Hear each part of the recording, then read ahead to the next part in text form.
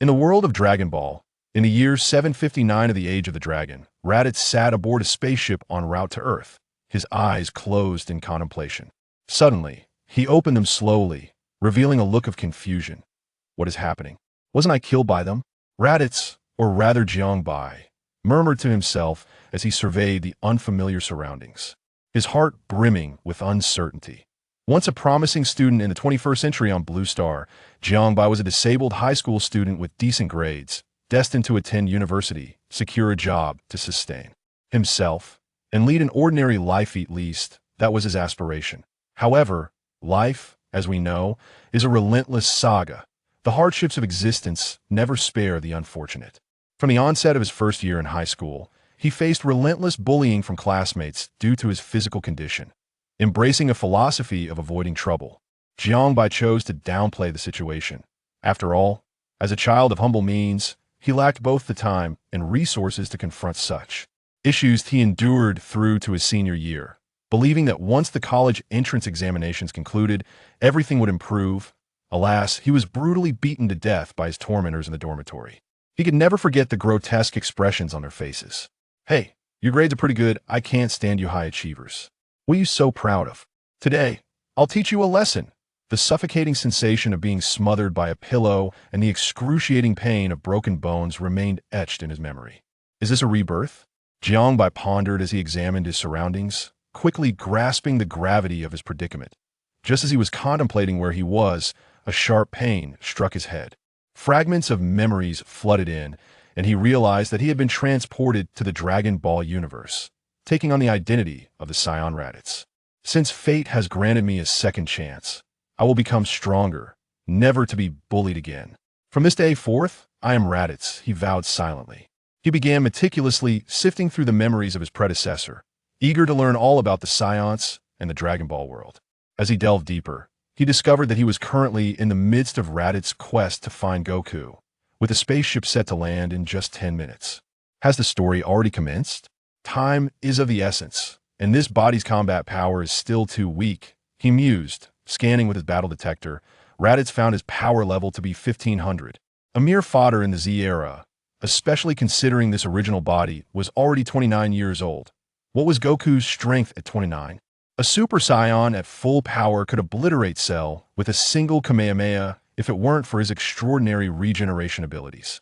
And here he was, with a paltry 1500 combat power, still labeled as an elite warrior. Such talent squandered. However, it's never too late to mend, he reassured himself, even as he spiraled into thoughts. At that moment, the spaceship finally touched down. Exiting the craft, Raditz took a deep breath, savoring the refreshing air he hadn't experienced in ages. He gazed upon the verdant rice fields and distant mountains, a surge of unfamiliar emotions swelling within him. A farmer nearby spotted him and turned pale with fear, gripping his hunting rifle tightly. "Don't come any closer," he trembled, aiming the gun at Raditz. "Only a power level of 5? Pathetic," Raditz scoffed, momentarily taken aback by his own unbidden words. Regaining his composure, he told the farmer, "Do not aim that at me, it is futile. Remember, if you encounter someone like me in the future, run as far as you can. Don't court death." With that, he took to the skies amidst the farmer's terrified gaze. Activating the power detector, he observed numerous power levels in the vicinity. That one over 300 must be Goku, he thought, locking onto the highest reading and soaring toward it. Meanwhile, far away, Piccolo sensed the overwhelming aura emanating from Raditz, his face turning green with fear and sweat pouring down his back. What? Since when has Earth had such a formidable presence other than Goku? Wait, he's coming. Piccolo peered into the distance until he saw Raditz descend before him, his expression grave. "What? It's just Raditz," he mumbled. "This detection device is worthless. I need to find an opportunity to learn how to control Ki." "Hey, who are you? How do you know my name?" "Piccolo. Tell me now." Piccolo, unable to contain his curiosity, shouted at Raditz. "Who I am is inconsequential. What matters is that I have no interest in you," Raditz replied coldly. "How dare you look down on me?" Piccolo seethed, angered beyond measure, preparing to teach this arrogant individual a lesson. Veins bulged on his arms as his muscles tightened. He raised his hand and unleashed a powerful energy wave, causing the earth to crack and clouds of dust to swirl. engulfing Raditz. How does it feel? Do you recognize the might of Piccolo, the Demon King? Piccolo panted, having exerted most of his energy in this attack, certain that a direct hit would leave Raditz in agony. Yet when the smoke cleared, Piccolo's face twisted in disbelief. Raditz stood firm, like an unyielding boulder, utterly unharmed save for a speck of dust on his clothing, a defiant smirk adorning his face. Did you accomplish anything? If your technique merely raises dust, allow me to demonstrate my prowess, Raditz taunted, advancing toward Piccolo, a traveler from another realm. This was his first opportunity to wield his powers. And here stood a perfect training target. Sensing Raditz's hostility, alarm bells rang in Piccolo's mind. Just as he prepared to react, he felt a sudden sharp pain in his abdomen. Raditz's fist had struck him with overwhelming force, sending him crashing to the ground, unable to rise. Again, ding! Host has defeated a formidable foe, combat system activated. At that moment, a melodious voice echoed in Raditz's ears. A system? He exclaimed with elation. His system had finally arrived, promising a smoother journey through the Dragon Ball universe. Suppressing his excitement, he inquired, "System, what functions do you possess?" As this is a combat system, the host must defeat powerful enemies to obtain rewards, which include but are not limited to combat items, bloodline skills, combat power, and daily necessities. The richness of the rewards depends on the enemy's strength. Detected that the host has just defeated Piccolo, rewarding 500 combat power, is now in process. Instantly, Raditz felt his strength surging within him. With a thought, he opened his status panel, revealing his information as follows. Host, Raditz race, Scion combat power, 2000 skill, Scion explosion. Clearly, defeating Piccolo had boosted his combat power by 500. It seemed that as long as he continued to vanquish powerful adversaries, he could reach ever greater heights. Raditz mused to himself. Just as he was reveling in this extraordinary beginning, the system's voice chimed once more, taking into account the formidable opponents the host will soon face. The system has procured a beginner's gift package for the host. Please check your inventory. Claim, Raditz silently commanded in his mind. Claim successful. Congratulations. Host has obtained 10,000 combat power, a bloodline upgrade, and advanced key utilization. As soon as the words left his lips, he felt an immediate surge in body temperature, his blood boiling, and his muscles aching as if they had undergone a profound transformation. This agony persisted for several minutes before finally subsiding. At that moment, Raditz was drenched in sweat, collapsing to the ground, gasping for breath. It was indeed an intense experience, shattering both bones and muscles only to reassemble them anew. However, the rewards were significant. His combat power had increased dramatically, enhanced by the elevation of his bloodline, resulting in an impressive boost of 3,000 units. Now, Raditz's combat power had reached a remarkable height of 15,000, a tenfold increase since his arrival on Earth. Concurrently, the strengthening of his bloodline also enhanced his physical and mental prowess, allowing him to overcome the weakness associated with his tail, which would vastly improve his training efficiency. The incident from the original story, where Xiao Jiang was rendered powerless due to his tail being grasped, would certainly not occur again. Now, with everything in place, it was time to manage his foolish brother. With this thought in mind, he quickly focused on sensing the presence of other scions, excluding himself. Chapter 2. Raditz, my foolish brother. At this moment, the Kame house was enveloped in an atmosphere of tranquility. Inside the quaint cottage on the island, Krillin and Master Roshi sat quietly, awaiting the arrival of guests for the gathering. A low hum began to resonate from the horizon, the sound of helicopter blades whirring. Shortly thereafter, a helicopter made a smooth landing on the small island. With a click, the helicopter door swung open, revealing a youthful and radiant girl stepping out. She had striking blue hair tied back in a ponytail that swayed gently with her movements. Her features were exquisite, and her large, bright eyes sparkled with intelligence and wit.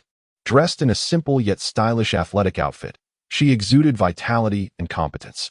Bulma wore a short skirt that showcased her long legs, complemented by a pair of white sneakers that further emphasized her youthful exuberance. "Long time no see, Master Roshi," the girl greeted warmly as she entered the Kame house, her face aglow with a sweet smile. "Oh, Bulma, it has indeed been a while." The elder's spirits lifted at her arrival. "Yes, I heard you were inviting everyone over for a get-together, so I came. It looks just the same here," unchanged at all, Bulma remarked. Honestly, if you weren't invited to play, would you have come at all? How heartless. Master Roshi feigned anger, teasing Bulma. I've been busy lately. I even brought some buns as a token of respect, she said, pulling out a beautifully packaged box of snacks from her bag. There's no need to be so formal. We're not strangers, Master Roshi laughed, then leered at Bulma's chest with a mischievous grin. Just let me touch your chest, and I'll be satisfied. Before he could finish his sentence, Bulma smashed the box of snacks against the old man's head. Buns scattered everywhere, and Master Roshi's sunglasses flew off, leaving a large bump on his head. You still don't understand humor, do you? The elder groaned, clutching his forehead in pain. You lecherous old man, you haven't changed a bit. Bulma snapped, gritting her teeth. By the way, Bulma, where's Yamcha? Krillin inquired, scratching his bald head in confusion.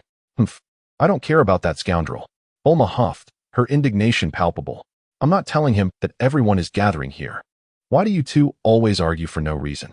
Master Roshi sighed, his brow furrowed. Exactly, Krillin agreed, opening the snack box. It's just that this guy is too much of a flirt, Bulma said, taking a bun from Krillin and biting into it as if to vent her frustrations on Yamcha. As the group chatted, a sudden flash caught their attention. A golden cloud raced toward the Kame house. Standing atop it was a tall, handsome man clad in an orange martial arts uniform, a strong physique evident. A small figure dangled from his leg, and a fluffy monkey tail swayed behind him.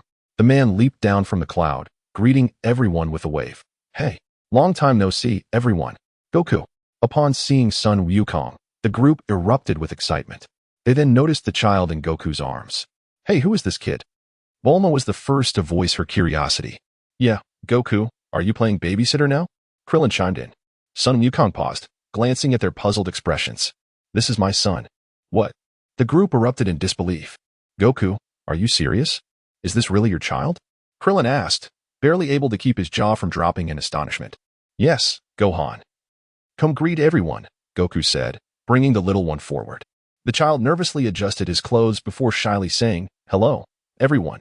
Hello. The group quickly responded, charmed by the polite young boy. His name is Son Gohan, Goku said, affectionately ruffling his son's hair. So that's it. You named him after your late grandfather. Master Roshi realized, then added with a hint of nostalgia, I can't believe you're already a father. By the way, Gohan, how old are you this year? Bulma asked, crouching down to look at the adorable child. I'm 4. Gohan replied, counting on his fingers to confirm. Wow, what a good boy, Bulma exclaimed, patting Gohan's head. It's all thanks to Chi-Chi. Goku laughed heartily. So, Gohan, what do you want to be when you grow up? A great scholar. Gohan answered proudly. What an incredible aspiration, Bulma said, clearly taken aback by his response, glancing at Goku with a mixture of admiration and surprise. By the way, Goku, has your son inherited your strength? Krillin asked curiously. Well, I think you should be quite strong, Goku replied, furrowing his brow. But Chi-Chi 1T let me take him to train, fearing it might lead him astray. Why not? ISNT, that's such a waste? Krillin exclaimed, visibly shocked. I think so too, but Chi-Chi believes the world is already peaceful, and there is no need for martial arts anymore. She keeps saying it's the age of scholars now, Goku lamented. I never expected that fiery girl would turn into such a typical educational mother, Master Roshi chuckled. Well, it doesn't matter as long as Gohan is happy, Goku said nonchalantly. The group continued their light-hearted banter, the atmosphere filled with joy and laughter. Suddenly, Goku's expression changed to one of alarm, his gaze fixed intently on the horizon, sweat beading on his forehead. Seeing Goku's sudden seriousness, Krillin was startled and asked, What's wrong? Goku's muscles tensed as he spoke in a low tone, There's a powerful energy approaching us. Really? Such a formidable presence? What kind of monster could this be? Krillin sensed the intensity of the aura, his face paling in fear. Everyone turned their attention to the horizon, where the sea lay eerily calm, a deceptive tranquility before the storm. Suddenly, waves surged, and fierce winds whipped the air as a figure sped toward the island, parting the sea with its sheer force. The scene was nothing short of cataclysmic, heralding the arrival of a terrifying entity. As the figure landed, it revealed itself, a towering man clad in dark armor, with wild hair cascading down to his waist. His robust physique and stern features radiated a sinister charm. His eyes sharp as blades, seemingly capable of shredding the souls of the weak. A fluffy tail wrapped around his waist, cleverly concealed. Goku's eyes narrowed, filled with trepidation as he assessed the man before him, his heart racing with unease. What an overwhelming presence. I never imagined someone this powerful would exist. I can't possibly match him. I hope he means no harm. Otherwise, I'll have to fight with everything I have. With that thought, Goku turned to Gohan, saying, "If things get rough here, you need to hide in the house, understand? Daddy." Gohan clung tightly to Goku's pant leg, reluctant to let go. "Listen to me." Goku commanded, then motioned for Bulma to take Gohan back into the Kame house. He then turned back to Raditz. "Who are you? Why have you come here?" Since Raditz arrived at the Kame house, he had been scrutinizing the protagonist and his companions. Is this truly the Kame house? It is indeed identical to the original work. Ah, right. According to the plot, I should have abducted Gohan. Although it is unnecessary now, I must still play my part for the progression of the narrative. Raditz pondered internally. Only by allowing the story to unfold can I draw out Nappa and Vegeta, thereby demonstrating my prophetic advantage over the plot. Moreover, I have longed for a confrontation with Goku. In the original tale, this elder brother, was vanquished in the very first arc, having traversed into this realm. I must reclaim my lost honor. I shall resolutely avoid becoming a fool. Furthermore, having previously defeated Piccolo, I was rewarded with combat power as the protagonist. Goku must also display his skill, right? If only I could acquire the Kamehameha, a technique that would be quite exhilarating. At this moment, I find myself in desperate need of skills. With these thoughts, Raditz could not help but emit a sinister chuckle, his gaze towards Goku growing fervent. "Oh, my foolish little brother, allow your elder sibling to cherish you properly." Goku, feeling the intensity of Raditz's gaze, bristled and exclaimed, "Who on earth are you? What are you doing here?" Raditz, regaining his composure, cleared his throat to alleviate the awkwardness. "It seems it is time for me to showcase my acting prowess." He then regarded Goku with a mixture of disdain, indifference, malevolence, and a hint of defiance, stating, "Kakarot, what is the meaning of this? Why have you not yet exterminated all the inhabitants of this planet?" "What?" The others were taken aback, their faces filled with shock upon hearing this declaration. Following a series of dialogues, Son Goku and his companions finally comprehended Goku's origins and the background of Raditz. They firmly opposed Raditz's intention to take Son Goku away. "Despicable. Get back where you came from, you inhumane scion," Krillin exclaimed indignantly. "Goku is our most cherished companion and would never assist you in conquering planets." Master Roshi affirmed resolutely. "Indeed, Goku has grown up on Earth since childhood and is more exceptional and benevolent than anyone else on this planet. He would never aid you demons." "That's right. I am not Kakarot. I am Son Goku, raised on Earth," Goku declared through clenched teeth. Upon hearing this, Raditz shook his head slightly. "It seems your mind is completely fractured. In that case, there's no point in taking you. I'll take your son instead. At least he carries Scion blood." As he spoke, he advanced toward Kame House. Witnessing Raditz's actions, Son Goku was instantly alarmed. His muscles tensed as he launched an attack, but before he could reach Raditz, a blur flashed before his eyes, and a sharp pain surged through his chest. He was struck by a devastating elbow from Raditz, sending him hurtling backward into the house, which shattered into pieces. Goku lay amidst the rubble, gasping for air, his ribs visibly collapsed, rendering him incapable of further combat. Silence descended upon the island, broken only by Goku's labored breathing. Krillin and the others were paralyzed with fear by Raditz's terrifying power. Son Gohan, witnessing his father's plight, broke free from Bulma's embrace and ran towards Son Goku, weeping. However, Raditz seized him with one hand, suspending him in the air as he flailed and cried out for his father. Daddy, save me. I'm so scared. Gohan. Give me back my son."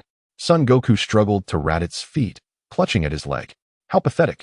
You are a low-class warrior after all," Raditz sneered, kicking Son Goku away. "Remember, if you want to save your son, either kill 100 Earthlings for me or defeat me. You have one day." With that, Raditz departed with Son Gohan, the child's cries echoing in the sky, piercing Son Goku's heart. Enduring the excruciating pain, he rose and summoned the flying Nimbus, intending to rescue his son. However, the severity of his injuries caused him to collapse once more. "Don't push yourself, Goku. You can't defeat him in your current state, especially with such grievous injuries. Rest. And a sense of being is on its way.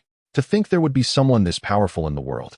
I've been slacking in my training these past few years, but I didn't expect to be unable to withstand even a single blow," Son Goku lamented on the ground. "That guy is too strong. I doubt anyone on Earth can defeat him," Krillin said despairingly. "No, well, I can't beat him alone. If I team up with that other guy, we might have a chance," Son Goku mused. "That guy? You You can't mean Piccolo, Goku? Krillin exclaimed in shock after a moment of contemplation. That's right. It's the only option we have. Otherwise, we have no hope of winning, Son Goku stated resolutely. Even so, do you think he'll agree? Krillin questioned doubtfully. I agree. Piccolo's voice echoed. Piccolo. The others were startled.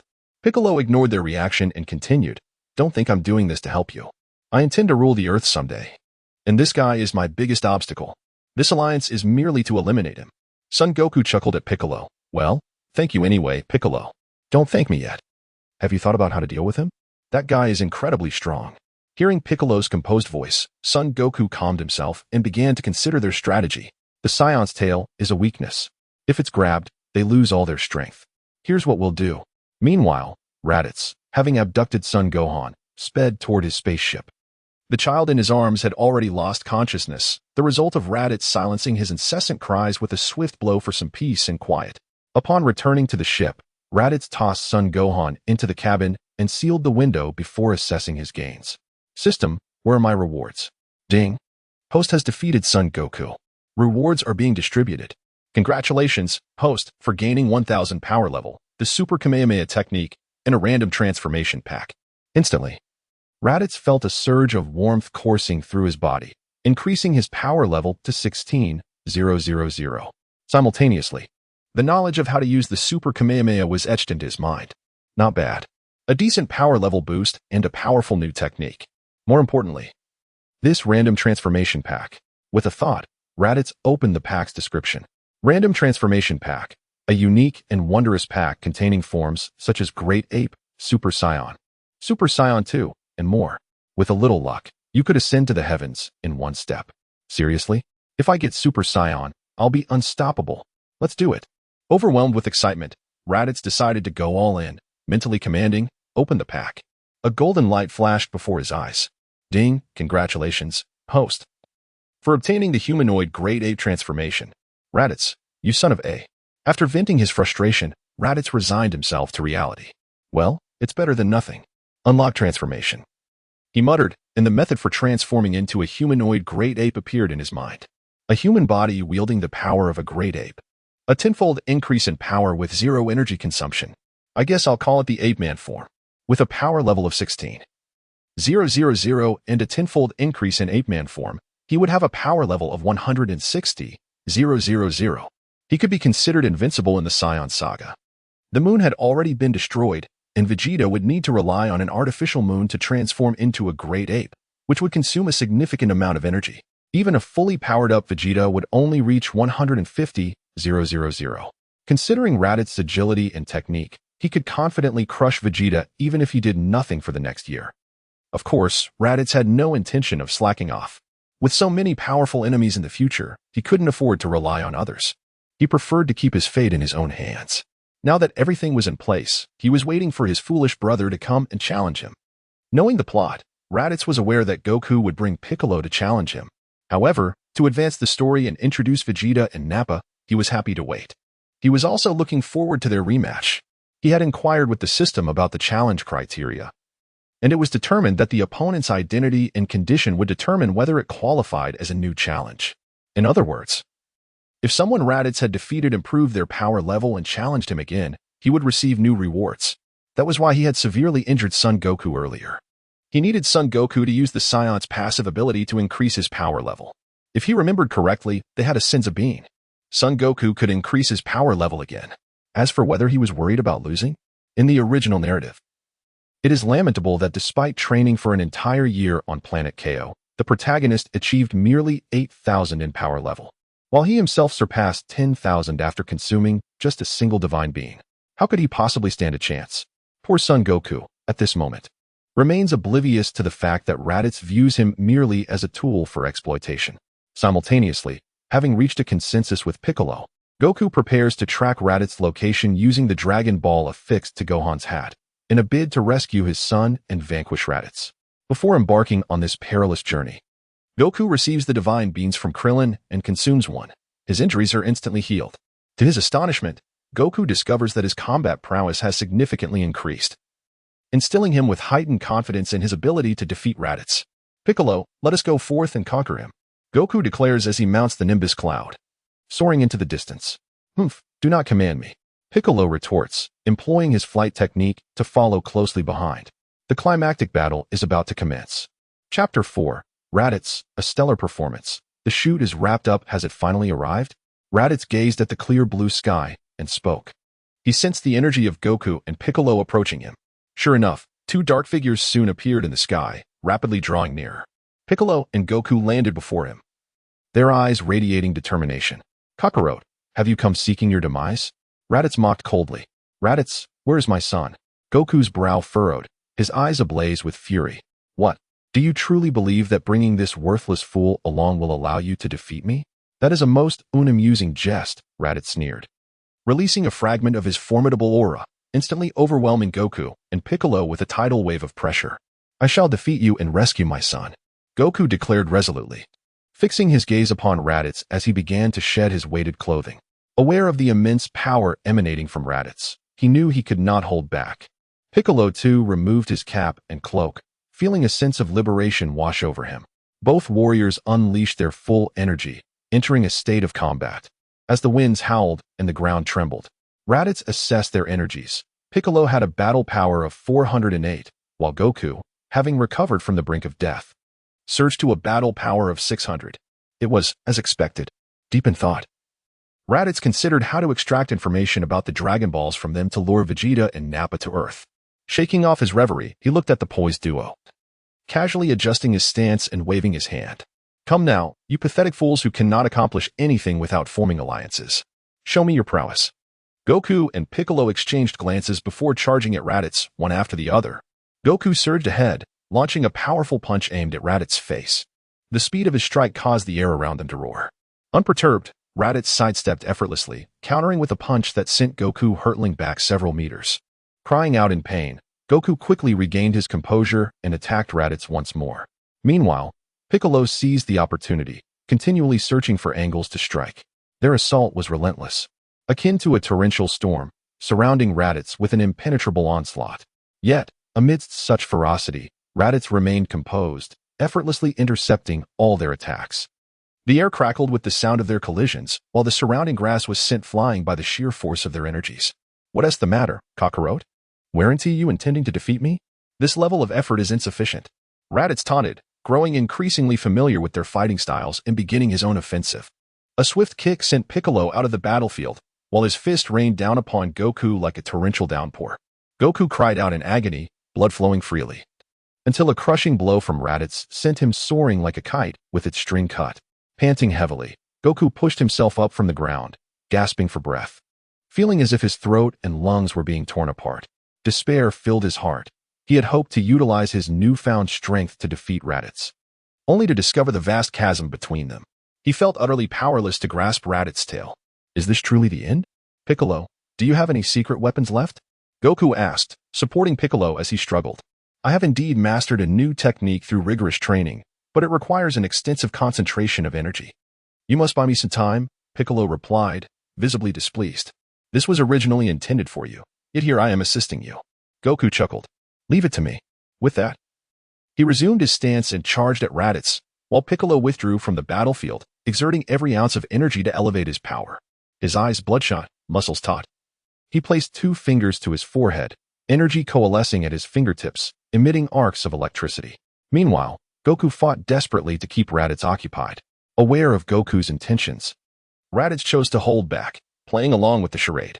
Realizing he could not inflict any real damage, Goku decided to make one last desperate attempt. Seizing a moment of opportunity, he leaped into the air, arms outstretched at his sides, channeling his energy. Kamehameha! A massive energy sphere manifested between his palms, radiant with blue light, as Goku's battle power soared. In Raditz's perception, Goku's power had surged to 1300. This figure, while significantly higher than before, paled in comparison to Raditz's own 1600, even when he feigned weakness. With a thunderous shout, Goku unleashed his Kamehameha wave, a fierce azure beam surging toward Raditz like a roaring dragon. In response, Raditz raised his fists, bracing himself, his legs planted firmly like pillars. With a resounding crash, their energies collided, producing a deafening roar and a whirlwind of smoke. As the dust settled, Raditz stood unscathed. "Aha! As expected, that was futile. Piccolo, it's all on you now. Goku remarked bitterly, his eyes revealing a resolve of resignation. With all his might, he charged at Raditz. Raditz casually tossed 2 energy blasts to repel Goku, yet to everyone's surprise, Goku disregarded his injuries and pressed forward, utilizing the afterimage technique to position himself behind Raditz. With a powerful move, he locked Raditz in a hold, shouting to Piccolo, "Piccolo, unleash your ultimate technique. Are you willing to sacrifice yourself to perish alongside a scion, Goku? You must know I will show no mercy. Eliminating you would be a glorious feat for me," Piccolo chuckled wickedly. "Enough with the chatter, hurry." Goku gritted his teeth, holding Raditz tightly. "Very well, the moment of truth has arrived." Raditz adjusted his stance, preparing for the performance. With a faint expression of terror, Raditz exclaimed, "Nanny? A battle power of 2,000? Release me, Kakarot. We'll both perish." "Huh. If I can take you down with me, that would be splendid," Goku replied with a grin, refusing to relinquish his grip. "The only one who will perish is you.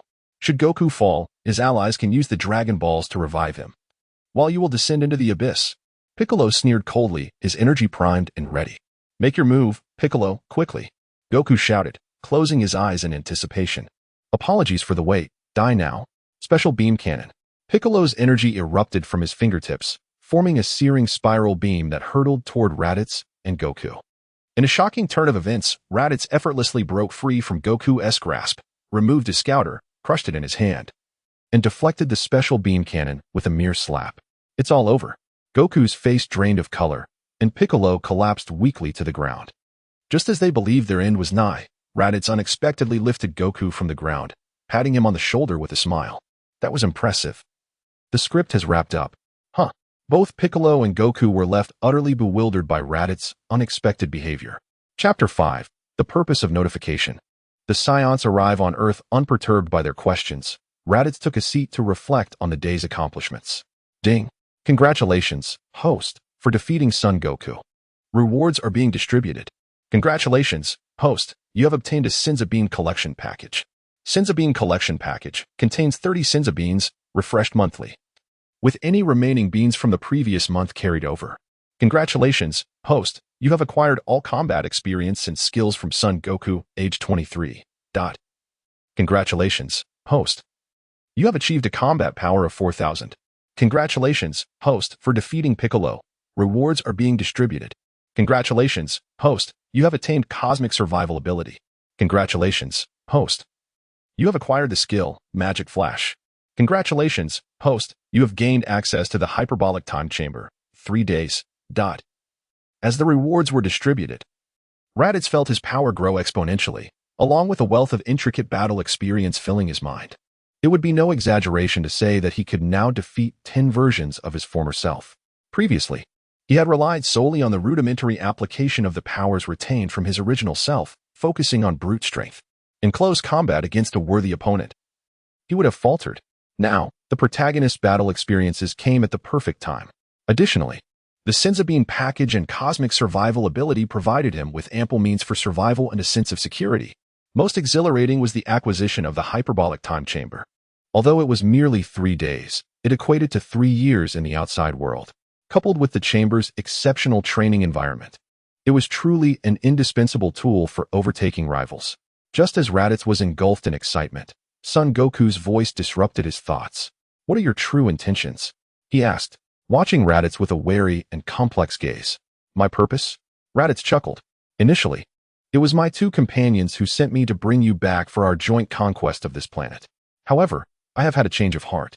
I do not wish to serve them in their endeavor. My earlier actions were merely a ruse to make them believe I had perished." "Allowing me to distance myself from them while testing your capabilities," Raditz stated earnestly. He then smirked, "But it appears you are not worthy. Why should we trust you?" Piccolo scrutinized Raditz's eyes, evidently lacking any inclination to trust him. "Because you must believe me. If I so desired, I could obliterate this planet," Raditz replied coldly, no longer concealing his true strength. His aura erupted like a ferocious beast, overwhelming the surroundings. The earth trembled under the immense pressure, akin to a ship caught in a storm. "Monster!" Piccolo exclaimed, sweat beading on his brow. "Is this your true power?" Son Goku gazed at Raditz's godlike figure, rendered momentarily speechless, his body involuntarily trembling with excitement. "I must inform you that one of my 2 companions possesses strength comparable to mine. You stand no chance against them. They will arrive in a year," Raditz warned. Are there truly so many powerful beings in the world? Son Goku murmured. Why are you telling us this? Simple. I no longer wish to work with them, Raditz shrugged. Settling on a planet like Earth seems appealing to me. Upon hearing this, Son Goku nodded thoughtfully, then suddenly realized something. Since you harbor no ill intent towards us, can you return my son? Of course, no problem. He is in that spaceship over there. Likely still asleep, Raditz replied readily. He then led Son Goku to the spaceship, where he retrieved Gohan and handed him over. Goku, eager and anxious, took Gohan into his arms, ensuring his son was unharmed. He turned to Raditz sincerely, saying, no matter your reasons, I must thank you for sharing this information. Thank you. Nonsense. We are family, Raditz exclaimed, playfully punching Goku on the head and then draping an arm around his shoulder with a warm gaze. Be brother? Son Goku stammered, scratching his head. Indeed, my dear Udu, Raditz replied. As they flew towards Master Roshi's house, Goku and Gohan linking arms with Raditz, leaving Piccolo in a state of bewilderment. What on earth just happened?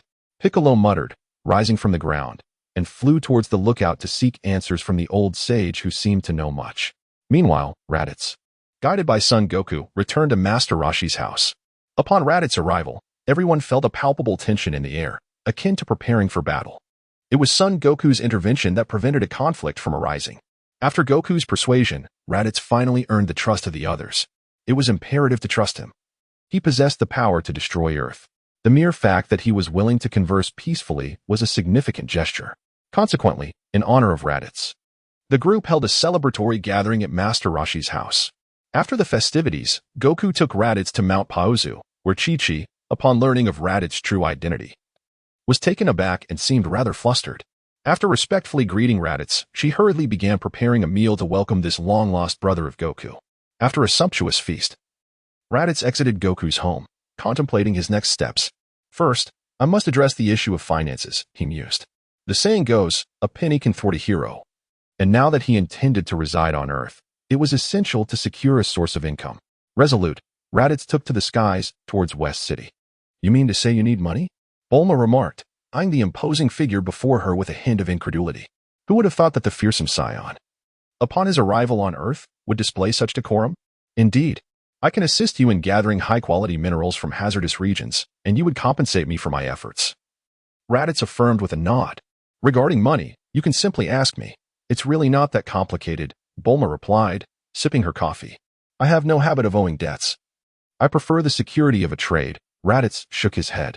But why me? You could sell to other merchants, Bulma questioned, puzzled.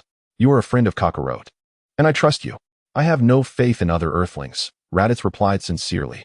Of course, another reason is that your family is wealthy, he thought to himself, aware of Bulma's status as the world's richest individual.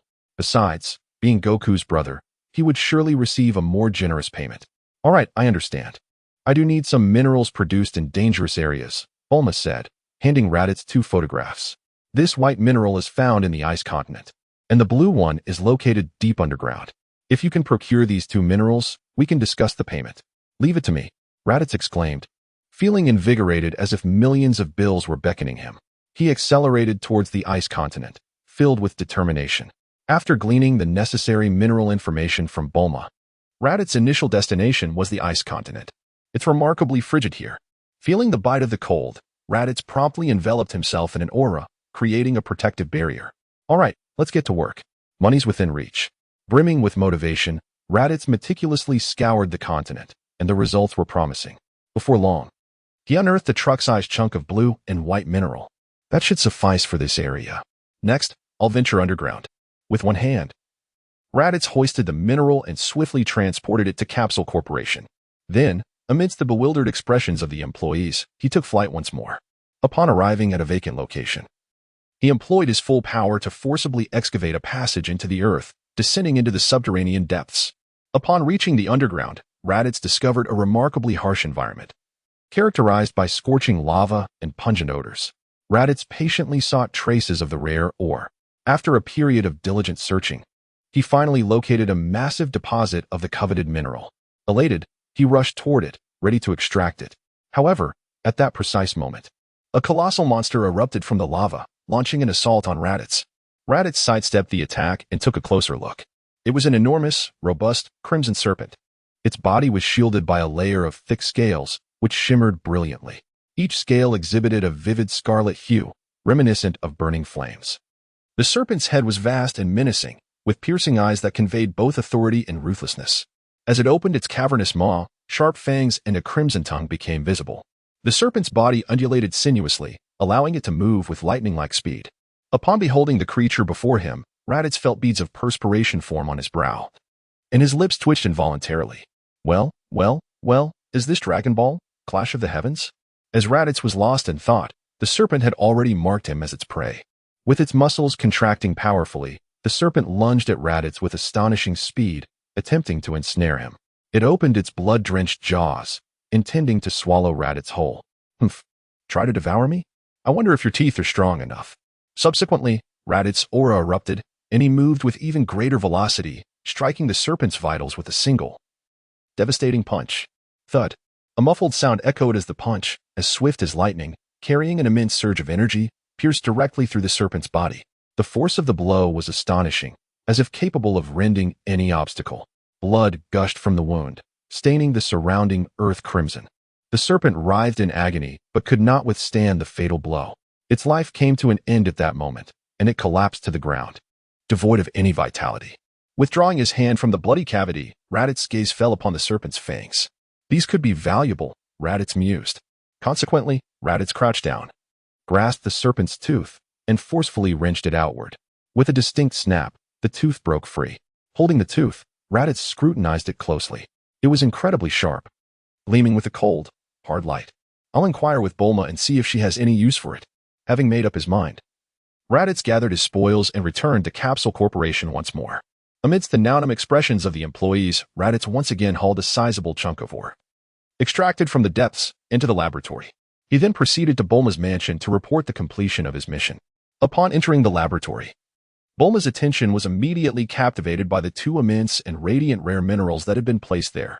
She expressed her utmost satisfaction with the quality of the ore and offered Raditz 1 billion zeni for each piece. The serpent's fangs, on the other hand, were discovered by Dr. Brief to possess significant experimental value, and he purchased them for 500 million zeni in cash. After a day of labor, Raditz transformed from a penniless individual into a wealthy man with 2.5 billion zeni. He was so elated that he could barely contain his joy. In both of my lives combined, I've never been this rich. I must indulge myself. With Bulma's assistance, he acquired a villa in West City, settling down permanently. Afterward, he ventured to the finest buffet restaurant in West City, intending to feast lavishly and reward himself handsomely. Predictably, Raditz's extraordinary appetite astounded the entire buffet restaurant. He devoured the food with the speed and voracity of a ravenous beast. The restaurant staff stared in disbelief, their eyes wide with astonishment.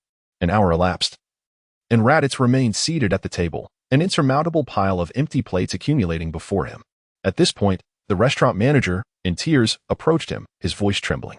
"Esteemed guest, we have genuinely run out of food. Your consumption is beyond comprehension. Please depart at once. I am willing to refund your meal." With these words, he extended several bills, his eyes brimming with supplication. Raditz scratched his head sheepishly, declined the money, apologized to the manager, and turned to leave. Only after confirming that the formidable patron had departed did the staff breathe a collective sigh of relief. The chefs in the kitchen were utterly exhausted and collapsed to the floor. The following day, a legend of a gluttonous patron who had conquered a buffet restaurant emerged in West City. Upon leaving the buffet restaurant, Raditz returned to his villa and indulged in a long, refreshing bath. Donning his pajamas, Raditz collapsed onto the plush Simmons mattress, his gaze distant and his thoughts meandering. Reflecting on the past few days since his transmigration, he was struck by a sense of unreality, as if it were all a dream. Yet, it was undeniably happening. As the novelty and excitement waned, Raditz was overcome by a profound sense of solitude. "System, how did I arrive here?" Raditz suddenly inquired. "This system seeks out individuals who defy fate, binds with them, and assists them in reaching the pinnacle of their potential in order to fulfill mission objectives." Upon initial contact, the system detected that the host's fury at the injustice of fate, his desire to survive, and his resistance to the malice of the world had reached their zenith. Meeting the criteria for a fate-defying individual, the system's voice responded. "Fate-defying?" Raditz murmured to himself. "What about my family? How are they?" Raditz suddenly asked, a thought striking him. Ding! Searching for the Blue Star channel, the host's parents, unable to cope with the shock of the host's departure, are currently in a comatose state in the hospital. Upon hearing this, Raditz felt a pang of sorrow, and his throat constricted. Yes, I died, ending everything for myself. But I have caused my parents untold suffering. They raised me with such care, only to experience the pain of a parent burying their child. System. Is there any way to help my parents? Raditz inquired. Response. This system can erase the host's records from Blue Star, thereby alleviating the grief caused by the host's death to the host's parents. Erase them? Very well. They should not live in sorrow. Raditz exhaled deeply, his breath resembling a sigh. Then, I will trouble you to do so, Raditz said softly. Ding, erasing the host records on Blue Star. Simultaneously. To eliminate the impact of the host's transmigration on Blue Star, the individuals involved in the host's demise will also be erased. System, thank you, Raditz said gently. Ding, negation. Serving the host is the system's duty. The surrounding air returned to silence. In this way, I am completely bidding farewell to my past self. Next, I must live well in this world. With a newfound sense of ease and contentment, he drifted off into a peaceful slumber. The night passed without incident. Chapter 7. Meeting the celestial deity and consuming the divine water. The following morning, sunlight streamed through the window, illuminating Raditz's face. He slowly opened his eyes, sat up in bed, and began his morning routine. After freshening up and enjoying breakfast, Raditz settled in at home, awaiting the arrival of son Wukong. Before long, son Wukong arrived. Kakarot, was there something you needed yesterday? Raditz inquired, a look of confusion adorning his features. It turned out that just as he was preparing to sleep the night before, son Wukong had unexpectedly come, seemingly eager to take Raditz somewhere. However, Raditz, with a scowl, had sent him away. After all, it was a rare moment for him to relax, and he was preparing to sleep, even if the celestial deity himself were present. Any matters could surely wait until the next day. After dismissing him, Raditz had arranged to meet son Wukong at his home the following morning. Upon their meeting, without any pleasantries, Raditz directly inquired about the purpose of son Wukong's visit. Brother, it's like this. Yesterday, the celestial deity contacted me and expressed a desire to meet you, son Wukong candidly revealed. The celestial deity? Raditz raised an eyebrow, sensing the old fellow's impatience. Well, even if he hadn't come to see me, I would have sought him out eventually. After all, I need him to introduce me to the King of Worlds.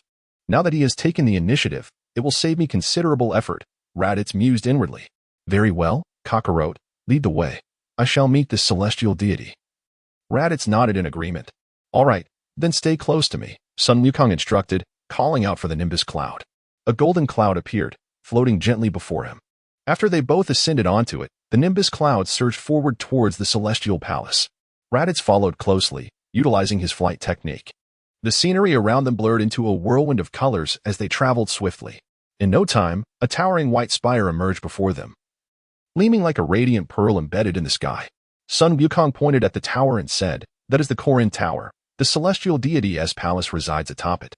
They flew to the summit of the Korin Tower and entered the celestial palace. Inside, the atmosphere was solemn and dignified, with the celestial deity awaiting them at the center. Raditz, you have finally arrived, the celestial deity spoke. You must be the celestial deity. What is it you require of me? Raditz replied calmly, arms crossed. Nothing much. I merely heard that you, Mr. Raditz, have provided us with intelligence regarding the Science and expressed a willingness to protect Earth. I wish to thank you in person and, more importantly, to forge a friendship, the celestial deity said with a warm smile. Old man, you were quick to don such a flattering title. When did I ever claim I would protect Earth? Raditz chuckled, shaking his head. Huh, but your brother already resides on Earth, and you are quite fond of its cuisine. Are you not? Surely you wouldn't allow those two scions to wreak havoc on Earth. Son Wukong scratched his head, appearing perplexed. You talk too much, Raditz said with a frown, delivering a light smack to son Wukong's head, inwardly cursing, this foolish child. I had hoped to leverage this opportunity to have the celestial deity introduce me to the King of Worlds and perhaps extract a favor. How can I proceed now that you've said that? At that moment, facing the celestial deity's teasing expression, Raditz felt a twinge of embarrassment. Finally, he steeled himself and said, in summary, while I am willing to protect Earth, it must be under certain conditions. Please, state your conditions. I shall accommodate anything within my power, the celestial deity replied, suppressing a smile, his tone respectful. Hearing this, Raditz sighed with relief and continued. My requests are quite simple. First, I have heard from Kakarot about a potion called the Super Divine Water that can unlock a person's potential. I desire it greatly. Second, I wish to study martial arts under the esteemed King of Worlds. How do you know about the King of Worlds? The celestial deity regarded Raditz with a complex expression and inquired. That is of no concern to you. I have my own channels. Just give me a straightforward answer. Can you arrange this? Raditz waved his hand dismissively. As for the King of Worlds, I can certainly facilitate that introduction through my recommendation. However, regarding the super divine water, the celestial deity hesitated. It is merely toxic, is it not? Just hand it over to me. Kakarot drank it. And I can too. If it kills me, it will only prove my lack of talent, and I shall blame no one else, Raditz stated decisively. Very well, follow me. The celestial deity responded, leading Raditz deeper into the palace. He then retrieved a vial of potion from a cabinet and handed it to Raditz. I must remind you once more, the super divine water is highly toxic. Those with weak wills, unstable minds, or lack of talent will only find it leads to their demise, the celestial deity warned solemnly. I understand. I will drink it, Raditz said, brushing aside the warning. His gaze unwavering. Subsequently, under the watchful eye of the celestial deity, Raditz downed the entire vial of super divine water in one swift motion. As the divine liquid coursed down his throat, he instantly felt a searing pain throughout his body, as if needles were piercing his skin. Simultaneously, a burning sensation gripped his throat, and it felt as though his esophagus might melt away, akin to swallowing molten lava. His mind descended into chaos. The pain akin to a mental fracture that nearly compelled Raditz to cry out. I must endure. If Kakarot can drink it, so can I. I am no lesser than he. Raditz grit his teeth, steadfastly resisting the toxicity of the super divine water while standing tall. A powerful aura erupting from within him as he battled against the agony. After half an hour of struggle, the torment within Raditz finally subsided. At that moment, he relaxed, collapsing to the ground, gasping for breath, drenched in sweat as if he had just emerged from a river. Feeling the energy within him, Raditz broke into a smile. His power level had soared to 27,000, and he sensed an unprecedented clarity of mind. His perspective expanded, evoking the sensation of standing atop a peak. Surveying the vastness below, he felt a premonition that his future was destined to be boundless. I cannot believe you succeeded. After all these years, aside from Sun Wukong, you are the second person to have successfully consumed the super divine water. The celestial deity observed Raditz with deep admiration, generously offering praise. I told you I would succeed. Raditz affirmed with a nod of conviction. Now, it is time for me to fulfill my promise and take you to meet the King of Worlds.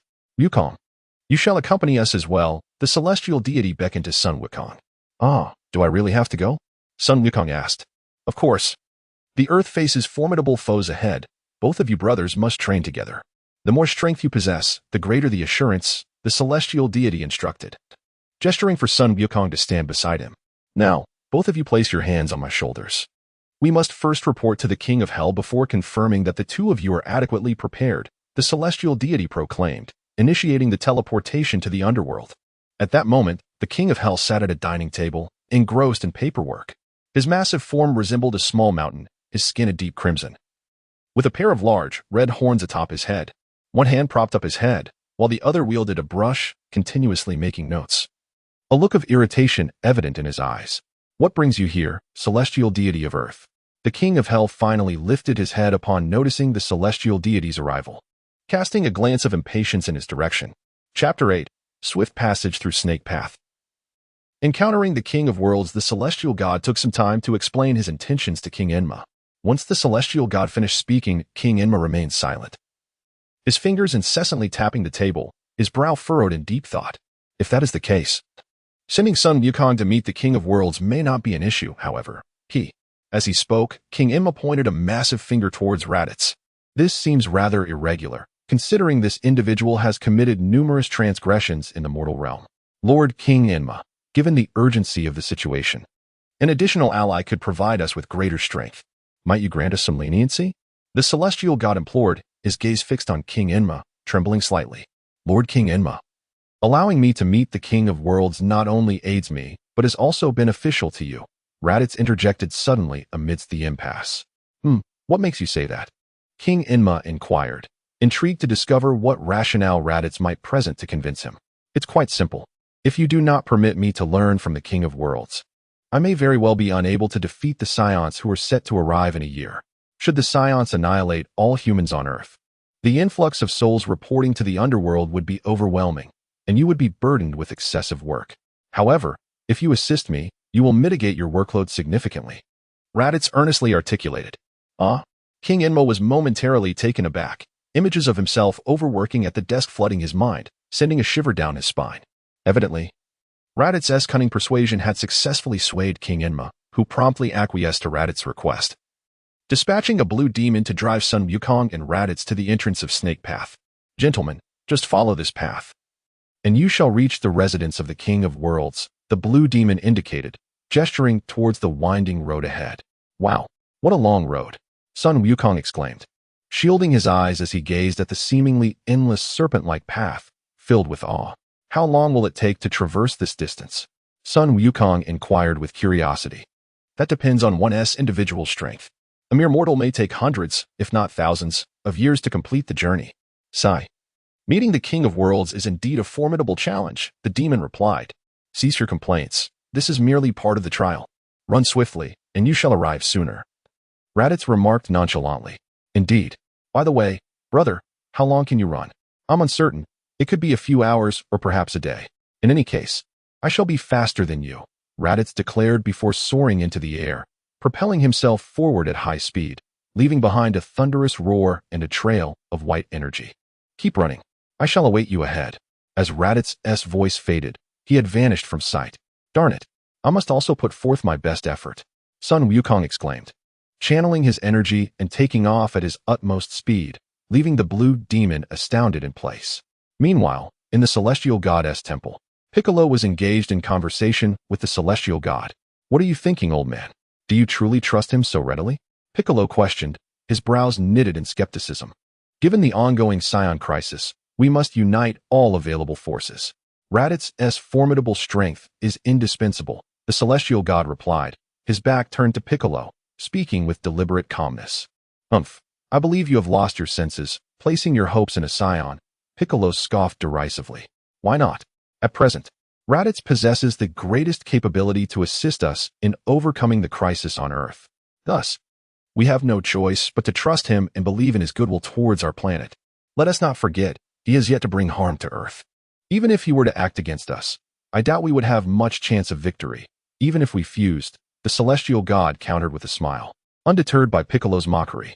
Moreover, I have sensed his energy. It is predominantly pure, with only a hint of malice. He is likely a person of conscience who would not commit heinous acts. TCH. Piccolo turned away, acknowledging the truth in the words, but finding them irksome nonetheless. Oh. By the way, Mr. Raditz requested me to ask you to assist in training his nephew, son Gohan, the celestial god added without concern for Piccolo's acceptance. Huh? Do you take me for some sort of caretaker? Piccolo retorted, his face turning a shade of green with indignation. This is merely a request from Mr. Raditz, of course. You are free to refuse, the celestial god stated, eyes closed. Why should I comply with his request? If I choose to, it would be for my own purposes. Piccolo sneered, a wicked grin forming on his lips. Raditz's nephew must possess some talent. I will mold him into a formidable warrior of my demon kin, surpassing his father, and eventually Raditz himself, to become my most powerful and loyal subordinate. With that, Piccolo soared into the sky, leaving the celestial god with a satisfied smile, reflecting on Piccolo's newfound warmth. Suddenly, the celestial god coughed violently, beads of cold sweat trickling down his forehead. My time is running short, he murmured, panting heavily. In this perilous time for Earth, what we need are not mere gods, but individuals of greater power to protect them. One day, I shall fuse with Piccolo. Piccolo, grow stronger swiftly. His gaze drifted into the distance, his eyes filled with depth. In the underworld, Snake Path at this moment.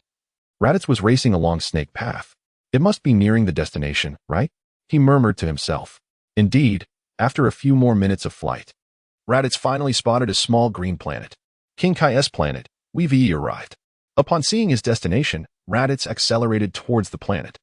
He immediately felt a gravitational force many times greater than that of Earth bearing down on him. He paused briefly but quickly adapted. It seems this body, having grown up on planet Vegeta, is already accustomed to Earth's tenfold gravity, Raditz concluded after a moment of contemplation. Soon, Raditz landed steadily on the planet. The landscape was a vast expanse of green grass, punctuated by a solitary stone path encircling the planet and a few scattered houses, creating an atmosphere of stark simplicity. Arriving before a house, Raditz called out, "Is anyone there?" I have come to seek the teachings of the King of Worlds. Is anyone present? After a moment of silence, a red car suddenly appeared before him. A large cockroach emerged from the vehicle, sporting antennae over a meter long, wearing sunglasses, and a plump body that gave it a comical appearance. Its outfit bore a large character for king. Accompanying it was a monkey about half a meter tall. I am the King of Worlds, young man. You say you wish to learn from me? The king adjusted his glasses and leaned in closer, scrutinizing Raditz. Yes, King of Worlds. I implore you to impart your martial arts knowledge to me, Raditz replied earnestly. I do not teach just anyone, to learn from me. You must first pass my test, the King of Worlds declared, turning with his hands clasped behind his back, exuding an air of mystery. What kind of test? Raditz feigned ignorance, following the king's lead. My apprentice must possess a sense of humor, so the test is to tell a joke that makes me laugh. The king stated, a glimmer of excitement in his eyes. A blanket flew away, Raditz said nonchalantly. Upon hearing Raditz's words, the King of Worlds stood frozen in shock, his face turning beet red before he burst into uncontrollable laughter. Ha ha ha. A blanket flew away. That is too funny. Are you a professional comedian? Do you have more? The King of the World was in tears from laughter. The sleepy cat had dozed off, while Raditz continued to regale everyone with cold jokes from the original story, causing the king to laugh heartily. Ha, ha, ha. Well, you've passed my test. I officially appoint you as my disciple. From this day forth, I shall impart my martial arts to you. Having had my fill of laughter, it's time to get to work. First, let me assess your strength. Release your aura completely. The king instructed Raditz. Very well, Raditz nodded, deciding to hold back just a bit. Clenching his fists, he shouted, unleashing half of his energy. The planet shook violently beneath them. The force of his aura swept away the grass around them, sending debris swirling into the air. Nearby houses and walls began to crack, as if they were branches on the verge of snapping in a storm. Enough, enough. Rein in your energy. At this rate, my house will collapse, the king exclaimed, watching in dismay as his abode threatened to crumble. With a deep sigh, Raditz withdrew his energy, and the planet returned to tranquility. Your power far exceeds mine. There's truly no need for you to come here to learn from me, the king remarked, wiping the cold sweat from his brow with a cloth he had produced from seemingly nowhere. No, despite my immense strength, my application of it is quite rudimentary. That is why I seek your guidance, Master King, to refine my skills, Raditz replied earnestly. Is that so? Allow me to see, the king said, grasping Raditz's hand and inspecting it closely, his antennae perking up like antennas. Indeed, it's peculiar to possess such formidable power without the corresponding technique to wield it masterfully.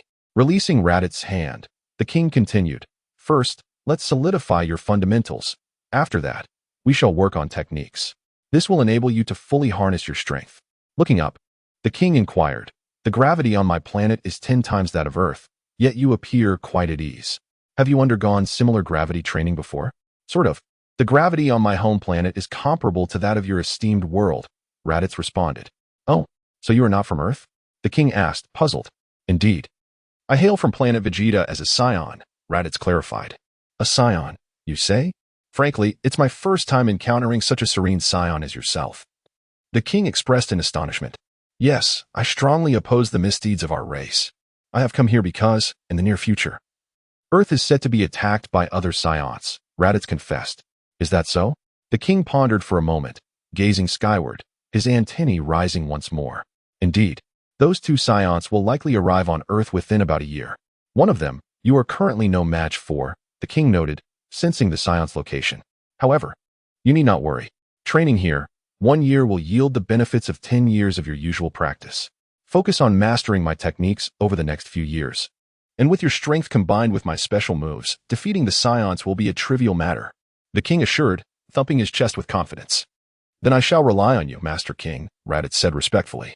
Very well, let us commence your training, the king nodded, ready to guide Raditz on his path to mastery.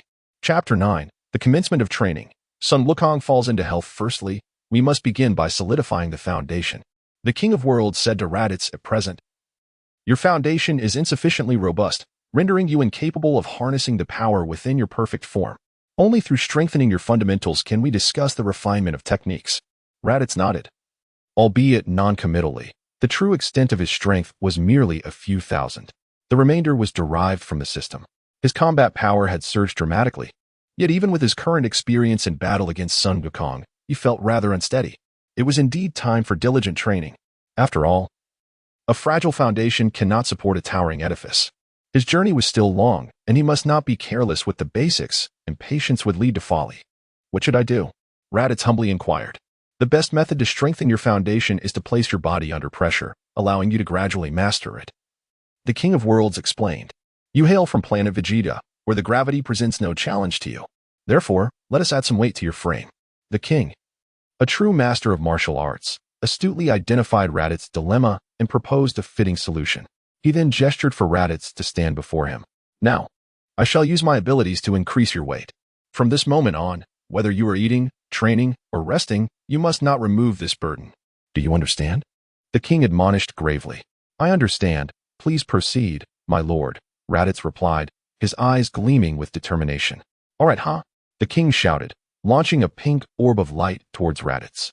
Bathed in its brilliance, Raditz felt an immediate and intense pressure, causing him to collapse to the ground. Struggling beneath the weight. Raditz gasped for breath. After a considerable effort, he managed to rise. So heavy. It feels arduous to walk, Raditz remarked, his countenance strained. Of course. The suit you wear has been modified. It now weighs a ton, the king chuckled. From now on, you shall wear this attire and strive to capture Babris. Only then may you progress to the next stage of training. Good luck. With that, the king hummed an unknown tune and drove off, assured that with Raditz's presence, the days ahead would not be dull. Thus, a month slipped by unnoticed. Meanwhile, Sun Wukong was still racing along Snake Way. After traversing a considerable distance, exhausted and breathless, he could only continue running on foot. Ugh, when will I ever reach my destination? I'm so hungry, Sun Wukong lamented, clutching his stomach. He had been running on Snake Way for an entire month, and his hunger was becoming unbearable. He could scarcely muster the energy to continue. Suddenly, he spotted a water truck slowly making its way ahead. Seizing the opportunity, Sun Wukong hurried towards it and called out to the little ghost inside. Hey, where are you headed? Do I need to explain? Can't you see I'm cleaning Snake Way? The little ghost replied, regarding Sun Wukong with a puzzled expression. And you? What brings you here? I'm on my way to see the King of Worlds. How much longer do I have to go? Sun Wukong answered. Headed to the King of Worlds, are you? I've never seen anyone so reckless. I've never even been to the King of Worlds, the little ghost exclaimed, astonished. Is it still far from here? Sun Wukong asked, bewildered. Of course. You've only covered about a quarter of the distance, the little ghost replied, stroking his chin. Wow, there's still that far to go. Sun Wukong fell to the ground in despair. Hey, what's wrong with you? The little ghost asked, confused. I can't go on. I'm too hungry. I need to rest, Sun Wukong said, sitting on the ground, his voice weak. The little ghost glanced at Sun Wukong and then at the road ahead. Hey, you. Get on. I can take you part way. Really? That's fantastic. Thank you. Sun Wukong exclaimed, jumping to his feet and leaping onto the water truck. Not a problem. Just a simple gesture. Hold on tight. Don't fall off, the little ghost instructed as he resumed driving the truck, which rolled slowly along the path. Finally able to rest, Sun Wukong lay back on the truck and dozed off. Time passed unremarkably until, suddenly, the truck hit a stone and jolted violently. Sun Wukong, who had been napping, was thrown off and plummeted through the golden clouds. Unbeknownst to the little ghost, he continued on his journey. Whoosh thud. Sun Wukong fell freely from the clouds, landing heavily on the ground with a resounding crash. Ouch. That hurts. Sun Wukong exclaimed, jolted awake, clutching his head in agony. Where am I? Is this the King of Worlds planet? He looked around, but there was no sign of life. Gurgle. His stomach rumbled again. I'm so hungry, Sun Wukong lamented, his eyelids drooping. Suddenly, he noticed a tree laden with golden fruit nearby and felt invigorated. Wonderful. There is food over there, he exclaimed, dashing towards the tree. Just as he reached to pluck a fruit, a sharp pain struck the back of his head, and he collapsed to the ground. Rubbing his head, he looked up to find a towering, green-skinned demon standing behind him. Hey, you little rascal. Where do you come from, daring to pick the fruit of Yama? The demon growled menacingly. Forgive me. I am Sun Wukong from Earth, on my way to see the King of Worlds. I was simply too hungry to resist picking this fruit, he explained. You mean the King of Worlds? His planet is above. This is hell, the demon replied, staring at Sun Wukong in disbelief. What? Oh no, have I fallen from Snake Way? Sun Wukong clutched his head in dismay. Chapter 10. The completion of training time flies, and before one realizes it, half a year has slipped away. On King Kai's planet, Raditz is wholly immersed in his training. Driven by a singular ambition to grow stronger, he continually pushes his limits, striving daily to enhance his abilities. As time progresses, Raditz's body gradually adapts to the intense regimen, leading to significant improvements in both strength and speed. However, he remains unsatisfied, perpetually in search of new methods to transcend his current limitations. At this juncture, Raditz's battle attire bears a weight of 5 tons, while his combat power has soared to an impressive 120,000. Throughout this arduous journey, Raditz's inner self has also transformed. His demeanor now akin to a legendary sword, sharp and resplendent. With a fierce roar, Raditz swiftly unleashes a punch against a massive boulder, the overwhelming force causing the stone to emit a mournful cry before shattering into myriad fragments. The resultant shockwave collapses another boulder in its wake. Gasping for breath, beads of sweat cascade down his cheeks, yet he presses on, accelerating his pace. With a kick as swift as lightning, a tempest brews on King Kai's planet, the sheer wind pressure flattening the verdant grass before him. After obliterating all the boulders in front of him, Raditz exhales deeply, his gaze sharp as lightning, fixed upon King Kai. "I am ready. Let us begin, my lord," he declares with conviction. King Kai conjures a radiant light, revealing a colossal iron block suspended in the air. "Raditz, be mindful of your ki. Do not injure yourself," he warns with a serious expression before hurling the iron block towards Raditz. The rapidly approaching mass produces a series of sonic booms.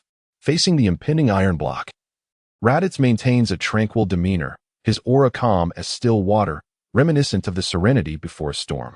King Kai fist, he bellows at a pivotal moment, the ki within him surging violently, akin to a flood. His muscles bulge, and the pale ki aura transforms into a vivid crimson. With legs slightly bent and weight shifted downward, he extends his arms behind him, concentrating immense energy in his hands, the power distorting the air around him. "Kai's wave," he shouts as he steps forward, thrusting the amassed energy ahead with great force. A massive purple-black energy wave is unleashed, colliding with the flying iron block. With a thunderous roar, the colossal energy obliterates the iron block, leaving behind a gaping pit as evidence of its former presence and the searing heat of the explosion. Observing the devastation he has wrought, Raditz's face breaks into a smile, satisfied with the fruits of his 6 months of diligent training. Over this half-year, Raditz has trained relentlessly, his extraordinary talent earning King Kai's admiration. A month prior, King Kai had imparted his treasured technique, the King Kai fist, to him.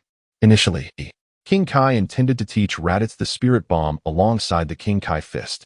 However, he soon realized that Raditz's ki was not sufficiently pure to master the spirit bomb, leading him to focus solely on the King Kai fist instead. Fortunately, Raditz's aptitude allowed him to grasp the technique in just 2 weeks. Even after mastering the King Kai fist, Raditz did not remain idle. He sought to synthesize his skills. The Kai's wave is a product of his integration of the Turtle School's Kamehameha, the instant transmission, and the Scion explosive wave. The technique boasts concentrated power, high damage, instantaneous activation, and moderate energy consumption. With this skill, if his opponent does not exceed him in strength by a considerable margin, victory becomes a mere dream. "You have indeed mastered the King Kai fist," King Kai remarks, his face brimming with pride as he observes Raditz. This disciple has brought him immense joy, not only surpassing expectations but also perfecting a technique he himself struggled to master. "Nevertheless, I must caution you. With your current strength, amplifying it tenfold will suffice. Beyond that, your body may suffer damage," King Kai warns solemnly. "I understand.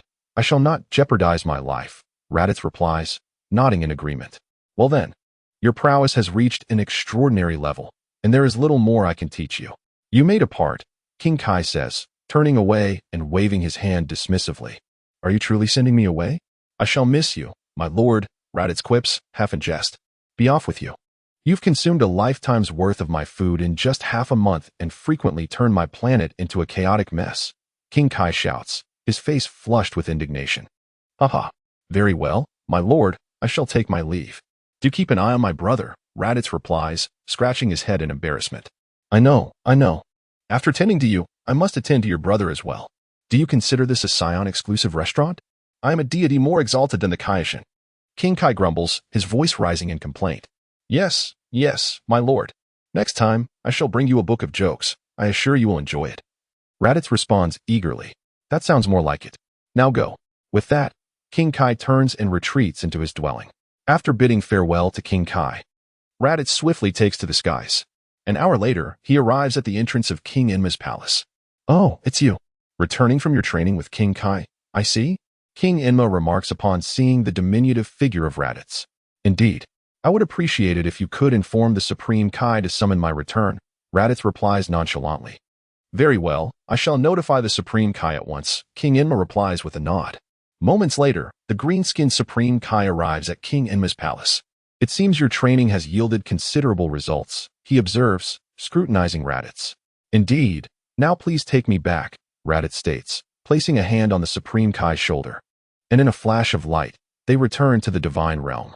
Chapter 11. Return to Earth. As Gohan descended into madness, Raditz arrived at the temple, inhaling the fresh air of Earth with a sense of rejuvenation.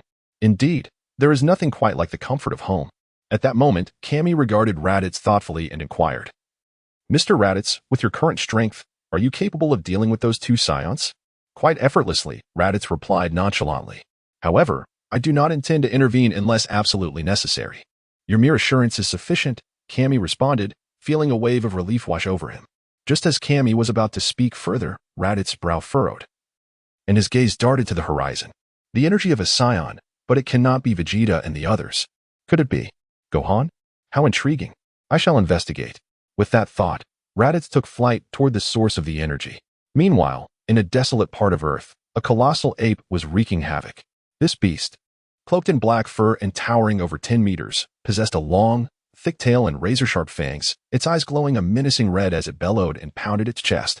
With each roar, it unleashed terrifying shockwaves, leveling nearby mountains. Below, Piccolo was drenched in cold sweat, dumbfounded by the chaos unfolding before him, feeling increasingly frustrated. Piccolo had just finished delivering a well-deserved beating to Gohan earlier that day and was now engaged in his own training while Gohan recuperated at night. To his dismay, Gohan had inexplicably gone berserk and launched an attack on him. Initially, Piccolo assumed it was merely a vigorous training session, but as Gohan's strikes grew more forceful, he realized something was amiss. It then dawned on him that Gohan's tail, which he had previously severed, had inexplicably regrown, just as he attempted to subdue Gohan. The situation escalated, and Gohan transformed once more into the giant ape.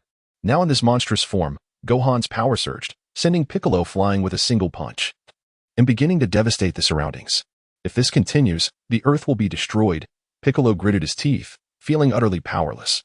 Suddenly, he sensed a powerful presence approaching. It was Raditz. How could that guy have come here?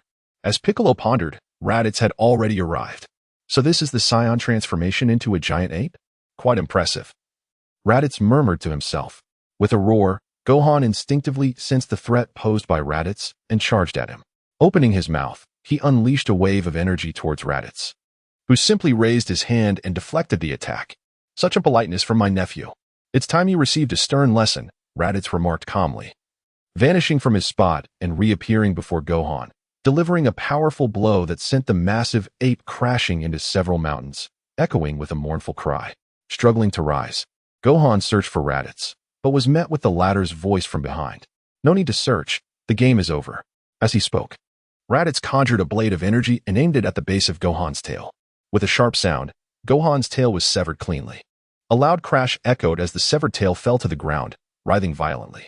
Gohan, now reverting from his giant form, began to regain his human shape. Raditz, no longer focusing on Gohan, turned his attention to the still glowing moon in the sky, feeling a stir in his bloodline. He had acquired the ability to transform into a giant ape at will, with the moonlight merely quickening his heartbeat without any other effects. Ding! Congratulations to the host for defeating Gohan. Rewards are being distributed. Congratulations, sect leader.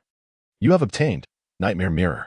Nightmare Mirror, a one-time use item that allows the user to send one person into a nightmare realm for 5 minutes. Raditz raised an eyebrow, pleased with this unexpected boon. With this, transforming into a Super Saiyan should become significantly easier. In contrast to Raditz's delight, Piccolo appeared utterly despondent. Having witnessed Raditz's arrival and the swift defeat of Gohan, despair surged within him. Compared to 6 months ago, Raditz now seemed unfathomably powerful, a true monster. As he glared at Raditz, a mixture of anger and helplessness welled up in Piccolo. During the past 6 months of relentless training, he had hoped to narrow the gap between them, only to find it widening. Sensing Piccolo's intense gaze, Raditz turned to meet his eyes and smiled. Ah, Piccolo. It seems you have not been idle these past 6 months. Your strength has improved considerably, perhaps due to the influence of Goku and Raditz. Piccolo had indeed made significant strides, achieving a battle power of 2,000 in just half a year. Cut the sarcasm. What does it matter if I've trained hard? The gap between us only grows wider, Piccolo retorted coldly. Let us not be so hasty. You can't see me as your rival. I no longer consider those who have surpassed me as opponents, Raditz gently reassured him. How infuriating. Piccolo's anger flared as he clenched his fists, suppressing the urge to strike Raditz. He vowed that if not for the disparity in power, he would have unleashed his most powerful attack upon him. Nevertheless, I must thank you for guiding my nephew. His progress has been commendable, Raditz added, attempting to soothe Piccolo's rising temper. Humph. Piccolo scoffed, turning away. Calm down. Raditz thought to himself, amused by Piccolo's reaction. As he moved away, a voice echoed from the distance. Raditz shook his head, walking towards Gohan, who lay injured on the ground. In a moment of compassion, he retrieved a Senzu bean from his bag and gently placed it in Gohan's mouth. Instinctively, Gohan swallowed it, instantly revitalizing him and significantly amplifying his energy, though he remained unconscious.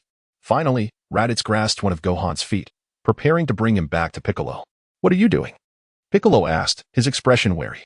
Just a little assistance. What? Transform into your battle attire, Raditz instructed. Piccolo stared in disbelief. Chapter 12.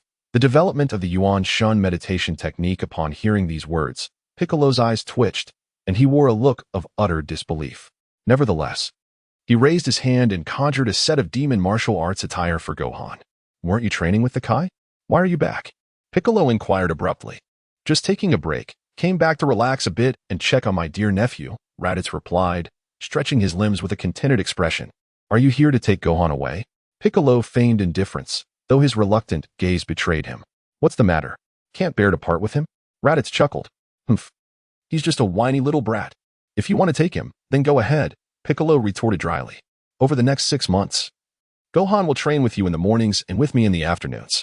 Sound good? Raditz said, stretching leisurely without directly answering the question. I have no objections. But if you're back, why not take him with you right away? Piccolo nodded and then probed further. The best students come from strict teachers, which is especially true for martial artists. Therefore, entrusting his physical training and resilience training to you is most appropriate. I have complete faith in you, Raditz remarked nonchalantly. As for me, I will refine his techniques. Of course, there was one crucial aspect that Raditz did not mention. The need to instill the right mindset in Gohan. He aimed to completely reshape Gohan's understanding of strength and combat. In the original narrative, Gohan was averse to fighting, preferring the pursuit of knowledge instead. While this inclination is not without merit, it is essential to recognize that a balance must be struck between training and learning. Failing to possess sufficient strength to protect those who matter when danger arises is indeed a lamentable situation. In the high-powered world of Dragon Ball, the disparity between having power and lacking it is stark. It wasn't until the Super Dragon Ball era that Gohan grasped this truth. Thus, Raditz's current mission was to establish a proper mindset within Gohan. Once he achieved clarity of thought, Gohan would naturally refrain from the folly of neglecting his training. The absurd incidents of Gohan's inaction would become a thing of the past. Moreover, as Gohan's uncle, it was his duty to guide him. After all, how could a member of the Sun family, who had fought against Frieza, remain ignorant of the Kamehameha? Having completed his thoughts, Raditz ventured to a nearby open area, crossed his legs, and began to meditate. He sought to develop something novel in this space. Gradually, Raditz closed his eyes, calmly adjusted his breathing, and allowed the energy within him to settle, akin to a tranquil lake. He then attempted to commune with the vital energies of Earth. Unsurprisingly, upon sensing the slight malevolence in Raditz's aura, nature itself rejected his request for power. The conventional approach was ineffective. What if he reversed his tactics? With this thought in mind, Raditz began to subtly emit his energy, attempting to merge it with the natural world. After several hours of exploration, he finally discovered the key to success. He entered a state of profound clarity. Now was the moment. With a mere thought, Raditz's aura began to draw in the surrounding vital energies, causing them to surge into his being. As the energy enveloped him, Raditz felt a rush of clarity, and his internal energy began to augment at a steady yet gradual pace. Indeed, my hypothesis was correct, Raditz rejoiced inwardly. Since receiving the secret of the vitality sphere from King Kai, he had sought to adapt it to his own needs with little success. Now, he finally glimpsed the possibilities ahead. If they refused to share their energy with me, then I shall take it for myself. Such is the way of nature. Moreover, as the vital energies of the universe are self-generating, as long as one does not overexploit them, the integrity of the planet will remain intact. This technique not only cultivates energy, but also enhances one's spirit. It is a remarkable discovery. Henceforth, I shall name it the Yuan Shun meditation technique. Just as Raditz was immersed in developing his newly conceived technique, the sun quietly rose on the horizon. A ray of sunlight fell upon his eyelids, rousing him from his meditative state. Is it already dawn? Raditz mused. Oh well, there will be plenty of time later. I shall first indulge in some relaxation before checking on my nephew. With this thought, Raditz took flight towards his villa in West City. Upon arriving home, Raditz enjoyed a refreshing hot shower. Dressed in a bathrobe, he reclined on his genuine leather sofa, watching the television. Suddenly, a thought struck him. He reached into his system space and retrieved a small black cube. This was the gift that King Kai had instructed the Elder Kai to deliver to him. If I recall correctly, I just need to crush it, Raditz said to himself while gently rubbing the cube. With a swift motion, he crushed it, and in an instant, a box appeared in his hands. Upon opening it, he discovered several sets of martial arts attire within. That King Kai, Raditz chuckled in disbelief. He lifted the clothing, which consisted of a completely black martial arts uniform, featuring a vest and martial arts shirt on the upper half, and loose black trousers reminiscent of Majin Buu's attire. Additionally, there were black wrist guards adorned with red patterns.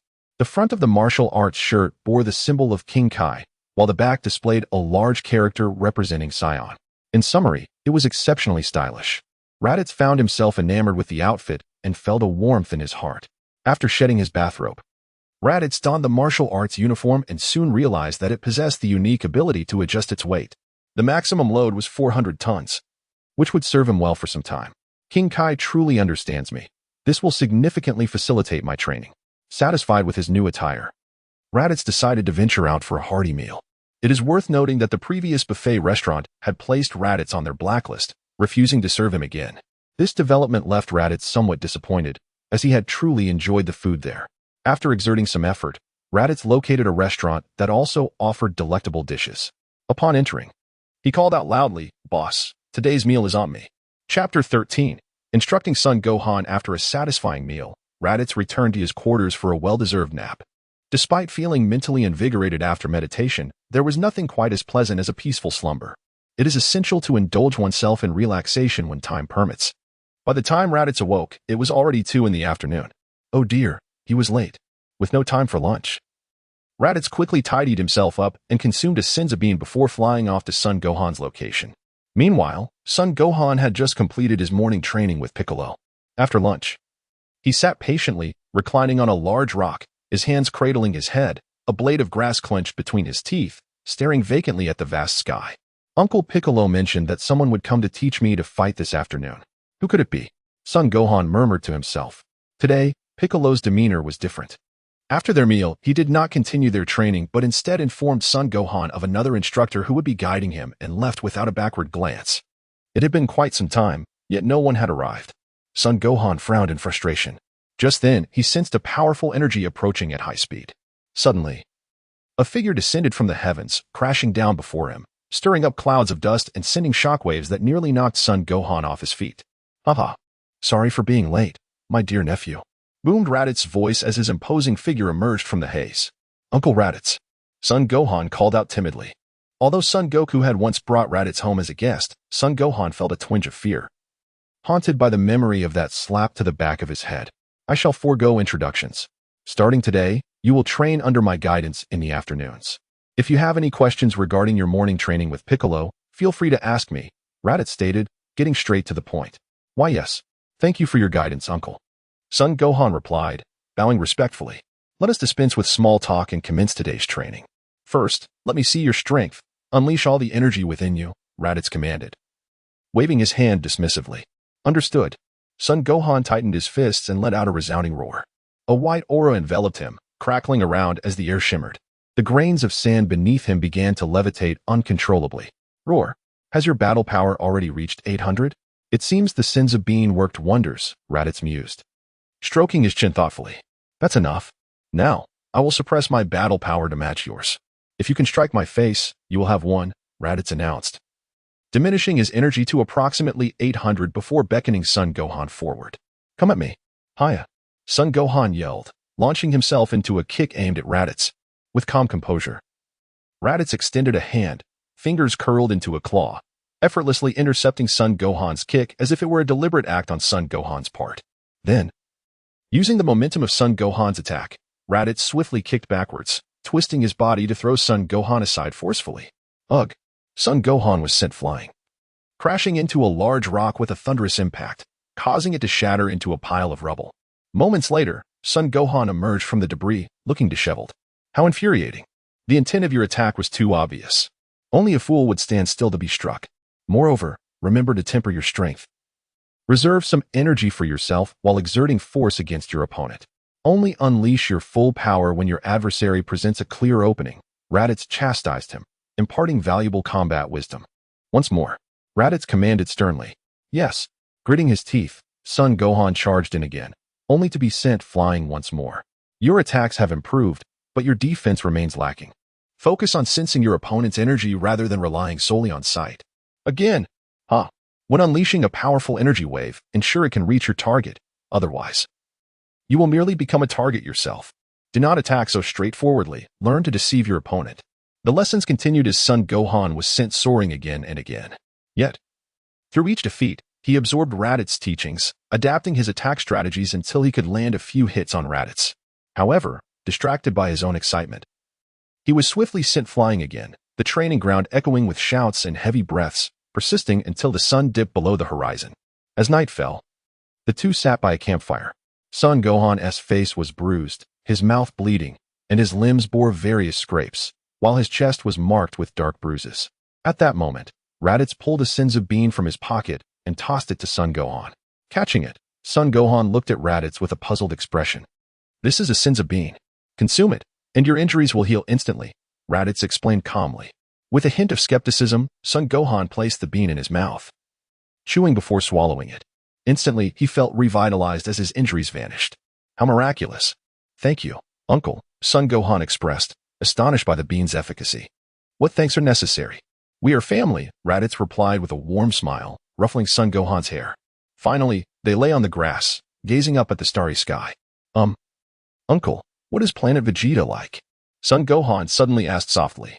It is a planet with a harsh climate. To survive, Scions conquer other worlds and trade them for their livelihood, Raditz replied quietly.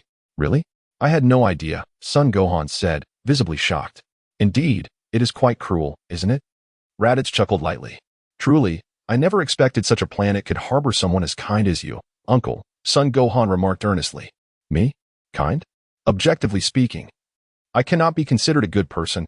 I merely possess a conscience, Raditz laughed softly. But Uncle, you have shared information about the Scions with us and are willing to stay and protect Earth. To everyone here, you are a very kind person, Son Gohan replied, puzzled. Never mind, you wouldn't understand, Raditz shook his head. Gohan, what is your dream? He inquired. I aspire to become an outstanding scholar, Son Gohan said, his face illuminated with hope. A commendable dream, Raditz praised. Once again, silence enveloped the air, leaving only the vast expanse of stars in the infinite night. Gohan. Raditz called softly. Yes, Uncle? Son Gohan turned to Raditz, his eyes bright and clear. Promise me, on your path to becoming a scholar, do not neglect your training. Is that understood? The world is vast, and Earth faces many dangers. Never forsake your strength. Your father may not need it, but your mother is an ordinary person, and she requires protection. Promise me you will safeguard those important to you. I understand, Uncle. I will protect Mama without fail, Son Gohan declared resolutely, his small face serious. It is understood. In the future, Uncle will conduct periodic checks on you. Do not become complacent. As a scholar, both intellect and physical well-being are indispensable. Raditz laughed heartily, gently patting Gohan's head. All right, young one, I must take my leave, he said, clapping his hands together in preparation to depart. Uncle, Gohan suddenly called out to Raditz. What is it? Good night. Understood, you little rascal. Good night. Chapter 14. The Life and Death Battle. Gohan's potential unleashed for the sake of Earth's future. The Z-Warriors are tirelessly honing their abilities to confront the impending threat of the Scions. In a desolate area of Earth, the air is filled with deafening explosions and a wild, turbulent atmosphere. Amidst the swirling dust, three figures are locked in fierce combat: Raditz, Gohan, and Piccolo. Piccolo, in conjunction with Gohan, launches a relentless assault on Raditz. Their coordination is impeccable, with a flurry of punches and kicks. Raditz, however, remains calm, effortlessly countering each strike. As the stalemate continues, Piccolo and Gohan exchange glances and, with a synchronized effort, deliver a powerful kick towards Raditz, using the recoil to propel themselves into the air. Once airborne, they stabilize and unleash their energy, causing a tempest to stir in the skies above. The atmosphere grows increasingly heated as they form a distinctive gesture, crossing their index fingers and placing their palms above their heads to concentrate their energy. Special beam cannon. To the two energy waves, one large and one small, merge into a single, formidable beam directed at Raditz. Unfazed by the magnitude of the attack, Raditz gathers a luminescent purple energy sphere in his palm, compressing it to the size of an egg before gently tossing it forward. Upon contact with the special beam cannon, the sphere expands explosively, neutralizing the attack with a tremendous explosion. The shockwave sends Gohan and Piccolo flying several meters before they come to a halt. Raditz stands resolute, unyielding. Uncle is so strong. Gohan gazes at Raditz with admiration. Piccolo, silently observing, feels a tumult of emotions within. Raditz's strength is akin to an unfathomable black hole, each encounter instilling a sense of suffocating despair, growing more intense with each battle. What a terrifying creature, Piccolo muses. Indeed, during the afternoon training session, Raditz had insisted that Gohan bring Piccolo along. After some time of instruction, Gohan's combat skills had improved significantly, yet he still lacked one crucial element: determination in battle. Perhaps due to his hybrid Saiyan nature, Gohan's demeanor was excessively gentle, resulting in a lack of ferocity and resolve during combat. Today, Raditz intended to ignite that ferocity within him. With a warm-up complete, Raditz shifted to the crux of the training. After stretching his limbs, he scrutinized Gohan and stated, "Today's training is to confront an enemy you cannot defeat." His gaze sharpened. "This time, I will not hold back. You must fight with the resolve to die and unleash your full potential. Kill me." Raditz's voice was cold, his merciless words sending a chill down Gohan's spine. "Why, Uncle?" Gohan's eyes reflected fear and confusion. "The Saiyans arriving soon are far beyond your current strength. Thus, you must prepare for a fight to the death. Especially you, Gohan." Raditz's expression was grave. "But, Uncle, you're here, right? You're so strong. The Saiyans are no match for you," Gohan said weakly. "You rely too much on others, Gohan." Raditz's thunderous voice startled Gohan. "What if I cannot arrive in time? Will you simply wait for death?" Under Raditz's scrutinizing gaze, Gohan lowered his head in silence. Raditz was determined not to let him off easily. "The future belongs to you, young ones. If you keep retreating, who will protect Earth? Will you watch helplessly as a powerful enemy harms your family? Answer me." Raditz's roar echoed like a lion's growl. "No, I won't." Gohan shouted defiantly, his gaze unwavering, tears glistening in his eyes. "Then stop delaying. Wipe your tears and come at me. Show me your resolve." Raditz replied indifferently, as he released his energy. A formidable pressure enveloped Piccolo and Gohan, leaving them gasping for breath. Under Raditz's oppressive aura, Piccolo was drenched in sweat, barely able to stand, while Gohan fared worse, kneeling with both hands on the ground, panting heavily. "Damn, I can't move." Both Piccolo and Gohan struggled to break free. Raditz, however, advanced towards Piccolo, each step imbued with an overwhelming sense of authority. "If you won't come to me, I shall approach you," he declared, swiftly appearing before Piccolo and delivering a forceful kick to his chest. "Ah!" Piccolo cried out, spewing a torrent of purple blood, his body soaring through the air like a broken kite, crashing to the ground. "Uncle Piccolo!" Gohan shouted in despair as anger surged within him. "Gohan, if you still cannot strike me, you will helplessly watch as I kill your Uncle Piccolo," Raditz said coldly, continuing his slow march towards Piccolo. "Stop!" Gohan yelled in fury, desperately trying to rise, but Raditz's pressure held him in place, rendering him immobile. All he could do was watch as Raditz approached Piccolo. With a swift motion, Raditz unleashed an energy blast towards Piccolo. Boom! Flames erupted into the sky, rocks shattered, and thick smoke billowed. Raditz remained unfazed, calmly observing the center of the smoke. As the haze dissipated, it revealed Piccolo, battered and bruised, arms crossed defensively over his chest, his flesh charred and bloodied, with broken bones exposed. His legs trembled from excruciating pain, on the verge of collapse. "Stop this!" Gohan roared in rage, breaking free from Raditz's pressure, charging at him in a frenzy, only to be struck down by Raditz without a second glance. Gohan lay on the ground, gasping for breath, his forehead slick with cold sweat, several bones likely broken. Yet, His gaze remained fiercely fixed on Raditz. After a moment, he shakily rose to his feet. "I won't let you hurt Uncle Piccolo." Gohan gritted his teeth and declared, "If your determination is merely empty words, then I can assure you." Raditz swiftly appeared before Piccolo, seizing his arm. With a sickening snap, Piccolo's arm was torn from his body. "Ah, no." The agonizing scream echoed through the desolate wilderness, chilling to the bone. "You cannot protect anything," Raditz said coldly. His eyes fixed on Gohan. Witnessing this horrific scene, Gohan felt a vital thread within him snap. "Ah." He unleashed a primal roar, his energy surging violently. The earth beneath him trembled, and lightning crackled in the sky. Gohan's aura flared wildly, tears streaming from his eyes, propelled backward by the force of his energy. "Unforgivable!" Gohan seethed, forcing the words through clenched teeth. In an instant, Raditz vanished from his position, instinctively sidestepping just in time as Gohan's fist grazed his face, leaving a small cut on the elder disciple's cheek. Now this resembled a proper confrontation. Raditz, testing the waters, threw a punch towards Gohan. To his surprise, Gohan did not evade at all, taking Raditz's blow squarely and spitting blood in response. Undeterred, he retaliated with another strike. With a resounding impact, Raditz casually caught Gohan's punch with his palm, yet was unexpectedly forced to take a step back. Raditz momentarily stood still, stunned. Seizing this distraction, Gohan swiftly retreated several dozen meters, concentrating the energy within him, unleashing a barrage of energy blasts that rained upon Raditz like bullets from a machine gun. The air was filled with the sound of Gohan's furious shouts, the frequency of his energy blasts escalating. Raditz remained motionless, enveloped by the relentless onslaught of energy blasts. The tremendous force created deep craters in the ground, causing the very earth to tremble. At that moment, a thick cloud of smoke enveloped Raditz's position. After several seconds of intense bombardment, Gohan ceased his assault, raising his hands in a sunflower shape at his waist, pouring forth his energy. A brilliant azure sphere rapidly formed between his palms. Kamehameha. As the familiar energy reached its zenith, Gohan propelled it forward. A colossal beam of blue light dimming everything in its path. Wherever it struck, a tremendous explosion of energy ensued, the blinding blue radiance inciting panic and attention worldwide. As the explosive energy dissipated, a massive mushroom cloud rose from the epicenter. Meanwhile, Gohan, panting heavily, fixated his gaze on the center of the explosion. Moments later, his expression shifted dramatically. Emerging unscathed from the smoke, Raditz appeared, bearing only a minor abrasion. "You have truly surprised me. You now possess the qualifications to challenge the strong," Raditz remarked with a smile.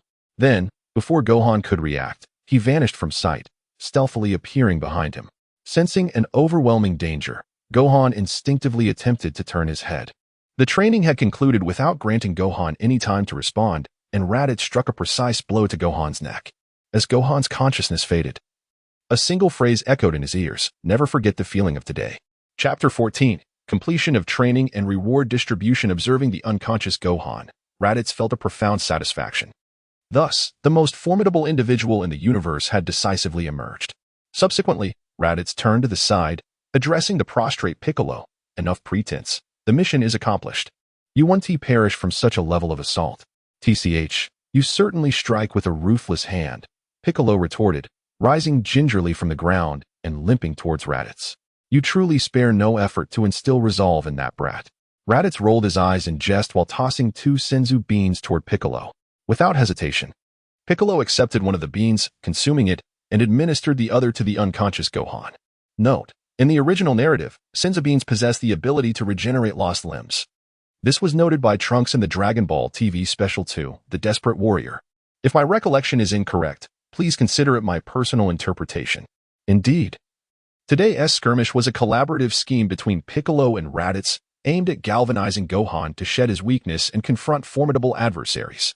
After days of training, both Raditz and Piccolo discerned Gohan's fundamental issue: his excessive fragility and reliance on others. Such a mindset is untenable for an aspiring warrior. The true battlefield is fraught with peril. In combat, adversaries do not extend leniency. If one succumbs to fear before engaging, the demise would be most ignoble. To rectify Gohan's shortcomings, the duo resolved to orchestrate this performance, igniting Gohan's fighting spirit. The results appeared remarkably beneficial. "Who would have thought," Raditz mused, "that you, Piccolo, would be willing to partake in such theatrics for that little brat? Humph, how self-important. My intent is to cultivate Gohan into an exceptional warrior of my demon kin." to serve my interests. All this is for my own benefit, Piccolo huffed, turning away without a glance back. I shall train, remain here on Earth in your laxity, and await my surpassing you. Grasping Gohan, Piccolo erupted in fury and soared into the distance. As his voice faded, Piccolo's figure vanished from sight. Such a stubborn pride. Raditz sighed, exasperated, before mentally summoning the system to commence the reckoning of his rewards. Ding. Host has defeated Gohan. Rewards are being distributed. Congratulations. Host gains combat power 20,000 and 1 enhancement to mental dimension. Ding. Host has defeated Piccolo. Rewards are being distributed. Congratulations. Host acquires special abilities, precognitive dream and advanced self-healing. Precognitive dream. The host can perceive impending dangers through dreams. Advanced self-healing. The ability for self-repair is significantly enhanced. Broken bones and severed limbs can be restored. The rewards acquired today astonished Raditz. In addition to the augmented combat prowess, he unexpectedly obtained 2 special abilities. The prophetic capability to foresee crises greatly enhances the likelihood of averting peril in its infancy. The other ability, comparable to the regenerative prowess of a lower-tier mage in Bu, significantly elevates Raditz's sense of security. As for the enhancement of the mental dimension, it was a delightful surprise. Raditz had heard about the mental dimension during his training on King Kai's planet. All beings in existence possess a mental dimension, and its strength dictates an entity's innate capabilities and potential for growth. A higher mental dimension correlates with greater combat power and accelerated training speed. There are 2 influences on mental dimension, innate and acquired. Innate dimensions, such as those of deities, remain fixed, like that of a destroyer or supreme Kai. Conversely, humans can enhance their mental dimensions through rigorous training, as exemplified by the Earthlings. Certain unique methods can also elevate one's dimensional state, such as comprehending divine energies, which can instantaneously elevate one to a divine realm, thus increasing training speed. Now, receiving an enhancement to his mental dimension from the system was a rare fortune for Raditz. Overwhelmed with joy, he promptly called upon the system to elevate his dimension. As the command was issued, Raditz found himself enveloped in a cocoon of silver-white light. Chapter 15. A Script of Deviation. A new crisis enveloped in a silvery glow. Raditz felt a wave of warmth surround him, offering unprecedented relaxation both mentally and physically. Unbeknownst to him, he gradually succumbed to slumber. Where am I? Raditz slowly opened his eyes, confronted by an unfamiliar environment that instilled a sense of unease within him. He found himself shrouded in darkness, with only a flicker of light beckoning him forward. Following the light, he emerged from the shadows, and before him stood a towering tree. Its roots intricately entwined in the earth, drawing nourishment from the soil. Suspended high above was a lustrous, orange-red fruit, enticing in its sheen. Is that the fruit of the spirit tree? But such a thing exists only in the theatrical version.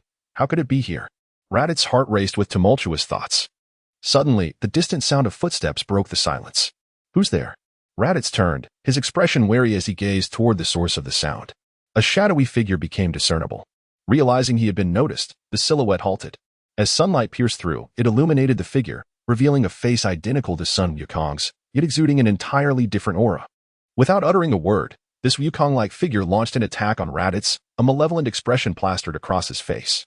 Instinctively, Raditz retaliated, but as he threw a punch, the surrounding space began to collapse.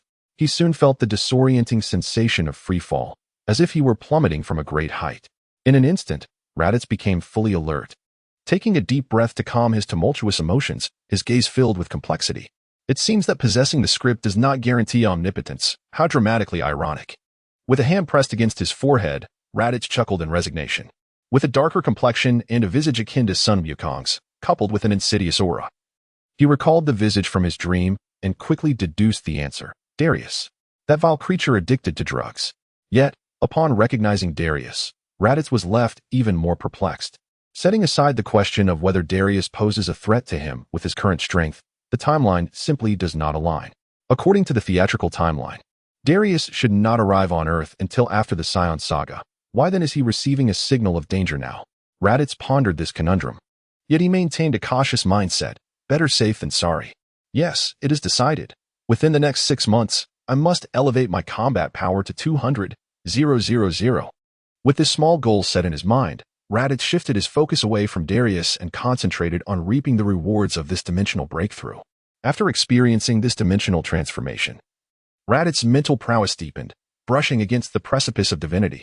With diligent cultivation, breakthroughs would come naturally, paving the way for a more prosperous future.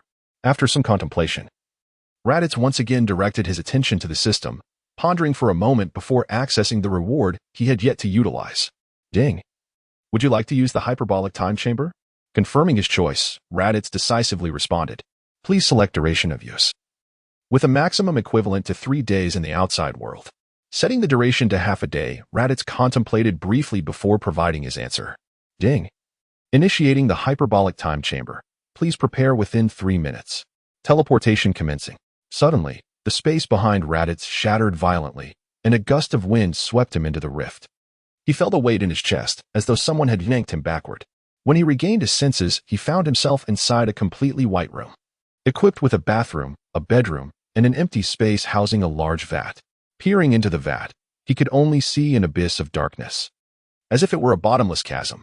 Outside, an expanse of blinding white stretched infinitely, enveloping everything in profound silence.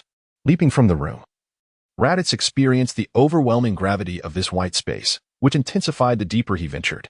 Simultaneously, he felt a searing heat, as if his skin were being scorched, evidently. The harsh conditions of the hyperbolic time chamber were at work. The more Raditz observed this space, the more satisfied he became. Only under such harsh conditions could the latent potential of the Scion warrior be continuously drawn forth, transforming into formidable combat strength. With a glint of ambition in his eyes, Raditz clenched his fists. Only by relentlessly surpassing my limits can I become a true powerhouse in the universe. Since arriving in this space, Raditz embarked on his grueling training regimen, challenging his limits day and night amidst the harsh conditions. Thankfully, the Senza beans kept him alive through it all. Thus, after 6 months of relentless training, time had flown by. Now, within the hyperbolic time chamber, Raditz engaged in a fierce battle, but his opponent was none other than himself. This was made possible by a technique he developed while practicing the primordial meditation method in the chamber, known as chi duplication. This technique allowed him to split his own energy into two, temporarily manifesting 2 bodies to engage in combat, thereby inheriting their combat insights upon their dissolution. As the battle concluded and he merged back into one, Raditz emerged, transformed. After 6 months of training, his combat power had skyrocketed to an impressive 300,000. In the unfolding Dragon Ball narrative, where the Scion saga had yet to commence, this was undeniably a dimensional strike. Half a year had passed, and the time had come to depart. With that, Raditz opened the door, feeling a powerful pull, and upon reopening his eyes, he found himself back on Earth. Now, my strength is sufficient. It is time to explore transformations. As for the unfolding narrative, I merely need to await its commencement, Raditz mused. Meanwhile, in stark contrast to Raditz's relaxation, Sun Wukong was under immense pressure on King Kai's planet. Ever since arriving there, he had dedicated himself to the trials of King Kai, training day and night. Finally, after 2 months on King Kai's planet, he completed his task and began his formal training. At this moment, less than 4 months remained until the Scions would arrive on Earth. Chapter 16. The arrival of the Scions. The days of peace are always so fleeting, and in the blink of an eye, time has passed. At this moment, Yamcha, Tien, and Krillin have completed their training. Considering the circumstances, the Scions should be arriving on Earth soon, Krillin remarked, a frown creasing his forehead. What are you afraid of? Our strength has improved tremendously compared to a year ago, Yamcha said with a confident smile. We cannot afford to be careless. Our opponents are no ordinary foes, Tien replied calmly. Should we not meet up with Piccolo and Gohan? After a year, their strength should have increased significantly as well. It would be wise to stick together, Krillin suddenly suggested. That's a good idea. Caution is always prudent when facing the Scions, Yamcha agreed. After reaching a consensus, the three sensed Piccolo's energy and flew towards him with all their might. Din, worried for Tien, followed closely behind. At that moment, Piccolo was engaged in a fierce battle with Gohan. After a year of training, both master and disciple had experienced considerable growth.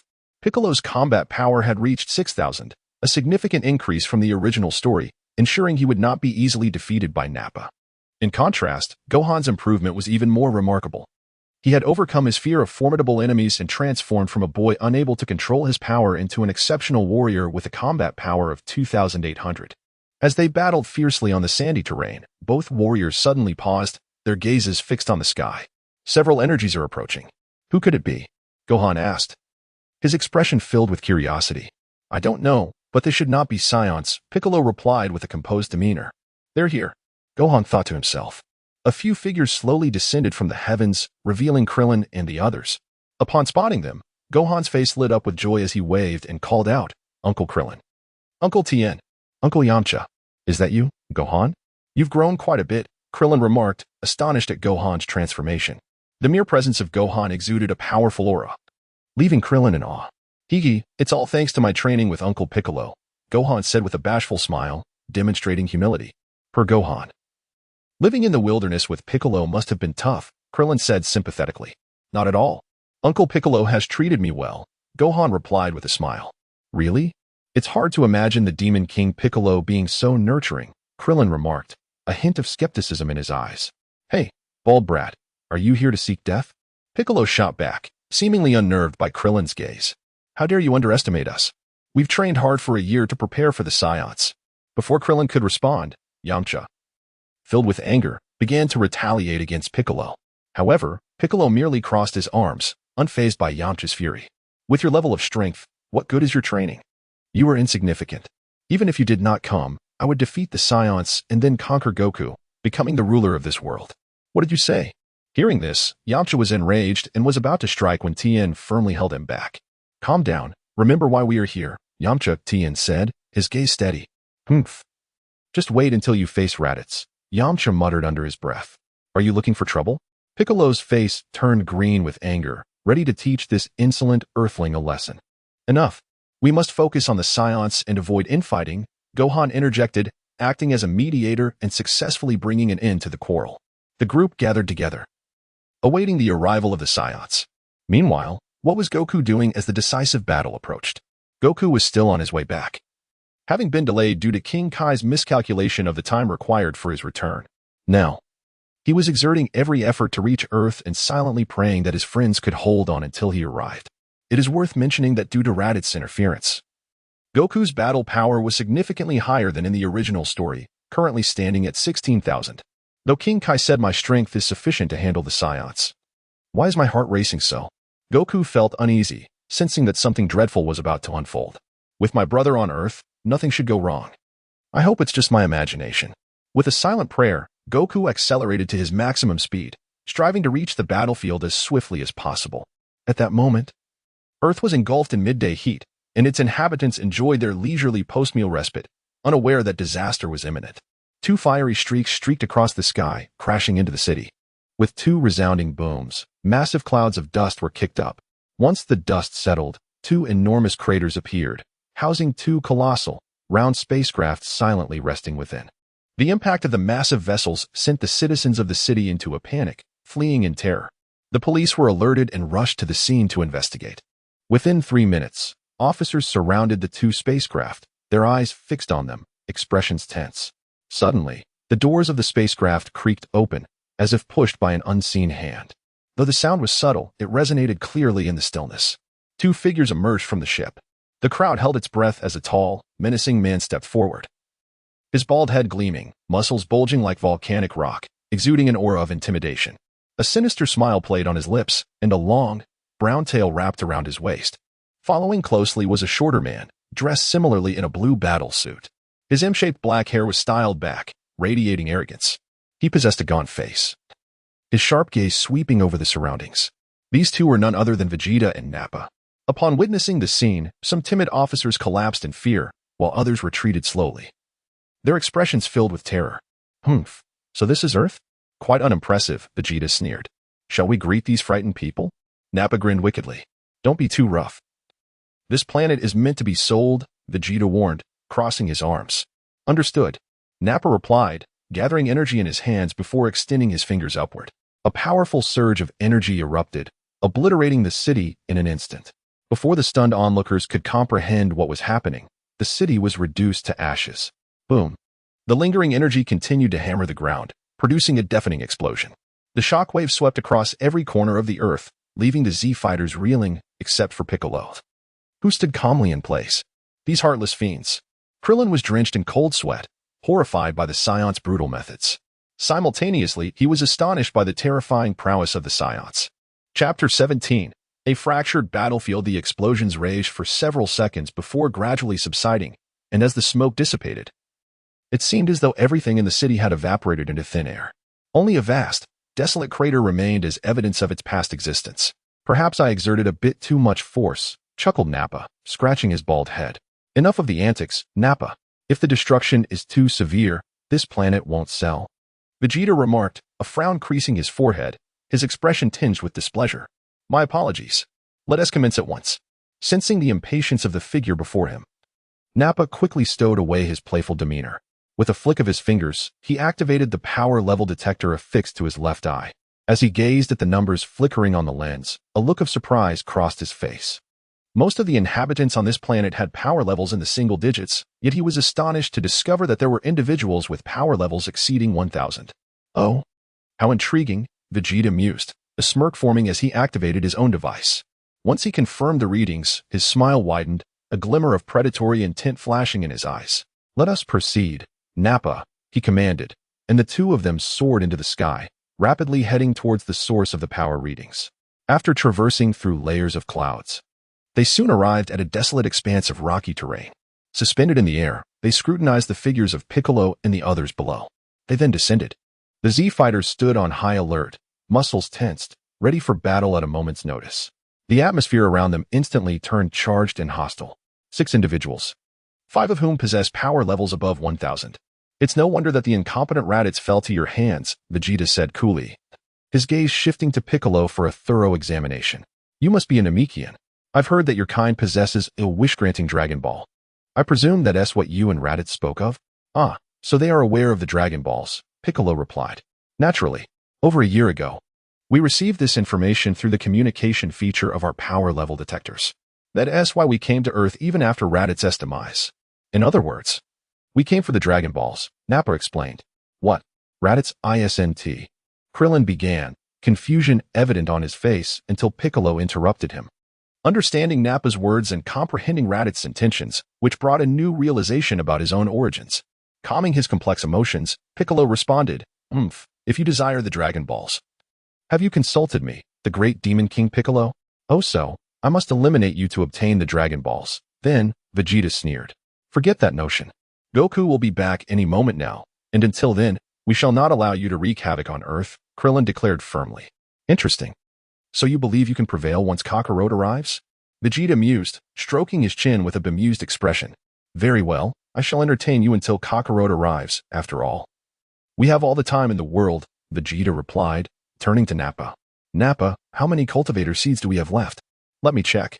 6, Nappa said, rummaging through his belongings to reveal 6 green seeds. Let us use them and test their strength. Heh, you certainly know how to play, Vegeta. I hope the power of these cultivators will change your mind. Nappa grinned wickedly as he buried the seeds into the ground. He then retrieved a vial filled with green liquid and dripped it onto the planted seeds. The liquid was instantaneously absorbed, and soon, green, cabbage-like entities burst forth from the soil, evolving into humanoid monsters. Their heads resembled exposed brains, their bodies glistening green, with gnarled limbs and 3-fingered claws. In an instant, the 6 goblin-like creatures sprang into action, surrounding Piccolo and the other 5. Eliminate them, Vegeta commanded, and the cultivators lunged at the 5 fighters. Scatter, Piccolo shouted. And the group split apart, each engaging with one of the cultivators. The battle erupted in full force. Meanwhile, Raditz did not partake in the fray. He wandered through a forest, murmuring to himself, this should be the place, according to my dream. Indeed, the day before the Scion's arrival, Raditz had another prophetic dream. Clearer than ever, confirming that the new threat was the Drellis Legion, along with its location and the timing today. Damn, why must everything collide like this? Raditz cursed inwardly, vexed as he searched for traces of Drellis. Where the hell could that trash be hiding? Raditz felt a surge of frustration. Just then, he heard a faint rustling from the ground below. His gaze sharpened, and he unleashed a ki blast towards the sound. Boom! The explosion rang out, piercing the ground and revealing a discarded spider-like robot. This is a reconnaissance robot? It seems that scoundrel is still within Earth's atmosphere.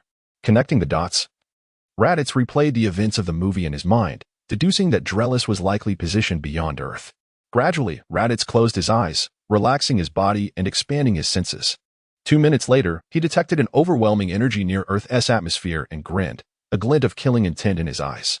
Having locked onto the source of the energy, Raditz spread his arms wide, drawing his hands behind him as an ominous power began to coalesce. His palms crackled with purple lightning. If you prefer to scurry about like a rat, then I shall force you out into the open. Raditz laughed wickedly as he unleashed a powerful energy wave, sending it soaring into the sky, darkening the clouds to a deep purple hue. At that moment, a dome-shaped spaceship hovered within Earth's atmosphere. Unaware of the impending attack, Drellis sat inside, listening to reports from his subordinates. Lord Drellis, the reconnaissance robot we dispatched to Earth has been destroyed. Have we determined who was responsible? Drellis inquired. Leaning on his armrest, his fingers rhythmically tapping it, his expression darkening.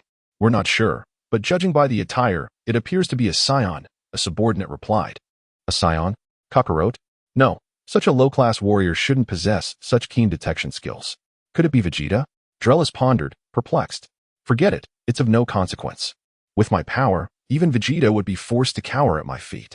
Drellis' eyes gleamed with fervent ambition as he envisioned his future reign. Yet, just as Drellis reveled in his aspirations, an ugly alien burst into the room in a state of panic. Lord Drellis, we have a grave situation. A powerful energy is approaching the ship. What did you say? Drellis was taken aback, quickly leaping from his seat to gaze out the viewport. He saw a bright purple energy ball enveloped in distorted energy rapidly enlarging before him. Boom.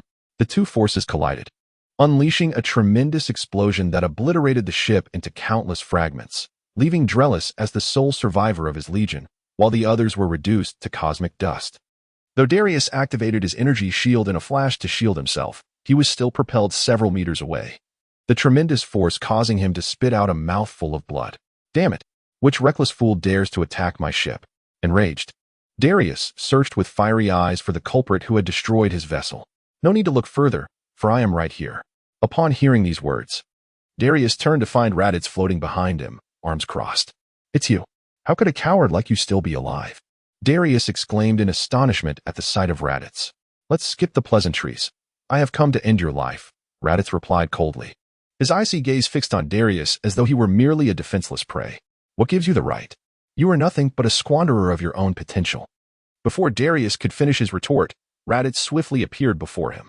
Suddenly, a fist the size of a sandbag loomed larger in Darius's view. Bang!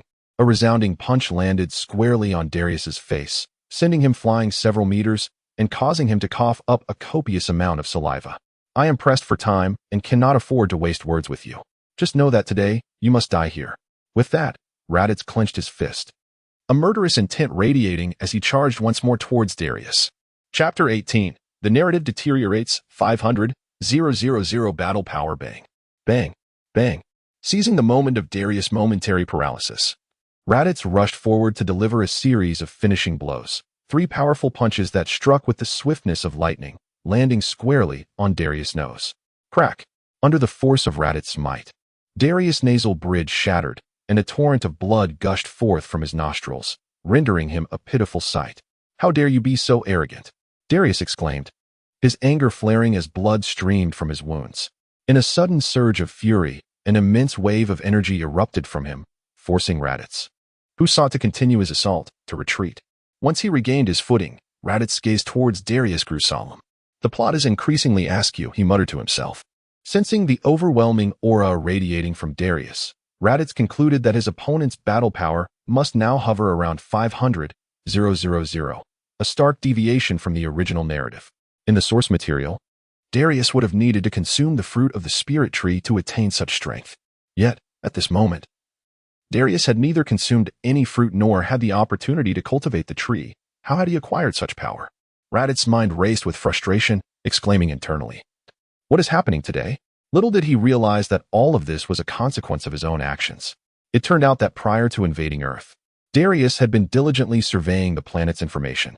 If confirmed, he would soon decide to launch an invasion. However, during one reconnaissance mission, a robot inadvertently detected Raditz's explosive energy. Aware of such a formidable adversary on Earth, Darius altered his course for a more secure approach, heading to another planet.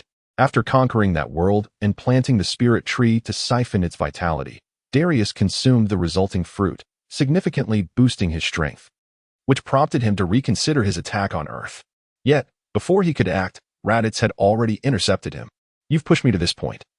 You are quite the arrogant one," Darius declared, his eyes aflame with rage. "You shall feel honored," for I will personally slay you with this invincible power." His voice roared like a frenzied beast as he lunged forward. At that moment, alarm bells rang in Raditz's mind. Trusting his combat instincts, he swiftly crossed his arms before him. Moments later, Darius appeared before him, launching a devastating punch. Crack! The tremendous force coursed through Raditz's arms, shattering them. He was sent flying, akin to being struck by a speeding train, hurtling backward for dozens of meters. Seizing the opportunity after landing a successful blow, Darius pursued relentlessly, unleashing a barrage of energy blasts that erupted like bullets from a machine gun, striking Raditz and causing violent explosions. A thick cloud of smoke enveloped Raditz almost instantaneously. "Haha! You are truly a pitiful coward," Darius mocked, his anger subsiding as he beheld Raditz shrouded in smoke. "Did you think that a mere cloud of smoke would secure your victory?" Yet, as Darius reveled in his triumph, a chilling voice emerged from the haze. As the smoke dissipated, Raditz emerged unscathed. Even the arms that had been shattered by Darius' earlier blow had miraculously restored. The only remnant of the battle was the torn outer layer of his training uniform, revealing a black tank top beneath. "Impossible! You're still alive," Darius gasped, his sanity slipping as he beheld Raditz unblemished. "I merely wished to test my newfound abilities," Raditz replied, his gaze cold and indifferent. "Surely, you did not believe yourself to be invincible." Indeed, Raditz had intentionally withstood Darius' attack to evaluate his advanced regenerative capabilities. "Quite impressive," he mused. "My future battles are assured." With a glance at Darius, his expression hardened, akin to viewing a lifeless corpse. "Enough. You have outlived your usefulness. Prepare to meet your demise." Raditz crossed his arms above his head, his muscles bulging as his energy surged. "Kaioken, double," he bellowed, fists clenched at his waist, a crimson aura erupting from him like a force of nature. Feeling the threat to his very existence, Darius panicked. "No, you cannot kill me. I am a scion too. Our race is on the brink of extinction. We must unite. As your fellow scion, you will surely need my strength." Raditz remained unmoved, his voice icy. "Your methods are despicable. Your entire power relies on drugs. You are a disgrace to the scion race. I have no need to ally with a rat like you. No. No, please, spare me. If you let me live, I can offer you all my treasures and resources, including the seeds of the spirit tree." Darius pleaded desperately. Raditz, however, stared at Darius in silence, his eyes reflecting disdain. "You seem rather dim-witted. Even if I needed such things, killing you would still grant me possession of them." Darius was struck dumb by Raditz's words, standing frozen in shock. Chapter 20. The demise of Darius. With no room for negotiation, Darius's gaze became increasingly frenzied, resembling a cornered beast ensnared in desperation. "Did you truly believe victory was assured?" he raged. "I had no intention of reaching this point. You have forced my hand." At that moment, Darius's demeanor was deranged, his hands clenched tightly as he drew in a reckless breath. A radiant white light emanated from his palms, forming a luminous halo around him. "Reflect this." Darius's face contorted as he hurled the glowing orb into the sky. With a swift motion, he grasped the air, and the orb erupted, transforming into a brilliant halo suspended above. Raditz, who had witnessed the entire spectacle, remained unfazed. "Is that all? A mere transformation into a giant ape? Who doesn't possess such abilities? I can easily dispatch you even with a Kaioken stacked on top." Raditz chose to allow Darius to transform because the quality of the rewards from the system was proportional to the strength of the defeated opponent. By prolonging the battle, he aimed to maximize his potential gains. As the artificial moon rose, Darius's eyes widened, fixated upon it. In an instant, his expression dulled, his pupils contracted, and his irises turned a vivid pink. He breathed rapidly, his heart racing, each beat resonating like a drum. His body began to swell, brown fur sprouting all over him. His once handsome visage twisted grotesquely, morphing towards that of a primate, sharp fangs emerging, and his eyes turning blood red. Within minutes, Darius transformed into a colossal ape, towering over 10 meters. As a lower-class warrior, he lost all semblance of rationality upon becoming the giant ape, roaring to the heavens with a singular thought, to rend Raditz into pieces. Opening his cavernous mouth, a terrifying energy coalesced within. Moments later, he unleashed a crimson beam, hurtling towards Raditz. In a burst of speed, Raditz dodged, the searing beam passing perilously close, the intense heat flushing his face. Frustrated by the miss, the giant ape roared again, lunging at Raditz with wild abandon. In response to Darius's savage charge, Raditz collected his energy, formulating a plan. As Darius drew nearer, He swiftly unleashed a blinding yellow aura that struck the giant ape's face, causing it to recoil in agony, its eyes watering uncontrollably. Seizing the opportunity, Leitai leapt onto the ape's arm, ascending above its massive form. Ah! Clenching his fists, Leitai bellowed, his energy erupting like a fountain. The aura around him fluctuated between milky white and golden hues, tufts of hair standing on end as his pupils shifted from black to a brilliant gold. The sky roiled with the immense energy, the earth trembling beneath its weight. Ah! With a thunderous cry, Leitai reached his zenith, his aura fully transforming into a dazzling gold. Simultaneously, his muscles bulged like volcanic rock, his height soaring from 185 meters to over 2 meters, his physique resembling a small mountain. Behold the humanoid giant ape, Leitai. Feeling the surge of power within, Leitai was not yet satisfied. He drew his hands to his waist, his golden aura gradually interwoven with crimson flames. Kaioken double. As his voice echoed, the golden energy was enveloped by a magnificent red blaze, radiating brilliance. With his energy at its pinnacle, Leitai unleashed his ultimate technique. A devastating Kaioken wave aimed at Darius. The immense force penetrated Darius's chest, vaporizing his blood and leaving behind a gaping void. The giant ape's body froze, its pupils dilating. And gradually, it regressed back into the form of Darius, plummeting from the sky, lifeless eyes devoid of existence. Adhering to his principle of not littering, Leitai kindly discharged a ki blast, obliterating Darius's remains into nothingness, purifying the air for nature. Ding! Congratulations, host, for slaying Darius. Rewards are being distributed. Congratulations, host, for acquiring a combat power of 50,000. 1 mental enhancement granted. Feeling a newfound lightness in his body, Leitai experienced a refreshing clarity, his senses heightened. After reveling in his rewards, he turned his gaze towards the horizon, sensing 2 unfamiliar scion presences nearby. It seems things are unfolding as expected. I wonder if Kakarot has arrived, Leitai murmured. I shall investigate, minimizing losses. Since I have the opportunity to intervene in the narrative, I cannot allow events to unfold as they did in the original story. For one, Piccolo must not perish. I can propose our journey to Namek, sparing Piccolo from being a mere pawn in the triggering of events. This could complicate future developments and cost us a chance to wish upon Purunga. Hoping Piccolo could endure a little longer, Leitai assessed his strength, confident that he would not be easily dispatched. After formulating his strategy, Leitai leaped into the air, accelerating towards Piccolo and the others. However, unbeknownst to him, the commotion from his battle had inadvertently influenced the conflict on the wasteland. As the Z fighters were engrossed in their struggle against the cultivators, the residual energy from Leitai's clash startled them. It's Uncle's energy. Someone is fighting with him. Gohan furrowed his brow, concern etched across his face as he gazed towards the source of the disturbance. Damn it! How could this happen? Is there another formidable foe besides the Scions, one whose power is so terrifying? As he sensed the energy from the battle, Krillin's forehead glistened with beads of sweat, his legs trembling as he struggled to maintain his footing.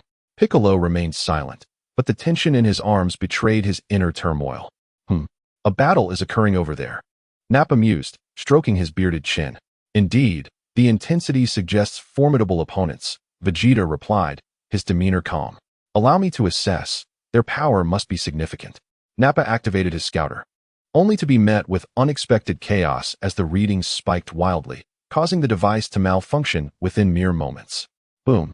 Overwhelmed, the scouter exploded, spewing forth thick black smoke. Nanny? The power level is undetectable. This shocking scene left Nappa speechless. What a pathetic fool. All he did was overload some outdated scouters.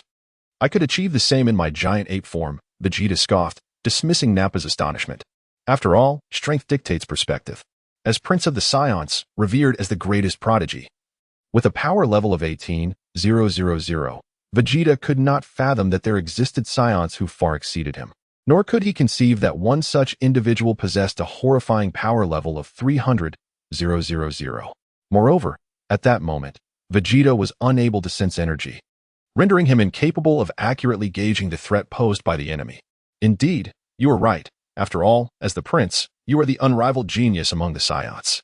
Such lowly beings from this inferior planet cannot possibly compare to you. Nappa, momentarily taken aback, quickly wiped the sweat from his brow, ingratiatingly flattering Vegeta. Spare me your meaningless chatter. Let the cultivators employ every means necessary to eliminate these earthlings. Only blood can render this tedious farce somewhat entertaining. With that, Vegeta licked his lips with a sickly expression, eager for the continuation of the battle. Chapter 21. The Death of Yamcha. Understanding the urgency. Vegeta demanded swift action to eliminate these Earthlings, prompting Nappa to issue immediate orders.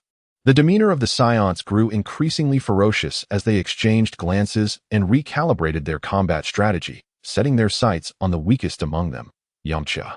Surrounded by the Scions, Yamcha nimbly evaded their attacks while retaliating with his psychic abilities. However, outnumbered, he was soon caught off guard when one of the Scions seized his legs, leaving him in a state of shock. Just as the Scion was poised to deliver a fatal blow, a robust arm clasped tightly around its claw, lifting it off Yamcha. The Scion, sensing its prey's legs leave the ground, turned to find Tien Shinhan, whose eyes blazed with fury. "Dive, monster!" he roared, flinging the Scion skyward before leaping after it, unleashing a flurry of punches and kicks. Ultimately, he brought both hands down upon the creature, smashing it into a stone 20 meters away, rendering it motionless. "That's the spirit, Tien." Yamcha cheered, exhilarated. "Are you unscathed, Yamcha?" Tien inquired with concern after dispatching the Scion. Just then, the fallen Scion stirred slightly, causing the surrounding rocks to emit faint sounds. "Don't let your guard down, Tien. That fiend is not finished yet," Krillin alerted, his keen eyes detecting the impending danger. Tien hesitated, then turned to face the Scion, which abruptly sprang to life, its head splitting open like a walnut, spewing forth a white liquid that corroded the ground beneath it. Frustrated by its failed ambush, the Scion attempted to retreat. Suddenly, a blue bolt of lightning struck, incinerating the retreating creature into char. "This is the fate of those who dare to flee. I instructed you to fight with all your might," Nappa's chilling voice echoed, sending shivers through the remaining Scions, who now regarded the Z fighters with renewed ferocity. Realizing there was no escape, the Scions charged forth, their eyes glinting with malice. "It seems this battle will be arduous," Krillin remarked, a sense of foreboding in his tone. "Fear not. After a year of rigorous training, we are no longer the same," Yamcha replied confidently. "Allow me to initiate our first victory." With a hearty laugh, Yamcha engaged a Scion. "Ya!" The Scion screeched as they clashed. With a thunderous sound, their fists and claws collided like meteors, leaving trails of afterimages in their wake. Their movements were as swift as lightning, dazzling to behold. Each encounter resonated with the force of a comet striking the earth, unleashing tremendous energy. In the air, waves of sound surged violently, as if ready to tear the very fabric of space apart. This overwhelming power stirred the atmosphere into a tempest, with gusts swirling around them, embodying boundless might. As their battle intensified, the Scion's assaults grew frantic, its claws lunging mercilessly toward Yamcha's neck, intent on annihilation.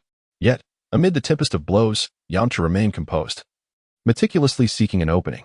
At last, the Scion charged him. Yamcha deftly sidestepped and positioned himself behind it, exploiting the creature's vulnerability.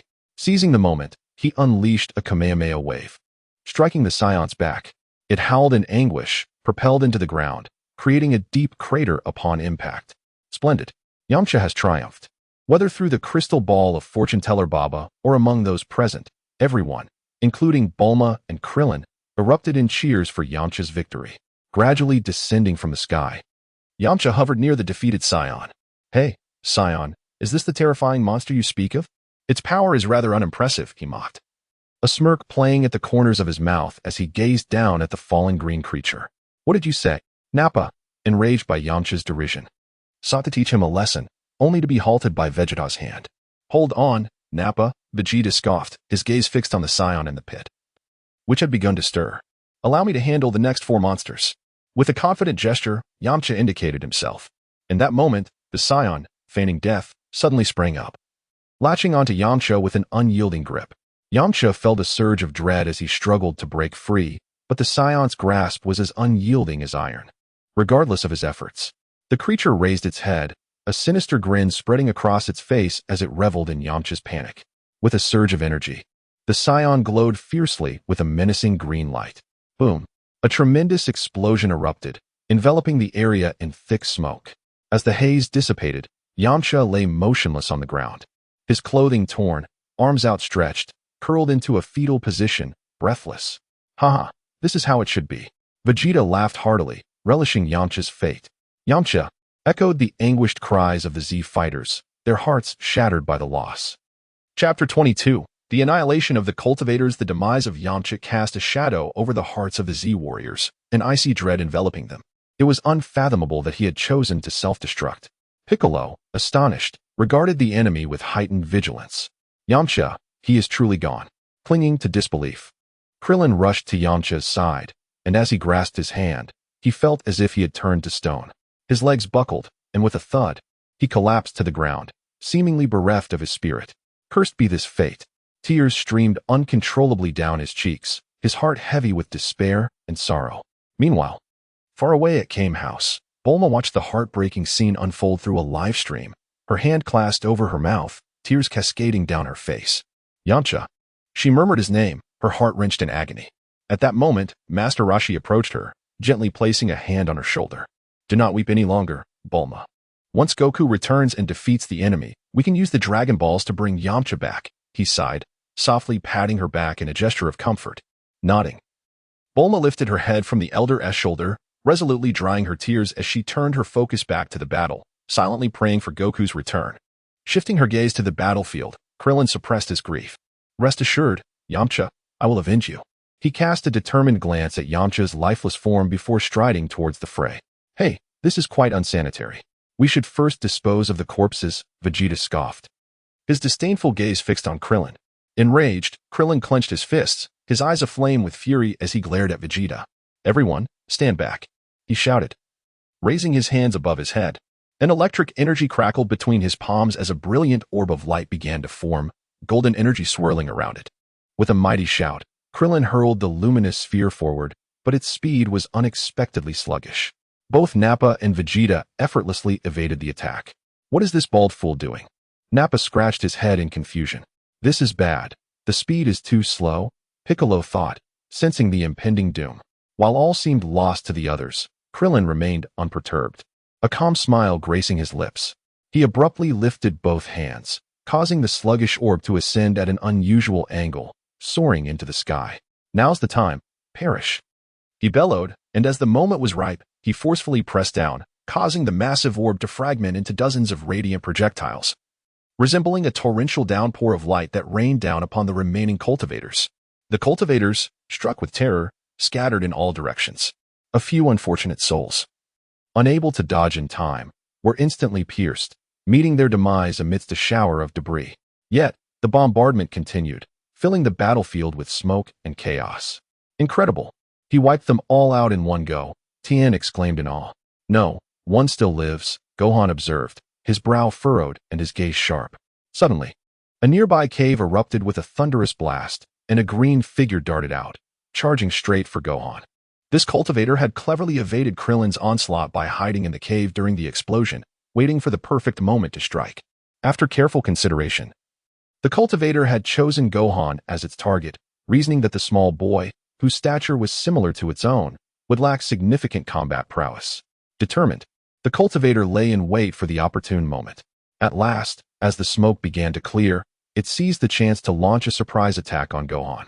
Brimming with confidence, envisioning itself seizing the boy's head in triumph. Suddenly, it felt an immense force gripping its wrist. Looking down, it saw Gohan's icy gaze. One hand clenched like a vice around its claw.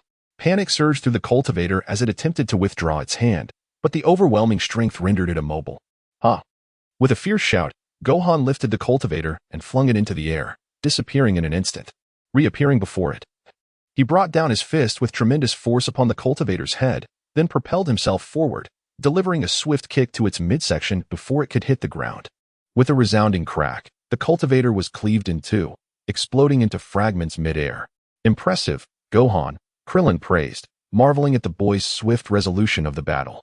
Gohan, blushing from the compliment, cast furtive glances at Piccolo. Well done, Piccolo remarked, seemingly aware of Gohan's gaze. But do not grow complacent, a fierce battle lies ahead. Upon hearing this, Gohan's face lit up with enthusiasm. Do not look at me with such eyes. I expect no missteps in the upcoming fight, Piccolo stated coolly, turning away as if overwhelmed by Gohan's fervent gaze. Yes, Gohan replied, brimming with excitement. Clap, clap, clap. At that moment, Vegeta emerged from the distant smoke, applauding. Quite an entertaining display, he remarked with a sly smile.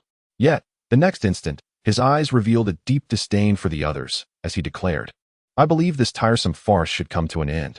Nonchalantly, he glanced back at Nappa. Eliminate them. Understood, Nappa replied, leaping into action. His massive form landing before the group with a force that nearly knocked Krillin and Tien off their feet.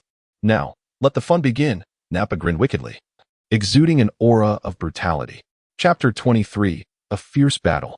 Piccolo versus Nappa. This fellow exudes a terrifying aura. Feeling the murderous intent radiating from Nappa, Krillin's muscles tensed, instantly entering a state of combat readiness. Gohan, meanwhile, leaped to Piccolo's side, adopting a defensive stance. The atmosphere around them crackled with tension. Suddenly, in an instant, Nappa vanished from his position, and a profound sense of danger surged behind Tien. Before he could react, a sharp pain struck at the back of his head, causing him to topple forward. Tien gritted his teeth, managing to brace himself with one hand just before falling, using the momentum to awkwardly rise to his feet. However, his vision was already blurred, and he was on the verge of collapsing. Die. Nappa lunged forward, intending to deliver a lethal blow to Tien. Tien. Krillin's voice was filled with anxiety and concern. At that moment, a Kamehameha wave surged toward Nappa, successfully forcing him back. Turning to look, Gohan was seen maintaining the Kamehameha stance, panting heavily as he regarded the retreating Nappa, his eyes brimming with vigilance. Not too shabby, kid. Come play with the great Nappa. With a hearty laugh, Nappa vanished once more, swiftly appearing before Gohan, extending a hand to seize his head. Smack. A robust green arm grasped Nappa's wrist, and though Nappa struggled to break free, the immense strength held him firmly in place. Bullying a child is no feat at all. Allow me to spar with you, Piccolo declared, his gaze sharp as a hawk, a hint of confident smile gracing his lips. Oh, it seems you possess some skill, Namekian. With that, Nappa began to unleash his energy, the force in his hand escalating. Piccolo, undeterred, matched his intensity, and the two immense auras entwined in the air, creating a fierce spiral of energy that ravaged the surroundings, sending dust and debris swirling. The two towering figures, each nearly 3 meters tall, engaged in a contest of strength, causing the ground beneath them to sink under their immense power. Before long, their auras peaked. At last, at a pivotal moment, both combatants released their grips and simultaneously launched a rapid-fire punch toward one another. Boom! The sound echoed like the breaking of the heavens, compelling all to cover their ears. This was the thunderous collision of two colossal forces, a deafening roar that sent shivers down spines. In the wake of this sound, a powerful shockwave radiated outward at astonishing speed, tearing the earth apart in deep fissures as if the ground were groaning in agony. These cracks intersected and extended into the distance, creating an apocalyptic atmosphere. The ground trembled violently under the impact, emitting a low, mournful wail, as if the earth itself lamented this fierce clash. Simultaneously, the surrounding air became chaotic, forming powerful gusts that stung the eyes of onlookers. In the face of this overwhelming shockwave, everything appeared diminutive and fragile. Trees were uprooted, and even sturdy rocks shattered under the force. The entire world seemed to descend into chaos, with only the echoes of the two colossal impacts lingering, reminding all of the battle that had just transpired. Crash, crash, crash. The battle continued, each punch and kick generating shockwaves that shook the very ground. They moved rapidly through the sky, too swift for Krillin and others below to track, their ears assaulted by the thunderous sounds of battle. Bang, bang, bang. The relentless sounds of collision reverberated, each strike as deafening as thunder. The two figures intertwined in midair, their speed dazzling as they exchanged blows. With each encounter, their energies became increasingly chaotic, yet neither exhibited the slightest hint of retreat. Finally, after a series of fierce exchanges, their forms reappeared before the onlookers, standing opposite each other in the air, their gazes filled with frenzied killing intent. They gasped for breath, as if striving to inhale the entirety of the world. Despite their various injuries, they remained steadfast. You're quite capable, but this ends here. You've pushed me to this point, and that is enough to warrant your pride, Nappa growled, his right fist clenched tightly, ivory energy swirling around him, crackling with white lightning. Piccolo responded immediately, his expression grave as he brought his hands together before him, his muscular form bulging like iron. A formidable aura emanated from him, instilling awe in those who beheld it. Simultaneously, a brilliant golden light flickered in his hands, radiating with the intensity of the sun. This luminescence intensified, illuminating the entire space as if it were day. As the brilliance surged, a terrifying energy coalesced into a colossal energy sphere, brimming with insatiable destructive power. The emergence of this energy sphere distorted the surrounding air, as though pressed by an invisible force. The atmosphere became oppressively heavy, rendering breath a challenge. The ground trembled slightly, unable to bear the weight of such immense pressure. One white, one yellow, two radiant flashes hung in the sky like morning stars, instantly casting their colors across the entire realm, akin to two pearls in the cosmos, emitting dazzling light that rendered everything else dim. Die, electric wave, demon flash. In unison, they roared, as if to unleash all their power. Instantly, the energy surged forth like a tidal wave. In the blink of an eye, the two formidable energies collided with cataclysmic force. At that moment, time seemed to freeze, and the entire space trembled under the weight of their might. They intertwined, releasing boundless light and heat, warping the air around them. Boom! With a violent explosion, both combatants were enveloped in a thick cloud of smoke. On the ground, Gohan anxiously gazed at the silhouette of Piccolo, now engulfed in the haze. The aftermath of the explosion lingered for an extended period, leaving devastation in its wake. The two culprits behind this chaos floated motionless in the sky, clearly locked in a stalemate. I initially believed this battle could be resolved swiftly, Piccolo remarked casually, lifting his hand to remove his cap. But it seems I must add a bit more fire to extinguish you, he declared, removing his cloak and wrapping it with his cap before casting it aside. Crash! The heavy garment struck the ground with a resounding thud, causing the earth to crack. Hiya! With a roar that seemed to pierce the heavens, Piccolo unleashed his pin-up power. His restraints removed, his strength surged forth, shaking the very ground beneath him. Distant mountains trembled, stones cascading down their slopes in a cloud of dust. An intense aura emanated from Piccolo as his muscles tensed and his eyes blazed with determination. Such formidable power. Tien Shinhan murmured, awestruck by Piccolo's escalating energy.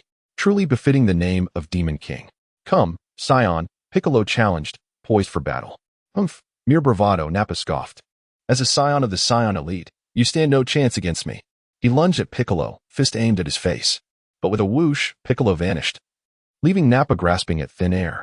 A sudden chill ran down Nappa's spine as he sensed a presence behind him. Before he could react, a searing pain shot through his waist, and a mighty force sent him hurtling through the air. He crashed to the ground, groaning, unable to regain control of his body. Piccolo's swift and powerful kick had caught him completely off guard. Seizing the advantage, Piccolo's left arm extended like a serpent, ensnaring Nappa's body and hoisting him into the sky. With a thunderous stomp that shattered the ground, Piccolo brought his captive crashing down. The impact sent shockwaves rippling outwards, raising a cloud of dust. Nappa slammed into the earth like a meteor, his head reeling from the devastating blow. Piccolo retracted his arm, a smirk playing on his lips. He unleashed a barrage of energy blasts, each carrying immense destructive force. Explosions rocked the area, filling the air with smoke. Is this the extent of Scion power? Piccolo taunted. Arg, you fiend! Nappa roared from within the smoke. As the haze dissipated, he emerged, battered and bruised. His battle suit was gone, leaving only a pair of black shorts. I'll make you pay for your arrogance. Muscle fibers bulged as a white aura enveloped him, bloodshot eyes glaring. So he's finally unleashing his full power, Piccolo observed, his eyes narrowing with caution. You're no match for my full strength, Nappa snarled. I'll torture you to death. He launched a furious assault, his blows a blur of speed and power. Piccolo could only parry, forced into a desperate retreat. What's wrong? Not so cocky now? Nappa taunted, relishing Piccolo's retreat. Is that all the power you've got? His power has increased dramatically, Piccolo thought, desperately searching for an opening. Goku mentioned the Scion weakness, their tail. I need to find a way to grab it. Sensing Piccolo's hesitation, Nappa pressed his attack. Now, as Nappa pressed his attack, Piccolo saw his chance and seized Nappa's tail. Before he could act, Nappa delivered a crushing elbow strike to Piccolo's head. The world spun as Piccolo collapsed to the ground. Fool, did you think we wouldn't train our weakness? Nappa sneered, lifting Piccolo from the ground. He seized Piccolo's arm. This is the arm you used to throw me around, isn't it? With a savage grin, Nappa tore Piccolo's arm from its socket. Ill work. Piccolo's agonizing scream echoed through the air as blood sprayed from the wound. Piccolo! Gohan cried out in anguish. Haha, I promised you wouldn't die so easily, Nappa sneered, raining blows upon Piccolo's wounded body. Piccolo, already weakened, could only endure the relentless assault. Stop! Gohan roared, his eyes blazing with rage. What do you want, brat? Nappa sneered. Let Piccolo go. Gohan demanded. Don't worry, kid. After him, you're next, Nappa chuckled. Hey, don't you need the Dragon Balls? Krillin interjected. If you kill Piccolo, they'll disappear. Kill him, Nappa, Vegeta said dismissively. There are similar wish orbs on Namek. Alright, haha. With Vegeta's approval, Nappa hurled Piccolo into the air, gathering energy in his mouth. A crimson beam erupted, hurtling towards Piccolo. Boom! A cloud of smoke filled the sky. Piccolo. The voice of Sun Wufan was filled with profound sorrow, tears cascading down his cheeks. Yet, as the smoke began to dissipate, the anticipated scene of Piccolo being torn asunder did not materialize. Those present were momentarily stunned, their gazes directed skyward. Suspended in midair was a tall man, his countenance both menacing and majestic, with wild, long hair cascading to his waist, clad in a black martial arts uniform. His imposing figure held the injured Piccolo aloft. "Uncle!" Sun Wufan exclaimed, overwhelmed with joy and tears. Chapter 25. Gohan's battle. Upon witnessing Raditz, the crowd erupted with joy. As if the ominous cloud brought by the Scions had been dispelled, Raditz descended slowly from the sky, placing Piccolo, who he held in his hands, gently onto the ground. He retrieved a Senzu bean from his pocket and offered it to Piccolo, who was instantly revitalized. "Uncle Piccolo!" Gohan exclaimed, swiftly flying to Piccolo's side and enveloping him in a tight embrace. "Wonderful! Uncle Piccolo is still alive." Gohan's voice resonated with elation and relief. He buried his face in Piccolo's chest, tears streaming down his cheeks, not tears of sorrow, but rather an emotional release from the fear and anxiety of losing Piccolo. "All right. Stop crying and wipe those tears away. The battle is not over yet," Piccolo said with a reassuring pat on Gohan's back, smiling gently. "Okay," Gohan responded, his voice brightening as he dried his tears. He then resolutely declared, "Uncle Piccolo, Uncle, you mustn't intervene. Leave this to me." Upon hearing this, Piccolo was about to protest. But Raditz intervened, placing a hand on him. Raditz shook his head and then smiled softly at Gohan. "Go ahead." With the permission granted, Gohan turned and strode purposefully toward Nappa, his eyes betraying a cold, lethal intent. "Raditz, why did you stop me? The Scions are formidable. How can we allow Gohan to?" Piccolo's anxious expression reflected his concern. "Trust him and let him go," Raditz interrupted, a slight smile on his face.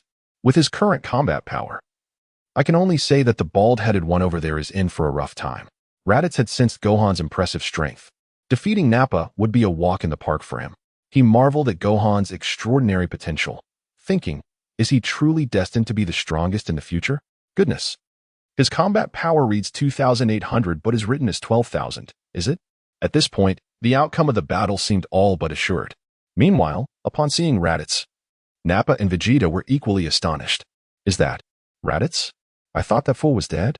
Nappa's face contorted with confusion. "Do we even need to ask?" Vegeta sneered, his eyes filled with malice. "That traitor must have betrayed us." Fury coursed through Vegeta. He could not abide betrayal. "Should I bring him to you for questioning?" Nappa inquired respectfully. "Humph, a traitor and a fool. He should be killed on the spot. What use is he?" Vegeta's murderous intent was palpable. "Understood." With Vegeta's command, Nappa re-entered the fray. Upon spotting the diminutive Gohan, he couldn't help but laugh derisively. "You send a little brat like this? Raditz, you are truly pathetic." Unfazed by Nappa's mockery, Raditz sat calmly, tapping his fingers, and replied leisurely, "You should first defeat my nephew before speaking. He's coming for your life." "Nanny." Nappa felt humiliated, his face reddening with rage. "How dare you underestimate me? What can this little brat possibly do?" He snarled. "I'll kill you," Gohan declared coldly. In an instant, he vanished from sight. Nappa felt a sudden weight on his head and, when he regained his senses, Gohan was already standing atop him. "You little brat!" Nappa roared in fury, reaching up to grasp Gohan's feet but grasping only air. In the next moment, Nappa was struck in the abdomen by Gohan's powerful punch, the force of which sent his arm deep into Nappa's body. Overwhelmed by pain, Nappa struggled to speak, cold sweat pouring down his forehead. "Damn it!" Clutching his belly, Nappa stumbled back, his mouth agape, eyes bloodshot. Before he could react, Gohan vanished once more, only to reappear with a side kick that connected with Nappa's face. The tremendous force propelled Nappa backward, his head crashing into a rock. "Impressive," Piccolo exclaimed in astonishment at Gohan's formidable strength. Gohan gave Nappa no respite, closing the distance and delivering another punch into Nappa, sending him crashing dozens of meters away, breaking several trees before coming to a halt. Nappa staggered to his feet, a trickle of blood escaping the corner of his mouth. His eyes bore into Gohan with a mix of shock and fury. "You little punk, you've truly angered me." Nappa bellowed, his muscles taut and his aura raging violently. Gohan regarded Nappa with an expression devoid of emotion, a glimmer of disdain flashing in his eyes. "Bring it on.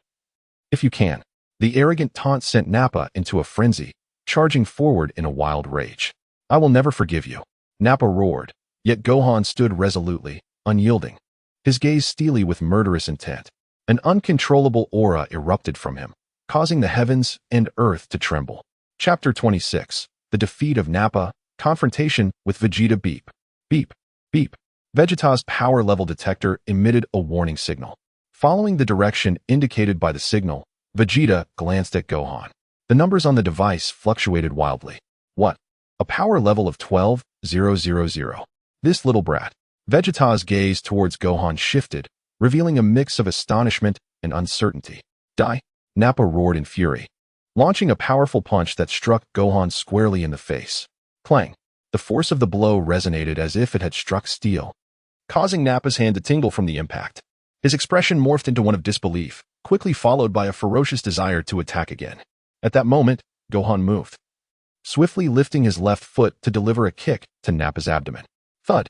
The immense force of the strike pierced through Nappa's body, sending ripples through the air behind him. Crack!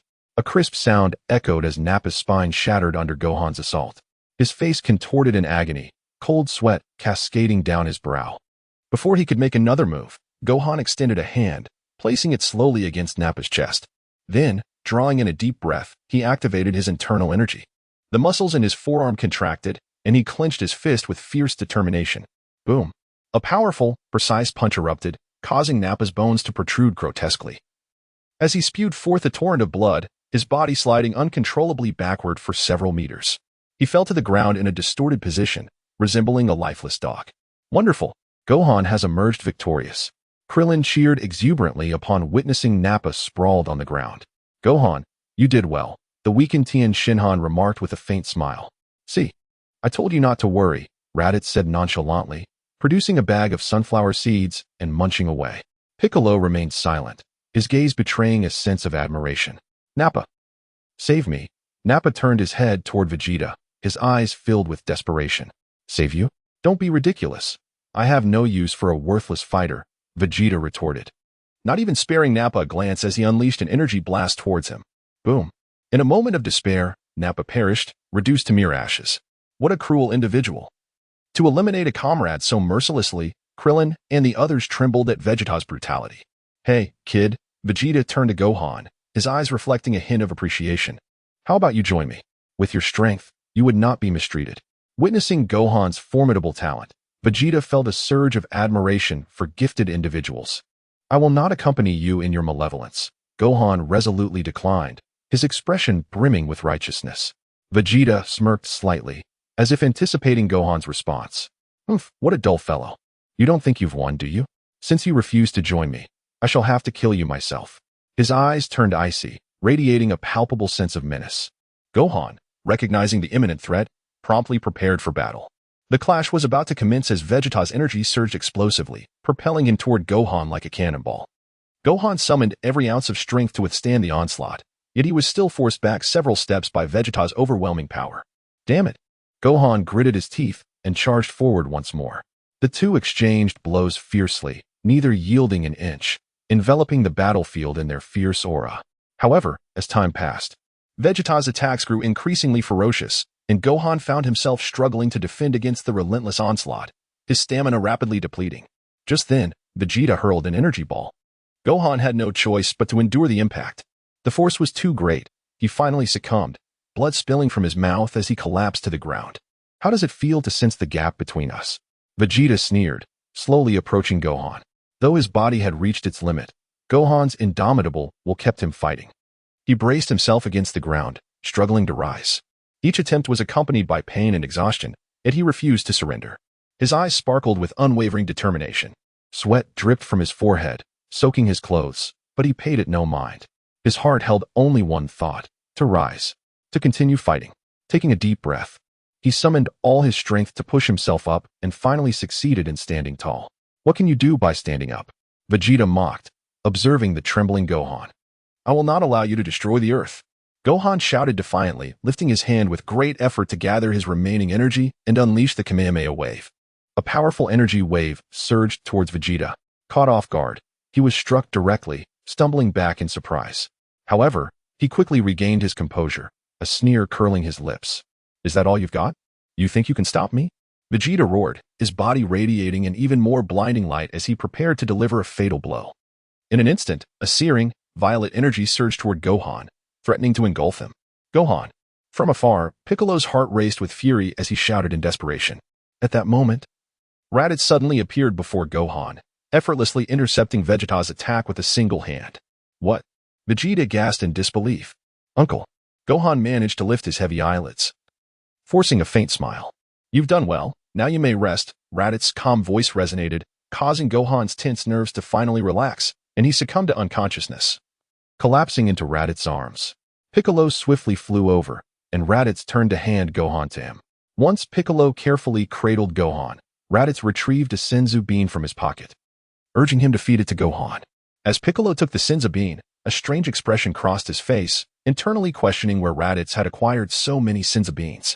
Raditz was well aware of Piccolo's suspicions but chose to ignore them entirely. Piccolo furrowed his brow, puzzled by Raditz's behavior, filled with questions. However, facing this mysterious and powerful individual who could potentially be an adversary, he hesitated to pry further. The atmosphere between them grew tense and awkward, as Piccolo silently tucked the Senzu bean into his pocket before hastily departing with Gohan. After addressing all matters, Raditz finally turned his gaze toward Vegeta. I didn't expect you to absorb my attack so easily. It appears your strength has increased significantly. Vegeta's eyes darkened menacingly as he scoffed. So, is this your source of confidence in betraying me? Perhaps, but a year has passed, and you remain unchanged, your power still so feeble. Raditz casually retorted, shaking his head in response to Vegeta's derision. It seems that your feeble growth has instilled in you a sense of confidence. Do not worry. I shall remind you of my terror in due time. I despise traitors. Vegeta's expression twisted into a fierce snarl, his power surging like a tidal wave. Your feelings are inconsequential, Raditz replied nonchalantly. Heh, I hope your bones are as tough as your tongue. Vegeta laughed bitterly, preparing to strike. Stop. I know you're eager. But hold your horses for now. Raditz yawned lazily, standing his ground. Humph, are you begging for mercy now? Vegeta sneered, his tone laced with scorn. Your opponent is not me. Kakarot will be here shortly.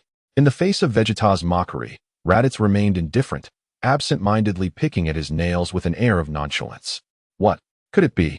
Upon hearing this, Piccolo and the others were momentarily taken aback. But soon enlightenment dawned upon them as they began to sense the energy around them. Moments later, their eyes widened in astonishment, revealing expressions of sheer joy. Goku has finally returned, Krillin exclaimed, his face aglow with elation and excitement. He gazed into the distance, his heart surging with an uncontrollable thrill. With Goku's return, Krillin's flickering hope was reignited. He believed that Goku would bring forth new strength and wisdom, aiding them in overcoming all adversities. Goku had always been Krillin's role model and pillar of support, his presence instilling boundless courage and motivation within him. At this moment, Krillin's emotions surged like a vast, tumultuous sea, brimming with fervor. The Z warriors were equally exhilarated, their spirits soaring high. In stark contrast to the Z warriors' jubilation, Vegeta's fury erupted upon hearing Raditz's words. Hey, Raditz, are you implying that I cannot defeat that low-class warrior? Vegeta bellowed, his eyes wide and bloodshot with rage. He felt his dignity had suffered the utmost humiliation. You'll find out once I engage you. Look, he is coming, Raditz said, nonchalantly digging into his ear as he gestured towards the sky. A brilliant beam of light streaked across, and from the Nimbus cloud descended Son Goku, landing firmly on the ground. His gaze was resolute, radiating immense confidence. Goku. Goku. His comrades rushed forward to greet him. I apologize for my tardiness, everyone. Son Goku smiled as he greeted them, promptly making his way to Raditz's side. Brother, thank you, he said earnestly. No need for thanks. We are family, Raditz waved his hand dismissively. Go and fight. Call me only if it becomes absolutely necessary. Son Goku fell silent, his eyes fixated on Raditz as he attuned himself to Raditz's energy. Suddenly, he felt as though he were submerged in an unfathomable ocean, depths unseen and inscrutable. I understand. Son Goku nodded slightly, then earnestly implored, unless it is absolutely unavoidable, brother, do not intervene. Go now, let me witness your limits, Raditz encouraged. Patting Son Goku on the back, Goku turned to face Vegeta. So, you are the scion? He said calmly. Humph, Kakarot, you finally arrived. Are you prepared to meet your demise? Vegeta declared, adopting a combative stance, exuding an aura of lethal intent. Only through battle will we know who prevails, Goku replied, lowering his center of gravity as he assumed the stance of the Turtle School martial arts. A chilling wind swept through the air as the two stood poised for combat. Tension palpable, the clash imminent. Chapter 27. The Fateful Duel. Sun Wukong versus Vegeta. Allow me to illuminate the chasm that separates a prodigious warrior from an innate fool. With this proclamation, Vegeta propelled himself vigorously, his entire form launching forward, causing the stones that once stood firm to shatter under the immense force. In the face of Vegeta's ferocious advance, Sun Wukong leaped into the fray, pursuing him with fervor. A resounding clash echoed, akin to thunder reverberating through the air, leaving the audience's ears ringing. In that fleeting moment, time seemed to suspend itself, and the very atmosphere quivered under the impact of their elbows colliding with a sharp, resonant sound. A tremendous shockwave erupted between the two, fracturing cliffs and sending stones flying in all directions. Their energy surged as they engaged in a fierce aerial contest, altering the very essence of the heavens and earth. After a brief stalemate, both warriors unleashed a flurry of punches, their fists colliding with such force that they were propelled backward. Regaining their footing, they charged at each other once more, the cacophony of their strikes reverberating through the battlefield. The red and blue figures danced through the air, a whirlwind of intense combat, each collision producing earth-shattering explosions. The once rugged terrain was rapidly transformed into a desolate plain. With a final, thunderous impact, Sun Wukong was sent sprawling by Vegeta's blow, skidding across the ground for dozens of meters, carving a deep trench in his wake. Vegeta, seizing the advantage, accelerated towards Sun Wukong, grasping his left hand while delivering a devastating knee strike to his abdomen. Ugh! The impact left Sun Wukong gasping, a spurt of saliva escaping his lips.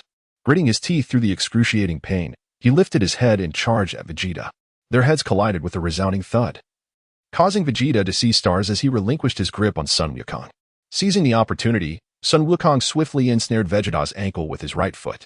Off balance, Vegeta leaned forward, and Sun Wukong, using his strength, propelled him into a shoulder throw.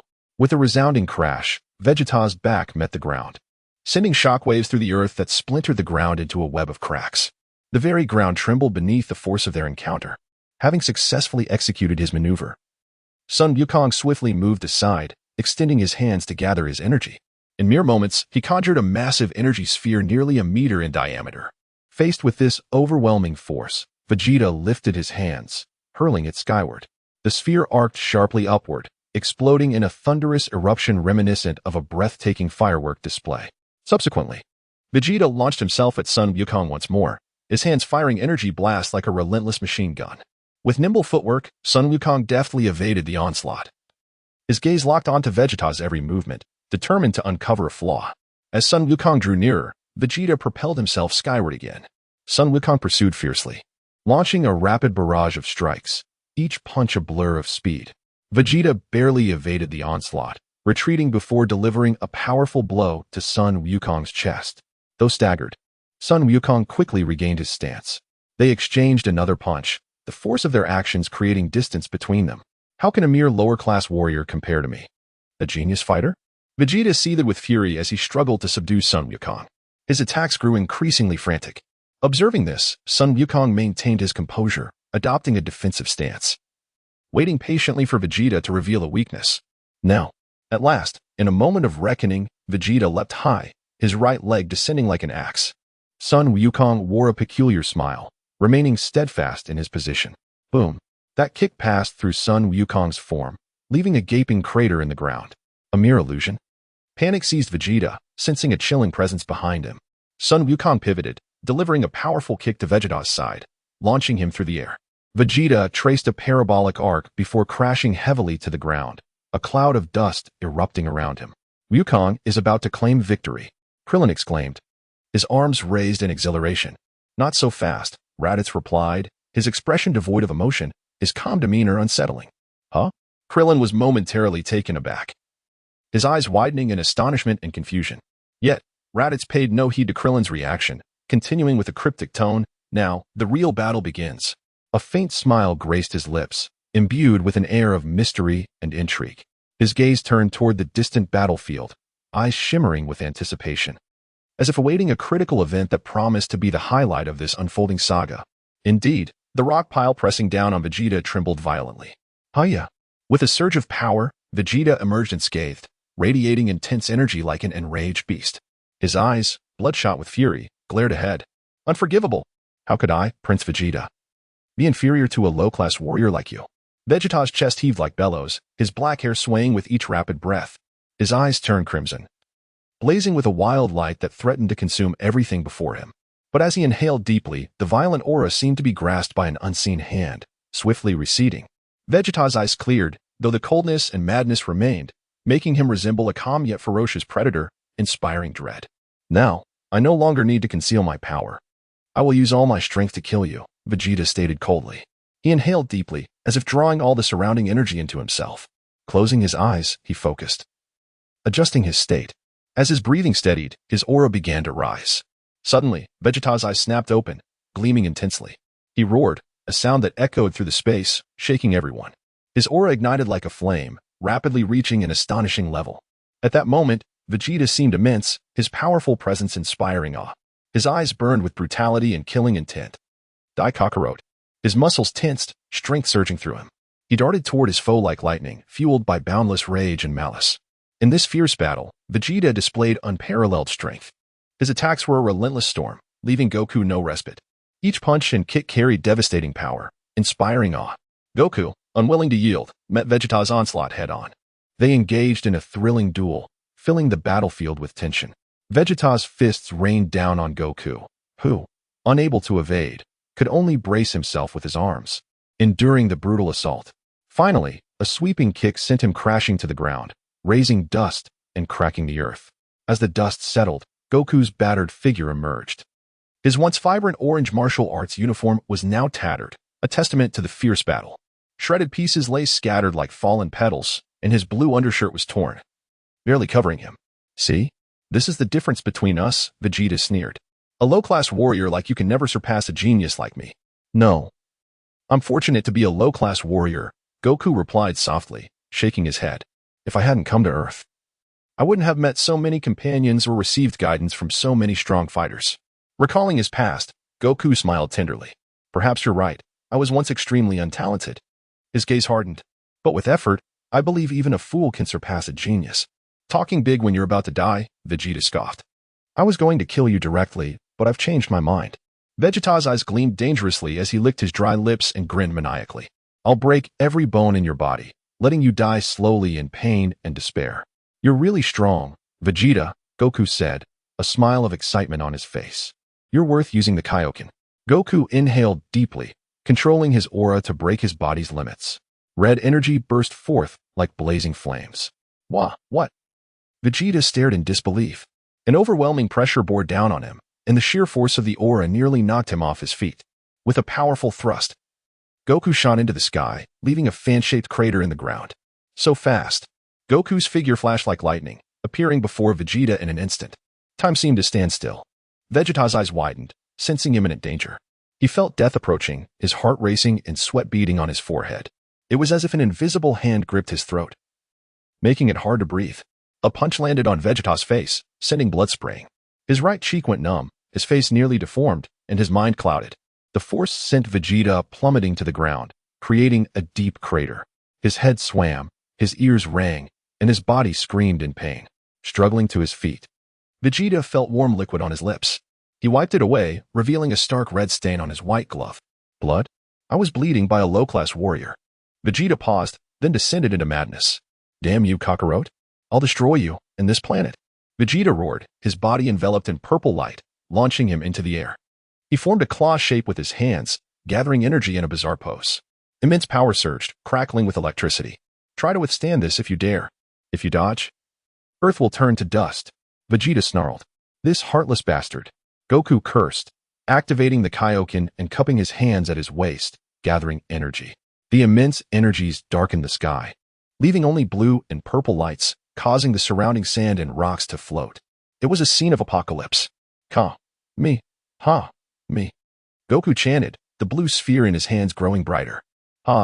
With a final shout, Goku thrust his hands forward, unleashing a thick beam of blue energy. Receive my galactic cannon. With that, Vegeta unleashed a terrifying surge of purple energy. In the blink of an eye, the two forces collided, unleashing chaotic energy that ravaged the air, plunging the entire world into darkness. Chapter 29, The transformation into a great ape, such a thing is inconceivable. In utter disbelief, I witnessed my full-powered Gallic gun being effortlessly blocked. Fear mingled with a surge of anger as I gritted my teeth, a torrent of energy surging within me, desperately attempting to push past the obstacle. Yet, no matter how hard I exerted myself, it was all in vain. This is it, roared Son Goku, amplifying the energy of his Kamehameha wave, which promptly forced Vegeta's energy back. As Goku exerted his strength, Vegeta felt as though his body was being crushed into a mere pancake. His eyes widened in disbelief. Impossible. I am the Prince of all Scions. Yet, reality was harsh, and his resistance grew increasingly futile. Ultimately, Vegeta could no longer withstand the immense pressure and was propelled away like a cannonball, soaring into the sky. Son Goku gradually retracted his Kamehameha, silently gazing in the direction where Vegeta had flown. This guy possesses an indomitable vitality. He hasn't perished, Goku murmured. Could it be? Are you suggesting that he is still alive? Krillin exclaimed, astonished. Indeed, he is still alive, Goku replied nonchalantly. What manner of creature is he? Krillin thought, beads of sweat forming on his forehead. Do not worry too much. This foe is no longer my equal, Goku reassured, patting Krillin's bald head with a light chuckle. As long as you are here, Goku, we can overcome any difficulty, Krillin said, his face alight with excitement. Goku turned to the others behind him, a glimmer of confidence in his eyes, assuring them, fear not, I shall protect you all. At that moment, a thunderous roar echoed through the sky. Vegeta plummeted like a meteor, crashing heavily to the ground and kicking up a cloud of dust, struggling to rise. Blood trickled from his lips, his gaze ablaze with fury and defiance. Stand down, Vegeta. You are no match for me. Goku's eyes glinted sharply as he regarded Vegeta. Curse you. I am the prince of the warrior race, the Scions. How could I be bested by you, a mere low-class warrior?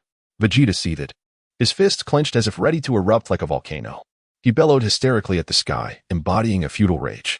After venting his wrath, he slowly lowered his head, his expression dark and silent. Moments later, he lifted his gaze again, a maniacal grin spreading across his face. To think I could be pushed to this brink. The exterior matters not.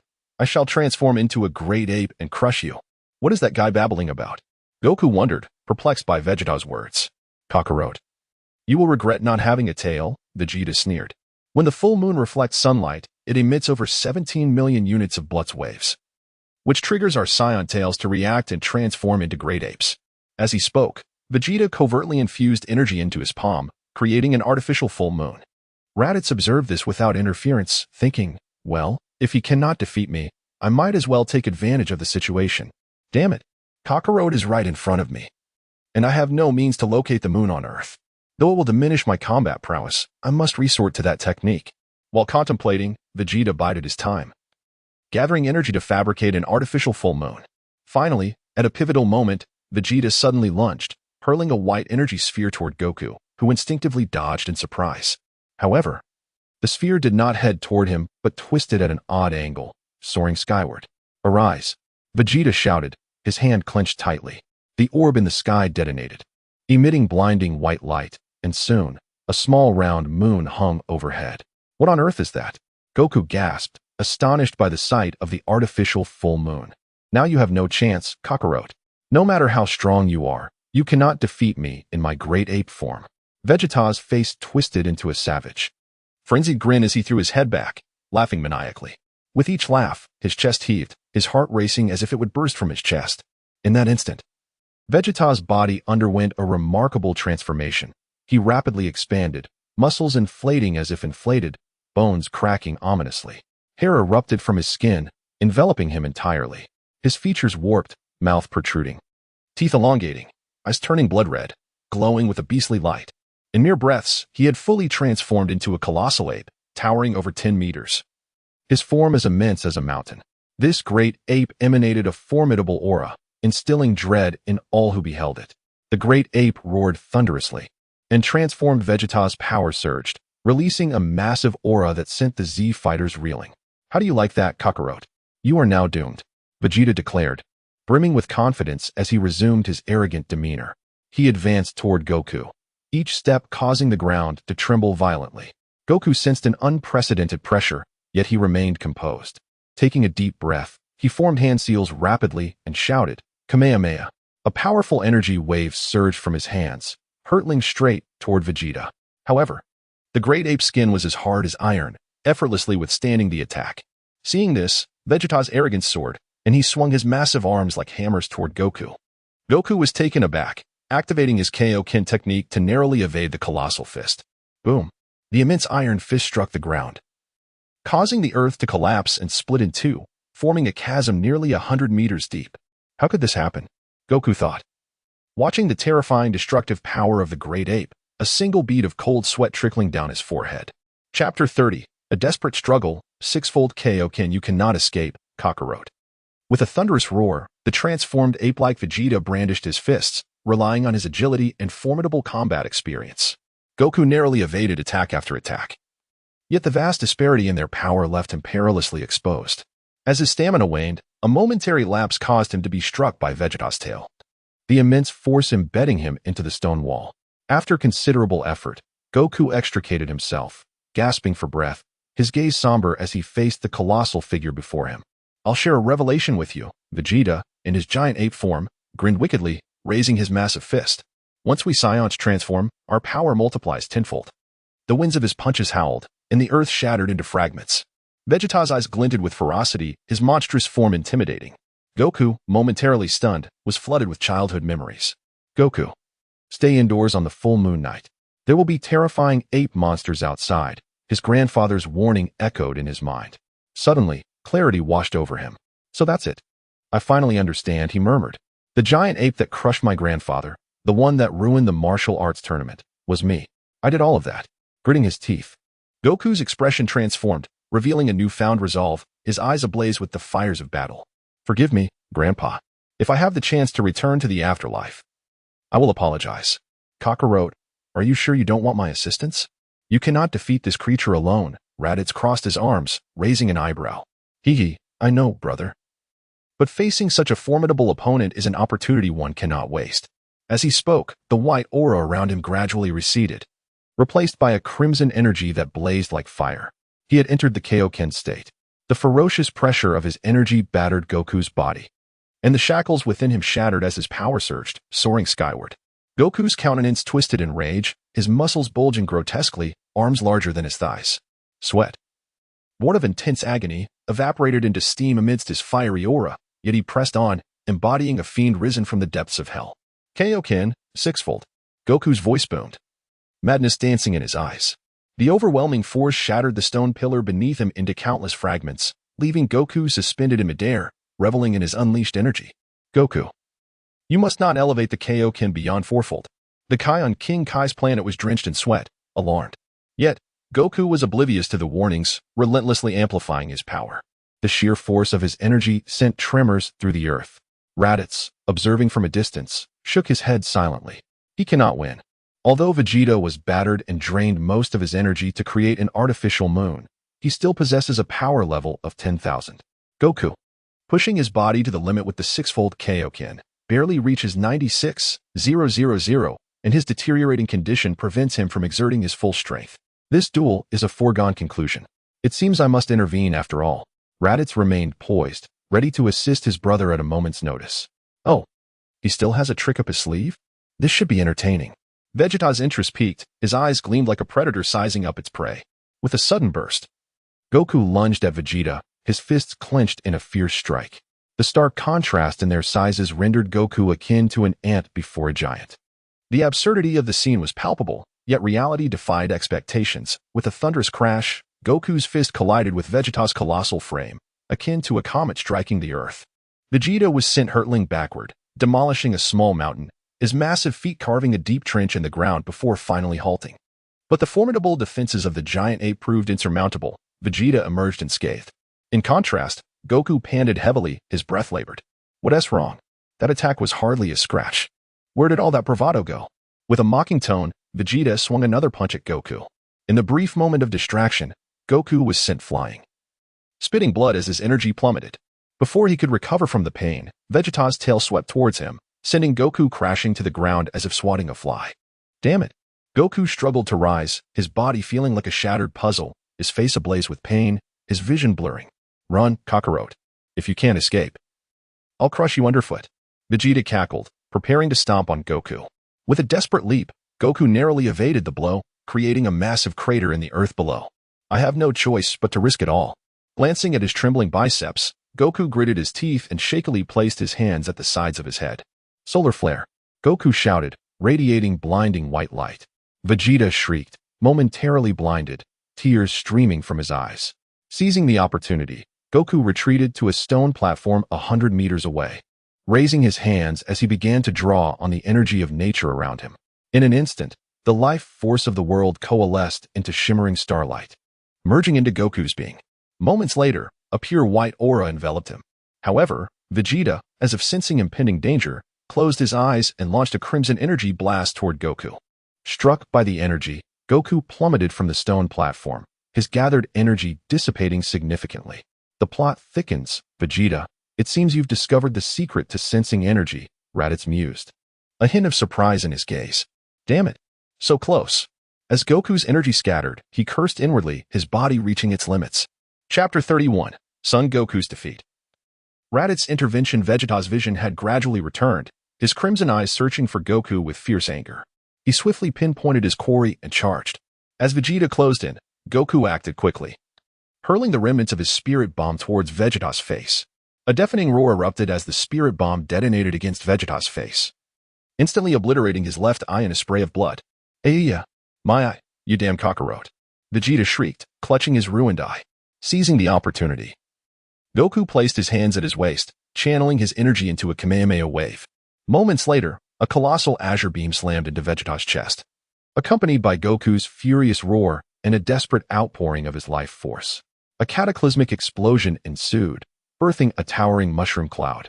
Goku collapsed, utterly drained by the Kamehameha. He couldn't even twitch a finger. So, it's still not enough? A bitter smile etched itself upon Goku's face. He could sense that Vegeta's power hadn't diminished significantly.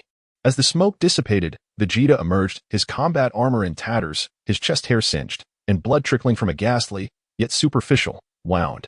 His left eye remained shut, oozing blood, rendering his visage even more menacing. Resorting to cheap tricks, leaving me in such a state. I'll crush you, Vegeta snarled, seizing Goku and squeezing him with all his might. Ayowa! The immense pressure caused Goku's bones to shatter, eliciting a blood-curdling scream. Krillin, unable to bear the sight, lunged forward, only to be restrained by Piccolo. Don't be reckless. With your current power, you'll only find death, Piccolo calmly stated, holding Krillin firmly. Are we just going to watch? Krillin gritted his teeth, tears streaming down his face. We're powerless to help. Piccolo averted his gaze, adding, trust Raditz. He'll save Goku. Krillin took a deep breath and steadied himself, though his clenched fists betrayed his inner turmoil. Hurts, doesn't it?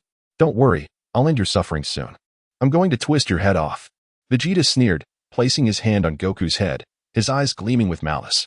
Goku, unconscious from the excruciating pain, trembled weakly. Vegeta tightened his grip, preparing to wrench Goku's head from his shoulders. Suddenly, a ki blast hurtled towards Vegeta's hand, disrupting his action. Stung by the impact, Vegeta instinctively released Goku. A figure swiftly appeared, catching the falling Saiyan. It was Raditz. After rescuing Goku, Raditz quickly fed him a Senzu bean and whisked him away. Goku's body rapidly healed, his broken bones mending. Thank you, brother, Goku said gratefully. Save the thanks, Raditz replied. I'm sorry, I couldn't defeat Vegeta, Goku lamented. No matter. You've had your fun. Now leave it to me. Raditz waved his hand dismissively and strode forward, leaving Goku with a reassuring view of his back. Oh? Have you come to die in Kakarot's place, Raditz? Vegeta sneered, casting a disdainful look at Raditz.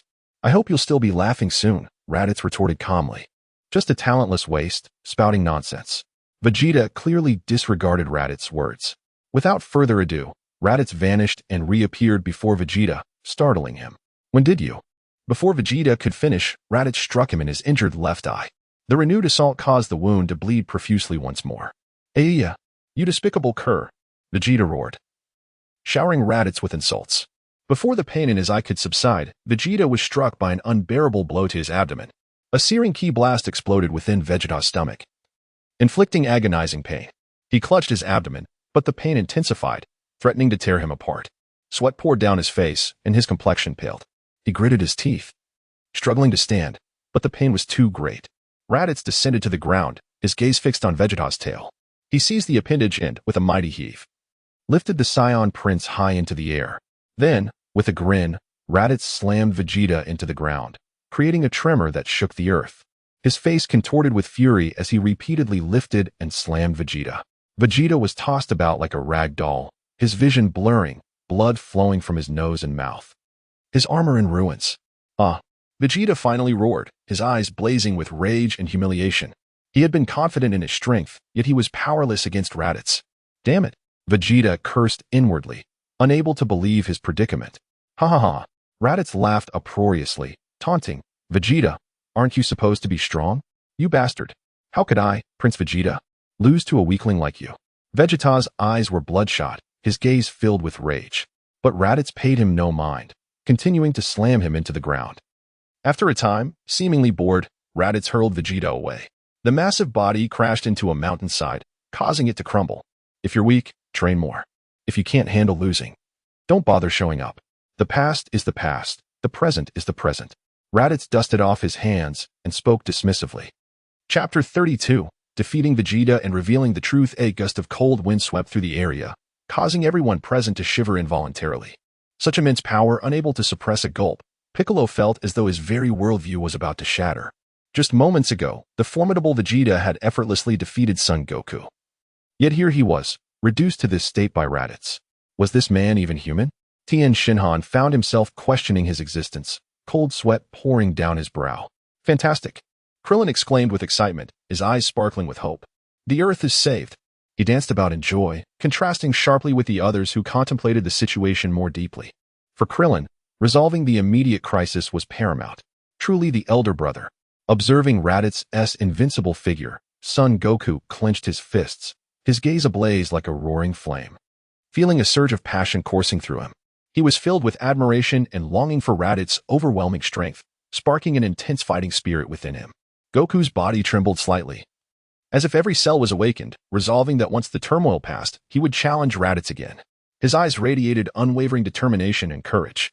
In that moment, Goku's deep-seated desire for battle ignited completely, yearning to become a warrior as powerful as Raditz through relentless effort and training. It seemed he would need to train even harder. Goku silently vowed. In stark contrast to the soaring morale among the Z fighters, Vegeta's heart was engulfed in humiliation and rage. Why? Why is this happening? Vegeta roared defiantly, his face contorted with disbelief. Why is it that these lowly warriors surpass me one after another? I am the Prince of the Saiyans, possessing the noblest blood and the greatest strength. How can these inferior warriors be stronger than me? I refuse to believe it. I absolutely refuse. His agitation intensified, and his aura surged with each word. I am the greatest warrior among the Saiyans. I am meant to stand at the pinnacle. Anger flickered in Vegeta's eyes, as if he could ignite the world around him. Clenching his fists tightly, his nails dug deep into his palms, blood trickling down his fingers. Yet he remained oblivious to the pain. I will not lose. I will never concede. Vegeta growled under his breath, his voice filled with unwavering resolve. Drawing a deep breath, he pushed his aura to its limits and charged at Raditz, fists swinging wildly. Raditz gazed at Vegeta with sympathy, effortlessly extending a hand to catch Vegeta's furious punch, rendering it utterly ineffective. How infuriating! This cannot be happening. A mindless Vegeta raised his fist once more to attack. At that moment, Raditz swiftly revealed a sword formed of condensed energy, slicing through the air with a fierce swipe. Before Vegeta could react, he felt a powerful force sever his tail. The excruciating pain elicited a pain scream, causing his body to tremble involuntarily. As Vegeta's tail was severed, his aura rapidly diminished, and his once mighty form shrank back to its original size. Clutching his wound, his face turned ashen, eyes filled with disbelief and fury. Vegeta, you have lost, Raditz stated coldly, regarding him with an unyielding gaze. Grinding his teeth, Vegeta struggled against the pain, glaring fiercely at Raditz, filled with resentment and humiliation. Yet deep down, he understood that he could no longer fight. Finally, after a moment, Vegeta exhaled, his turbulent aura calming as if his soul had been drained. Kill me, Vegeta rasped, a sense of defeat enveloping him. I will not kill you, Raditz replied, shaking his head as he walked past Vegeta. Why? Is it to humiliate me? Vegeta's teeth clenched, his eyes brimming with indignation. Are you not curious about the truth behind the extermination of the Saiyans? Without answering Vegeta's question, Raditz posed another. This is old news. Everyone knows the Saiyans perished due to a meteor strike. What do you mean? Vegeta bellowed. I mean that the extermination of the Scions was orchestrated by Frieza. Raditz turned to face Vegeta, his gaze piercing. Vegeta stood frozen, as if struck by lightning, suddenly grasping the gravity of the revelation. Do you understand now?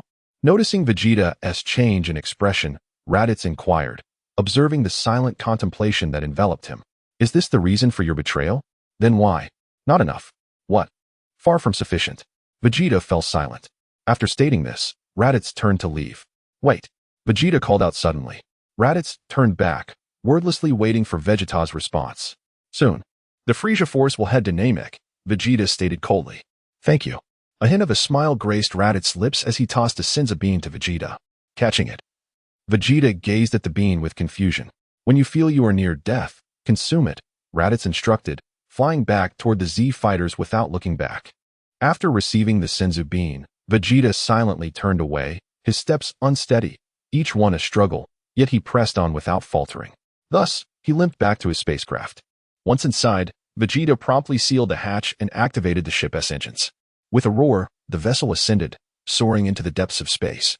As he watched the Earth recede through the window, Vegeta's gaze grew increasingly cold and resolute. Are we just going to let him go? Krillin lamented, having witnessed Vegeta's departure. Let him be. We will meet again, Raditz replied calmly.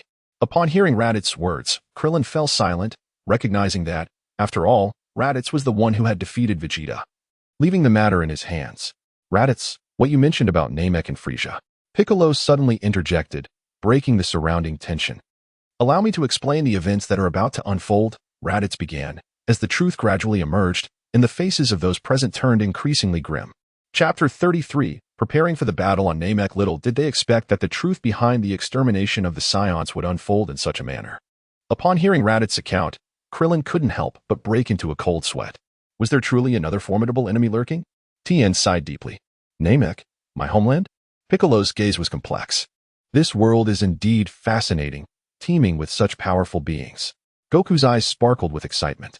Regardless of Goku's enthusiasm, the news brought by Raditz cast a shadow over the hearts of the Z-warriors. Enough lamenting, rather than wallowing in despair. We should devise a strategy to confront the impending threats, Raditz interjected with a calm demeanor. He then turned to Goku and said, Kakarot.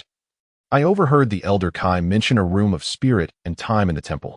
For the time being, I need you to accompany me there for a day. I want to go too. Piccolo quickly chimed in. After pondering for a moment, Raditz replied, That's acceptable, but first, I wish for you to train in a certain location. You will gain significant strength there. Once you finish your training, you may join me in the room of spirit and time. What location? Seek out the Elder Kai. He will guide you. At this moment, Krillin hesitated, wanting to voice something. Just say it, Raditz said indifferently. I was wondering if Tien and I could join as well. Krillin scratched his bald head, feeling somewhat embarrassed. You can, but you must return before we set off. You need to accompany us, Raditz instructed while stroking his smooth chin. Why? Krillin exclaimed, startled. Don't ask so many questions. Just be ready when the time comes. All right, he conceded, though his reluctance was evident from the furrow in his brow. How frustrating. I never imagined there would be an even stronger foe. I can't perish on Namek. I haven't even married yet, Krillin lamented inwardly. Very well, this is the plan. For the next month, everyone should take the time to adjust, Raditz concluded.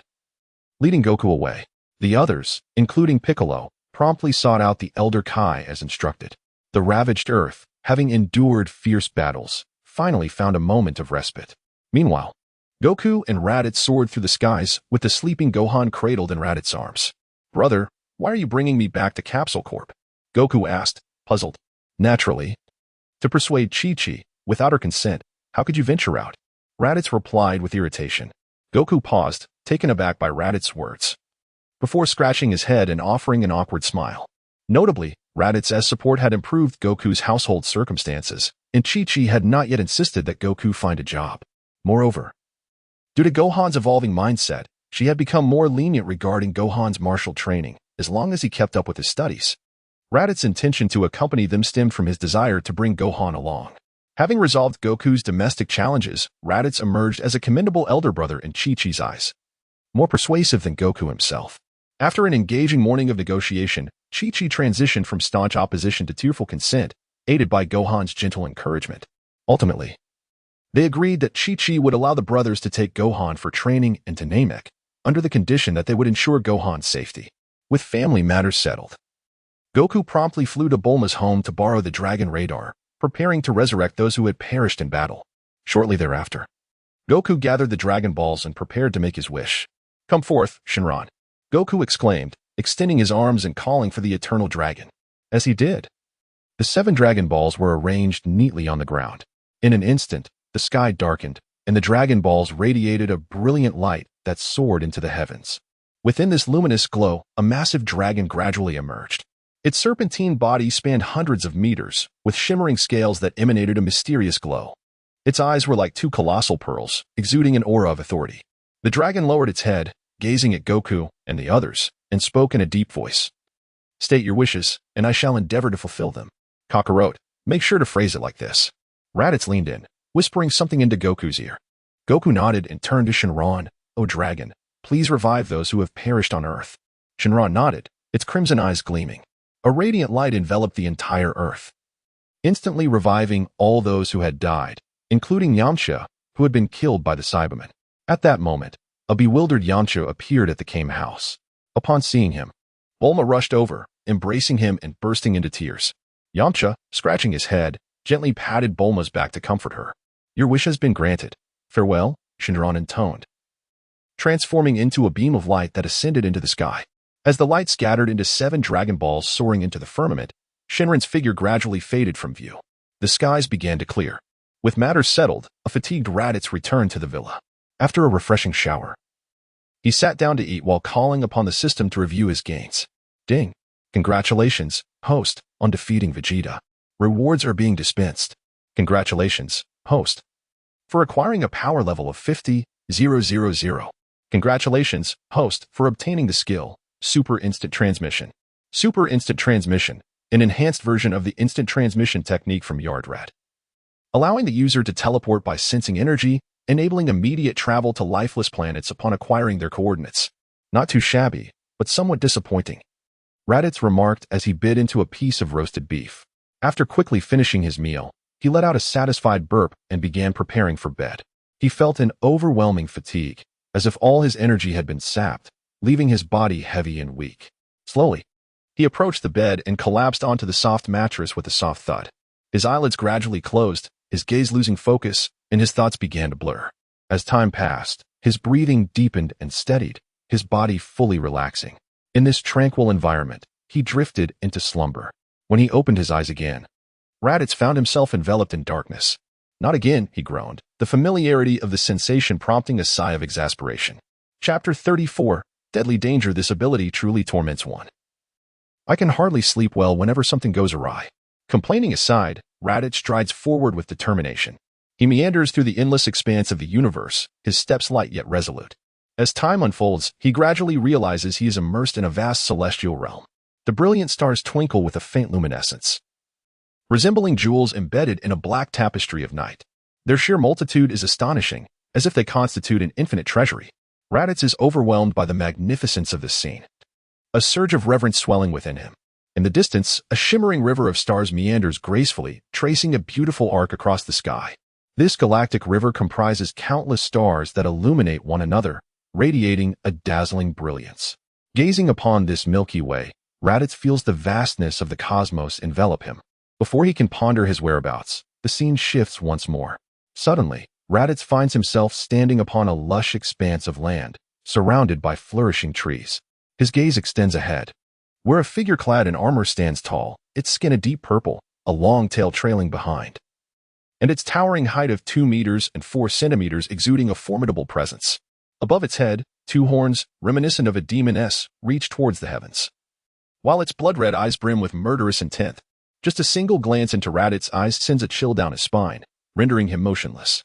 In an instant, the sensation of helplessness brought on by the fall from above overwhelms him, and the dream shatters, Raditz slowly opening his eyes, a grave expression etched upon his face. Indeed, upon seeing that figure, he instantly recognizes its identity. Clad in armor, with purple skin and an N95 mask, who else could it be but Gula? Rubbing his forehead, Raditz feels as though 1,000 horses are galloping through his mind. With his current strength, encountering Gula would be akin to courting death. Sighing heavily, Raditz resolves to expedite his training regimen. It appears he must first elevate his baseline combat power. It is time to utilize the item bestowed upon him by the system. This foreboding dream diverges from the past, offering only vague insights. Aside from knowing who the enemy is, where he is, and when they will meet, Raditz is entirely in the dark. It looms over him like a sword suspended above his head, threatening to plunge down at any moment, leaving him restless. After all, when one's life is in peril, unease is only natural. Currently, the only course of action available to him is to continually enhance his strength to confront the impending crisis. Resolute in his decision, Raditz promptly makes his way to Son Goku's residence. At this moment, Son Goku is already prepared. Kakarot. Raditz calls out from afar, waving at him. Son Goku, cradling Son Gohan, flies over and says, "Brother, let us go." With that, the three of them soar towards the sacred world of the Kais.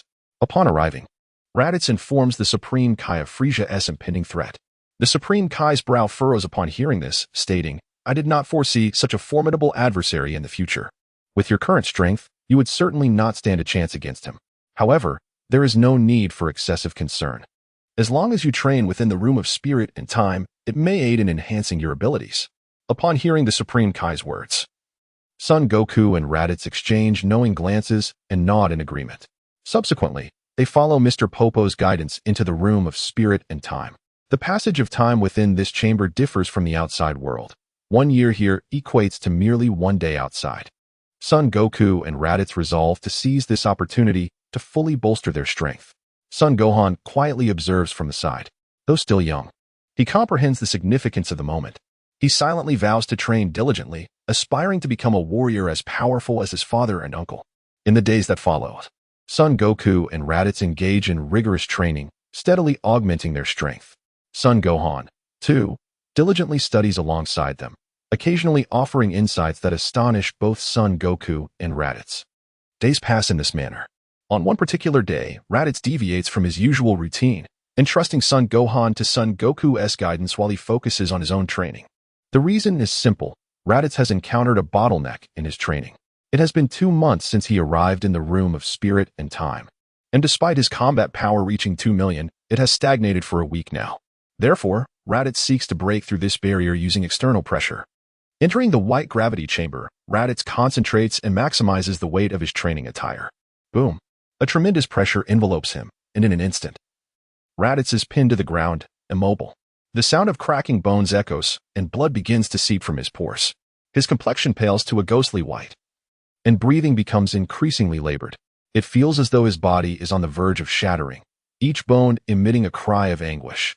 Sweat mixed with blood trickles down his forehead, his vision blurring, and consciousness fading. Yet, he grits his teeth, summoning the last vestiges of strength to struggle upright.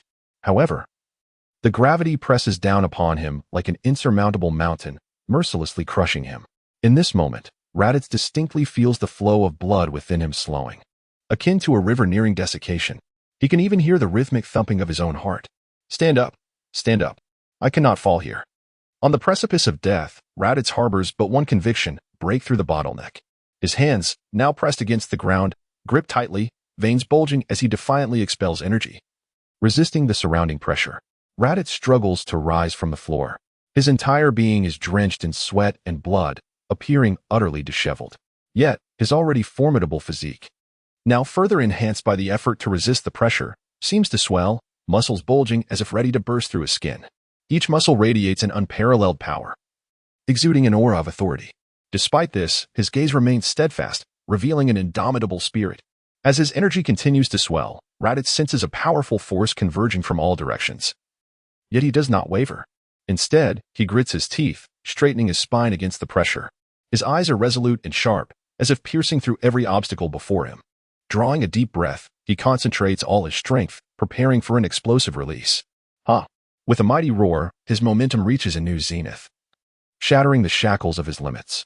Raditz's power surges to 3 million. The fabric of his training attire tears apart under the intensity of his energy. Finally, he succeeds. A faint yet fatigued smile graces Raditz's lips. However, a wave of dizziness washes over him, and his body involuntarily sways, eventually bringing him to one knee. Yet, driven by his tenacious will and desire to survive, Raditz swiftly steadies himself, refusing to succumb. He knows he must remain alert, so without hesitation, He reaches into his robe, retrieving a Senzu bean and placing it in his mouth. Instantly, it feels as though a new vitality courses through him, rejuvenating his spirit. Upon reflection, this marks the first time since my arrival here that I have activated a Scion's passive ability. It is truly formidable. Recalling the earlier scene, Raditz shudders violently, his eyes reflecting a lingering fear. Yet, despite the terror, the rewards are significant. He has broken through to 3 million in combat power. And after consuming a Senzu bean to restore himself, Raditz now boasts a combat power of 4 million. His baseline combat capabilities have seen a substantial enhancement. The next step is to solidify this foundation before embarking on the transformation into a Super Saiyan. Contemplating his upcoming plans, Raditz returns to the resting area. Today has yielded considerable gains. Rest well to achieve even greater progress tomorrow. Chapter 35, Super Saiyan Raditz slumbered deeply, only to be roused by the sounds of Son Goku and Son Gohan's combat. He awoke feeling refreshed and, after a thorough ablution, consumed a pair of Senzu beans. Commencing his daily regimen. Thump. Raditz amplified his personal burden to 100 tons. His physique felt as though it were being crushed by a small mountain. Yet he persevered with unwavering resolve. Perspiration cascaded from his brow, forming a puddle on the ground. Nonetheless, Raditz pressed onward, never faltering. Each stride felt arduous, akin to treading through mire, but his pace remained unyielding. He relentlessly repeated the fundamentals, perpetually challenging his limitations. Every punch and kick he delivered resonated with immense power, as if rending the very air. As time eroded his stamina, Raditz continued to endure. He understood that only through relentless dedication could he augment his strength and evolve into a more formidable warrior. While some abhor the monotony of repetition, others find solace in it, dedicating their lives to a single pursuit, to practice a punch tens of thousands of times, never relenting, solely to shave off a mere 0.01 seconds from its execution. This is the essence of a Saiyan. Through unwavering refinement, Raditz's strength became exceptionally solidified. After 3 days, he had mastered his newfound power. Subsequently, Raditz prepared to embark on a pivotal step, the transformation into a Super Saiyan. The Super Saiyan transformation is a unique trait of the Saiyan race, a legendary state said to manifest only once every millennium. Attaining this form necessitates a high combat power, nurturing pure, tranquil emotions to augment the S cells within, and then inducing a surge of intense rage to trigger an explosive proliferation of these S cells, culminating in a successful transformation. Raditz's combat power had evidently met the criteria. All that remained was a catalyst of fury to stimulate the growth of his S cells and achieve the transformation. The time has come, Raditz mused, resolving to interface with the system. System, initiate Nightmare Mirror. Ding. This function may severely impact the host's emotions and may affect the surrounding reality. Please confirm whether to proceed. Confirm activation. Dreamscape initializing. Shortly thereafter, Raditz sensed his consciousness detach from his corporeal form, plunging into an abyss of darkness. He experienced an extensive, protracted dream. Within the dreamscape, the transmigrations were illusory, devoid of verity. In this fabricated world, the 3 brutes who had once inflicted such cruelty upon him thrived without retribution. He could only bear witness in his dream, consumed by indignation and resentment. Simultaneously, in another scene, he beheld his parents, their hair turned white overnight, their faces gaunt, their eyes reflecting profound sorrow. They stood vigil before a fresh grave, his own. They remained there in solemn silence, their gazes vacant, as though life had lost its meaning. This dreamscape filled him with anguish and despair. He yearned to escape the nightmare but was powerless. His soul was enveloped in boundless grief, unable to find solace. The scenery shifted like slides, ultimately settling upon a land both alien and familiar. To his astonishment, he had reverted to Raditz, back in the Dragon Ball universe. Here, he had a beloved nephew, Son Gohan, whom he mentored, sharing starlit nights, cherishing the warmth of familial affection. Yet, as he reveled in the warmth of kinship, the scene abruptly changed. Cooler appeared before him, mercilessly slaying Son Gohan. This sudden calamity widened his eyes, filling him with rage and sorrow. Raditz furiously lunged at Cooler, but the vast disparity in power reduced him to a mere plaything. After enduring a single blow from Cooler, he collapsed, his gaze fixated on Cooler, his eyes bloodshot. Cooler, observing the lifeless body of Son Gohan, smirked malevolently. He unhesitatingly raised an energy sphere and hurled it at Son Gohan's corpse. With a thunderous explosion, Son Gohan's body was obliterated, scattering into countless fragments. Cooler sneered, taunting, "You can't protect anything." These words pierced Raditz's heart like a blade. His eyes widened, brimming with fury and hatred. He clenched his fists, his nails digging deeply into his palms, drawing blood. Abruptly, Raditz emanated a potent aura, his hair rising and turning golden, his eyes becoming piercingly sharp. He roared, successfully transforming into a Super Saiyan. His body was enveloped in a golden aura, as fervent and formidable as a blazing inferno. With a thunderous roar, a golden aura streaked through the smoke, striking Cooler's face as he watched in terror. But just as it was about to make contact, the scene before Raditz reverted to its original state. On Earth, a figure with a golden aura, golden hair, and azure eyes stood tall, tears streaming from his eyes. Trailing behind him in the wake of the aura, Super Saiyan Raditz had arrived. Chapter 36. Son Goku's Challenge. Curse it, Gula, just you wait, Raditz exclaimed, brimming with indignation. With that, he wiped away his tears and reverted from his Super Saiyan form. The transformation he had only just grasped was unstable. It seemed wiser to withdraw sooner rather than later. Although acquiring a new transformation should have been a cause for celebration, Raditz's emotions were anything but straightforward at that moment. As Raditz grappled with his tumultuous feelings, he sensed Son Goku rapidly approaching. Indeed, it was too long before Raditz caught sight of Goku, who was joyfully running towards him. Holding on to Gohan. Is there something you need, Kakarot? Raditz inquired, his brow furrowing slightly. He was still irked from the recent encounter with that troublesome device. Well, I just wanted to see why your power has surged so dramatically, Goku replied. There's nothing to it. I merely comprehended a new transformation, Raditz stated nonchalantly. Your power is truly impressive, brother, Goku exclaimed, his gaze on Raditz growing increasingly fervent. As the saying goes, not all who share blood share the same door. Without Goku needing to voice it, Raditz understood his intentions. Care to test it? Raditz's lips curled into a subtle, provocative smile as he raised an eyebrow, folding his arms confidently. Absolutely. Goku responded without hesitation, his eyes ablaze with combat fervor. He clenched his fists tightly, leaning slightly forward, as if poised to strike at any moment. Raditz's smile broadened. Having just vented his frustrations, an opponent had conveniently presented himself. Gohan, sensing his father's intensity, felt a chill run down his spine and swallowed hard, silently urging his father to reconsider. Yet, the fiery Saiyan would heed no counsel. Gohan could only pray for his father's safety. Come on. Raditz beckoned casually, standing firm. In an instant, Goku vanished, and a sonic boom reverberated through the air. His right fist, like a tempest, hurtled towards Raditz's face, the force of his punch slicing through the air. Just as that iron-hard fist was about to collide with his visage, Raditz swiftly extended two fingers, which caught Goku's punch as if they were two imposing mountains, halting it from advancing another inch. Those fingers seemed to embody boundless strength and resilience, rendering Goku's attack utterly impotent. Realizing the precariousness of his position, Goku attempted to retaliate, but was met with an overwhelming force at his wrist.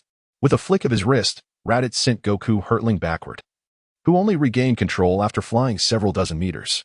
Instinctively glancing back, Goku saw a massive arm approaching at breakneck speed, striking like a scythe towards his neck, driving him into the earth, which cracked like spider webs beneath the impact, producing a thunderous roar. Ugh! Goku was momentarily dazed from the collision with the ground. But the ordeal was far from over. Raditz bent low, his arms retracting before suddenly extending outward, firmly pressing down on Goku's forehead. He then began to run, dragging Goku across the ground. Lead the charge. In no time, a deep trench was carved into the earth beneath them.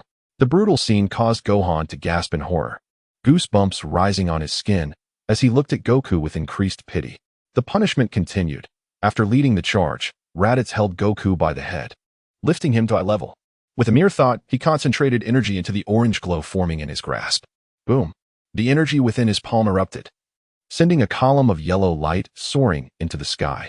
Goku, caught at the center of the explosion, was launched dozens of meters high, crashing back to the ground under the force of gravity. As he lay in a massive crater, Goku's pupils widened in disbelief, caught in an existential crisis. Next time you want to spar, don't test the waters, or I'll break your legs, Raditz remarked coldly, ignoring Goku's bewildered expression as he dusted off his hands. Chapter 37. The Tenfold Kaioken. Gasping in pain, Goku clutched his head with both hands as he shakily emerged from the pit. My apologies, brother. Please grant me another chance. Sensing Raditz's displeasure, Goku immediately pressed his palms together in a gesture of contrition, his face flushed with embarrassment. Raditz was indeed correct. His previous attacks had merely been probing strikes, a grave oversight given his brother's formidable strength. One last opportunity. Unleash your full power, Raditz declared with a grave expression. Slowly raising his hand, a tremendous aura erupted from him, a force akin to a tempest, enveloping Goku in an unprecedented pressure that made his blood feel as though it had momentarily ceased to flow. Yes, Hawa. With a thunderous roar, Goku began to concentrate his energy. His fists clenched tightly, muscles bulging with intensity, his aura transitioning from a brilliant white to a deep crimson, escalating uncontrollably. 1 times, 2 times, 3 times. Tenfold Kaioken. With a mighty shout, Goku completed his transformation. At this moment, his aura blazed like an inferno. After 2 months of rigorous training, Goku's base combat power had reached 500,000, and with the augmentation of the tenfold Kaioken, he now exuded an overwhelming presence, akin to a demon god descending upon the earth, striking awe into Gohan, who watched in astonishment. With a resounding boom, Goku vanished from his position in an instant, his figure streaking across the sky like a bolt of lightning, evading all attempts to track his movement. Where he once stood, a massive crater remained, a testament to the sheer force of his departure. Simultaneously, his fist shot toward Raditz like a meteor, radiating an aura powerful enough to rend the very fabric of reality. In this tense moment, time seemed to stand still, with Gohan's gaze riveted on the impending clash between Goku and Raditz, eagerly anticipating the fierce battle ahead. Now this feels like a contest.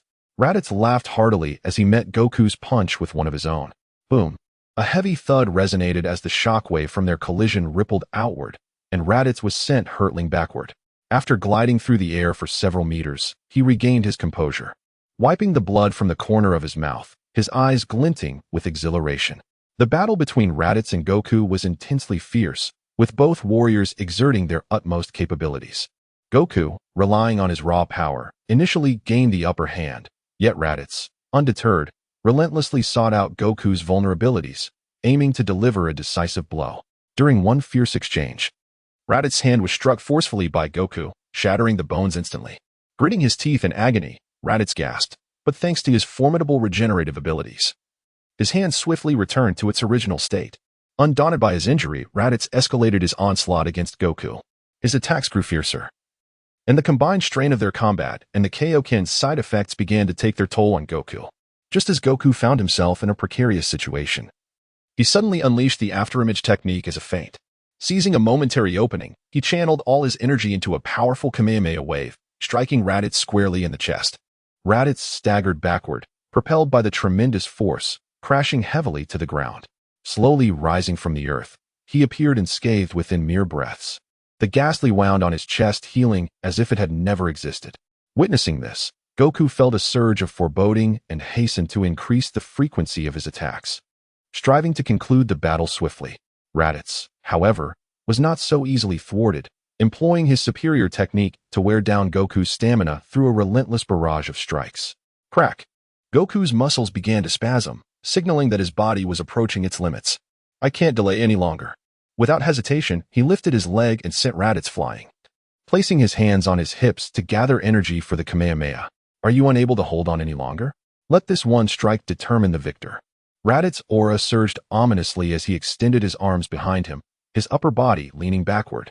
Terrifying energy coalesced behind him, the scorching heat warping the air around them. Poised for release. Kamehameha wave. Kaioken. In an instant, 2 beams of blue and purple light intertwined, their energies exploding forth. The released aura wreaked havoc in the air, and gusts of wind surged around them. The recoil from their energy clash caused both fighters to slide back several meters, pinned momentarily in place. Gritting his teeth against the excruciating pain of his flesh being torn, Goku channeled even more energy into the Kamehameha, expanding the blue beam several-fold. Yet the progress of their energies remained at a standstill. Suddenly, a crackling sound pierced the air from behind Goku, followed by a yellow energy blast striking him squarely in the back, enveloping him in a cloud of black smoke. Turning in confusion, Goku beheld Raditz hovering nonchalantly in midair, his left hand poised in the act of launching energy blasts. It was Raditz's ultimate technique, Spirit Split. At that moment, the unexpected attack disrupted Goku's concentration, causing the Kamehameha in his hands to shrink in size. Now, a sly smile crept across Raditz's face as he unleashed a torrent of energy toward Goku, unstoppable in its advance. Boom. The unsuspecting Goku was sent sprawling, caught off guard by the explosive force. Ah, brother, you are truly cunning. Please, this is called strategy. Take notes. My foolish brother. Chapter 38. Developing the full power of Super Saiyan after launching Son Goku into the air. A melodious electronic synth sound suddenly resonated in Raditz's ears. Ding. Congratulations, host, for defeating Son Goku. Rewards are being issued. Congratulations, host, for acquiring the singular skill, Dragon Fist. What the? Raditz exclaimed in astonishment upon witnessing the reward. He had not anticipated such fortune, obtaining the Dragon Fist. The Dragon Fist, a technique known solely to Goku, involves summoning a golden dragon that penetrates the enemy's body, ensnaring them before detonating. Unlike the Spirit Bomb, which demands excessive stamina, this skill allows one to maintain Super Saiyan 3 afterward. This technique is undeniably one of the most formidable singular techniques in Dragon Ball. Each strike either results in death or severe injury. What a substantial gain! As he marveled at his fortune, Raditz instructed Gohan to assist Goku into a room for rest while he began to ponder the intricacies of this newfound skill. System. Initiate skill acquisition. Ding. Acquisition successful. A sharp pain surged through Raditz's head as a wealth of knowledge regarding the usage techniques and experiences of the Dragon Fist flooded his mind. At this moment, Raditz felt an overwhelming urge to throw a punch to test its might. Regrettably, there was no one available to serve as his test subject. Shaking his head vigorously, Raditz gathered his thoughts and began to outline his training regimen. According to the original narrative, he was meant to progress through the second phase of Super Saiyan 1. However, Raditz had no intention of following that path. Being aware of the script, he understood the drawbacks of this form. While both strength and speed would see improvement, the stamina consumption was considerable. The third phase was even more troublesome, as it offered great power but left one unable to land a hit, all while exhausting their energy at an alarming rate. In contrast, the full power of Super Saiyan 1 was the optimal route. Thus, Raditz resolved to bypass these two phases and directly conquer the full power of Super Saiyan. With his decision made, Raditz promptly commenced the next stage of his training. As the saying goes, every beginning is difficult. Merely mastering the seamless transition between Super Saiyan forms took Raditz an entire month. Subsequently, maintaining the Super Saiyan form during daily life proved to be even more challenging. A single lapse in control could lead to utter chaos in his surroundings. It took 3 months of relentless effort before he could refrain from recklessly destroying things. However, there were still occasional mishaps. Through their daily diligence, the strength of the 3 Saiyans surged tremendously. Meanwhile, far from Earth, Vegeta was soaring through the vastness of space, his ship tracing a predetermined course toward the Frisia Force. Slumped in his seat, blood stained the upholstery. His remaining eye, devoid of light, gazed out at the breathtaking expanse of the starry sky, its depths profound. Is this not enough? He murmured, reflecting on Raditz's words as he stared at his palm. The Dragon Balls of Namek. Perhaps this is an opportunity. A glimmer of madness sparkled in Vegeta's eyes. Wait for it, Frisia. Once I make my wish, I shall surpass you. The vendetta of planet Vegeta shall be avenged by my hand. Suddenly, Vegeta clutched his wound tightly, beads of sweat cascading down his forehead. His eyes brimmed with agony and fury, the intensity of his emotions exacerbating his pain. Damn it, he gritted through clenched teeth. My injuries are too severe. I should rest. A short slumber should suffice. Gradually, Vegeta closed his eyes, his breathing evening out. Time passed, stretching on endlessly like an eternity, until Vegeta finally sensed a glimmer of light before him. His eyelids fluttered, as if struggling to break free from the shackles of darkness. At last, he slowly opened his eyes, his consciousness gradually returning. With a faint sound, the hatch creaked open, revealing a group of grotesque and bizarre aliens, the medical team of the Frisia Force, reeking of a nauseating odor. Disgust and helplessness filled Vegeta's heart as he beheld them. Yet, he found himself devoid of the strength to resist, his body too weak even to raise a hand. Relinquishing his clenched fists, he surrendered to their grip. The medical personnel unceremoniously hoisted him up, treating him like mere cargo, transporting him from the ship and into the emergency chamber. Splash! Vegeta found himself submerged in a container filled with green liquid, an oxygen mask affixed to his face, bubbles rising to the surface intermittently. Kakarot. Raditz. He murmured softly. Meanwhile, in the hyperbolic time chamber, nearly a year had passed since Goku and his companions entered. The 3 Saiyans were engaged in a breathtaking battle. Every clash of fists and legs was accompanied by thunderous impact sounds, as if threatening to tear the very fabric of space apart. Fiery energy erupted like a volcanic explosion, scorching the surrounding air and rendering it suffocatingly hot. Gohan leaped into the air, unleashing a magical flash directed at Raditz. Smack! Raditz, with his golden hair billowing, stepped back slightly and retaliated with a swift slap, transforming the massive energy into a projectile that soared into the horizon, vanishing from sight. Before Gohan could react, Raditz teleported directly in front of him, raising his hand to deliver a swift blow to Gohan's head. Ugh! Gohan yelped in pain, covering his reddening forehead with his hands as his body uncontrollably flew backward, tracing an arc through the air before finally stabilizing himself after traveling several dozen meters. Gohan's head throbbed, his vision filled with golden stars, momentarily disorienting him. He swayed unsteadily, striving to regain his clarity. Meanwhile, Raditz regarded Gohan with a teasing expression, seemingly pleased with his own strike. Come on now, nephew, you can do better than this. Show me what you've got. Raditz jested, gesturing playfully with his fingers and flashing an arrogant grin. Boom. At that moment, a figure shot forth like a cannonball, racing towards Raditz with blinding speed.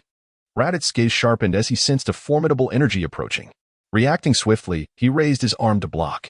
Almost simultaneously, Goku's sidekick struck fiercely against his arm. To everyone's astonishment, Raditz managed to withstand Goku's assault effortlessly, his body remaining steadfast, akin to an immovable mountain. Goku's kick was easily neutralized, leaving no impact on Raditz whatsoever. Not bad, kid.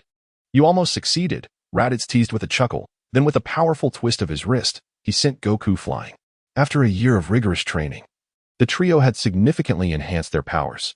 Raditz's base strength had reached an impressive 20 million, and with mastery of full-power Super Saiyan, his battle power soared to a staggering 1 billion. Goku had also made remarkable progress, achieving a battle power of 4 million, and with his current physical prowess, the 20 times Kaioken was well within reach. Gohan's advancement was even more astonishing, his battle power now standing at 3 million. A 6-year-old child with a battle power of 3 million. One could not help but marvel at the extraordinary offspring Goku had produced. In summary, the current strength of the Goku family was nothing short of extraordinary. Chapter 39. The End of Training. Vegeta in action. The battle was far from over. After a failed strike, Goku swiftly retreated, positioning his hands in front of him as he began to gather his energy, his power escalating with the rising winds surrounding him. 20 times Kaioken, he exclaimed, launching himself like a crimson meteor. With fingers spread wide like 5 resolute dragons, he aimed a fierce grasp at Raditz. The sound of the wind trailing in his wake, an unstoppable force. With a deft sidestep, Raditz evaded the attack and seized Goku's wrist with a vice-like grip, drawing him closer. In the blink of an eye, he unleashed a punch akin to thunder, targeting Goku's abdomen. Anticipating Raditz's move, Goku braced himself with his left hand, absorbing the blow.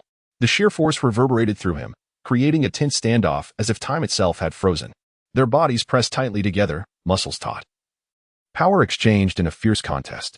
Sweat dripped from Goku's brow, soaking his attire, while Raditz maintained a seemingly effortless demeanor. Goku showed no signs of easing. Each breath felt laborious, each exertion a monumental effort, yet neither was willing to concede. The intensity of their struggle left one breathless. Suddenly, Raditz moved. His forearm surged with power, muscles coiling, he broke free from Goku's hold with lightning speed, catching him off guard. Raditz swiftly turned the tables, capturing Goku's left wrist once more. His grip was as unyielding as iron, rendering Goku unable to escape. Lowering his center of gravity, Raditz rooted himself firmly to the ground, utilizing his formidable leg strength and balance to lift Goku effortlessly, as though intending to hurl him away. In midair, Goku struggled, but Raditz's might was overwhelming. A glimmer of triumph and cruelty flickered in Raditz's eyes as he slammed Goku into the ground, eliciting a mournful cry from the earth. At that moment, Raditz sensed a lethal intent approaching from above. He quickly knelt to intercept. With a thunderous clash, his right leg collided with Goten's sneak attack. Nephew, your attack is a bit underhanded, Raditz teased, and with a mighty thrust of his right leg, he sent Goten flying, demonstrating impressive combat awareness. Goten managed to brace himself upon landing, rolling onto Raditz's right side. Seizing the opportunity created by Goten, Goku sprang to his feet, leaping to Raditz's right. Goten. The father and son exchanged a knowing glance, immediately understanding each other's intent, and began to gather energy for the Kamehameha wave. The combined might of their attacks surged towards Raditz, who remained unfazed and crossed his arms over his chest, gathering energy. Just as their energy waves were about to connect, Raditz unleashed 2 brilliant purple energy blasts from his palms. The speed was astonishing, and in an instant, they struck the Kamehameha waves, dispersing them with explosive force while the blast surged towards Goku and Goten. Realizing the imminent danger, both braced themselves, raising their arms in defense. A cataclysmic explosion ensued, sending father and son hurtling backward, with Goku momentarily withdrawing from the Kaioken. Truly impressive, Uncle, Goten managed to smile from the ground, though the pain from his injuries made him wince. You two are remarkable as well. Goten, your progress is quite rapid. He mused on how the future might diverge with their current strength. If he were absent, they would at least possess the means to protect themselves. Well then, our training concludes here. It's time to head out. With that, Raditz tossed 2 sins of beans to them, turning toward the exit without a backward glance. Wow, fantastic. We can finally leave. The food in here was dreadful. I must indulge in a feast once we step outside, Goku exclaimed, leaping with joy as he followed Raditz out of the hyperbolic time chamber. Descending from the temple, Raditz quickly sought a restaurant, where the three savored a hearty meal, leaving the local residents in awe of the Scion might. After a brief farewell, they parted ways, with Goten asking Raditz for a copy of a study guide. Indeed. You heard correctly. Within the hyperbolic time chamber, Goten not only trained and rested, but also found time to study. This guide, a gift from Raditz, was a remarkable tool for his academic pursuits. The tale unfolded thus. Goten worried that relentless training would hinder his studies, prompting Raditz, in an act of benevolence, to procure a highly regarded examination guide from his past life. The results were remarkable. Goten became enamored with the book, mastering mathematics single-handedly in just 1 year. Shaking off peculiar thoughts, Raditz soared towards his villa, reflecting on the spoils of his journey. Congratulations, host, for defeating Goku and Goten. Rewards are being dispensed. Congratulations, host, for one-time enhancement of spiritual dimension. As the rewards were granted, Raditz felt an overwhelming relaxation wash over him, a long-standing restriction within him shattering. At long last, he whispered, a smile gracing his face as he sensed the proximity of the KO realm.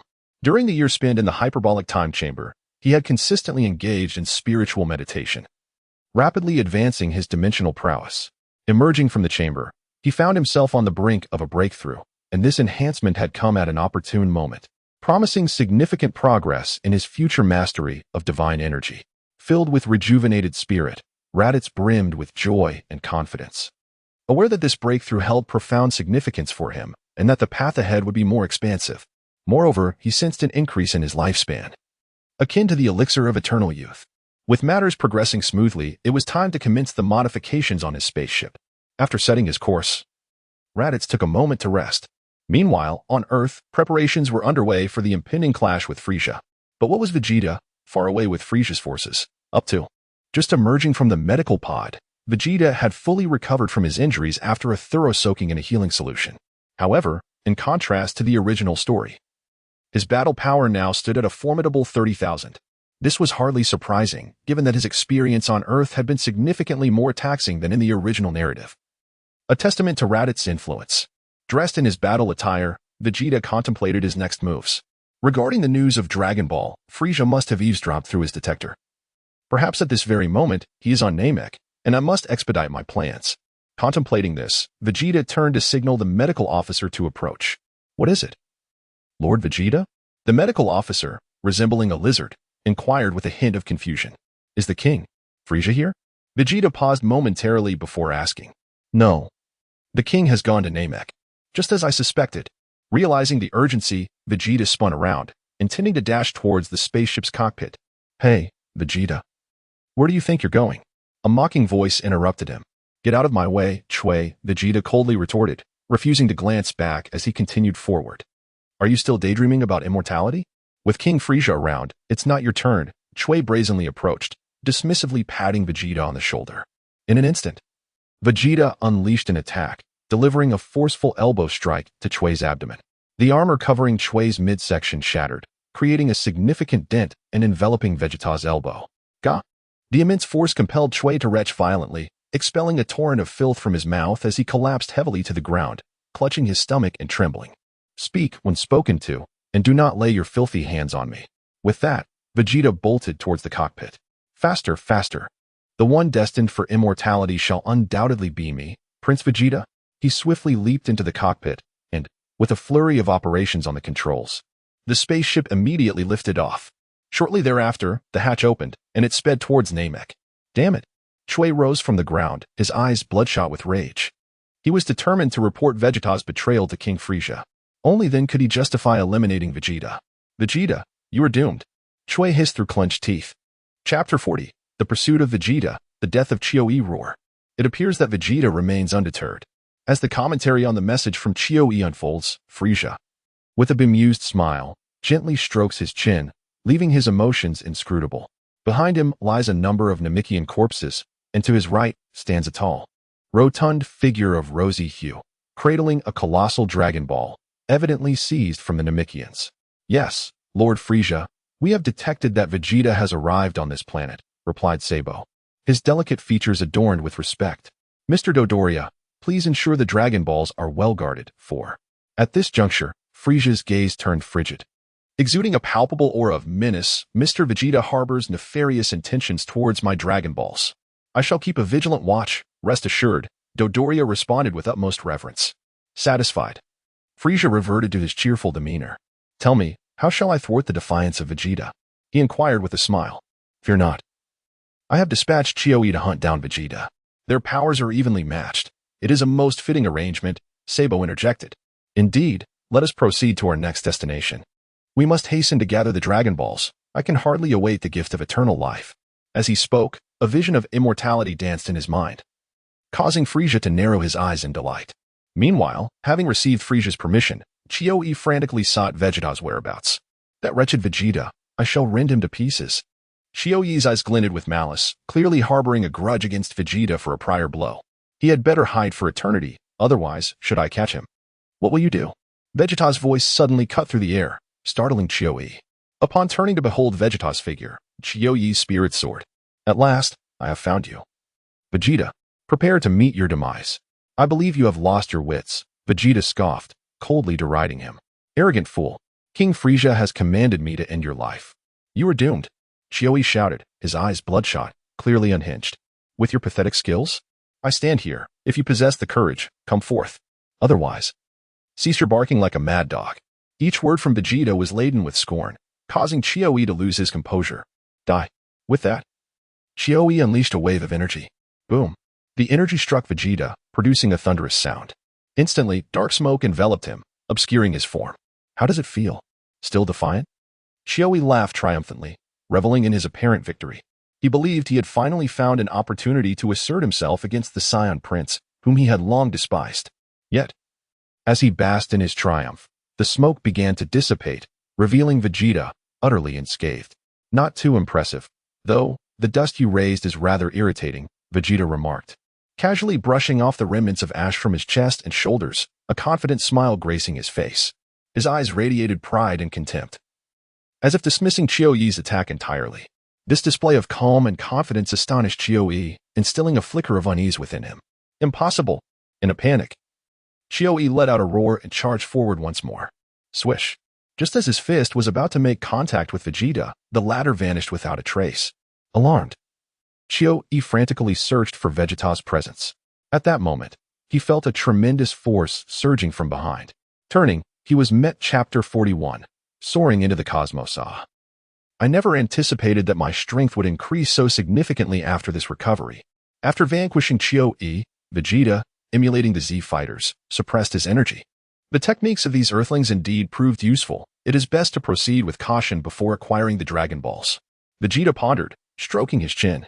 With his current prowess, he could scarcely defeat even the Ginyu Force, let alone the formidable Frieza. That scoundrel Raditz cannot even contend with Frieza. I must devise a strategy to engage in more battles and enhance my combat abilities. With that, Vegeta activated his flight technique and swiftly departed the scene. Meanwhile, Dodoria, upon detecting the absence of Qiuyi's power, was taken aback. What? How could this be? Qiuyi is dead. Did Vegeta do this? It must be so. At the moment Qiuyi was slain, an energy reading exceeding 22,000 was registered nearby, remarked Zarbin coolly. Exceeding 22,000. That is impossible. Vegeta's maximum combat power is only 18,000. Upon hearing this, Dodoria was drenched in cold sweat, his face a mask of disbelief. There is nothing strange about it. Frieza's sharp voice interjected. Compared to you, Mr. Vegeta has been active on the front lines for quite some time. An increase in his battle strength is entirely normal. As he spoke, Frisia's gaze took on a dangerous intensity. So what shall we do next? He cast a sidelong glance at the two beside him, his smile laden with meaning. Lord Frisia, allow me to go capture Vegeta. Zarbon stepped forward, kneeling respectfully. Frisia nodded in satisfaction, signaling Zarbon to proceed. Forgive me for the interruption earlier. Now, Frisia turned his expressionless gaze toward the remaining Namekians, their eyes filled with wariness. Could you kindly inform me of the whereabouts of the Dragon Balls? A faint, inscrutable smile graced Frisia's lips, but his eyes betrayed a chilling intent. At this moment on Earth, Piccolo, Krillin, Goku, Gohan, and Raditz gathered before Bulma's home, preparing to head to Namek. Piccolo, upon hearing they were to visit his homeland, exhibited a glimmer of yearning in his eyes, while Raditz wore a reluctant expression, clearly displeased, notably after training on King Kai's planet. Both of their combat powers had significantly increased. Piccolo's strength had reached 1 million, aided by his subsequent entry into the hyperbolic time chamber, while Krillin managed to just surpass 20,000. Seeing that everyone had arrived, Raditz nodded and approached Bulma. Bulma, what did you mean when you said the modifications were nearly complete during our phone call? Raditz inquired, a peculiar expression on his face. Before entering the hyperbolic time chamber, Raditz had entrusted his spaceship to Bulma, hoping she would help modify it for multiple users. Sigh. It's hard to explain just by talking. You'll see when you come with me, Bulma sighed, leading Raditz to her backyard. Ah, Raditz. Upon seeing him, Dr. Brief, who was engrossed in the schematics, looked up and greeted him. Good morning, Dr. Brief. I heard from Miss Bulma that my spaceship's modifications are complete. Is that correct? Raditz straightforwardly stated his purpose after a brief greeting. The power system and expansion of the ship are completed, but this music system. Dad, I told you not to add those unnecessary features anymore. Bulma's abrupt, forceful shout interrupted Dr. Brief before he could finish, her face evidently exasperated. Eh? Is it really not needed? Dr. Brief attempted to contest. Not at all. Firmly rejecting Dr. Brief's suggestion, Bulma handed the spaceship's remote control to Raditz. The flight method remains the same.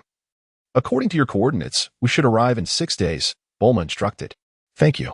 After receiving the remote, Raditz expressed his gratitude to Bulma and then turned to leave. He found a relatively open area outside the house and began operating the controls according to his memory, with practiced ease. He pressed several buttons and pointed the remote toward the ship, gently pressing a button. With a soft rumble, the spaceship slowly ascended from the backyard, gliding toward Raditz's position. After precise maneuvering, the ship finally settled steadily before the group. Is this the spaceship? It's truly incredible. Krillin marveled at the massive sphere before him, his heart brimming with curiosity and excitement. He could hardly fathom that such a grand and mysterious vessel could traverse the vastness of cosmic space. Stop dawdling. Get on board quickly. We must prepare for departure, Raditz urged impatiently, boarding the cabin first. Krillin and the others hurriedly followed suit, climbing aboard. Once everyone was on the ship, the hatch slowly closed with a deep sound. They each found a seat, buckled their safety belts, and readied themselves for the journey ahead. We're off. Everyone, hold on tight. Raditz skillfully operated the control panel, setting the coordinates for landing. The ship then entered autopilot mode, its engines roaring to life, the powerful thrust propelling the vessel away from Earth's surface. The spaceship sped away like a shooting star, hurtling into the depths of the cosmos, its velocity increasing. Through the porthole, Krillin observed as the Earth gradually shrank, eventually vanishing from sight. They had departed from their familiar home, embarking on an adventure into the unknown universe.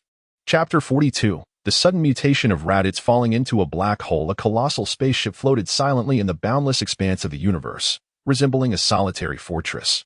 Its exterior shimmered with a faint glow, standing in stark contrast to the resplendent stars surrounding it. Inside the vessel, an array of high-tech devices and instruments emitted a deep, resonant hum, signifying that its powerful propulsion system was operating at full capacity. Crew members busily traversed between various compartments, executing their tasks with a blend of urgency and order. Through the transparent portholes, the vastness of the cosmic void unfolded. Countless bright stars adorned the endless darkness, varying in distance and size, creating breathtaking celestial tapestries. Distant galaxies appeared as vibrant clouds, housing billions of stars and planets, radiating enchanting brilliance that captivated the gaze of onlookers. As the ship continued its journey, it navigated through clusters of nebulae and bands of cosmic dust. These nebulae displayed a kaleidoscope of colors, akin to flowers blooming in the universe, while the dust bands acted as a mysterious veil, concealing even more secrets beyond. In this expansive cosmos, time seemed inconsequential. Although the ship traveled at an extraordinary speed, it remained insignificant compared to the enormity of the universe. Every voyage was laden with uncertainty and challenges, and the crew persistently sought to unearth new wonders. As the vessel advanced, the surrounding stellar scenery shifted continuously, evoking a profound appreciation for the infinite allure of the cosmos. Here, there were no limits. Only boundless possibilities awaiting exploration. In stark contrast to the external tranquility and solitude, the interior of the ship thrived with a palpable energy, bustling with life. During this period, each individual maximized the utilization of the gravity chamber aboard, relentlessly honing their combat skills. The gravity chamber, a unique venue, transformed into a stage for them to challenge their limits. Within its confines, they experienced gravitational forces far exceeding those of Earth, subjecting their bodies to immense strain. Yet it was precisely this challenge that spurred them to transcend their own barriers. Each day, they immersed themselves in rigorous training, their garments soaked with sweat. Yet not a single hint of retreat crossed their minds. Each individual exerted themselves, whether wielding blades or executing martial arts, every motion imbued with determination and resolve. They understood that only through relentless practice could they better confront the potential dangers that lay ahead. Every sacrifice they made was for the sake of protecting themselves and their comrades, ensuring survival amidst the unknown cosmos. As their combat prowess escalated with each training session, Son Goku's power level surged to 4.5 million, while Gohan, though slightly behind, reached 3.2 million. Piccolo increased from 1 million to 1 million. Among them, only Krillin saw the least enhancement, with a power level of 25,000. Perhaps due to innate talent, Earthlings appeared rather mediocre compared to Scions and Namekians. Just as everyone was wholeheartedly engrossed in their vigorous training, the ship suddenly began to tremble violently without warning. This abrupt shock caught everyone off guard, prompting them to halt their activities. Expressions of shock and confusion etched on their faces. Some even lost their footing and fell to the ground, resulting in a scene of utter chaos. What on earth is happening? Krillin asked in terror. I'm not sure. We need to check. Raditz exclaimed as he rushed to the control panel, swiftly manipulating the screen in a desperate attempt to identify the source of the malfunction and implement emergency measures. However, the alarms blared increasingly urgently, and the system indicated that the ship was facing a severe crisis. It's a meteor impact. Raditz's expression darkened. We've deviated from our course and will collide with the sun in 2 minutes. As the news sunk in, panic ensued. Time was of the essence. They had to act immediately, or the consequences would be dire. Everyone, remain calm. Son Goku shouted. What do we do now, brother? Kakarot. Put on your protective suit and follow me. Everyone else, stay put. With those words, Raditz dashed toward the rear of the ship, flinging open the hatch and launching himself into the void. Clad in his protective suit, Son Goku swiftly followed suit. The spaceship inched closer to the sun, the intense heat and formidable gravity of its surface causing the temperature within the vessel to rise steadily, and Raditz felt a surge of warmth. This is bad. We're going to be pulled into the sun. Son Goku gazed at the increasingly imminent sun, dread filling his heart. Don't panic. I will find a way. Raditz calmly reassured Son Goku, though he too felt a twinge of anxiety. After all, they were in a perilous situation, and without prompt action, they risked being consumed by the sun. Brother, do you have a plan? With the sun drawing nearer, Son Goku asked urgently. After a moment of contemplation, Raditz replied, use a Kamehameha to push the ship back. This may halt its advance toward the sun. With that, he spread his arms wide, gathering energy in his palms, preparing to unleash a formidable Kamehameha wave. Seeing this, Son Goku immediately focused his energy, readying to fire his own Kamehameha to aid the ship's escape from the sun. Kamehameha! Kamehameha! With a united shout, a tremendous surge of energy erupted from their palms, forming a radiant beam of light. Harnessing this immense recoil, the ship successfully veered away from the sun, returning to its normal trajectory. Phew, that was close. Son Goku sighed in relief, beads of sweat dotting his forehead. Indeed. We almost faced disaster, Raditz replied, still shaken. Just when they thought the ordeal had ended, an enormous black hole materialized before them. This black hole gaped like a menacing maw, exuding an insatiable pull and darkness. Raditz's eyes widened, a wave of intense fear washing over him. He understood that if no action was taken, the entire ship would be engulfed by the black hole, plunging everyone into catastrophe. Without hesitation, he summoned his energy, channeling all his strength into his hands. With a fierce cry, Raditz transformed into a Super Saiyan, a powerful aura emanating from him, forming a sturdy shield that enveloped the entire ship. This shield radiated brilliant light, resembling an indomitable barrier that resisted the allure of the black hole. Quick! Continue firing the Kamehameha, Raditz shouted to Son Goku. Understanding his intent, Son Goku unleashed another Kamehameha. A potent wave of energy shot from his hands, propelling the ship forward. Despite the overwhelming pull of the black hole, the vessel persisted in its struggle to advance, thanks to the combined efforts of Son Goku and Raditz. However, the black hole's gravitational force intensified, and Raditz felt his strength waning. Gritting his teeth, he fought to maintain the shield with the last remnants of his energy. Ultimately, however, he could not withstand the black hole's formidable pull, and his body was involuntarily drawn into its depths. Brother! Son Goku cried out in terror. But it was too late to intervene. Raditz vanished into the black hole, leaving behind a stunned Son Goku and the others. They gazed at the receding black hole, hearts heavy with sorrow and despair. Once engulfed by the black hole, an irresistible force ensnared him tightly. The tremendous gravitational pull tore at Raditz's body, as if it sought to rend him into countless fragments. Pain and fear flooded his consciousness, yet he was powerless to resist. In that eternal darkness, Raditz felt his awareness fading, his vision consumed by obscurity. He struggled against the overwhelming force, but the might of the pull rendered him immobile. Ultimately, his thoughts began to dissipate, and he slipped into a profound unconsciousness. Time slipped away quietly in the realm of unconsciousness, rendering everything indistinct. When Raditz finally reopened his eyes, he found himself in an utterly unfamiliar environment. He blinked, attempting to acclimate to this new reality. The first thing that caught his gaze was a strange ceiling, its white walls emanating a gentle glow. The room was enveloped in a tranquil yet mysterious ambience. The sensation of being tugged by the gravitational pull of a black hole is indeed painful. Had it not been for my advanced recovery abilities, I might have perished. Raditz propped himself up, acutely aware of his frailty and weakness. Lowering his gaze to his hands, he noticed they were trembling slightly. What did that black hole do to me? Is this still the Northern Galaxy? He took a deep breath, striving to calm himself. Suddenly, a cacophony of voices erupted from outside the room. That fellow's awake. Quick, informed the village chief. Upon hearing the commotion, a flicker of wariness surged within Raditz.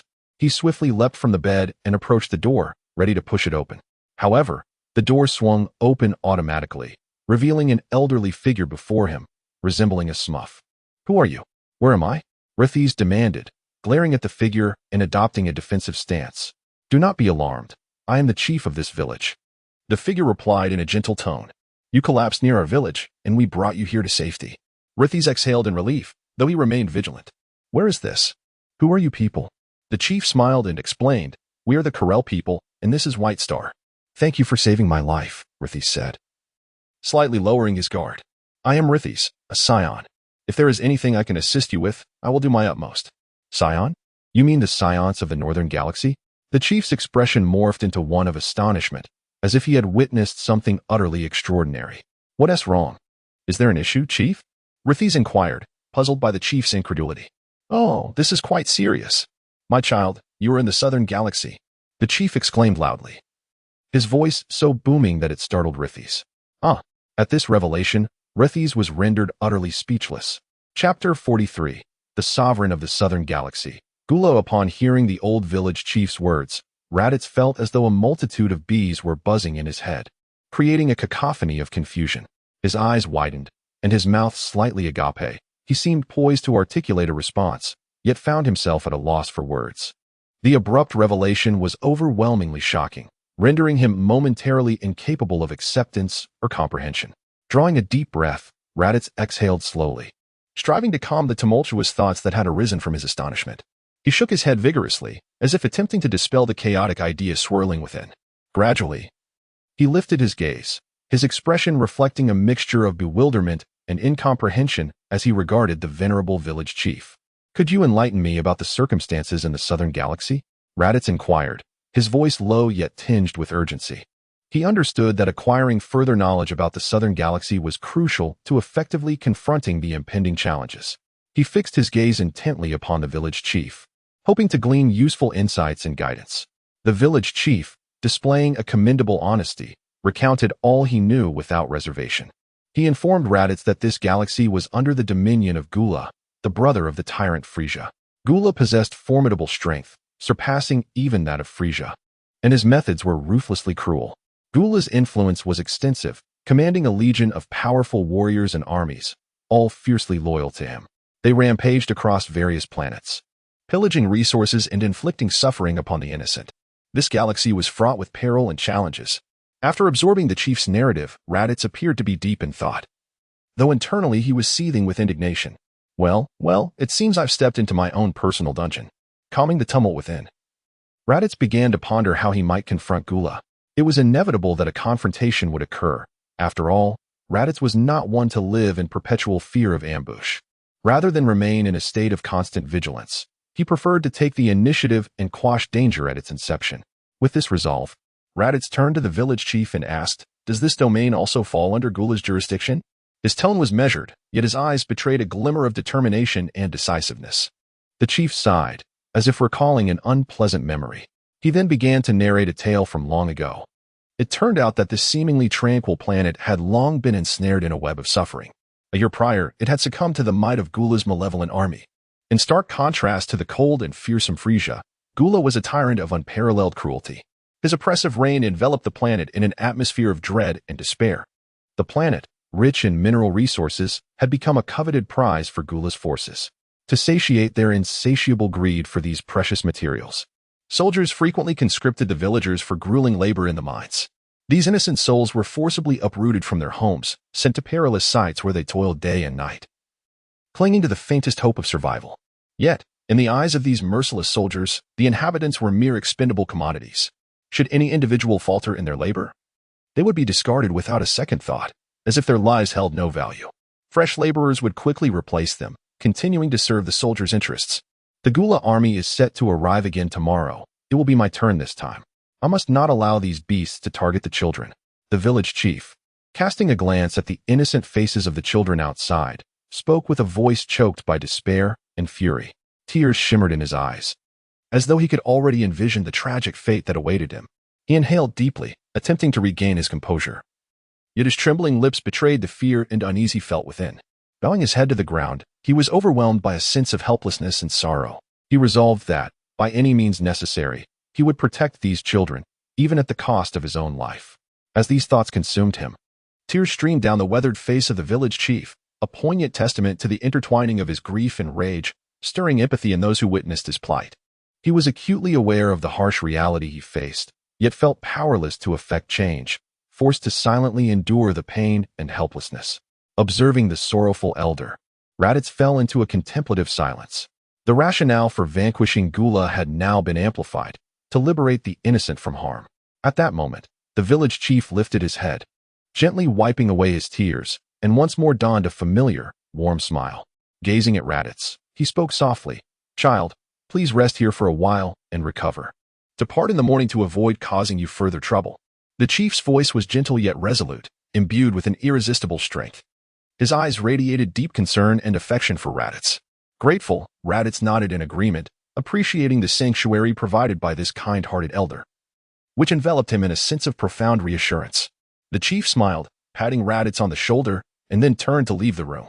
His steps were steady and strong, as if nothing had transpired. Yet, upon reaching the door, he paused, casting a worried glance back at Raditz before quickly departing, leaving Raditz to ponder in solitude. Meanwhile, on the other side, after Raditz plunged into the black hole, the mood among the Z warriors was dismal. Gohan burst into tears. "Do not weep. Even if your brother has perished, the Dragon Balls can still resurrect him," Goku softly consoled, gently patting Gohan's back. "Our primary focus now is to fulfill the task entrusted to us by your brother, to defeat Frisia." "Understood." With that, Gohan wiped his tears away. Determination etched across his face, and strode purposefully into the gravity chamber. "Gohan." Krillin attempted to call out to him, but was halted by Piccolo. This kid. Now is the moment of his greatest resolve. Piccolo observed Gohan's retreating form, his eyes gleaming with admiration. "If only I were stronger. Uncle wouldn't have had to sacrifice himself to protect us."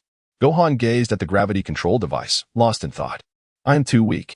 His eyes reddened. Fists clenched tightly as his energy surged uncontrollably. "I must become stronger, much stronger, to defeat Frisia and return home to revive Uncle." As he spoke, A fierce fire ignited in Gohan's eyes. Setting the gravity to 20 times, he commenced his rigorous training. Chapter 44. Vegeta's onslaught above Namek.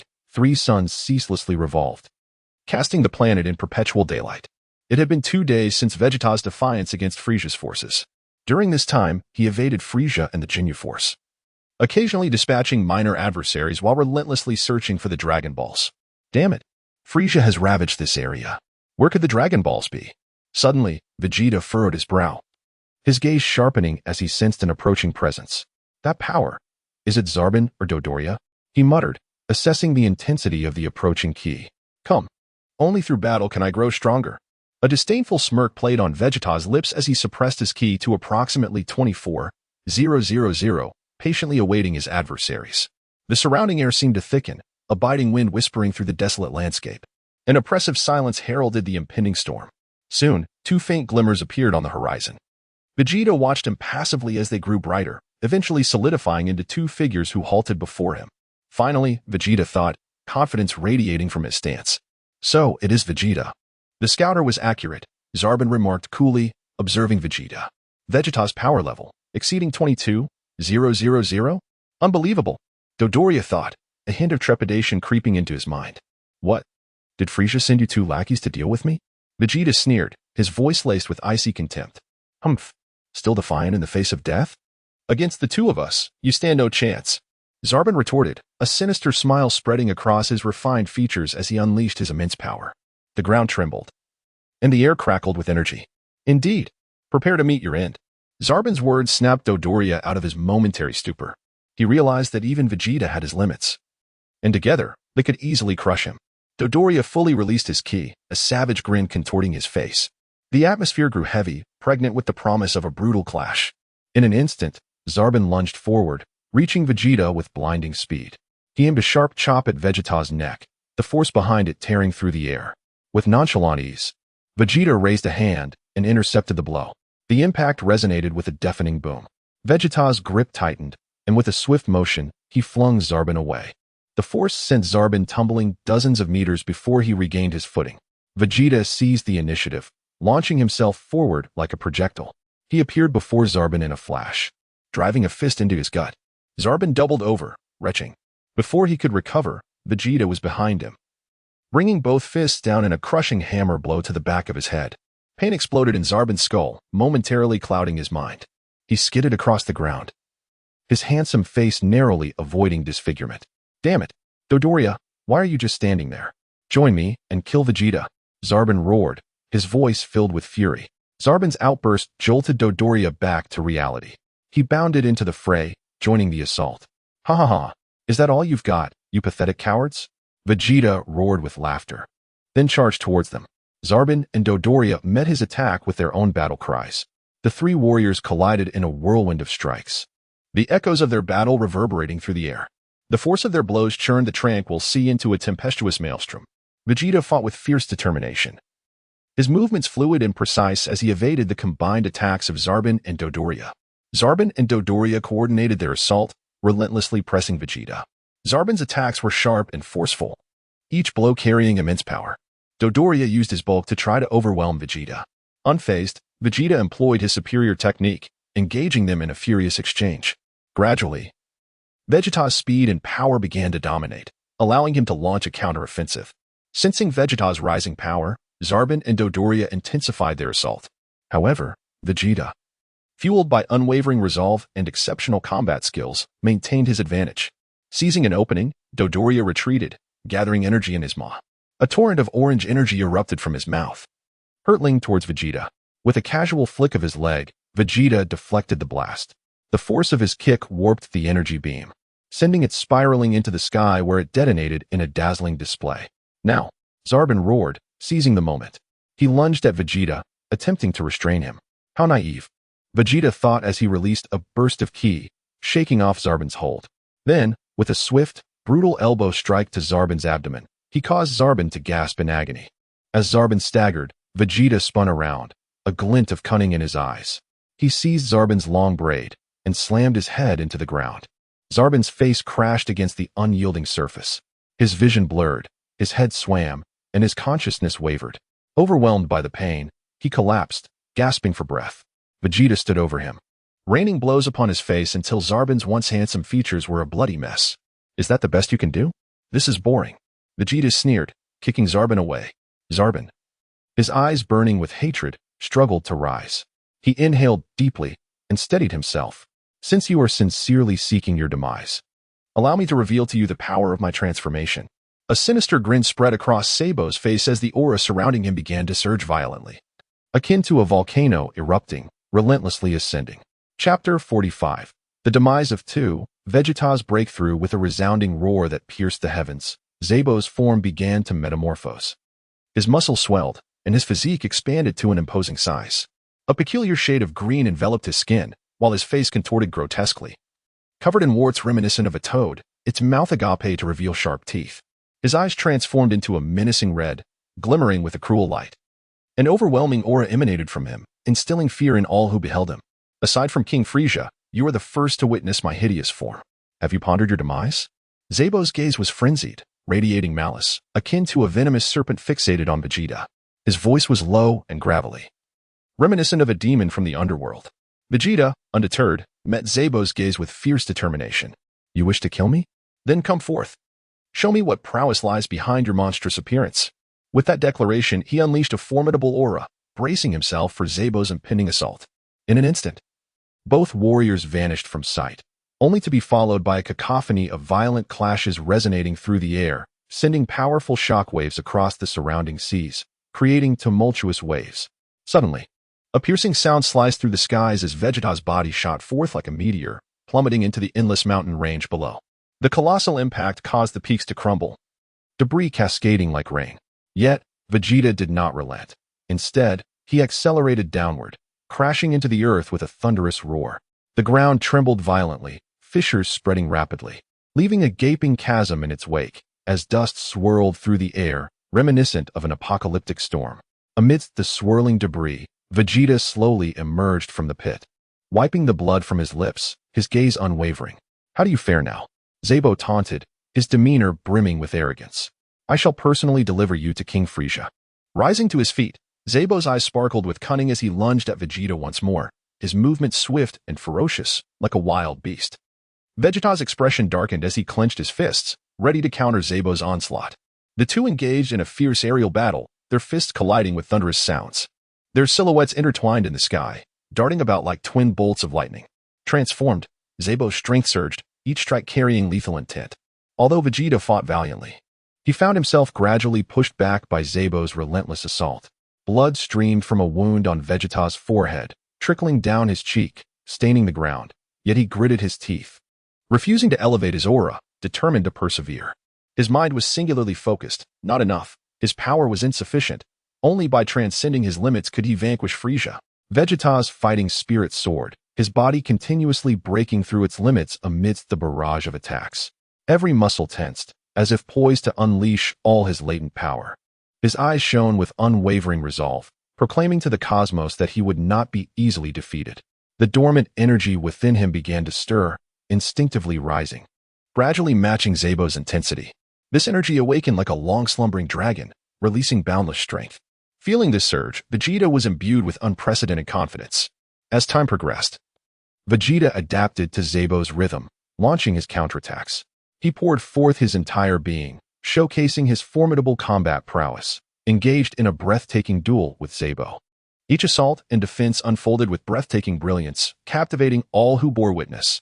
Vegeta darted across the battlefield like a bolt of lightning, his fists cutting through the air with ferocious intent, striking Sabo with unrelenting force. Sabo responded with agility and powerful energy blasts, neither yielding an inch as their fierce conflict reverberated throughout the battlefield. Impossible. Absolutely impossible. How can a mere scion rival my strength? Sabo, increasingly alarmed, struggled to accept that a mere 18,000 power level could possess such formidable combat prowess. In the presence of Prince Vegeta, nothing is impossible. Vegeta replied with a cold smirk, seizing the opportunity to deliver a swift kick that sent Sabo crashing to the ground, kicking up clouds of dust. Your power has increased. Courtesy of my efforts, let me enlighten you. Standing amidst the desolate earth, Vegeta's aura began to swell. It surged forth like an invisible tempest, sweeping across the surroundings. The ground trembled, dust swirling into a massive vortex. Vegeta's hair whipped about in the gusts of his rising energy, his gaze exuding arrogance and confidence. His form gradually became enveloped in a radiant white light, intensifying until it illuminated the entire sky. As his aura erupted, the air around him grew increasingly scorching, akin to the sun's fervent heat, blinding to behold. Feeling the overwhelming force of Vegeta's energy, Zebo was engulfed by an indescribable dread. It pressed upon him like an invisible mountain, rendering him nearly breathless.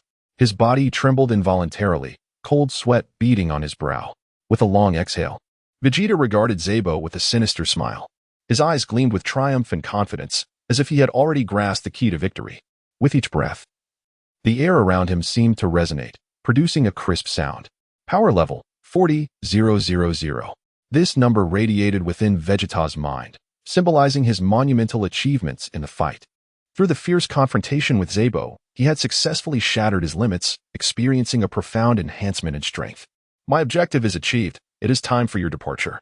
Vegeta's voice was cold and resolute, imbued with an undeniable authority. His gaze locked onto Zebo, his eyes shimmering with determination. Sensing Vegeta's formidable presence, Zebo was overtaken by fear. Yet he endeavored to maintain his composure. However, confronted with Vegeta's overwhelming power, he began to doubt his chances of victory. Vegeta advanced towards Zebo with measured steps, each one laden with immense pressure. His formidable aura commanded attention, leaving no room for dismissal. Zebo, anxious, watched Vegeta's every move, bracing for the impending assault. When Vegeta stood within striking distance, he abruptly halted, a glimmer of cunning flickering in his eyes. A wicked grin spread across his face as he unleashed a torrent of potent energy, sweeping towards Zebo. Zebo's eyes widened in terror as he desperately sought to evade the oncoming force, but the speed was insurmountable, leaving him no time to react. Boom! In an earth-shattering explosion, dense smoke billowed skyward, obscuring the sun. At the epicenter, Zebo was engulfed by an inferno and shockwaves, his body disintegrating under the immense heat and pressure, transforming into countless minuscule particles, vanishing amidst the swirling smoke. Observing the chaos, Dodoria, who had been watching from the sidelines, wore an expression of sheer horror. Realizing the dire situation, Dodoria's heart raced. Without a moment's hesitation, he unleashed his energy, fleeing at breakneck speed, his body soaring through the sky like an arrow released from a bow. The gaze of Dodoria was filled with fear and panic. He dared not look back, terrified of being overtaken by Vegeta. As he soared through the sky, his heart raced and his breaths became shallow. Desperately, he channeled his energy, striving to fly faster and farther. Do you believe you can escape? Vegeta observed the swiftly retreating figure, a glimmer of murderous intent and disdain flickering in his eyes. Suddenly, his aura erupted, transforming into a golden radiance that surged forward. His speed was akin to lightning streaking across the heavens. Vegeta's gaze remained fixed on the fleeing form ahead, his eyes gleaming with a frenzied and sharp light. As he accelerated, the surrounding air seemed to tear apart, producing a piercing howl. The distance between him and Dodoria steadily diminished. Feeling an unsettling chill creeping up from behind, Dodoria's heart skipped a beat, prompting him to instinctively glance back. At that moment, his eyes locked with Vegeta's, filled with malice and cruelty. Instantly, a wave of coldness surged from his feet, swiftly enveloping his entire being. Dodoria felt as if his heart had plunged into an icy abyss, cold and filled with dread. Wait! Dodoria cried out in terror, attempting to buy himself some time. However, Vegeta had no inclination to engage in dialogue. He extended a hand and placed it over Dodoria's face, gathering a formidable energy within his grasp. As Dodoria sensed the terrifying force, his complexion turned ashen. Why Chapter 46, The Assault of Cooler's Armored Squadron. Inhumane conscription having vanquished the duo, Vegeta, without pause, accelerated towards a nearby encampment of Frisia's forces. At that juncture, a cohort of soldiers was patrolling the perimeter. Upon sighting the descending Vegeta, they were thrown into disarray. Vegeta materialized at the encampment with spectral swiftness, his gaze imbued with frigidity and ruthlessness. The soldiers, aghast at the sight of this formidable adversary, scrambled to sound the alarm, but to no avail. With a blur, Vegeta was upon a soldier, his fist lashing out with the velocity of lightning, pulverizing the unfortunate warrior instantly. The remaining soldiers, witnessing the carnage, unleashed a barrage of gunfire. However, Vegeta's celerity rendered their projectiles futile. Vegeta traversed the ranks with impunity, each strike claiming lives. The cacophony of screams and gunfire painted a tableau of utter horror. Under Vegeta's relentless assault, the squadron swiftly descended into pandemonium and despair. Powerless against his might, they could only bear witness to the demise of their comrades. Finally, Vegeta halted. Surrounded by a panorama of carnage, he surveyed the fallen with indifference, devoid of any semblance of pity. He pivoted and entered the recuperation chamber, leaving behind a scene of utter devastation. I must hasten my recuperation. 10 minutes should suffice. Clutching his chest, Vegeta limped towards the medical pod. With a soft hum, the chamber door slid open. Vegeta promptly donned an oxygen mask before reclining upon the platform within. The instant Vegeta settled, the pod began to thrum, as verdant fluid cascaded from all sides, enveloping him entirely. The temperature was temperate, providing a modicum of solace. As time elapsed, the emerald solution continued to inundate the chamber, submerging Vegeta completely. He remained immersed, his countenance stoic and severe, as if contemplating matters of grave import. The solution's warmth was soothing, allowing him to unwind. He sensed the energy within the fluid permeating his form, augmenting his power. Vegeta closed his eyes, focusing his mind, endeavoring to assimilate the energy fully. His respiration deepened and steadied, his heartbeat decelerating and gaining strength. In this state, his body and spirit found profound restoration. Once rejuvenated, I shall possess the strength to confront the Ginyu Force head-on. Frieza, mark my words. The dominion of this universe shall be mine, Vegeta's. Vegeta's gaze was tranquil, his eyes gleaming with unwavering confidence. Meanwhile, on Planet White, Raditz was lost in slumber, oblivious to the world around him. Suddenly, a commotion pierced his reverie, shattering the tranquility. The disturbance grew, compelling Raditz to awaken. He rubbed his eyes, attempting to discern the source of the clamor. Stirring from slumber, he sat up. Rubbing his eyes, his gaze fell upon a scene that widened his eyes in astonishment. The village elder was embroiled in a heated dispute with a band of heavily armed brutes, their voices clashing. The brutes, clad in battle attire, possessed stern and pitiless visages. The elder, on the other hand, appeared helpless, his face etched with supplication as he clutched the arm of one of the brutes, as if pleading for something. Raditz rose and observed silently. Abruptly, the elder prostrated himself, grasping a soldier's leg, pleading, I beseech you, conscript me instead of these children. They are too young, too innocent. The soldiers, unmoved, shoved the elder aside, retorting coldly, impossible. Our orders are to seize all able-bodied individuals. None shall be spared. The elder gazed at the soldiers in despair, tears blurring his vision. He knew that once taken, the children might never return. He lunged again, attempting to thwart the soldiers. But a soldier struck him down with ease. Coughing up blood, the elder struggled to his feet, continuing to plead, Have you no humanity? These children are the future of our village. The soldiers remained impervious, turning to depart. Bang! In a flash, Raditz surged forward, striking a soldier carrying a child in the jaw.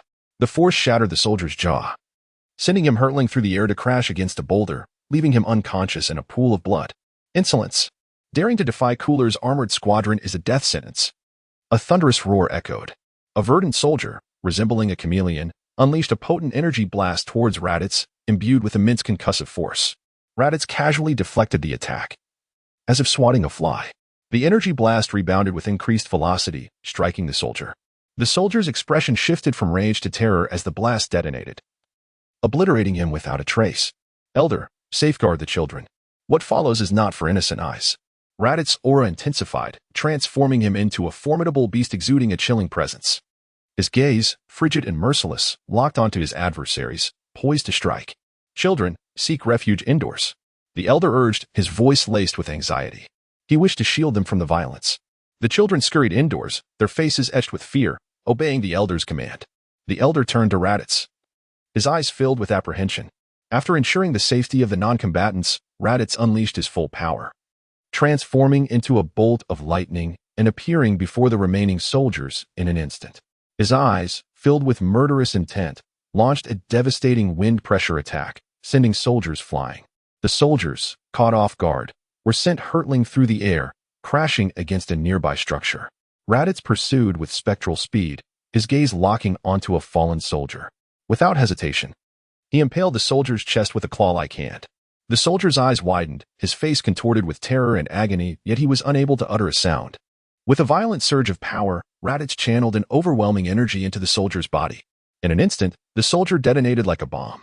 Flesh and bone fragments rained down, and crimson blood erupted in a macabre geyser, painting the air with grotesque blossoms. The soldier vanished, replaced by a cloud of gore. The other soldiers, witnessing this carnage, were paralyzed with fear, their faces ashen, their limbs failing. Despair filled their eyes as they envisioned their own demise and desperately attempted to flee. Raditz, relentless, swiftly marshaled energy in his hands, emitting an incandescent yellow glow. His fingers became lethal conduits, firing a relentless barrage of energy beams, weaving a dense, inescapable net around the fleeing soldiers. In mere moments, this web of death pierced their chests, extinguishing their lives in a burst of blood. Raditz then unleashed additional energy blasts, obliterating the remaining figures into nothingness, leaving only lingering dust. Having purged the battlefield, Raditz turned toward the village elder's home, his steps measured and resolute, as if nothing could impede his advance. What of them? The elder asked anxiously as Raditz approached, his voice laced with concern for their fate. Dead, Raditz responded flatly, his tone unsettlingly calm, his eyes devoid of emotion, as if death were commonplace. The elder initially sighed in relief, as if a great burden had been lifted. However, he then lamented, his face etched with worry. Alas, things have come to this. Young man, you must flee. Elder, I will not abandon you. Having slain them, my departure would endanger your lives, Raditz declared resolutely. The elder sighed heavily. Young man, they were of Cooler's armored squadron. By killing them, you have incurred the wrath of Lord Cooler, who will undoubtedly seek retribution. I am grateful for your protection of these children, but I implore you to escape. My time is near its end. If Lord Cooler arrives, I only ask that you safeguard these children. He gazed upon the young man, his eyes filled with resignation and apprehension. Raditz paused, then said, Rest assured, Elder, such a thing will not occur. He turned and departed, leaving the elder to his lamentations. Where did Raditz go? He was scouring the land for Cooler's forces, intending to confront them before they preyed on the innocent. A cruel smile crept across Raditz's face as he plotted his course. Utilizing his ability to survive in the vacuum of space, he traversed the cosmos, systematically annihilating Cooler's outposts. At each location, he unleashed devastating energy, reducing structures and soldiers to ashes. His actions inspired terror among Cooler's army, who scattered in disarray, unable to evade Raditz's relentless pursuit. This carnage persisted for a day, until Cooler received a distress signal from his decimated forces at his headquarters. Nearly half his army had been obliterated. Who dares attack my forces? Cooler thundered from his throne, radiating icy malice, his eyes burning with fury. Have they been identified? He demanded of Salza, who stood beside him. Lord Cooler, pre-destruction recordings indicate that the assailant is a scion, Salza reported deferentially. A scion? A primate with such power? That imbecile Frisia. Cooler's eyes narrowed, his gaze hardening. Let us visit this insolent monkey. Yes, sir. Cooler's ship streaked through the void like a meteor, hurtling toward Planet White. Within, Cooler's face was a mask of fury, his eyes fixed on the approaching planet. He vowed to make the scion pay dearly. On a mountain on Planet White, Raditz awaited Cooler's arrival. His face was impassive, but his eyes blazed with resolve and ruthlessness. Suddenly, Raditz sensed a potent energy signature approaching the planet. He rose and faced the source, spotting an incoming ship. Raditz inhaled deeply and unleashed his own energy. His aura erupted like a volcano, engulfing the mountain, proclaiming his presence to Cooler. Cooler, come forth. Raditz roared, his voice echoing like thunder, every fiber of his being charged with power and rage. The air around him crackled with energy.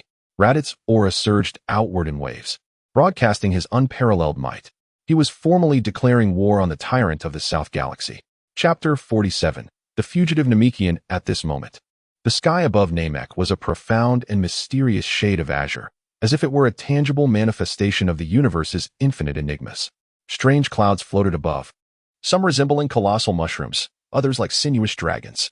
These clouds were not merely pure white but emanated a faint greenish glow, as if imbued with the unique life energy of Namek. Occasionally, brilliant rays of light pierced through the clouds like swords, adding a touch of splendor and majesty to the sky. Amidst this ethereal backdrop, a Namekian by the name of Dandy was sprinting across the desolate terrain of his planet.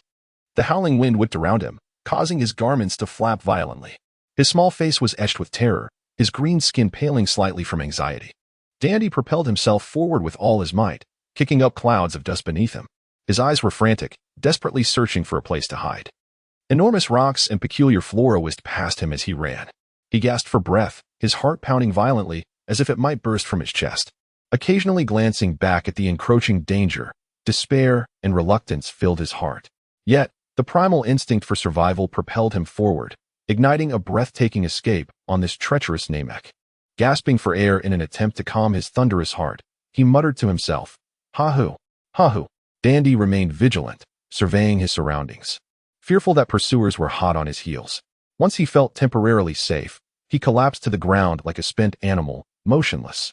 Dandy's flight was made possible under the protection of others, a narrative that began on the day Frisia invaded the village. "Now, please hand over the Dragon Balls."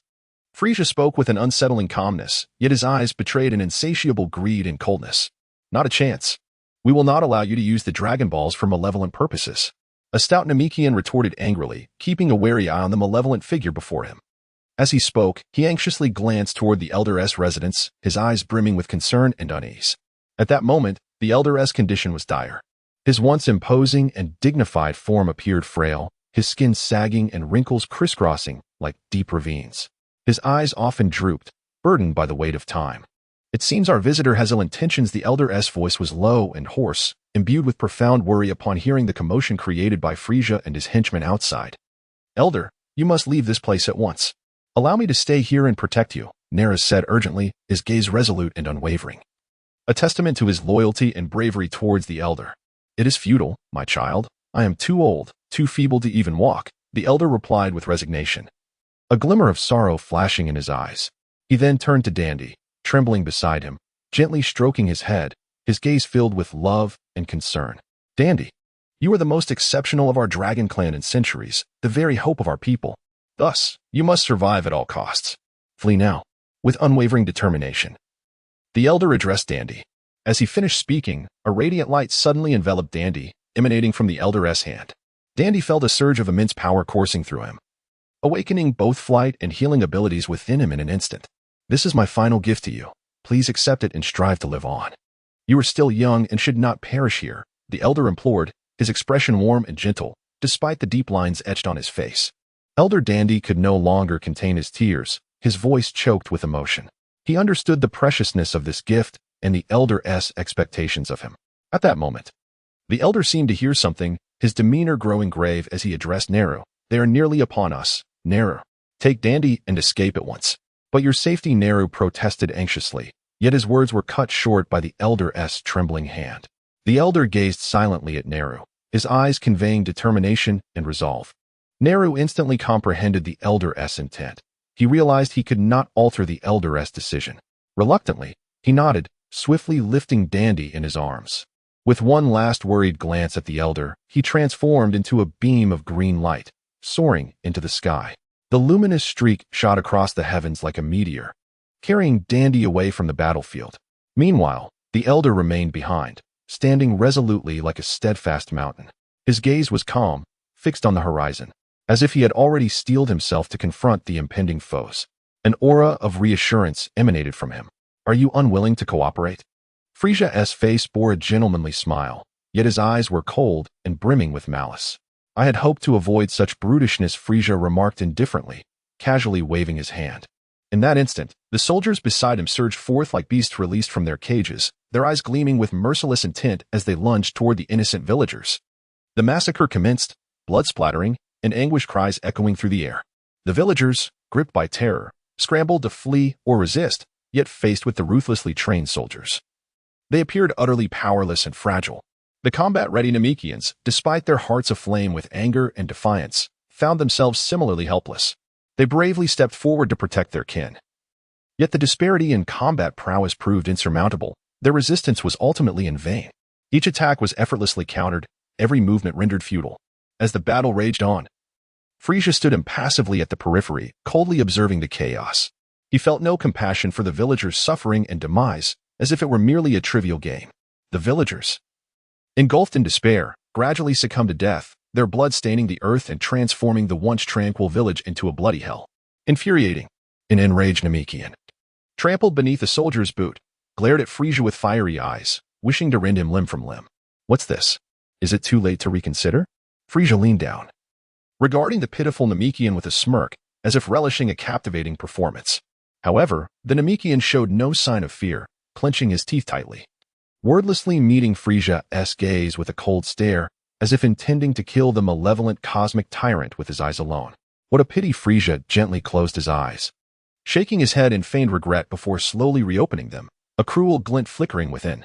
He then raised a hand, extending his finger, where a crimson light pulsed ominously, exuding a chilling aura.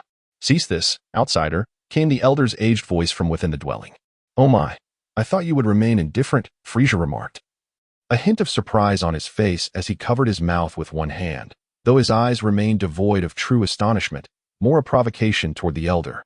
"Come forth," the elder said, his tone tinged with weariness and resignation, as if he had anticipated the arrival of this unwelcome guest. "Thank you." Frisia gracefully bowed slightly as he entered the room, exuding the elegance of a true gentleman, yet his eyes betrayed a cunning and avaricious glint. As he stepped inside, a musty odor enveloped him, causing him to furrow his brow as his gaze settled upon the elderly giant seated before him. "So, my dear sir, let us continue our discourse regarding the Dragon Balls," Frisia said, narrowing his eyes, which glimmered with a sharp intensity, as if he sought to penetrate the very essence of the Grand Elder. A sly smile played on his lips, suggesting that he had already taken control of the situation. "The Dragon Balls are sacred artifacts of our Namekian lineage. One must gather all 7 and articulate their wishes in our native tongue to fulfill them," the Grand Elder pronounced with deliberate clarity. "Well then, let us commence," Frisia replied, a flicker of excitement igniting in his gaze. "Do not fret. I have already dispatched my kin to procure the Dragon Balls from the other tribes," the Grand Elder responded calmly, his hands gripping the armrests tightly, palms slightly damp with sweat, yet his face remained a picture of composure. "Oh?" Upon hearing this, Frisia's eyes narrowed into slits, a piercing light flashing within them, as if he could see through everything. Yet, he soon displayed a smile, albeit one tinged with insincerity and artifice. "I see. Allow me to intercept them. I shall leave my subordinates here to attend to you," Frisia remarked, gently activating his power scanner, his gaze fixating on the moving figures of Neru and his companion. With a surge of formidable energy, he began to levitate gracefully, akin to a feather in the wind, swiftly propelling himself toward the duo. In no time, he caught up with them. As Neru soared through the air, he suddenly perceived a flicker before his eyes. And before he knew it, Frisia's form materialized ahead, blocking their path. "Greetings, my friends. I hear the esteemed elder has tasked you with retrieving the Dragon Balls for me." "Your efforts are commendable," Frisia said, his face alight with a broad grin. "Let me accompany you," he added, his voice laced with a chilling undertone as he approached them. Each step permeated with an aura of terror. Neru's expression darkened, an ominous realization dawning upon him. His scheme had been unveiled, and further concealment was futile. Gritting his teeth, he resolved to confront this formidable adversary head-on. "Damn it!" he exclaimed, his eyes widening with fury, fists clenched tightly. He understood that he might not stand a chance against Frisia, yet surrender was not an option. Gradually descending to the ground, he braced himself for a life-or-death confrontation. Gently placing Dandy down, he whispered, "Dandy, soon I will engage that monster in battle. You must flee at once. Do not look back, just run forward." His eyes radiated determination and resolve, as if he had already reconciled himself to the possibility of sacrifice. Neru, Brother Dandy's eyes brimmed with fear and concern, tears threatening to spill. He was reluctant to part from Neru, even more so to witness him come to harm. Nevertheless, under Neru's insistence, Dandy nodded in understanding. "Go now?" Neru shouted suddenly. Taking a deep breath, he concentrated all his strength into his palm and unleashed a powerful energy blast toward Frisia. The blast whizzed through the air, igniting fierce explosions and billowing clouds of smoke in its wake. Seizing the cover of the smoke, Dandy activated his flying technique, swiftly soaring away, channeling his energy to achieve remarkable speed. Meanwhile, Neru remained rooted, anxiously watching Frisia through the swirling dust. As the smoke began to dissipate, Frisia's figure emerged unscathed. A malevolent grin etched upon his face. He fixated his cold gaze on Neru, eyes glinting with a merciless light. Neru clenched his fists, muscles taut, fully concentrated on the imminent clash with Frisia. This battle would undoubtedly be the most arduous challenge of his life. Yet he was resolute in his commitment to safeguard Dandy's safety. "It appears you have made a foolish choice," Frisia's icy voice sliced through the air, brimming with wrath and murderous intent. He could not bear the audacity of anyone daring to challenge his authority. Yet, Neru stood unfazed, prepared for the ultimate sacrifice. He sought to buy Dandy time to escape to safety. Aware that he faced the cosmic tyrant Frisia, he refused to cower, his gaze unwavering, filled with steadfast resolve. Ignoring Frisia's fury, Neru tore open the upper part of his garment, revealing his robust physique, muscles defined, and emanating a palpable sense of power. as though he contained boundless energy within. Huh. Naru let out a deep, resonating roar, his aura beginning to swell, akin to a tempest on the horizon. His body expanded, muscles bulging, radiating an overwhelming pressure that was almost suffocating. With Naru's ferocious roar, dust swirled, and the ground trembled beneath him. His strength surged beyond previous limits. His presence akin to a volcanic eruption, awe-inspiring and formidable. To a battle power of 42,000, quite impressive, Frisia remarked, observing the display of Naru's might, which far surpassed that of his fellow Namekians, his voice tinged with admiration. This figure astonished him. Had you not provoked my ire? I might have considered making you one of my subordinates, Frisia mused, a hint of regret crossing his features. He recognized Naru's potential, believing that had he aligned with him, it could have been advantageous. However, now that Naru had enraged him, mercy was no longer an option. You stand no chance of defeating me. Allow me to provide you with a point of reference. My battle power is 530,000. As he spoke, Frisia's eyes took on a mocking glimmer, reminiscent of a predator assessing its prey. Rest assured, I shall not employ my full strength against you. I intend to torment you gradually, allowing you to perish in despair. Only then will my anger be assuaged. Naru, undeterred, rose to confront him. Chapter 48. Vegeta awakens to confront the Ginyu Force in this manner. Dandy seized the opportunity to escape while Nello and Frisia engaged in a fierce confrontation. Nello, my brother. Recalling his comrades who had been ruthlessly slain by Frisia's minions and the heart-wrenching separation from his brother, Dandy could not help but weep aloud. Suddenly, he noticed the Frisia army's encampment ahead was in utter disarray, strewn with chaos and debris, which left him astonished and propelled by curiosity to step forward.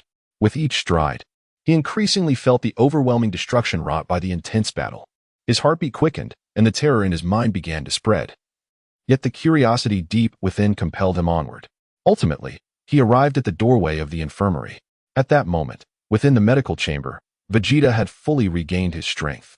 He slowly opened his eyes, which sparkled with confidence and power. With determination, he rose from the rejuvenating solution of the medical pod, keenly sensing the monumental changes within himself. He could distinctly perceive that his muscles had become more taut and robust, and the power coursing through him was exponentially greater than ever before.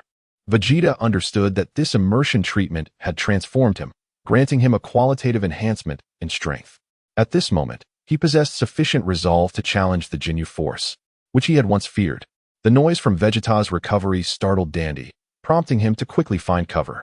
After stretching his limbs, Vegeta stepped out of the medical pod and beheld the chaotic scene unfolding outside. What has transpired here? He mused aloud. Meanwhile, Dandy, concealed nearby, anxiously observed Vegeta, pondering whether this individual clad in battle attire was also a subordinate of Frisia. Vegeta detected Dandy's presence and approached him, his eyes glimmering with curiosity. Who are you? What are you doing here? He inquired.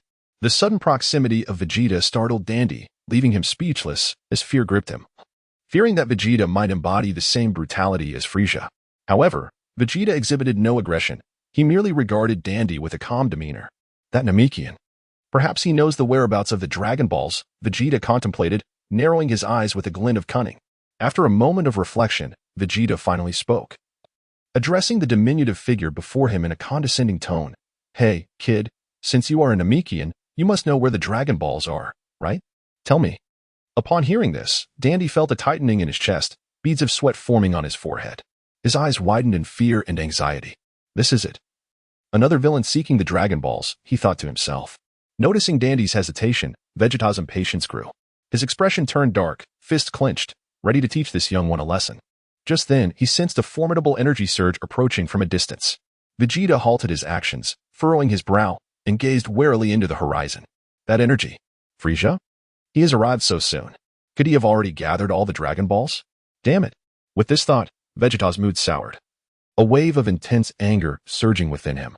In a fit of urgency, Vegeta seized Dandy and lifted him off the ground, bellowing, Hey, quickly tell me, has that bastard Frisia already acquired the Dragon Balls? Dandy, bewildered by being hoisted, began to ponder, this guy doesn't seem like he's with Frisia. Are you deaf? Answer my question. Vegeta's voice rose in volume as Dandy remained in a stupor. After a brief moment of hesitation, Dandy found the courage to recount the details of Frisia's battle with Nello and how he managed to escape. Vegeta listened intently, his expression darkening, brows knitted tightly. Once Dandy finished, Vegeta's gaze sharpened significantly as he murmured, I see. I must act swiftly to locate the Dragon Balls before Frieza does. With that, he turned to leave. Dandy, relieved to have evaded danger, watched Vegeta's retreating figure, but suddenly, a tremendous force struck him from behind. Lifting him into the air once more, Vegeta had grabbed him again. Let me go? Let me go? Dandy squirmed, attempting to break free from Vegeta's grip. But his strength paled in comparison to Vegeta's, rendering his struggles futile. Behave and come with me. You are still of use. I need you to tell me where the remaining Dragon Balls are, Vegeta declared, disregarding Dandy's protests as he carried him like a chick, soaring toward the Namekian village. However, at that moment, Vegeta sensed a powerful energy rapidly approaching. He frowned, halted mid-flight, and glanced at Dandy. Humph, they have finally arrived, Vegeta mused inwardly. Knowing he must confront these foes, reluctantly, he descended to the ground, unceremoniously dropping Dandy aside. Listen closely. Once the fighting begins, you better keep your distance and stay out of the way. If you happen to get killed, don't say I didn't warn you, Vegeta coldly instructed Dandy, his gaze sharpening as he fixed his eyes on the distant sky. He licked his dry lips, revealing a hint of madness and fervor in his expression. Vegeta stood still, awaiting the arrival of his adversaries, aware that a fierce battle was imminent. He was prepared to demonstrate his true strength and assert who the real warrior was. Come forth and witness the might of Lord Vegeta, he proclaimed, one fist clenched while the other pointed confidently at himself, his eyes brimming with pride and self-assurance. Indeed, within moments, the atmosphere thickened with tension. A peculiar light suddenly illuminated the sky, and amidst its flickering, a group of figures began to descend. Leading the charge was Jinyu, his distinctive appearance unmistakable.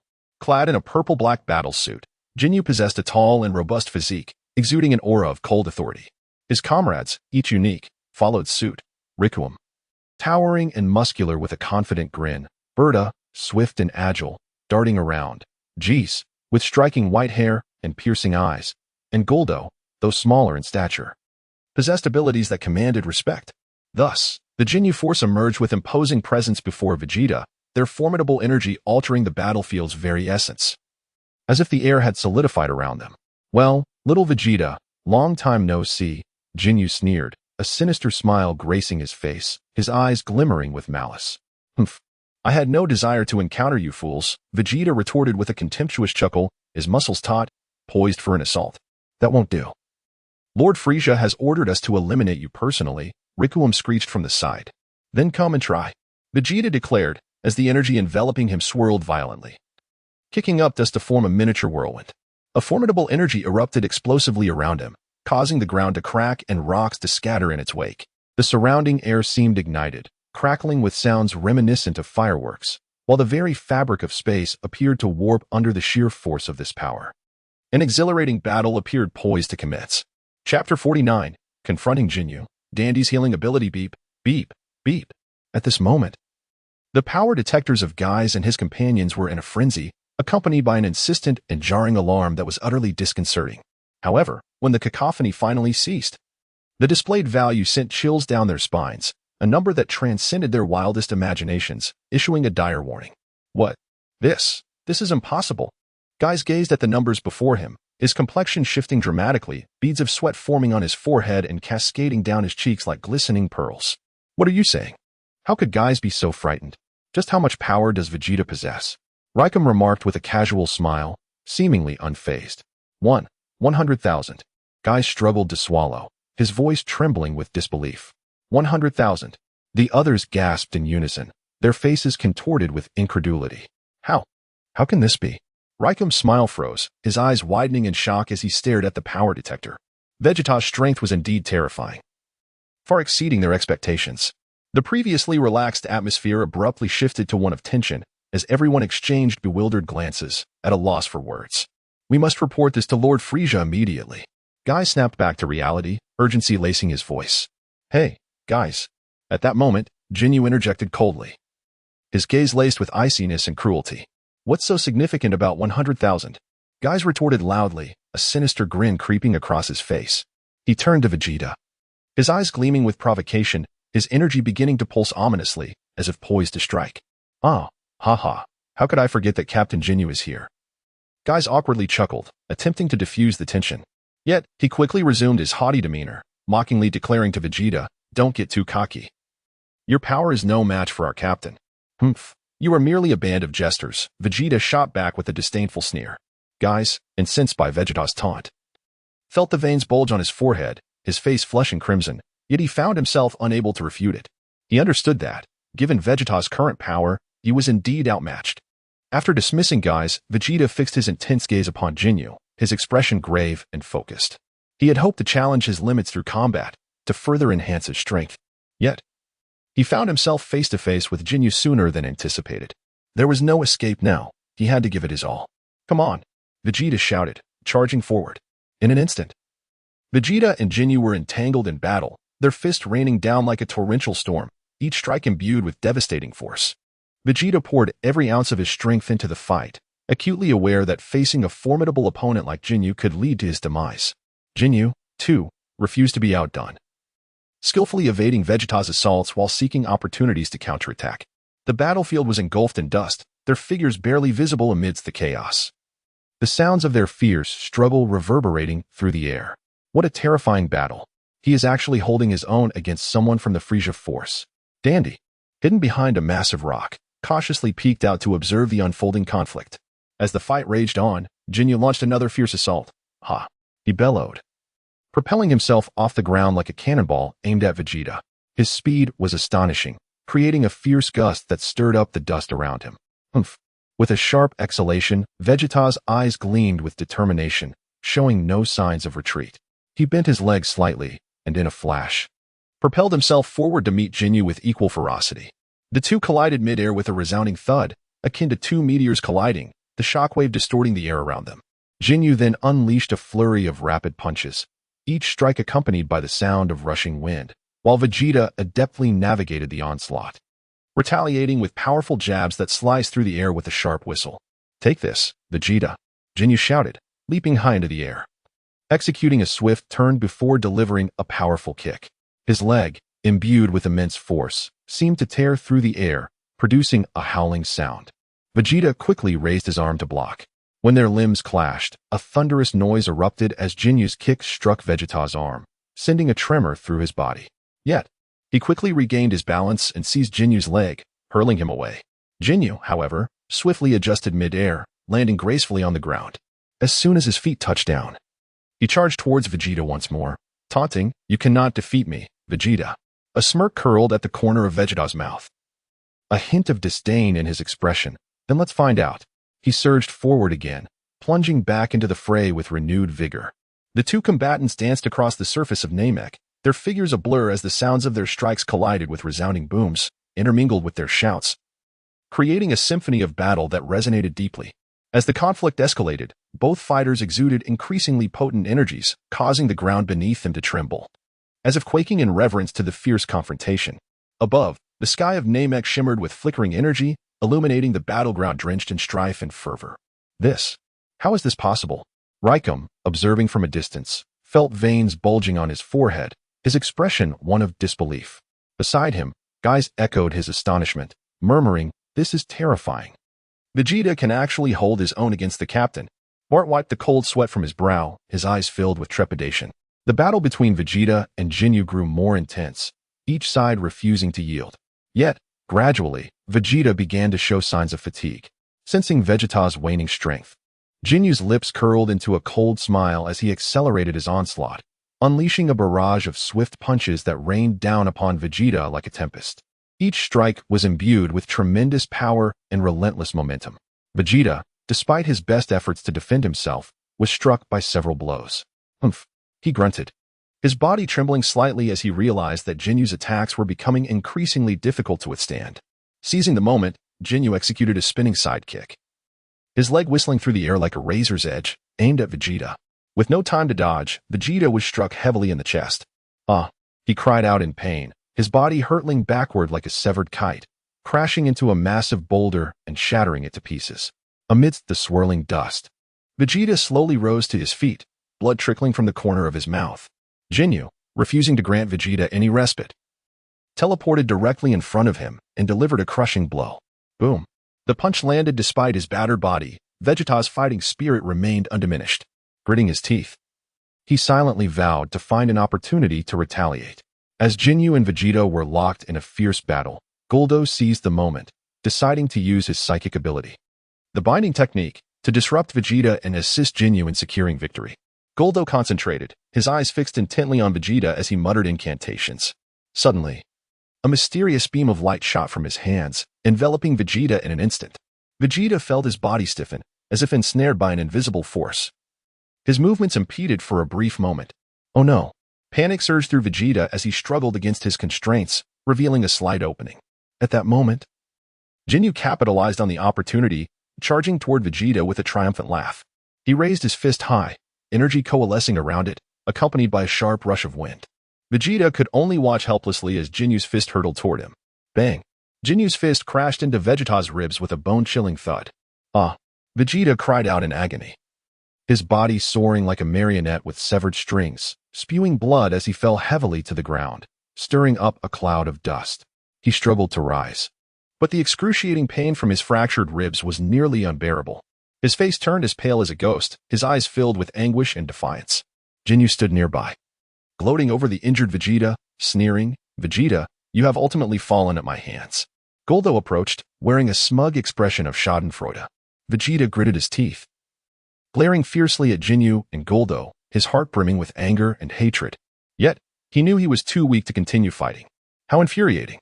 Must I perish in such a humiliating manner? Leaning against a massive boulder, he felt as though he were at the end of his rope. Behind the stone, Dandy anxiously observed the battle. Seeing Vegeta grievously wounded by Jinyu and Guldo filled him with dread and concern. Dandy's body trembled slightly, acutely aware that if he ventured out to heal Vegeta, he might face grave danger. The overwhelming power of Jinyu and his allies instilled fear in him, making him apprehensive about becoming the next target. However, witnessing Vegeta's suffering ignited a fierce internal struggle within Dandy. Though Vegeta was cold-hearted and had his own ambitions concerning the Dragon Balls, he was currently fighting against Frieza's army. If he were willing to help, perhaps Namek could be saved. I cannot simply watch him die. Dandy murmured to himself, a glimmer of determination beginning to shine in his eyes. After a tumultuous mental battle, Dandy inhaled deeply, seemingly steeling his resolve.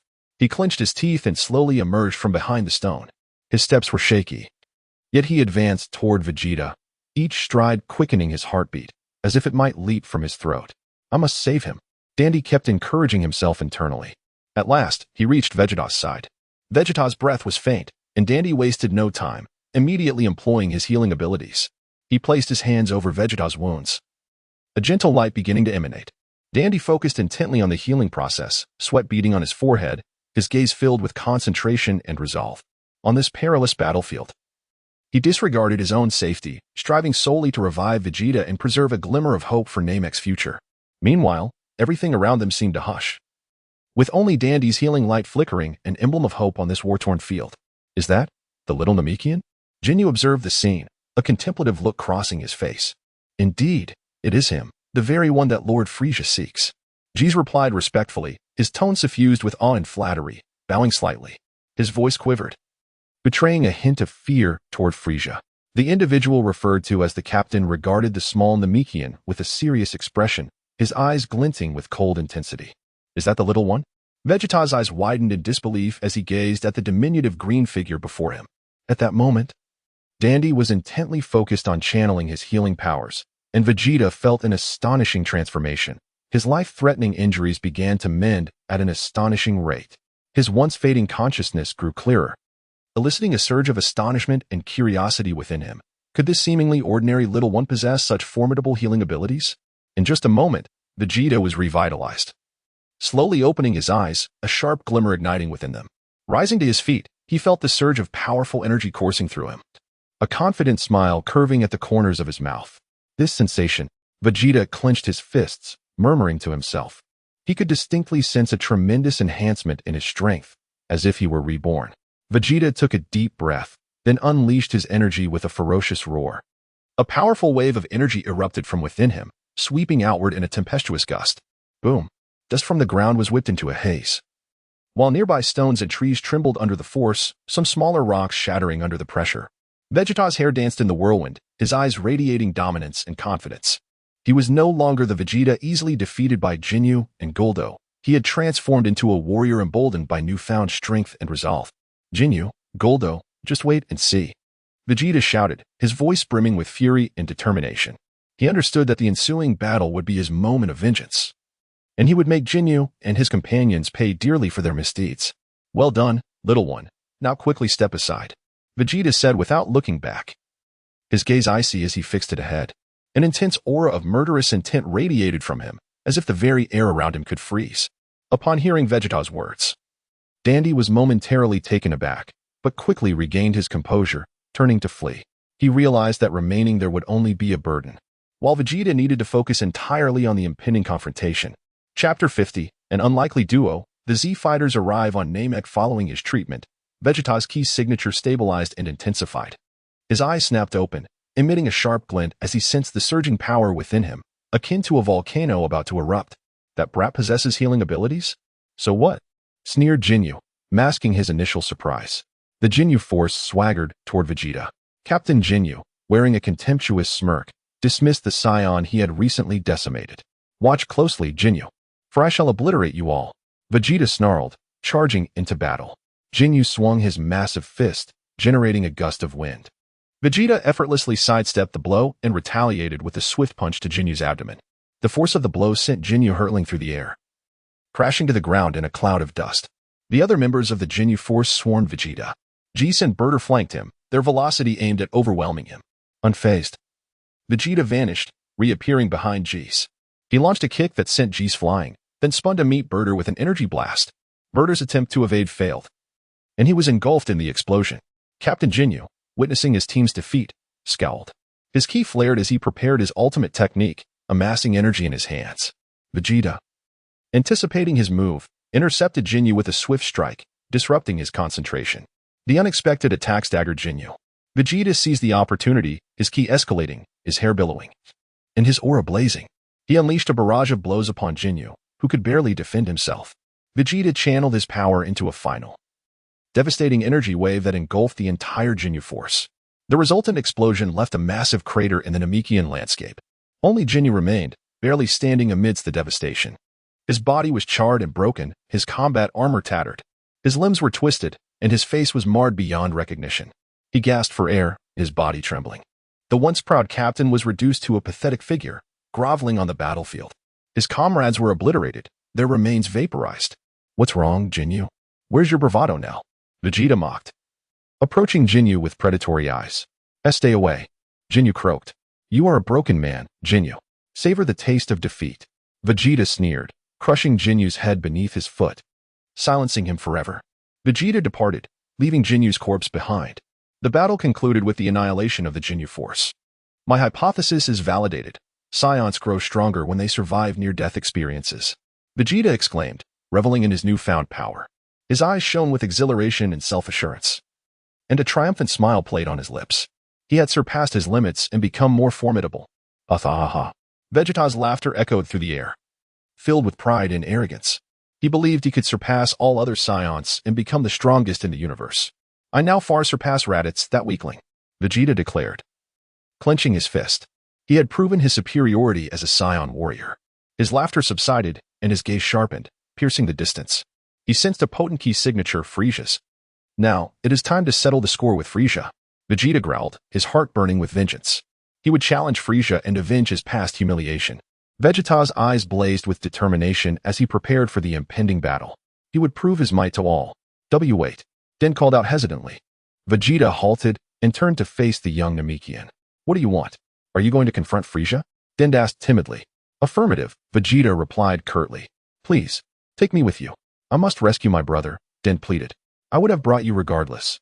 I require your assistance in locating the remaining Dragon Balls, Vegeta stated flatly. Seizing Den. Den yelped. Vegeta carried Den toward Frisia's location. They soon arrived at a clearing with a clear view of Frisia's base. Why are we here? Aren't we going to find Frisia? Den stammered, his face pale with terror. Vegeta scowled at Den's fear. Incompetent fool. He spat. He turned his head slightly, a wicked smile gracing his lips. There is no need to rush. If my judgment is correct, the Dragon Balls that Frisia has acquired are right here. With that, he cast his gaze toward the dense forest ahead, his eyes glimmering with confidence and greed. Ha. Did you ever imagine, Frieza, that the Dragon Balls you have toiled so hard to find would ultimately fall into my hands? Vegeta's laughter resonated through the air, laced with mockery and triumph. He secretly contemplated how to seize the Dragon Balls from Frieza and fulfill his own desires. But my brother is still battling Frieza. If I delay, he might. Why should I care? Vegeta scoffed. Do not forget, my sole objective has always been the Dragon Balls. Whether he lives or dies is of no consequence to me, he stated coldly, a hint of indifference flickering in his gaze. With that, Vegeta descended upon a cliff, discarding Dandy to the side. He regarded Dandy with a serious and ruthless expression. You shall wait here obediently. Do not even think about escaping. For the consequences will be yours to bear. Once I acquire the Dragon Balls, I will seek Frieza to settle the score. After delivering his words, Vegeta turned away, leaving Dandy in a state of despair. My brother will be killed, Dandy murmured, his voice tinged with a sob, tears cascading down his cheeks. His heart brimmed with fear and helplessness, uncertain of how to confront the dire situation before him. In that moment, Dandy felt an unprecedented sense of loneliness and desolation. Meanwhile, Goku and his companions, after 6 days of cosmic travel, were finally nearing Namek. Having endured the trauma of the Black Hole incident, their fighting spirit had grown even more resolute. Among them, Gohan stood at the forefront. In the days following Raditz's disappearance, Gohan had diligently trained in the gravity chamber, and he had transformed into a formidable force. With his exceptional talent, Gohan's combat power had reached 4 million, while Goku was only slightly ahead at 4.5 million. Gohan had now surpassed all the Z-fighters, save for Goku. Is this Namek? Gazing at the vast green planet before him, Gohan's expression remained unperturbed, as if he were merely observing an ordinary celestial body. He stood there in silence. Oh, Namek also holds Dragon Balls. Once we resolve this crisis, we should be able to use them to resurrect Raditz. Just then, a familiar voice reached Gohan's ears. He turned to see Piccolo approaching slowly. Piccolo came to Gohan's side, gently placing a hand on his head, his eyes filled with complex emotions. Since Raditz's disappearance, Gohan had seemed as if his very soul had been siphoned away, becoming increasingly silent and melancholic. He often sat alone by the window, gazing vacantly outside, his smile fading with each passing day. Piccolo had observed these changes but was at a loss as to how to console the boy, resorting only to silently standing by his side. Gohan replied softly, his eyes cast downward, avoiding Piccolo's gaze. Uncle, Gohan whispered, his voice imbued with longing and sorrow. Chapter 51 Assimilation of Naru. At this moment, on a desolate battlefield of Namek, Naru stood in confrontation with Frieza, towering and robust. Naru's green skin emanated an aura of battle, his gaze resolute, brimming with determination to protect Namek. Conversely, Frieza, diminutive yet exuding a chilling malevolence, wore a derisive smirk, his cold eyes betraying disdain and a desire for control. The battle was imminent as Naru launched the first strike. Like a bolt of lightning, he surged towards Frieza, arm raised high, transforming it into a lethal chop aimed directly at Frieza's neck. However, Frieza remained motionless, a mocking smile gracing his lips. When Naru's hand struck, it felt as though it had collided with unyielding steel. Frieza's body remained unperturbed, untouched by harm. In an effortless motion, Frieza raised a hand and seized Naru's arm. His grip, deceptively gentle, concealed immense power. With a swift twist, a sickening crack echoed as Naru's arm was brutally severed. A cry of agony escaped Naru's lips as green blood gushed forth. Trembling from the excruciating pain, his eyes still glimmered with defiance. Frieza, seemingly relishing the moment, carelessly discarded Naru's severed limb. Oh dear, my apologies. It seems I've inadvertently removed your arm. His chilling laughter resonated as he observed Naru's suffering. Gritting his teeth against the torment, Naru activated his regenerative abilities, and once more, his arm began to grow back. Renewed, he prepared to continue his battle against Frieza, unwavering in his conviction to safeguard Namek, despite the formidable foe before him. With one hand, he swiftly gathered energy, a luminous sphere forming in his palm, which he hurled at Frieza with all his might. The energy orb roared forth like an enraged beast, yet Frieza merely sidestepped, effortlessly evading the attack. The orb detonated behind him, sending up a cloud of dust and debris. Frieza regarded Naru with that loathsome smirk. Is this all you can muster? How utterly disappointing.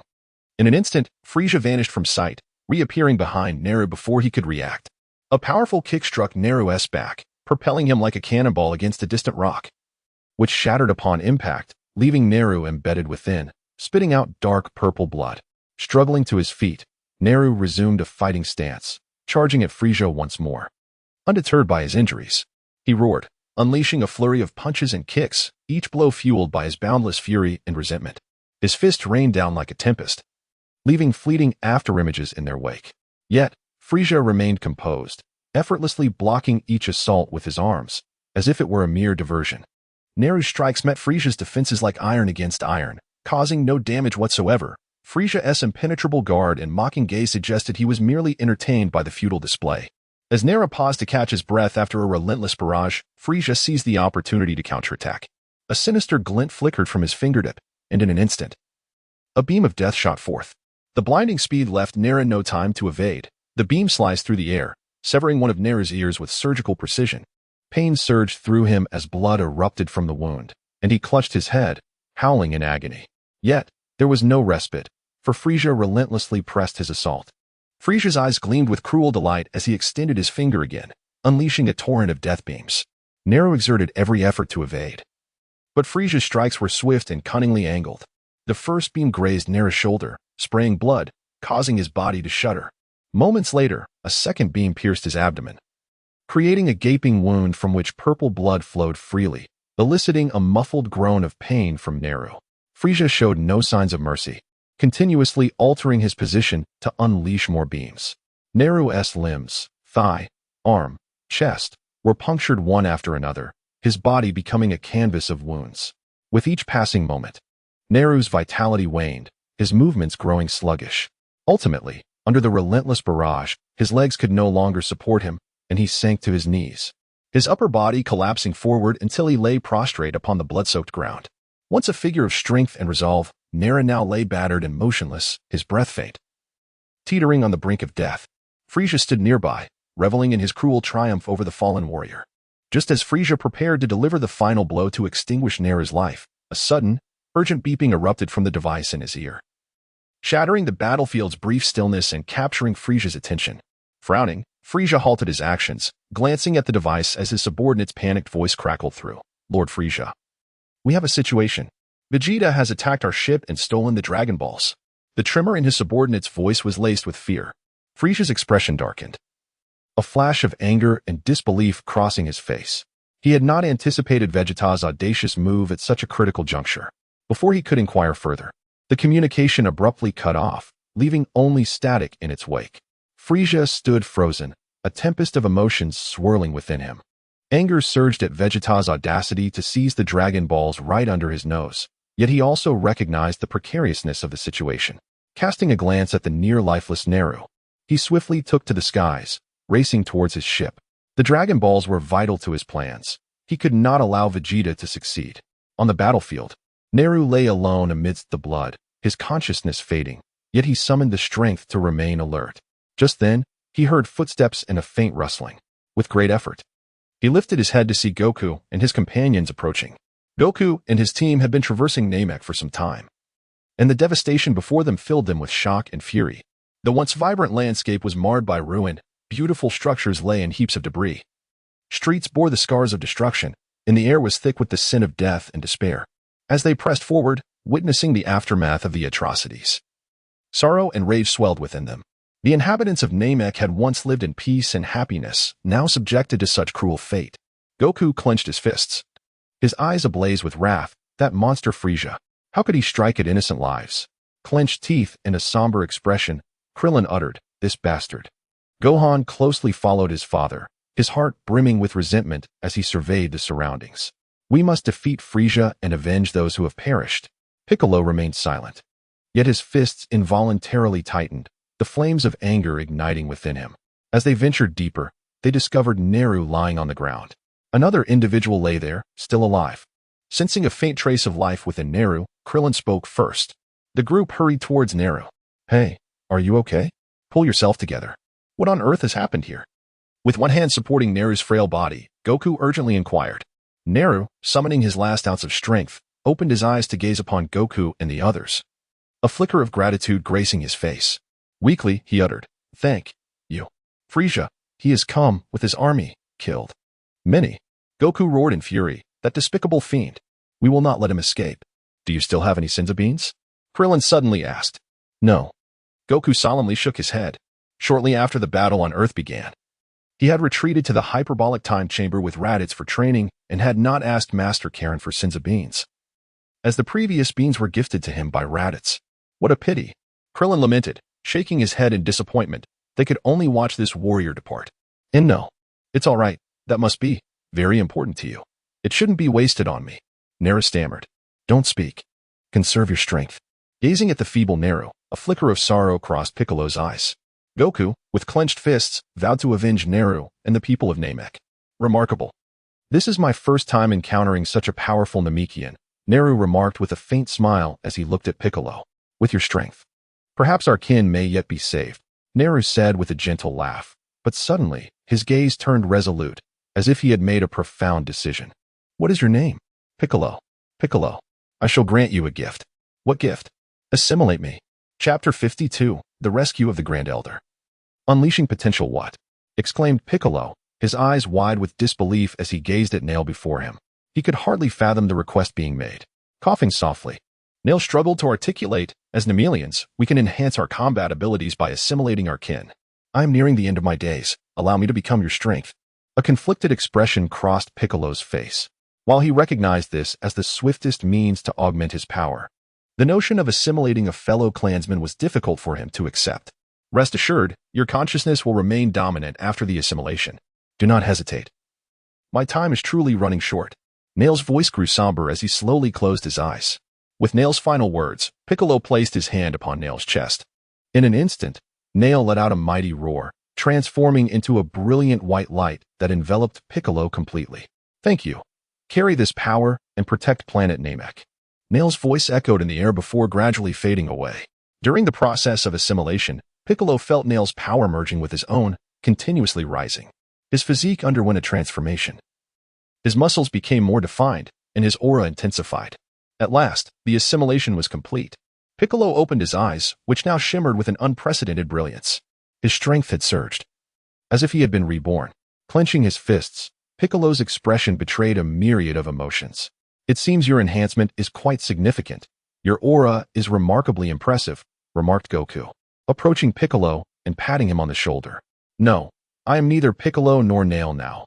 I am a Namekian who does not know his own name, Piccolo replied coolly, brushing Goku's hand off his shoulder. I cannot help but call you Piccolo, Goku chuckled, shaking his head at Piccolo's demeanor. Call me as you wish, Piccolo said, stretching his limbs and gazing intently into the distance. Where shall we go next? Goku recognized the determination in Piccolo's eyes and understood he had a purpose. Follow me. We must first rescue the Grand Elder of Namek, Piccolo declared, having inherited Nail's memories. He was resolute in completing the unfinished task of his predecessor. Goku nodded. All right. The group ventured forth. As they walked, Piccolo informed them of the state of planet Namek. Goku furrowed his brow. Frieza, he is indeed formidable. However, with my current strength, I am confident I can defeat him, Piccolo asserted with conviction. Goku smiled indeed. The group continued onward, their figures gradually fading into the distance. Before long, they arrived at the Grand Elder's abode. Piccolo signaled for everyone to remain cautious, then stealthily approached the guard. In a flash, Piccolo struck, swiftly eliminating the sentry. The others quickly followed suit, clearing the area of threats to ensure the Grand Elder's safety. Upon entering the dwelling, they found the Grand Elder sitting serenely, as if nothing had transpired. Piccolo stepped forward, bowing respectfully to express his reverence. The Grand Elder squinted slightly, scrutinizing Piccolo, a flicker of confusion in his eyes. You are Kakarot's son? I never expected you to still be alive. Quite the surprise. Piccolo gently shook his head, responding calmly, I am unaware of my lineage. I was sent to Earth at a young age. I now go by the name Piccolo, a name I chose for myself. The Grand Elder nodded slowly, his expression revealing no astonishment at Piccolo's background. Piccolo stood quietly by. Nail. I see, so he has assimilated with you. Perhaps this is fate. With this bond, your powers should see further enhancement, affording you greater confidence for the impending battle, the Grand Elder spoke, a hint of regret in his gaze, but more so a sense of relief. Piccolo nodded slightly, remaining silent. The Grand Elder's gaze shifted to Goku and the others as he warmly said, I understand your intentions. I am deeply grateful for your dedication to the peace of planet Namek. Allow this old man to assist you. Come forth. I shall help you unlock your potential. Child. You shall go first. The Grand Elder smiled at Piccolo, his eyes brimming with anticipation. Taking a deep breath, Piccolo stepped before the Grand Elder, while Goku, Gohan, and Krillin observed nervously, eager for Piccolo's transformation. The Grand Elder raised his hand, placing it upon Piccolo's head. A gentle radiance emanated from his palm, enveloping Piccolo. He felt a warm and potent energy surging within him. As the light continued to flow, Piccolo's body trembled slightly, sensing his power escalating as though doors within his mind were being unlocked one by one. Time slipped by, and as the light began to recede, Piccolo opened his eyes, now gleaming with a newfound brilliance. He felt an extraordinary leap in his strength. Thank you, he exhaled deeply, sincerely expressing his gratitude to the Grand Elder. Remarkable! Piccolo's energy now surpasses mine, Goku exclaimed, awed by the aura emanating from Piccolo. Gohan remained silent, his eyes sparkling with admiration. Oh, this is the only contribution I can make to this battle. There is no need for thanks, the Grand Elder remarked, his complexion slightly pale and his breath quickening.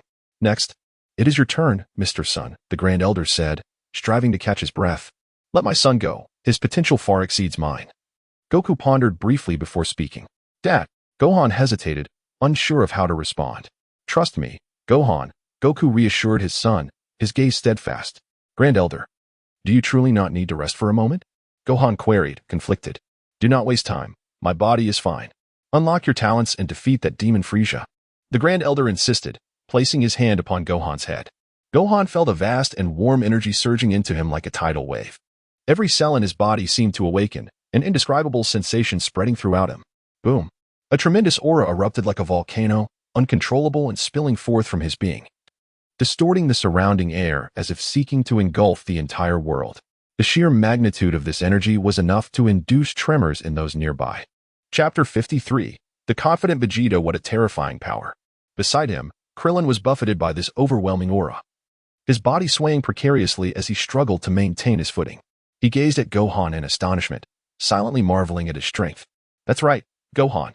Goku's eyes blazed with intensity as he fixated on his son, who emanated an astonishing energy, a smile of joy breaking across his face. The potential of this child. It is simply unfathomable. The elder stared wide-eyed, incredulity written all over his face as he beheld the boy radiating such formidable energy. I apologize for not controlling my energy. Gohan felt the discomfort of those around him and quickly realized that his earlier display might have caused them distress. He promptly retracted his aura, lowering his head like a child caught in wrongdoing. It's all right, young one. Your potential is far too immense. I have merely tapped into a fraction of it. The elder wiped the sweat from his brow and took a deep breath to steady himself. Clearly, unlocking Gohan's potential had drained a significant amount of his strength. After resting for a moment, the elder proceeded to unlock the potential of both Goku and Krillin. At this juncture, the combat prowess of the group saw a remarkable enhancement. Piccolo, having assimilated with Nail, further unlocked his potential, elevating his power to 4.5 million. Goku's strength surged from 4.5 million to 5 million, while Krillin, rather ordinary, reached a combat power of merely 50,000, which, for a human from Earth, was still quite formidable. Most astonishing of all was Gohan, whose combat power leaped from 4 million to 5 million, closing the gap with Goku. Such a formidable team configuration ranked among the best in the entire galaxy. Now then, Goku's gaze was electric. Let us depart. At this moment, Vegeta, having scavenged the Dragon Balls from Frieza's base, was preparing to leave when he suddenly sensed the tumultuous energy in the air, causing his expression to shift dramatically. His eyes widened in disbelief as he murmured to himself, "This is the energy of a scion. Kakarot. How could that fool possess such overwhelming power?" Vegeta's expression twisted into a snarl, his teeth clenched tightly, his body trembling with rage. His heart brimmed with fury and jealousy. Utterly shocked and dissatisfied by Kakarot's surge in strength. Beast. Vegeta cursed softly, his eyes glinting with fury. He had believed he had surpassed Kakarot, but now it seemed the latter had effortlessly transcended his limits, acquiring such terrifying strength. This disparity was intolerable, striking a blow to his pride like never before. Yet, Vegeta did not allow his anger to cloud his judgment. Taking a deep breath, he endeavored to calm himself, contemplating his next move. Despite his intense resentment, he recognized that this was not the moment for reckless actions. He needed to find a way to augment his own power. Vegeta resolved to swiftly acquire the ability for immortality and continue his training. He sought a method to break through his limitations, to catch up to and even surpass Kakarot's might. With sufficient effort, He would one day triumph over that insufferable fool. Mr. Vegeta, where are you headed? At that moment, a cold, sharp voice pierced the air behind him. The voice carried an overwhelming pressure, causing the surrounding atmosphere to feel as though it had solidified. Vegeta's expression shifted slightly as he swiftly turned to look behind him, only to see Frieza hovering in midair, his crimson eyes ablaze with fury, fixed intently upon him. TCH. You certainly arrive quickly. Vegeta scoffed, his eyes reflecting his dissatisfaction. Put down my Dragon Ball, and I shall grant you a swift death. Frieza's tone was frigid. Laced with menace, his gaze locked onto the Dragon Ball in Vegeta's grasp, clearly intent on claiming it.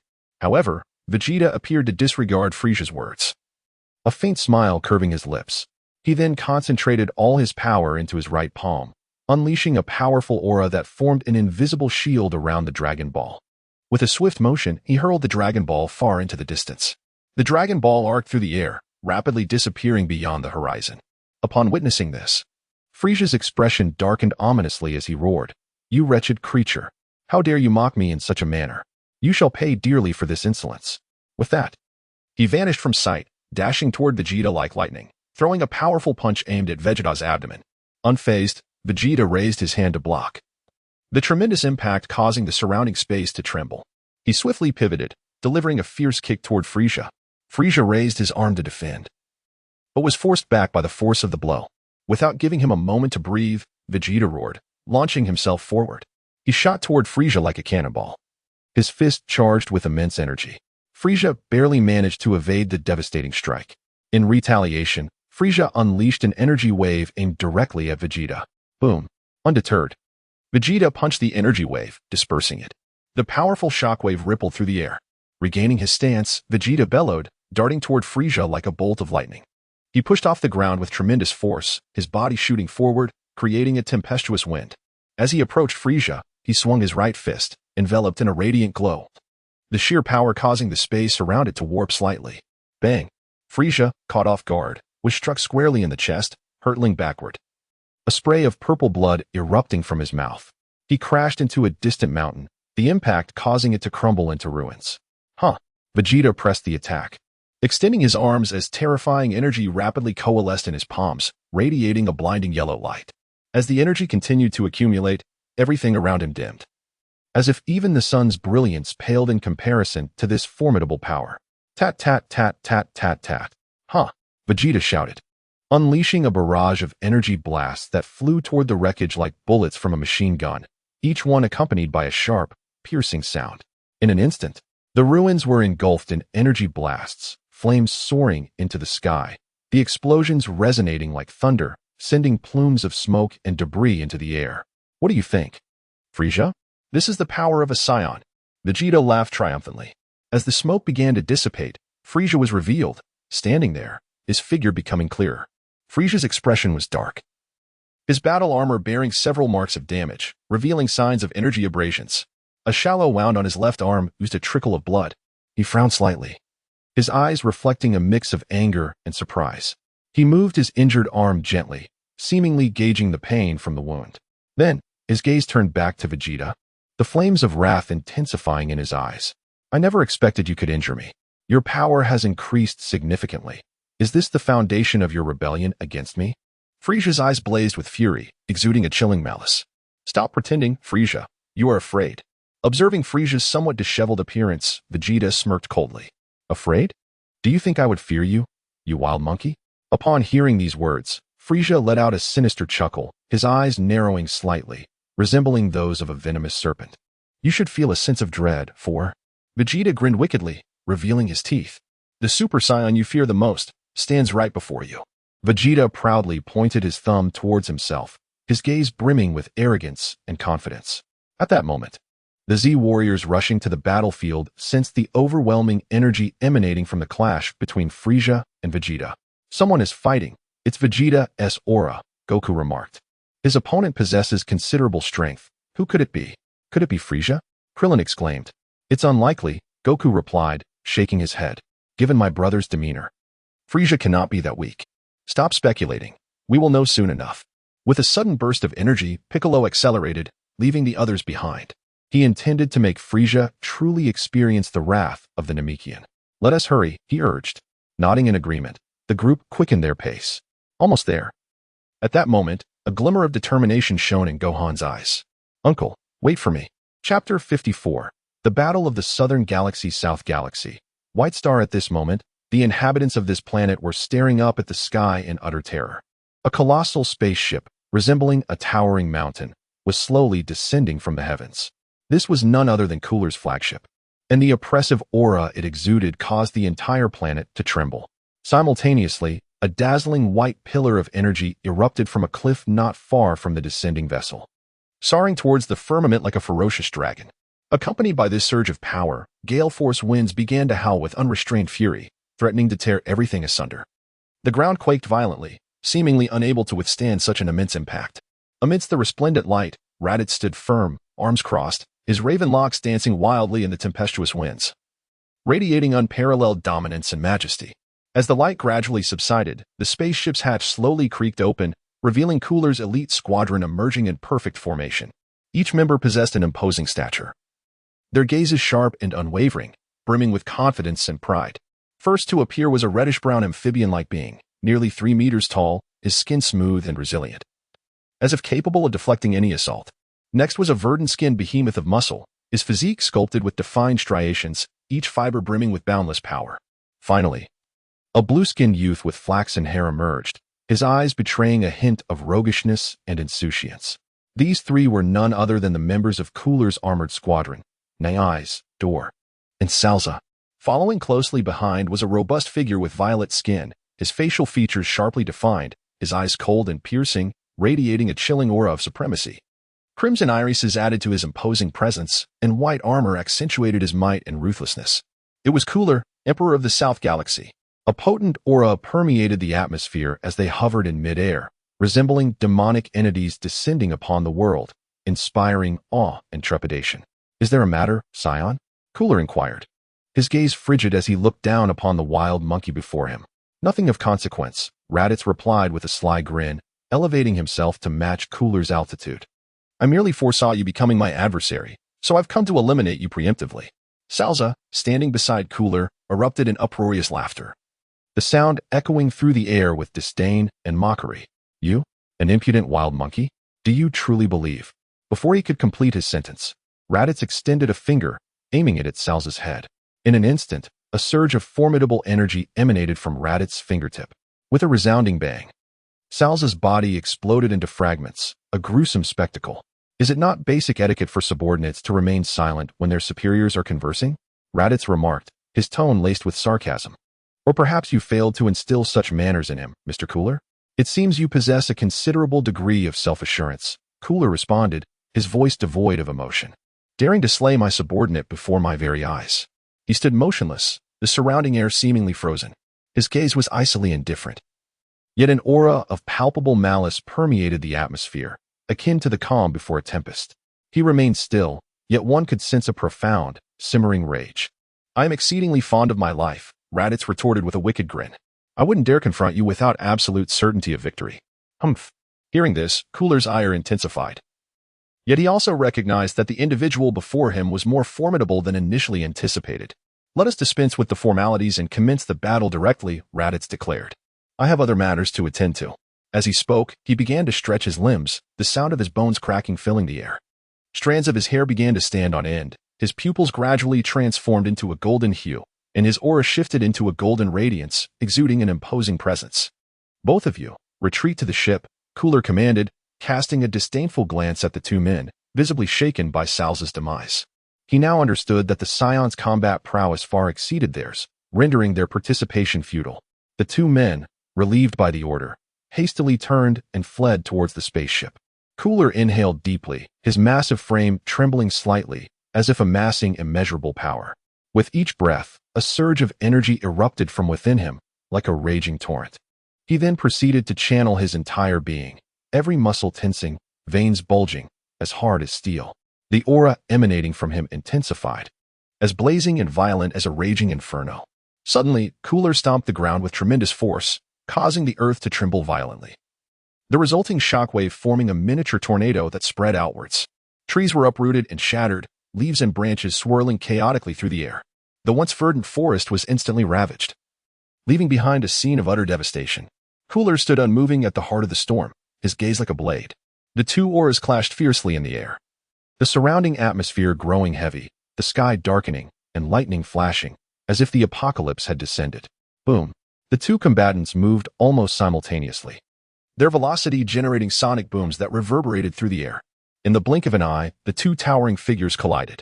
The surrounding cliffs instantly crumbled. Bang, bang, bang. The two engaged in furious combat, fists and palms meeting, energy colliding, causing the surrounding space to tremble. As the deafening explosions echoed, the terrified inhabitants huddled on the ground, heads in their hands, paralyzed with fear, dreading the possibility of being caught in the crossfire. However, some, suppressing their terror, cautiously peered upwards, eager to witness the intense battle. Yet, due to the sheer ferocity of the confrontation, they could only discern two streaks of light, one gold and one violet, colliding repeatedly, each impact generating tangible shockwaves that inspired awe and terror. Raditz seized an opening, landing a powerful blow on Cooler's abdomen. Cough. The force of the impact caused Cooler to cough up saliva. His eyes bulged as he clutched his stomach, the excruciating pain causing his body to convulse. Capitalizing on Cooler's momentary paralysis, Raditz raised his hand and delivered a devastating elbow strike to Cooler's back. Cooler's body shuddered violently, the immense force causing him to lose his balance. He plummeted towards the ground like a falling star. With a thunderous crash, Cooler slammed into the earth, sending a cloud of dust billowing into the air. "You fiend," Cooler stammered, struggling to rise from the crater. Before he could fully recover, Raditz pounced upon him like a ravenous predator. Without hesitation, he conjured a spiraling energy sphere in his hand, slamming it precisely onto Cooler's head. The impact was akin to a thunderbolt, accompanied by a deafening roar. The force of the blow sent Cooler crashing back down with tremendous force. The already enormous crater expanded further, resembling a bottomless abyss. Cooler's head spun, his ears ringing with a piercing whine, causing him to feel dizzy and disoriented. Raditz, half his body pressing down on Cooler, pinned his foe's forehead with a claw-like grip. "I, Lord Cooler, defeated by a mere scion?"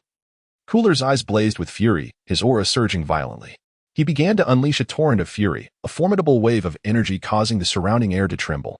Raditz pressed his hand against Gula's forehead, yet Gula's immense power gradually freed him from Raditz's grasp. Ultimately, with a thunderous roar, Gula's energy erupted, sending Raditz hurtling away from him. "I am the mightiest warrior in the universe. How dare you humiliate me so? I shall end your life." As his energy surged ever higher, Gula commenced his transformation. His form was enveloped in a brilliant radiance, and his purple skin deepened in hue. He grew larger, his muscles bulging, exuding an overwhelming aura of dread.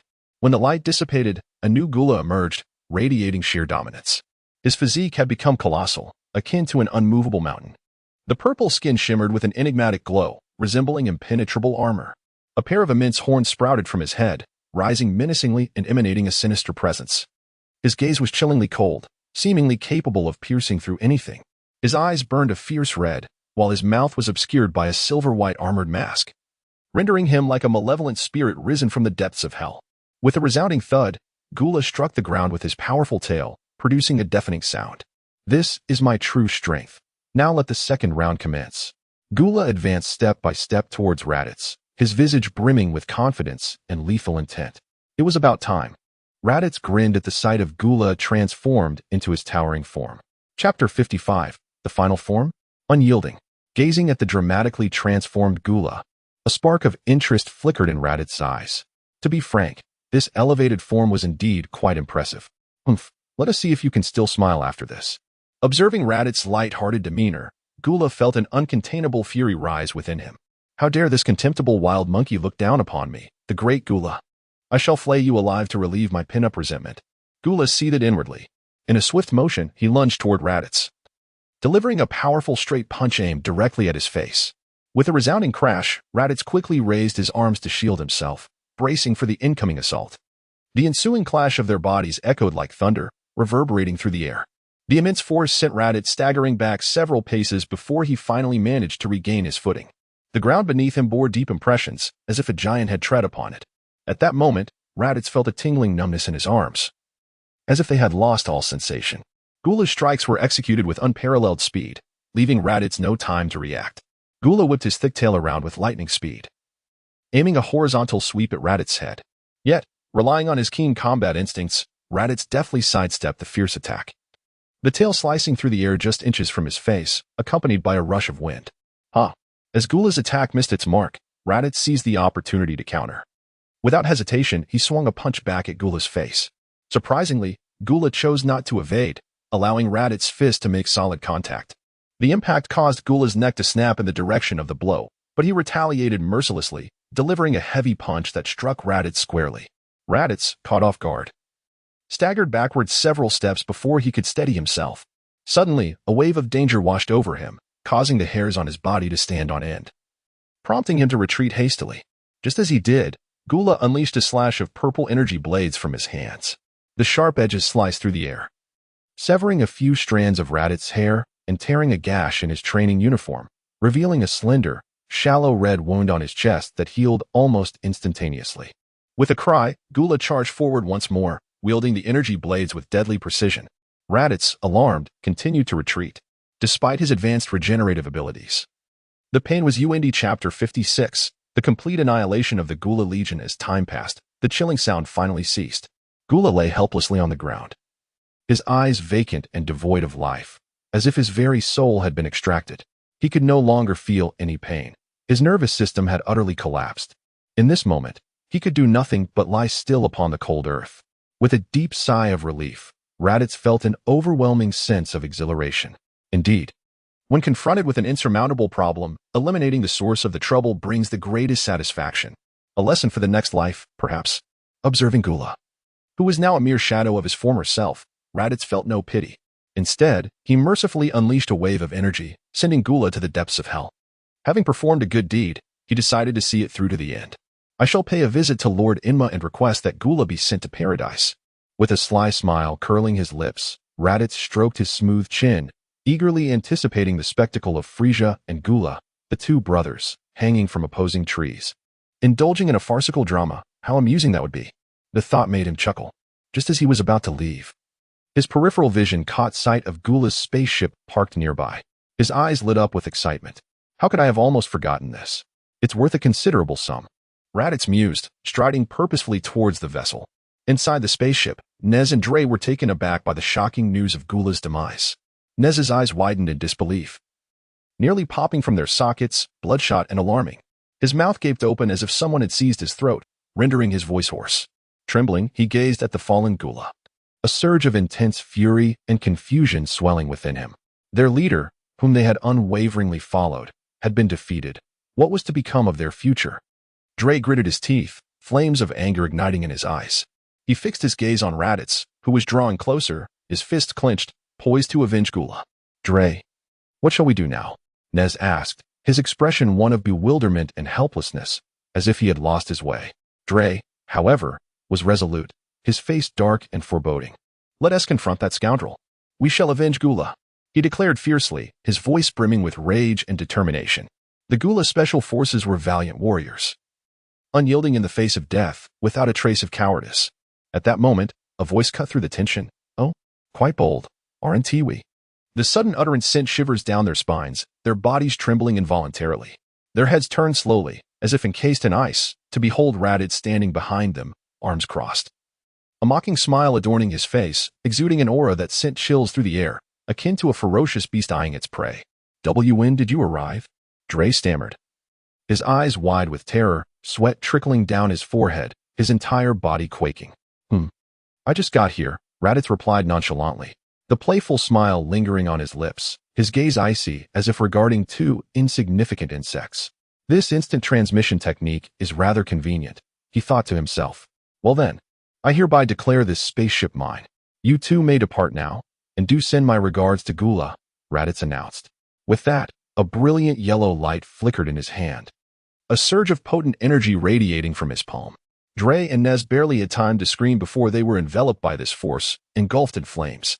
The yellow fire licked at their bodies as they writhed in agony, yet death was inescapable. Soon, their forms were reduced to ashes, scattered into the void, leaving no trace behind. The vessel that once belonged to Gula was now claimed as Raditz's prize. All right, that's a wrap. Raditz stretched lazily. Once back on Earth, selling the ship to Bulma should yield a handsome profit. With this thought, A grin spread across his face. After all, the previous 2.5 billion was hardly substantial for a scion with an insatiable appetite.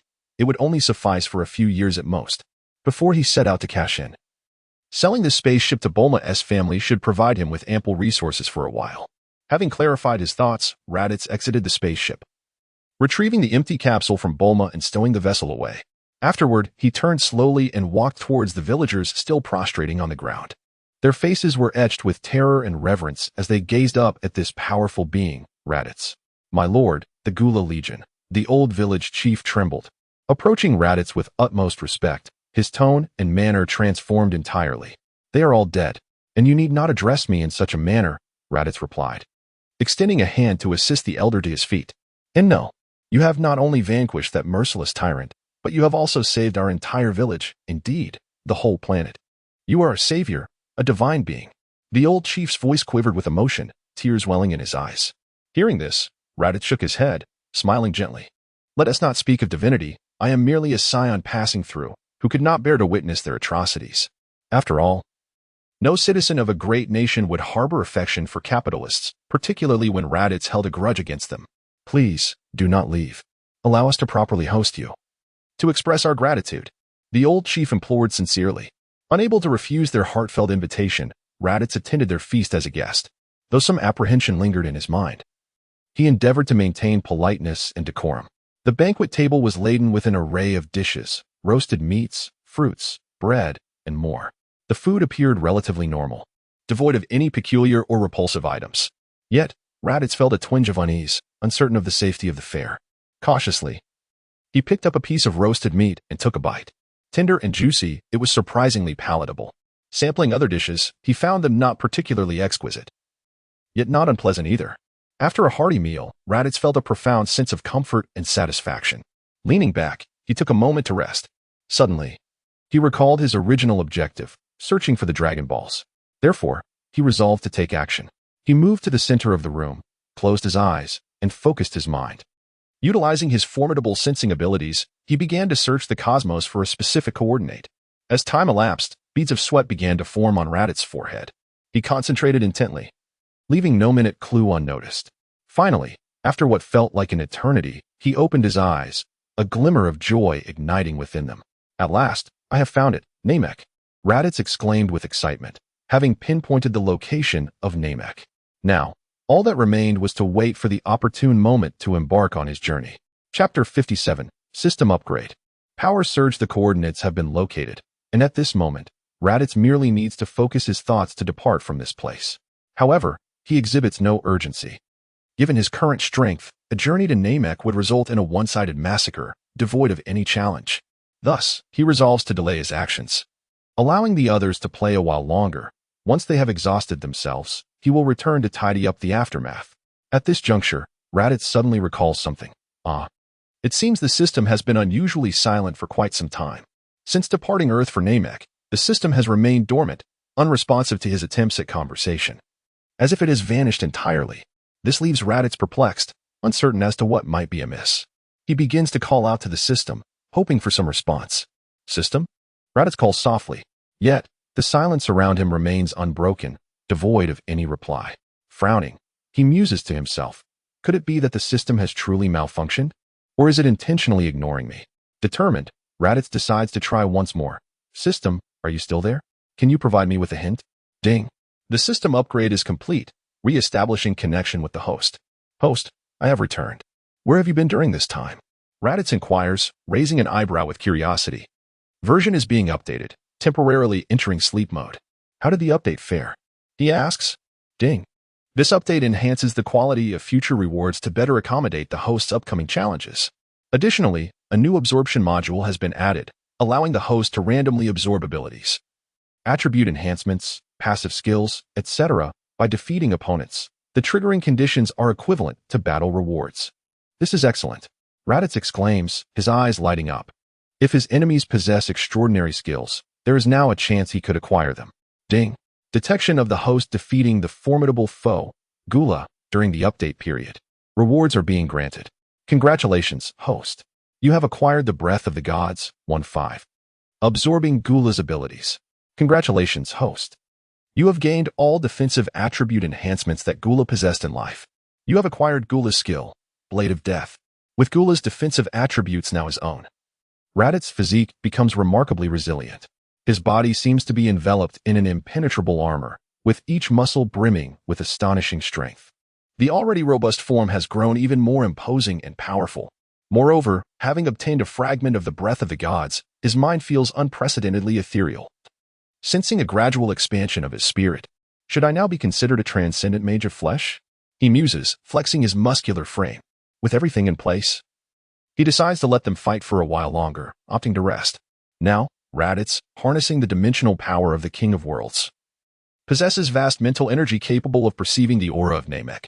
At this moment, Namek has yet to witness a conflict exceeding 1 billion in combat power, indicating that the situation remains manageable. Additionally, he discovers an intriguing fact. The battle powers of Gohan and Goku are remarkably equal. How amusing. I wonder which of you will transform first? Raditz chuckles softly. Meanwhile, on the battlefield of Namek, Vegeta lies sprawled on the ground like a defeated dog, barely clinging to life. Frisia's foot is planted firmly on his head, his form having undergone a drastic transformation into his final form. Frisia's final form, though diminutive, exudes an undeniable aura of intimidation. His body is an eerie silver, adorned with purple armor, smooth and glossy skin. His head is small and delicate, with eyes resembling two gleaming gems radiating malevolence and cruelty. The corners of his mouth curl into a chilling smile. Clad in simple battle armor, he embodies authority and dominance, with limbs that are slender yet imbued with incredible power, as if capable of unleashing devastating force at any moment. Frisia's final form resembles a demon from the depths of hell, instilling fear in all who behold him. Gazing down at the incapacitated Vegeta, Frisia's expression remains devoid of emotion. At this moment, he feels a profound frustration. How could this scion have pushed him to such extremes? Initially, Frisia had transformed into his second form to confront Vegeta, easily overpowering him. However, just as the battle seemed to conclude, Vegeta unexpectedly consumed a mysterious fruit, instantly recovering from his injuries. His power surged dramatically, reversing the tide of battle, allowing him to dominate Frisia. This forced Frisia to elevate his strength once more, adopting his third form, yet he still could not vanquish Vegeta. Ultimately, it was only upon transforming into his final form that he managed to subdue him. Looking down at the motionless Vegeta, Frisia feels as if he has encountered a ghost. He silently congratulates himself. It seems that obliterating planet Vegeta was indeed a wise decision. Ah, Vegeta. I am here to send you on your way, Frisia remarks with a cold smile, his eyes glinting with malice. With this troublesome adversary out of the way, no one shall impede his pursuit of eternal life.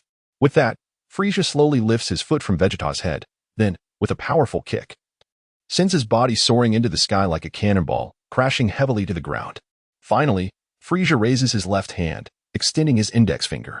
A flash of red light flickers, and a terrifying beam of death shoots forth like a venomous serpent, hurtling towards Vegeta at astonishing speed. At this critical moment, a flash of orange appears like lightning, as Goku materializes in front of Vegeta, his gaze resolute and focused. With a swift motion of his left hand, he redirects the deadly beam with immense force, sending it flying into the distance. Kakarot. Vegeta utters weakly, a look of shock and confusion gracing his face. Chapter 58. Confronting the Cosmic Emperor just in time, Son Goku, with a relaxed demeanor, turned to the side, locking eyes with Vegeta, and chuckled. However, upon seeing the face of Son Goku, one that irked him immensely, Vegeta was momentarily taken aback. A surge of inexplicable emotions welled up within him. He had intended to voice his thoughts, but found himself momentarily speechless. At that moment, a deafening sound erupted from the horizon, and several figures descended like meteors, landing firmly on the ground. Upon closer inspection, it was Piccolo, Gohan, Krillin, and the others. Tension gripped the group, their gazes fixated on Frisia ahead, unwilling to let their guard down for even a moment. Is that Frisia? What a terrifying aura. Sweat beaded on Krillin's forehead as his body trembled slightly. Finally, the real deal has appeared, Piccolo thought, his eyes sharp and fist clenched, filled with fighting spirit. Ever since merging with Nail, he had inherited Nail's memories, and his hatred for Frisia was profound. Today, he would show you the wrath of the Namekians. Piccolo gritted his teeth, stating resolutely. Meanwhile, Gohan's focus remained unwaveringly on Frisia. His brow furrowed in concern. He sensed an unprecedented sense of peril emanating from Frisia, a feeling that unsettled him. This guy, He hasn't even unleashed his full power yet. Frieza, indifferent to the presence of those around him, fixed his gaze intently on Son Goku, his eyes revealing an indescribable complexity of emotion. This person seems familiar. Frieza narrowed his eyes, pondering silently. Suddenly, a flash of memory struck him. He recalled a scion who once dared to defy him, igniting a surge of rage within him. Frieza, come out. This all ends now, the fate of the scions, the destiny of planet Vegeta, and your fate. The fearless visage of Bardock during their battle, those eyes ablaze with fury, charging towards him, flashed vividly in his mind. Frieza narrowed his eyes slightly, a glimmer of murderous intent flickering within. Is this fellow a descendant of that scion? Yet, all of this is futile. I am the strongest in the universe. Frieza snorted coldly, his eyes filled with disdain. Step back and rest, Vegeta. This is my fight. Without further ado, Son Goku strode confidently onto the battlefield, directly confronting Frieza. His gaze was sharp, as if capable of piercing through anything. Wait, you cannot defeat him. Before Vegeta could complete his warning, an overwhelming aura radiated from Son Goku. It surged like a raging flame, fervent and wild, akin to a tempest, fierce and unstoppable. The air around them seemed to warp under this tremendous pressure, inducing an indescribable sense of oppression. Vegeta's intended words caught in his throat. His eyes widened in shock as he beheld Son Goku. He had never witnessed such a potent aura. It seemed that the Goku before him was no longer the familiar scion he knew, but rather a primordial warrior, exuding infinite majesty and strength. No way. The legendary Super Saiyan. A sudden jolt coursed through him. An uncontrollable thought emerged. Disbelief filled Vegeta's heart as he struggled to accept that the scion he once regarded as inferior had attained this legendary state before him.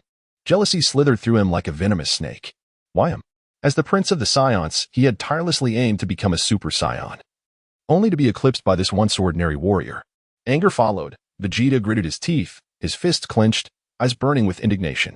Hey, are you Frieza? Regardless of what the onlookers thought, Son Goku had officially faced Frieza. His tone was calm, yet his eyes sparkled with unwavering resolve, as if igniting an eternal spirit of combat. It is I. Are you also a scion? Frieza retorted with scorn, a smirk gracing his lips, revealing his disdain. He cast his eyes over Son Goku, seemingly dismissive of this opponent. I am a scion raised on Earth, here to defeat you, Son Goku declared solemnly, his voice imbued with determination. He clenched his fists, leaning slightly forward, exuding a formidable presence. Frieza burst into laughter, as if he had heard the most amusing joke. The sound echoed ominously in the air, sending chills down the spine.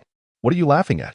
Son Goku replied coldly, his brow furrowing, irritation flickering in his eyes. You? Just a mere scion, daring to boast in my presence. Frieza guffawed, his grin growing more sinister. He raised his hand, lightly gesturing, and a powerful wave of energy surged towards Son Goku. Son Goku sidestepped the blast, his gaze locked onto Frieza, anger igniting within him. He gritted his teeth, gathering his strength, preparing for the impending battle. Do you know?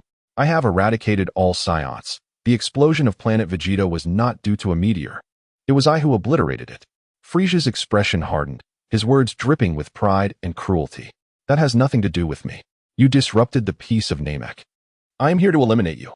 Son Goku retorted fearlessly, his gaze resolute and unyielding. Peace? How many atrocities have your scions committed? Do you scions, who survive by invading other planets for resources, have the right to speak of peace?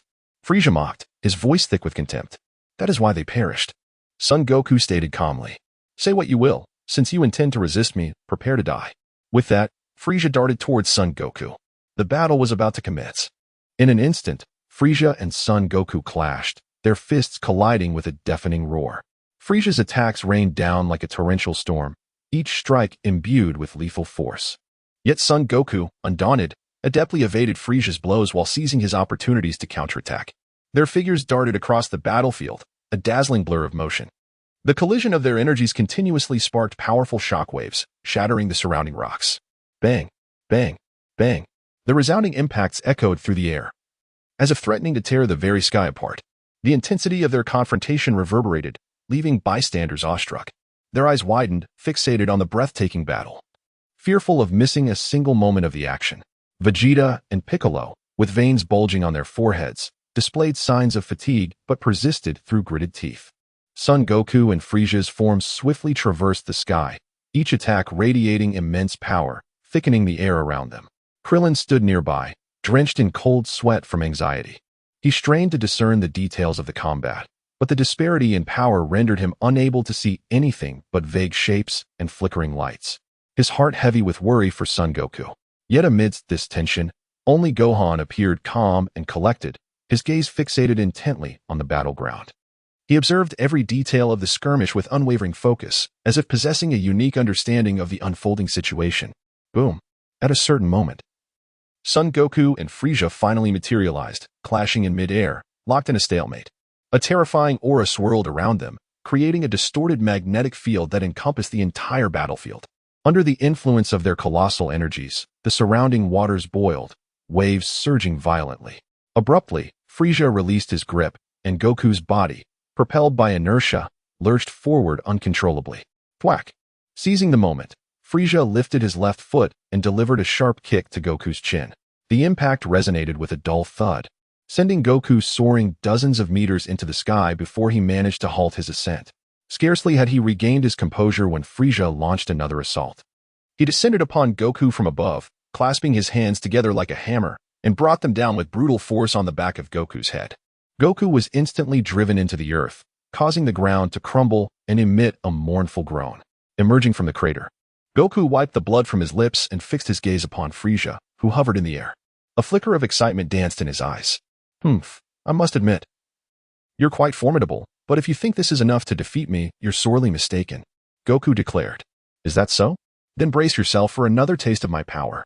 Frieza retorted with a boisterous laugh, before clasping his hands together. Tendrils of electricity crackled between his palms as a potent energy began to coalesce, forming a massive sphere of light. Perish! Frieza bellowed, hurling the sphere toward Goku. Goku, reacting swiftly, dodged the brunt of the attack, but was still grazed by the residual energy, sending him hurtling backward for hundreds of meters. Frieza, relentless, pressed his advantage, unleashing a relentless barrage of blows upon Goku. Despite Goku's valiant efforts to defend himself, he gradually succumbed to Frieza's relentless assault. What's wrong? Where's that arrogance you were brandishing before? Frieza taunted, relentlessly pursuing his attack. Goku, however, paid no heed to Frieza's taunts. He was struggling to keep pace with Frieza's relentless onslaught, retreating step by step in a desperate battle. Just then, a sinister smile crept across Frieza's face. In a flash, his tail lashed out like a whip, aimed squarely at Goku's head. Crack! A sharp, resounding noise filled the air as Goku's vision blurred, a searing pain erupting from his head, sending his body spiraling uncontrollably. Ark! Goku cried out in agony, his mind reeling. He had not anticipated Frieza's sudden tail attack, and its sheer force had caught him completely off guard. Seizing upon Goku's momentary disorientation, Frieza swiftly closed the distance, delivering a devastating blow to Goku's abdomen with all his might. Thud! The force of the impact reverberated through Goku's body, causing his face to contort in pain as he spat out a mouthful of saliva. Clenching his teeth, Goku endured the agony, seizing Frieza's fist with one hand while grasping his head with the other. With a surge of determination, he slammed his head against Frieza's smooth forehead. Bang! Another resounding crash echoed as a large bump swelled upon Frieza's forehead. He groaned in pain, staggering backward. Goku seized the opportunity to regain his footing, panting heavily. That low-class scion, resorting to such underhanded tactics. Frieza roared, clutching his throbbing forehead, his eyes ablaze with fury. As long as it works, Goku chuckled, casually wiping the saliva from his lips, unfazed by Frieza's rage. It doesn't. Frieza bellowed, his anger reaching a boiling point. He lunged at Goku once more, consumed by unbridled fury and a thirst for vengeance. Undeterred, Goku stood his ground, taking a deep breath to regulate his breathing and steady his ki. Kaioken! Goku roared, his muscles bulging as a surge of power coursed through his veins. A crimson aura erupted from his body, piercing the heavens, his gaze sharpening with an intensity that seemed to penetrate all. In that instant, Frieza's fist hurtled toward Goku like a gale. However, Goku remained composed, swiftly extending his right hand to intercept Frieza's attack. Clang! A deafening sound erupted as Goku firmly grasped Frieza's fist, halting its advance. Alarm bells rang in Frieza's mind as he realized the gravity of the situation. He attempted to retract his fist, but it was too late. With a sudden surge of strength, Goku yanked Frieza's arm toward him, sending Frieza hurtling into Goku's embrace. Boom! Without hesitation, Goku unleashed a devastating punch to Frieza's abdomen. The force of the blow was staggering, the concussive energy tearing through Frisia's body, creating ripples in the air behind him. The sheer force of the impact caused Frisia to spew a torrent of blood as he was sent hurtling backward, crashing into a distant mountain. The mountain crumbled upon impact, sending a cloud of dust and rubble into the air. But the onslaught did not end there. Goku pursued Frisia relentlessly, overtaking him as he plummeted to the ground, and unleashed a flurry of punches upon his face. After delivering the final blows, Goku retracted his hands, seized Frisia's fists, and with a powerful heave, flung Frisia's body over his shoulder. Simultaneously, he propelled himself skyward, carrying Frisia with him. In midair, Goku adjusted his stance before executing a devastating piledriver, sending Frisia hurtling toward the ground like a meteor. The impact created a massive crater, the surrounding earth fracturing and trembling. Dust billowed into the air. Having completed his assault, Goku stood tall, his chest heaving, his breath ragged. Yet, his eyes remained fixed upon the swirling vortex of smoke and debris, his gaze unwavering, his senses on high alert. Chapter 59. The 20-fold King's fist. With an explosive roar, an overwhelming aura suddenly enveloped the surroundings, causing the very air to tremble. It was as if a demonic deity had descended, making the earth quiver in fear. Gradually, a figure arose from the void. It was Frisia. In that moment, he appeared battered and bruised, a stark purple stain of blood marring his visage, and several abrasions marred his body. Veins throbbed on his forehead, and his eyes radiated a terrifying light. Unforgivable! Unforgivable! Frisia bellowed to the heavens, his voice rife with fury and resentment. His rage erupted like a volcano, seemingly poised to reduce the world to ashes. I am the supreme being of the universe, King Frisia. How could I possibly be defeated by a wretched monkey? This is a profound humiliation. Frisia's pride suffered an unprecedented blow. He could not reconcile himself with the reality of his defeat. As his emotions surged, the energy surrounding him intensified, escalating to a pinnacle. He raised his hand, and a formidable sphere of energy coalesced in his palm. He intended to unleash this fury, compelling his adversary to pay dearly. Die! Frisia roared, hurling the energy sphere forward with immense force. The sphere hurtled through the air like a colossal meteor, imbued with destructive power aimed at its target. Oh no! Witnessing the impending release of Frisia's powerful energy sphere, Son Goku's expression shifted dramatically. He understood that should this energy sphere strike Namek, the consequences would be catastrophic. Gritting his teeth, he summoned all his strength. 20-fold King's fist. With a fierce shout, the energy surrounding Son Goku surged like an erupting volcano. His muscles expanded rapidly, and he seemed to be filled with boundless power. With astonishing speed, the energy sphere raced toward Namek, tearing through the fabric of space with a piercing howl. At that moment, Son Goku transformed into a crimson streak of lightning, charging toward the colossal energy blast. Boom! With a resounding crash, Son Goku propelled himself into the air like a cannonball, his velocity so swift that only a fleeting arc could be perceived.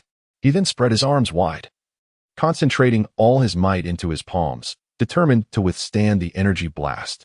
As the energy sphere made contact with Son Goku's hands, an explosive clash erupted, sending shockwaves that rattled the very core of Namek. Son Goku gritted his teeth, his face contorted in agony. His body endured unimaginable pressure, as if it were on the brink of being crushed, yet he refused to yield. He was resolute in his purpose to protect Namek and its innocent lives.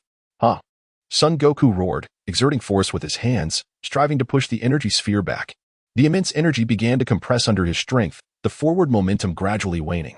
With each surge of power, the energy sphere's advance slowed, eventually coming to a complete halt. With a thunderous shout, Son Goku concentrated all his strength into his legs and propelled himself upward, simultaneously launching the energy sphere skyward with his hands.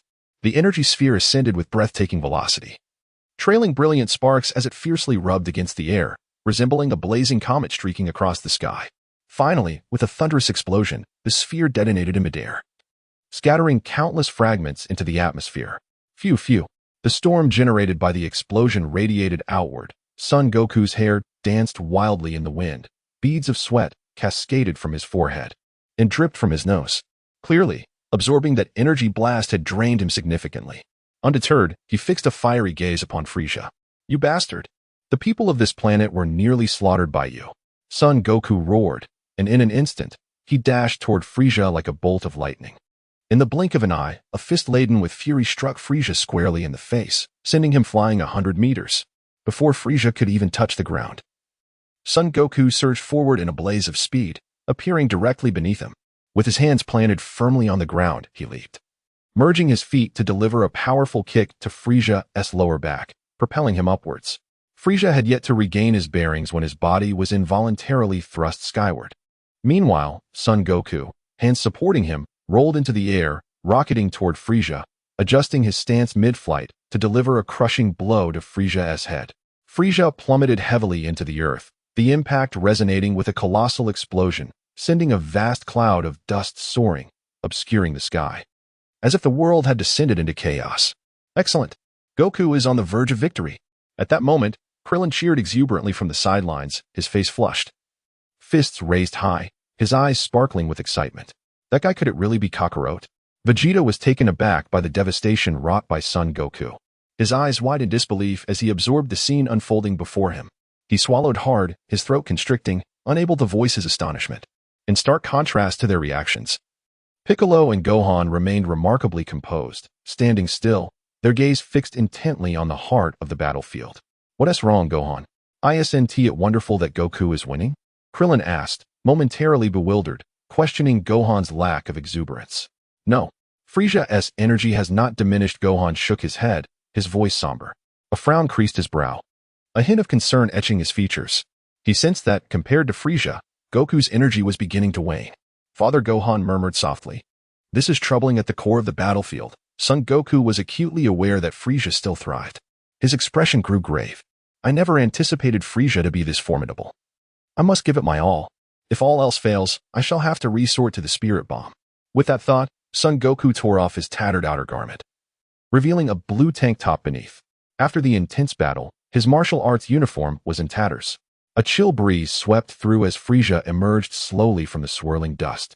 His expression foreboding, his icy gaze brimming with malice. You should consider yourself fortunate. I will use my true power to obliterate you. Chapter 60, Spirit Bomb. The final trump card. On the desolate plains of Namek, Son Goku and Frisia stood facing each other, mere meters apart yet separated by an insurmountable chasm. As if they existed in entirely different realms. Goku silently regarded the cosmic monarch before him, his eyes shimmering with unwavering resolve and calmness. No longer the diminutive figure he once was, he now radiated a newfound presence. His physique had transformed, exhibiting a robust form adorned with well-defined muscles that conveyed an undeniable sense of power, yet he retained an agile grace.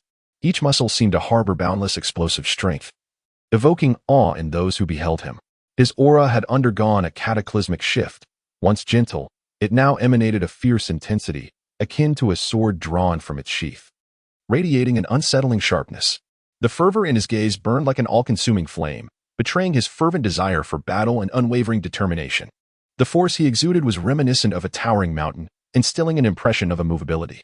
Let us proceed, Mr. Son Goku, Frisia remarked, his newfound confidence bolstered by the formidable power he sensed. A sly grin crept onto his lips, reminiscent of the elegant ruler he had been. Come forth. Prepare yourself, Son Goku, as I escalate the Kaioken to 20 times its strength. Goku proclaimed, unleashing a torrent of energy that surged outward from him with a tremendous force. The surrounding peaks trembled under this onslaught, boulders cascading down with a resounding thud. The trees rustled violently, leaves swirling down as if in homage to the explosive energy that filled the air. I must conclude this battle within 10 minutes, Goku thought to himself, aware that his combat prowess had slightly diminished after the previous skirmishes. 10 minutes marked the utmost limit of his 20-fold Kaioken. With a thunderous boom, the two combatants launched themselves at one another, the air reverberating with the sound of their fierce clashes. Frisia's eyes widened with cold fury as they locked onto Goku. And in an instant, they collided, fists and feet meeting with thunderous resonance. Each impact sent tremors through the very fabric of space, as if the potent force could tear reality asunder. The shockwaves radiated outward, stirring up a storm of dust that obscured the battlefield. Debris exploded from the ground like bullets, while the nearby lake rippled with concentric waves. Their speed was blinding, rendering their movements nearly imperceptible. Only fleeting shadows darting and colliding could be discerned. This battle was a breathtaking spectacle, as if the fate of the world hung precariously in the balance. As the conflict escalated, Frisia pointed a finger at Goku, unleashing a barrage of death beams akin to a Gatling gun. Goku deftly evaded, darting behind Frisia to launch a massive energy sphere. Frisia swiftly pivoted and deflected the attack with his tail. Goku seized the moment, charging toward Frisia, who, startled, retaliated with a flurry of death beams, all of which Goku skillfully dodged. In the blink of an eye, he was upon Frieza, delivering a powerful kick to his abdomen, causing Frieza to stagger backward in pain. Yet, regaining his composure, Frieza smirked coldly. Drawing a deep breath, he radiated a violet glow before unleashing a colossal shockwave. Goku, caught off guard, was struck and sent flying but managed to adjust midair and land gracefully. Frieza pursued relentlessly, swinging his fist toward Goku, who met the assault with unwavering courage. Engaging in close-quarters combat, suddenly, a dark shadow zipped through the air, ensnaring Goku's neck with lightning speed. Goku gasped for breath, his face reddening as he instinctively grasped the shadow. It was Frieza's tail. Yet, Frieza, cunning as ever, flicked his tail, evading Goku's grasp. Panic surged within Goku as he attempted to seize Frieza's tail again, only to find the foe's speed insurmountable. With each tightening coil of Frieza's tail, it seemed Goku's very life was at stake. In that critical moment, inspiration struck Goku. He opened his mouth wide, summoning all his strength, and sank his teeth into Frieza's tail. Frieza howled in agony, the pain forcing him to relinquish his grip. Goku seized the opportunity to break free, pivoting to deliver a powerful punch to Frieza's head. With a resounding thud, Frieza was sent hurtling through the air, crashing heavily to the ground. Goku stood rooted in place, clutching his neck and gasping, his face contorted in pain. Frieza, regaining his footing midair, glared at Goku with eyes as cold as steel. He gingerly inspected his tail, stained with blood, a flicker of anger igniting within him. He then exhaled forcefully upon his tail, casting a lethal glare toward Goku. "I shall tear your mouth apart." Frieza bellowed in a rage-fueled charge at Goku, his aura pulsating with intensity, warping the very air around him. In the face of Frieza's wrath, Goku remained composed, his gaze unwavering. As Frieza neared, Goku executed a sudden maneuver, his hands thrusting upward toward his head. In an instant, a brilliant and formidable light erupted from his palms, blindingly radiant like the sun. Solar Fist. "Damn you!" Frieza cursed, forced to halt as he shielded his eyes from the blinding brilliance, which enveloped him, rendering him unable to withstand its intensity. Goku seized this moment of vulnerability, leaping from the battlefield to concentrate fully on gathering the Kamehameha energy. With hands clasped at his waist, he channeled all his power into a blue energy sphere that swelled in size, pulsating with a heart-stopping force. Moments later, he unleashed the Kamehameha at Frieza, the powerful energy carving a deep trench into the ground, shattering the surrounding rocks and sending debris soaring. The impact generated a cloud of dust, reminiscent of a miniature explosion. "Is it truly futile?" Goku mused, a bittersweet smile gracing his lips as he soared toward Gohan and Piccolo. "Dad!" Gohan exclaimed, his face lighting up with joy upon seeing Goku return, concern evident in his voice. "Old man," Piccolo echoed, worry etched across his features. "Are you both unharmed?" Goku inquired, his tone laced with concern. "We're fine. What about you?" Gohan quickly replied, "I'm all right, but that foe is incredibly difficult to contend with. My attacks seem ineffective against him." Goku lamented, shaking his head in resignation. "Is there truly no way to defeat him?" Piccolo clenched his fists, frustration evident on his face. "At this juncture, it appears our only recourse may be the spirit bomb," Goku remarked, furrowing his brow. "Dad, do you still have a plan?" Gohan asked eagerly. "Indeed, but this may be our singular opportunity. Therefore, we will need your assistance to buy us some time," son Wukong stated with a serious expression. "All right, father, we will certainly help you hold him off," Gohan replied resolutely. Nodding his head, he exchanged a determined glance with Piccolo, and together, the master and pupil boldly stepped onto the battlefield. At this moment, the smoke from the explosion had long dissipated, yet Frieza remained standing, his aura seemingly unaffected, indicating that the recent assault had not inflicted significant damage upon him. Frieza's body bore the marks of the Kamehameha wave, charred and blackened, with faint ripples of energy emanating from the wounds, exposing patches of scorched skin. Nevertheless, he appeared to have sustained no life-threatening injuries, though his eyes now gleamed with a hint of rage. Scanning the surroundings for the culprit, he found no trace of Son Wukong, only the approaching figures of Gohan and Piccolo. Their faces were etched with determination, signaling their readiness for the impending confrontation. "We have come to be your adversaries," Gohan proclaimed loudly, striking a combat stance. His eyes radiated confidence and resolve. The two warriors assumed their positions, their fighting spirits soaring, their energies harmonizing in a powerful synergy. Chapter 61. The Angered Warrior, Part 1. A Namekian and a Child? Frieza could not help but chuckle at the sight of the two before him. Suddenly, his expression turned exceedingly cruel. "Do these insignificant creatures dare to challenge me?" Frisia the Great. With that, he vanished in an instant. Be on your guard, Gohan, Piccolo cautioned. Understood, Gohan replied. The master and disciple sprang into action, charging toward Frisia. Boom. With a violent shockwave, the two were sent flying, while Frisia remained unfazed, drawing upon their combat experience. Piccolo and Gohan managed to steady themselves after sliding for dozens of meters. They then began to dart toward Frisia in a complex pattern. Swish, swish, swish. Frisia unleashed a barrage of deadly energy beams from his fingertips, raining down upon them. The duo, displaying impeccable teamwork, narrowly evaded each attack as the lasers struck the ground, creating deep, dark craters. Not bad, you have quite the spirit, Frisia taunted, his eyes gleaming with a sadistic excitement akin to a cat playing with a mouse. A sinister smile crept across his pale face, as if he already envisioned the moment he toyed with his prey. As his words faded, he launched another assault. This time, the energy beams intensified, cascading down like a torrential storm. The pair found it increasingly difficult to evade the relentless onslaught. They dodged left and right, their movements ghostly and unpredictable, yet they still bore shallow wounds from the beams that grazed them. Now, Gohan, Piccolo shouted, exuding a fierce aura. He clasped his hands together and then thrust them outward, sending forth a brilliant wave of yellow energy toward Frisia. Gohan followed closely behind, crossing his arms to unleash a blinding flash of magical energy resembling a radiant meteor, in tandem with Piccolo's attack. However, Frisia merely smirked at the approaching energy. With a casual lift of his hand, a formidable force surged forth, effortlessly deflecting Piccolo and Gohan's energy waves into the mountains behind them. A tremendous explosion ensued.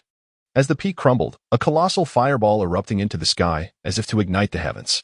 As an Namekian, your strength is indeed remarkable. Have you ever considered working for me?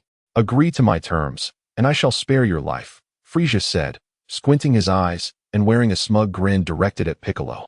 His tone dripped with mockery and provocation, seemingly aimed at inciting Pic-Feudal. The cold, merciless voice of Frisia emerged from the swirling dust.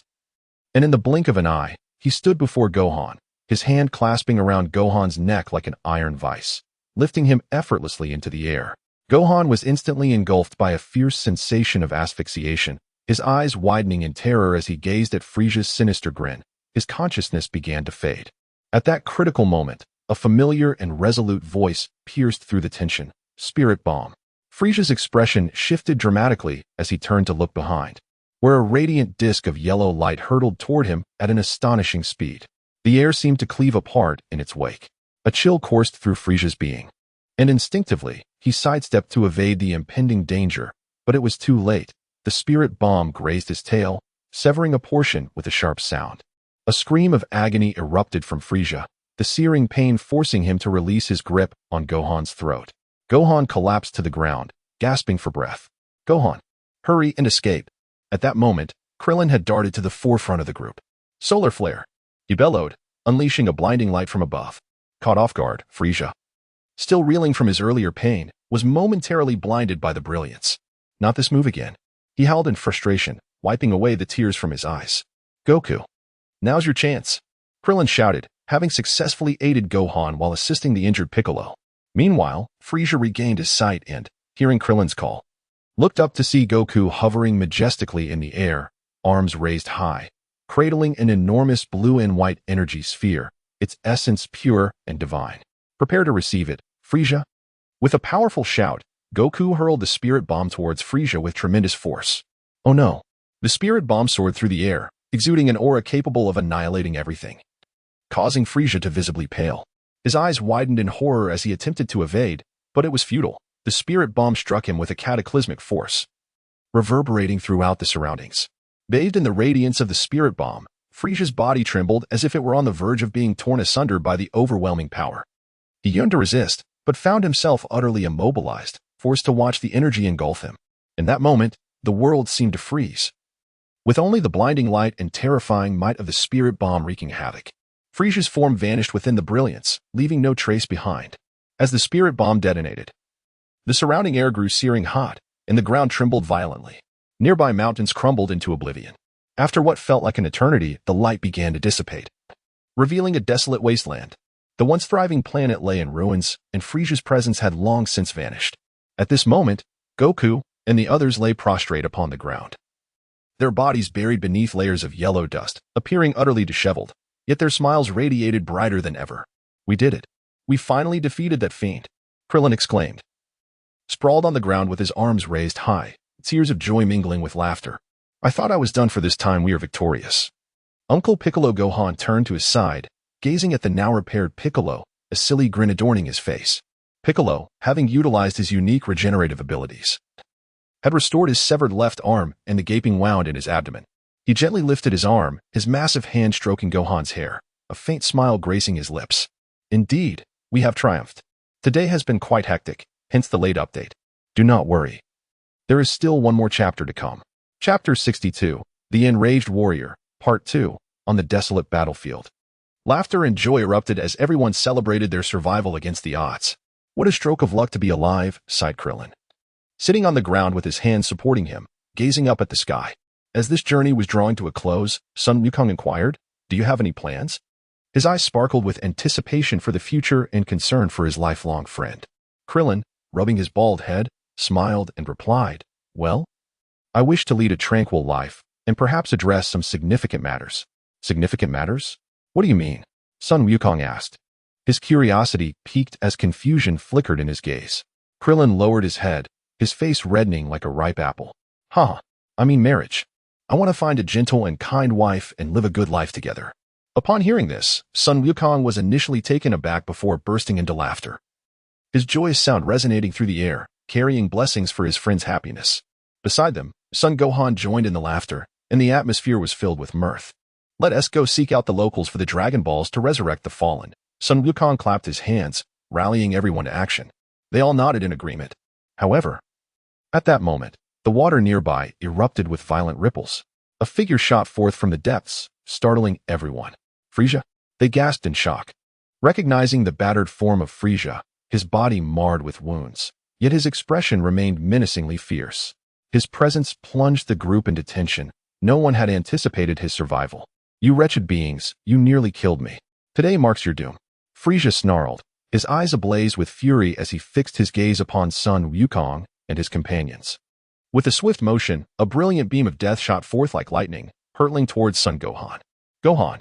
In a split second, Piccolo's pupils constricted, and he reacted instinctively, colliding into Gohan and pushing him aside, shielding him from the lethal strike.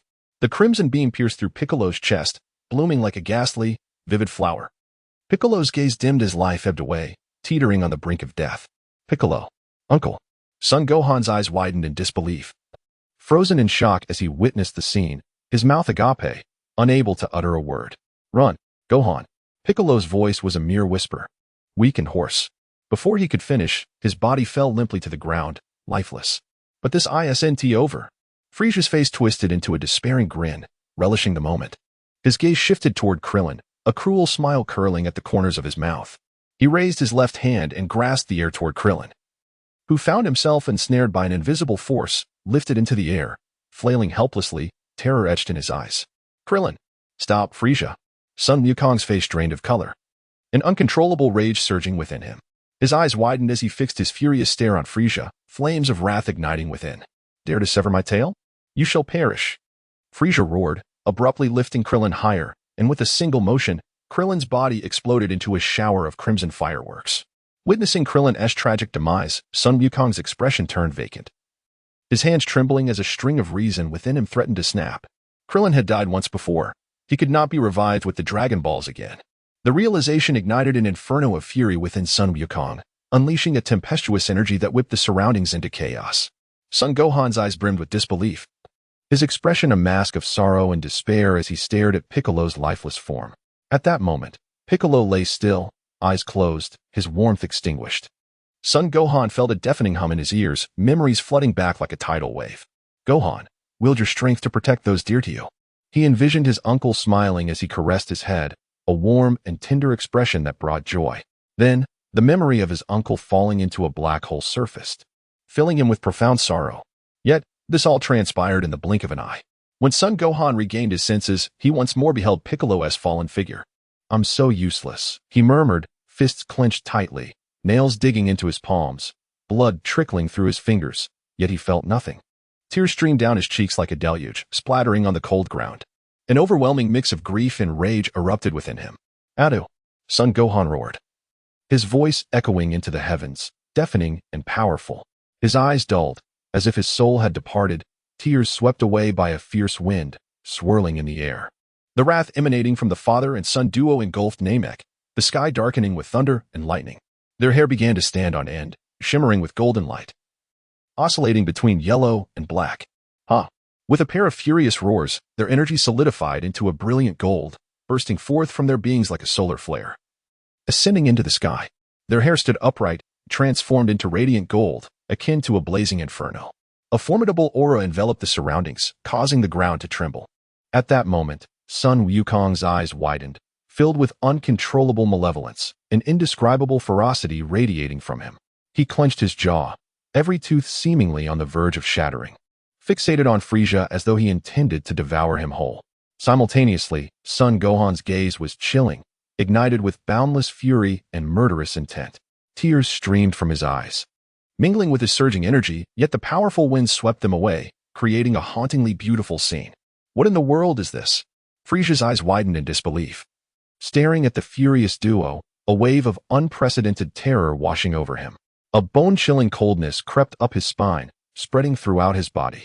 Meanwhile, far away on planet White, Raditz lounged on a beach chair, basking in the sun, sipping juice, and enjoying the scenery. Suddenly, he felt an inexplicable sensation, springing up with a start. He fixed his gaze on the distant sky, as if peering into a corner of the universe. When he glanced towards Namek, he was momentarily stunned before bursting into laughter. "Ha! A buy one get one free. Frieza, you're truly impressive. I need to hurry and take a look."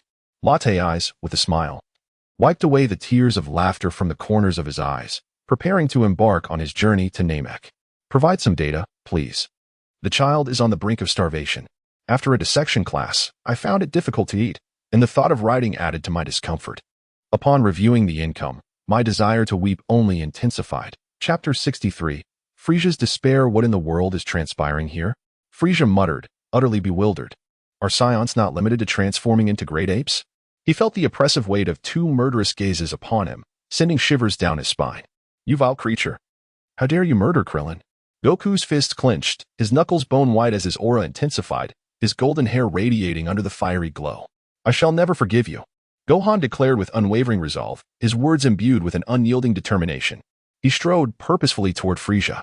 Beneath his composed facade lay a simmering rage, akin to a dormant volcano poised to erupt with devastating force. "No matter what form you assume, you remain nothing more than simian beasts," Frieza roared, attempting to mask the growing dread that gnawed at his core. He unleashed a barrage of potent energy blasts, the crimson lightning bolt striking toward Gohan with venomous speed. Yet, Gohan remained unfazed, seemingly impervious to the onslaught. The energy surged around him, leaving a trail of dark smoke in its wake. His eyes, like sharpened blades, remained fixed on Frieza. He advanced deliberately, each step resonating like a death knell in Frieza's ears, amplifying the encroaching dread. Overwhelmed by a surge of emotion, Frieza decided to strike first, determined to obliterate the audacious adversary who dared challenge his authority. His eyes gleamed with manic intensity as he unleashed a torrent of energy waves upon Gohan. In a blink, Gohan vanished, his movements defying perception. A dark blur streaked past, and Frieza felt a searing agony in his abdomen, as if an invisible blade had pierced his flesh. He retched, while a torrent of crimson blood spewing from his mouth, staining the ground in a grotesque display.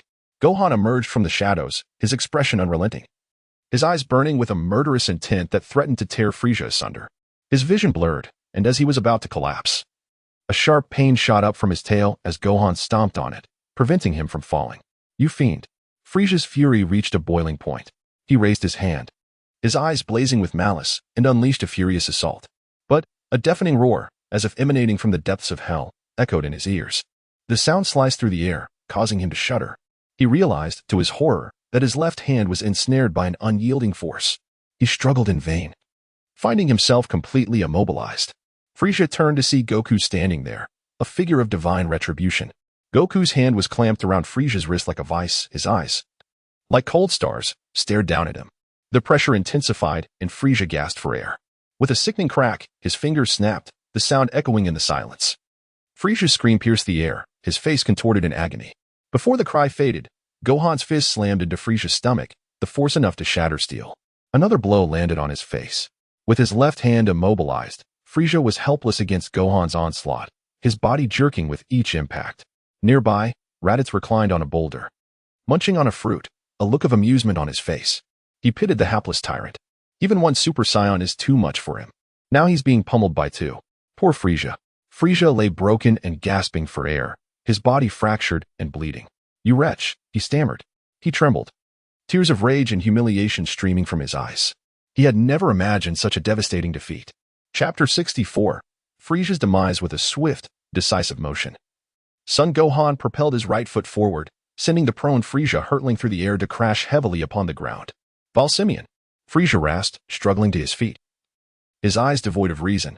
"I must concede, you possess a certain resilience," Son Goku remarked coolly, observing Frieza. "Insolent fool, how dare you address me in such a manner? I shall obliterate you," Frieza roared, his eyes blazing with manic fury. "If you possess the capacity, by all means, attempt it," Son Gohan retorted, unperturbed.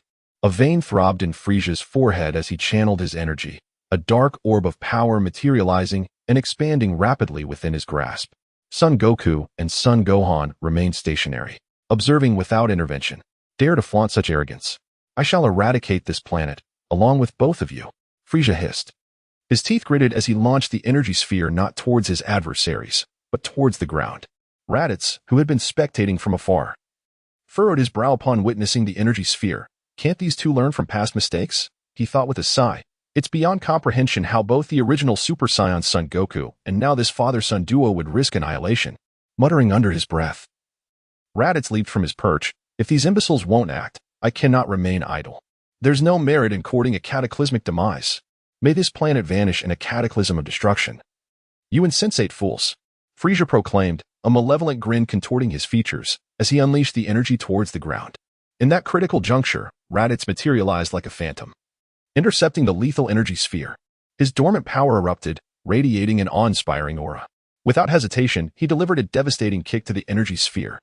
The impact unleashed a blinding flash and a deafening roar. The energy contorted under the force of his blow, diverted from its path towards the heavens.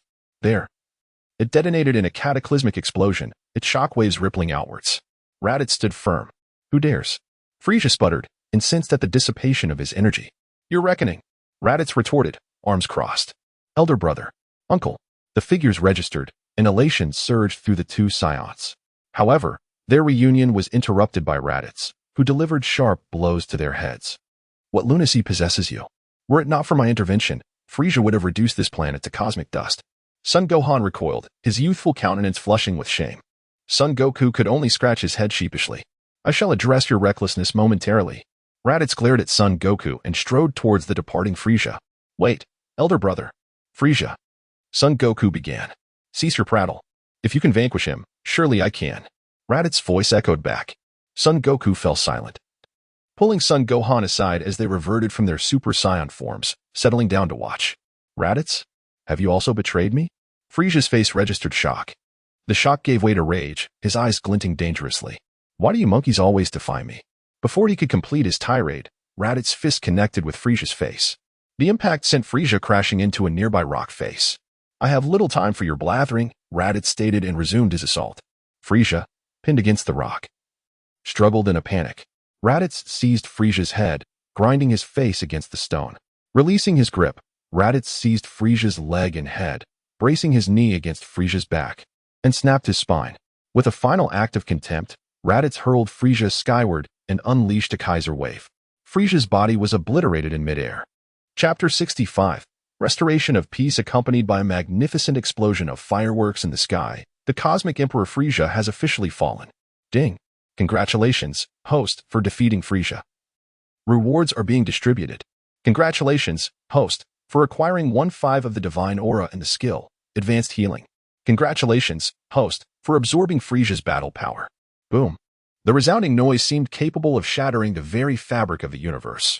The energy within Raditz surged like a tidal wave, erupting violently akin to a volcanic explosion. His martial attire billowed wildly as if caught in a tempest. The immense aura radiating from him resembled an enraged dragon, soaring towards the heavens, as if it sought to tear the sky apart. After some time, Raditz gradually acclimated to the sudden surge of power. exhaling a long breath that seemed to carry boundless weariness and relief. He then slowly reined in the tumultuous energy. With a steady gait, he turned and resolutely walked towards the direction of Son Goku and Son Gohan. "Brother, Frieza, is he dead?" Son Goku's voice, slightly hoarse, paused momentarily, his expression grave as he inquired of Raditz. "Yes, he is dead." Raditz lowered his gaze to the ground, where the remnants of what was once a formidable foe lay in ruin. A mysterious smile graced his lips as he truthfully replied, "At last, he is gone." Son Gohan sighed deeply, his eyes reflecting a complex array of emotions.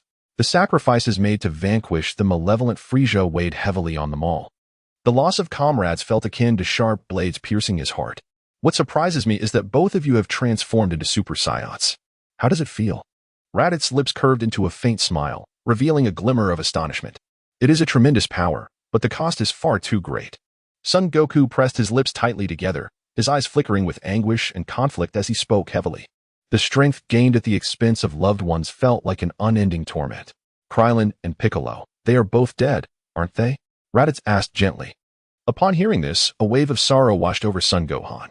He nodded gravely, each movement laden with an overwhelming sense of despair. Tears welled at the corners of his eyes, crystalline droplets cascading down his cheeks, a silent testament to the profound grief residing in his heart. "It is all right," Raditz said, softly stroking Son Gohan's head. "No, brother, Krillin. He has already died once. He cannot be revived with the Dragon Balls again."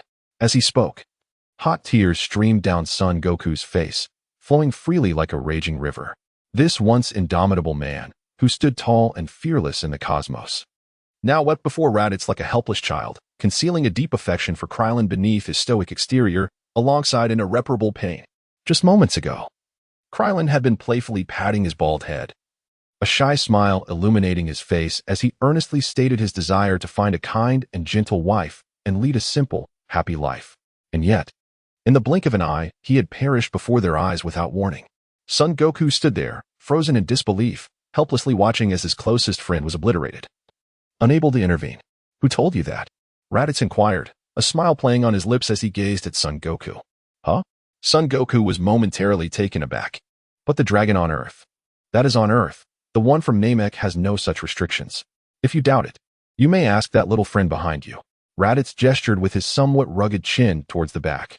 At that moment, Dandy, who had been hiding behind a massive rock, trembled like a frightened rabbit, retracting his head into his hiding place. He was seized by an invisible terror, instinctively burying himself deeper behind the stone, leaving only his wide, fearful eyes visible, flickering with uncertainty in the shadows, trembling as if on the brink of collapse. "Do not hide. If I truly wished to kill you, you would have been gone by now. Come out," Raditz said, his narrowed eyes revealing a hint of impatience. After a brief internal struggle, Dandy emerged from behind the rock with his head bowed, akin to a child who had committed a misdeed. "Young one, is what my brother said true?" Son Goku rushed to Dandy's side, gripping his shoulders with urgency. It is true, sir," Dandy stammered, his teeth clenched. "Enough, let him go." Raditz lightly tapped Son Goku on the head. "Now, we shall seek out the Elder. Would you like to join us?" "Yes, thank you," Dandy replied, his demeanor reserved. "However, before that, we must retrieve the Dragon Balls." As he spoke, Raditz produced the Dragon Radar borrowed from Bulma. Upon activating the radar, it instantly displayed 5 gathered points of light alongside 2 others that were separated. "There are 5 in this aquatic region, aside from the one at the Elders." "There is another," Raditz mused, stroking his chin. "I'll take care of the other one." Gohan volunteered eagerly. "All right, my dear nephew, be swift and return. We will regroup with the Elder afterward." With that, Raditz accelerated, darting towards the direction indicated by the radar, plunging into the water. Beneath the surface, the 5 Dragon Balls lay quietly, shimmering with a golden glow. With a sweeping gesture, Raditz's energy enveloped the 5 orbs, causing them to levitate. "Let us go, Kakarot." After securing the Dragon Balls, the 2 brothers soared towards the Elder's location, leaving Vegeta alone in a state of turmoil. Vegeta's expression was as dark as coal, his teeth grinding in frustration. Is that what a Super Saiyan looks like? He was consumed by disbelief and rage, feeling the absurdity of it all. What nonsense is this? Only I, Vegeta, am worthy of becoming the legendary warrior. That supreme honor rightfully belongs to me. How dare they? Vegeta trembled violently, his fury threatening to erupt as he struggled to contain the overwhelming energy surging within him. His aura, no longer under control, spilled forth like a tide, saturating the air with an intense pressure. I cannot simply give up, Vegeta vowed silently. He must pursue them, seize the opportunity for immortality. This chance was too significant for him to allow it to slip through his fingers. Thus, he summoned every ounce of strength, propelling himself forward like a bolt of lightning towards Raditz and the others. Behind him, the water's surface erupted in a massive splash from his overwhelming force. Raditz, sensing Vegeta's approach, opted to ignore him. The entirety of his family could easily dispatch Vegeta without effort. If he dared to confront them for the Dragon Balls, it would only serve as a means to absorb some damage. It would be of no real consequence. Before long, the two brothers, akin to two streaks of darkness, arrived at the Elder's secluded dwelling. At this moment, the Grand Elder resembled a flickering oil lamp, his breath faint and fragile, as if it could vanish at any moment. It appeared he had reached the twilight of his existence, on the brink of departing from this world. You have finally arrived, young outsiders, he murmured weakly, a glimmer of indescribable light flashing in his once cloudy eyes. They have brought the precious Dragon Ball. For Namek, you must hold on a little longer. Signaling the Grand Elder not to waste his energy in speech, Raditz quickly took action. He slowly extended his palm, and a gentle yet powerful aura emanated from his hand, enveloping the Elder's frail form like the warm sun of spring. As this comforting energy gradually permeated the Grand Elder's being, his withered vitality seemed to receive a modicum of nourishment, and the flicker of life that had almost extinguished began to rekindle, akin to a final glimmer of light. The Grand Elder's life was momentarily sustained. Now, all that remained was to await Gohan's arrival with the Dragon Ball. Meanwhile, Vegeta, hidden at the doorway, was also anticipating the Dragon Ball's arrival. Come on, hurry up. Once you bring all the Dragon Balls, I shall seize them for myself and make my wish first. As he spoke, a greedy gleam appeared in Vegeta's eyes, envisioning the splendid prospect of immortality. Time ticked away, second by second. Finally, at a pivotal moment, a brilliant light pierced the heavens, prompting everyone to gaze skyward. A small dot gradually materialized in their line of sight, growing larger until it was unmistakably clear. It was Gohan. He had successfully returned with the final Dragon Ball. Chapter 66 3 Wishes I have returned. Son Gohan exclaimed, holding aloft a massive Dragon Ball. Without further ado, let us proceed to make our wish. With a wave of his hand, Raditz beckoned Dandy to approach. Young one, it is your turn to make a wish. Let us begin, Dandy, as Purunga requires the Namekian language for the wish. Sensing Dandy's hesitation, the Grand Elder slowly nodded in encouragement. As Dandy began to articulate his wish, the 7 Dragon Balls radiated a brilliant light, darkening the sky in an instant. The intensity of the glow soared, ascending into the heavens. A dazzling golden beam emerged, accompanied by thunder and lightning. Shortly thereafter, the colossal dragon manifested, its serpentine body coiling elegantly, its scales shimmering with an enigmatic luster. The dragon's eyes, akin to enormous gemstones, exuded an air of majesty. This dragon, Purunga, bore little resemblance to the dragons of Earth, sporting a pair of sharp horns and a robust physique that rendered it more akin to a lizard than a dragon. Purunga, the summoner of my being, speak your wish.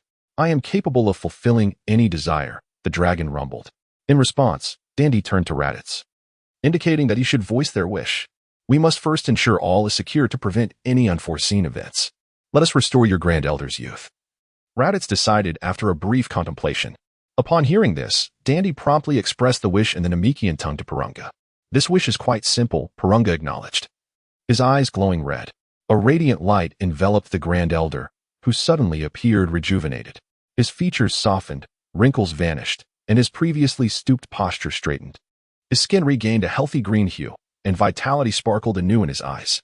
Though I am reluctant to utilize the power of the Dragon Balls for personal gain, I must express my gratitude, the Grand Elder said, his gaze towards Raditz filled with complex emotions as he felt his vitality restored. This is rightfully yours. There is no need for thanks. The people of this planet need you to thrive, Raditz replied, waving his hand dismissively. Quickly, declare your next wish, Purunga interjected, his voice booming. Restore all that was destroyed by the Frieza Force, Raditz stated once more. As Dandy translated, Purunga's eyes shone brightly again, instantly resurrecting those who had perished at the hands of Frieza's minions. In the open space near the Grand Elder's residence, several hundred living souls materialized. Have we truly returned to life? Piccolo and Krillin exchanged bewildered glances. Before Piccolo could fully comprehend the situation, son Gohan, tears streaming down his face, rushed toward him. enveloping him in a tight embrace, fearing that Piccolo might vanish once more. Piccolo, taken aback by this unexpected display, gently patted Gohan's back, offering soothing words. Now, there remains but one final wish, Porunga's resonant voice echoed once again. It is now. If I can seize that Namekian child, I shall attain eternal life. Vegeta, lurking in the shadows, felt a surge of determination and prepared to act. Seizing the moment, Vegeta dashed towards Dandy. Everything transpired too swiftly for Son Wukong and Son Gohan, who were too far away to react. Closer, ever closer, Vegeta's excitement mounted. Just as Vegeta's hand was mere centimeters away, Raditz's hand suddenly appeared, gripping Vegeta's wrist with force. Damn it! Vegeta exclaimed, frustration boiling over as he disregarded the disparity in their strength and swung a fist at Raditz. With a swift motion, Raditz countered, delivering a powerful blow to Vegeta's abdomen. Vegeta crumpled, collapsing to the ground, unconscious. One cannot pretend to be a king without the strength to back it up. Spare me your theatrics, Raditz remarked, shaking his head as he hoisted Vegeta and handed him over to Son Wukong, turning his attention back to Porunga. Do you have any further wishes? Raditz inquired. None remain. This wish is yours to claim, sir. Thank you for saving our planet, the Grand Elder said sincerely, a gentle smile gracing his face. In response, Raditz, not one for pretense, pondered, what wish should I make? I already possess Senza Bean's regenerative capabilities, and I need not concern myself with longevity or health. I am already in the realm of the Kais. I have never heard of a Kai succumbing to illness or aging, unless one counts that old witch's grotesque fusion. After a moment of reflection, Raditz finally spoke. I wish for the dragon to construct a gravity chamber for me, with the highest multiplier possible. Nodding, Dandy conveyed Raditz's desire to the dragon. Seemingly finding this wish somewhat challenging, Porunga took a full minute before his eyes lit up. Suddenly, a white, hemispherical structure materialized before Raditz. My abilities are limited. This gravity chamber can only achieve a multiplier of 3,000, and it can be retracted via a button outside, Porunga explained. That is sufficient, Raditz affirmed with a nod. Your wish has been granted. Farewell. With that, Porunga transformed into a beam of light, soaring into the sky, while the 7 massive dragon balls reverted to stone, resting quietly in place. Once Porunga departed, Raditz approached the gravity chamber and pressed the button, enveloping it in a cloud of smoke as it transformed into a universal capsule. Well then, all matters resolved. It is time for us to return, Raditz stated, a smile gracing his face. Wait a moment, esteemed guest, the Grand Elder interjected. Stepping out from within the building, his previously tranquil gaze now shimmering with an extraordinary light. I wish to present you with another gift. A brilliant light flickered in the Grand Elder's eyes, imbued with profound sincerity and respect, as he spoke earnestly and genuinely. Chapter 67. Return to Eartham? Raditz turned to the Elder with a puzzled expression. I can sense a formidable power concealed within your being. I wish to develop it to the best of my ability. As a humble token of gratitude, the Elder earnestly stated. Then I shall trouble you, Raditz replied with a slight nod, positioning himself before the Elder. With a serious demeanor, the Elder placed his large hand upon Raditz's head. As the soft glow emanating from his palm enveloped Raditz, he felt an unparalleled sense of relaxation washing over him. His muscles grew denser and more robust, and within him, something shattered instantaneously. Boom! The energy within him surged forth like a torrent released from a dam, causing the surrounding sand to swirl violently, forming a miniature sandstorm. Piccolo, Gohan, Goku, and others found their legs sinking as they struggled against the fierce gusts. Krillin, in a frantic attempt to avoid being swept away, clutched onto Goku's pants for dear life. The violent aura raged for a while before finally subsiding. At the center of the tempest, Raditz did not exhibit excessive excitement. Instead, he lowered his gaze to his palm, his expression revealing a myriad of emotions. It's a bit frightening, Raditz muttered, shaking his head. It wasn't that he disdained the increase in power, but rather, it was the rapidity of the growth that left him unprepared. Recently, his strength had surged frequently, and he sensed a certain awkwardness in his mastery over it. This power requires careful refinement. After his musings, Raditz remembered to express his gratitude to the Elder. He then began to gather everyone to prepare for their return home. Once everyone had assembled, Raditz gestured for them to place their hands upon him. He then pressed his finger to his brow, initiating the search for Earth's coordinates within the cosmos. After all, the planet's elite fighters were either on King Kai's planet or had already arrived. The energy signature on Earth was nearly imperceptible. However, to his surprise, he noticed Goku effortlessly hoisting Vegeta onto his shoulder. Kakarot, are you planning to bring him back? Raditz inquired, his expression somewhat peculiar as he observed Goku's jovial demeanor. Yes, Vegeta is a worthy adversary, Goku replied, scratching his head with a grin. Suit yourself. If you bring him back, you can deal with him, Raditz remarked, choosing not to pry further. Finding a sparring partner for this fool might indeed be advantageous. Swish.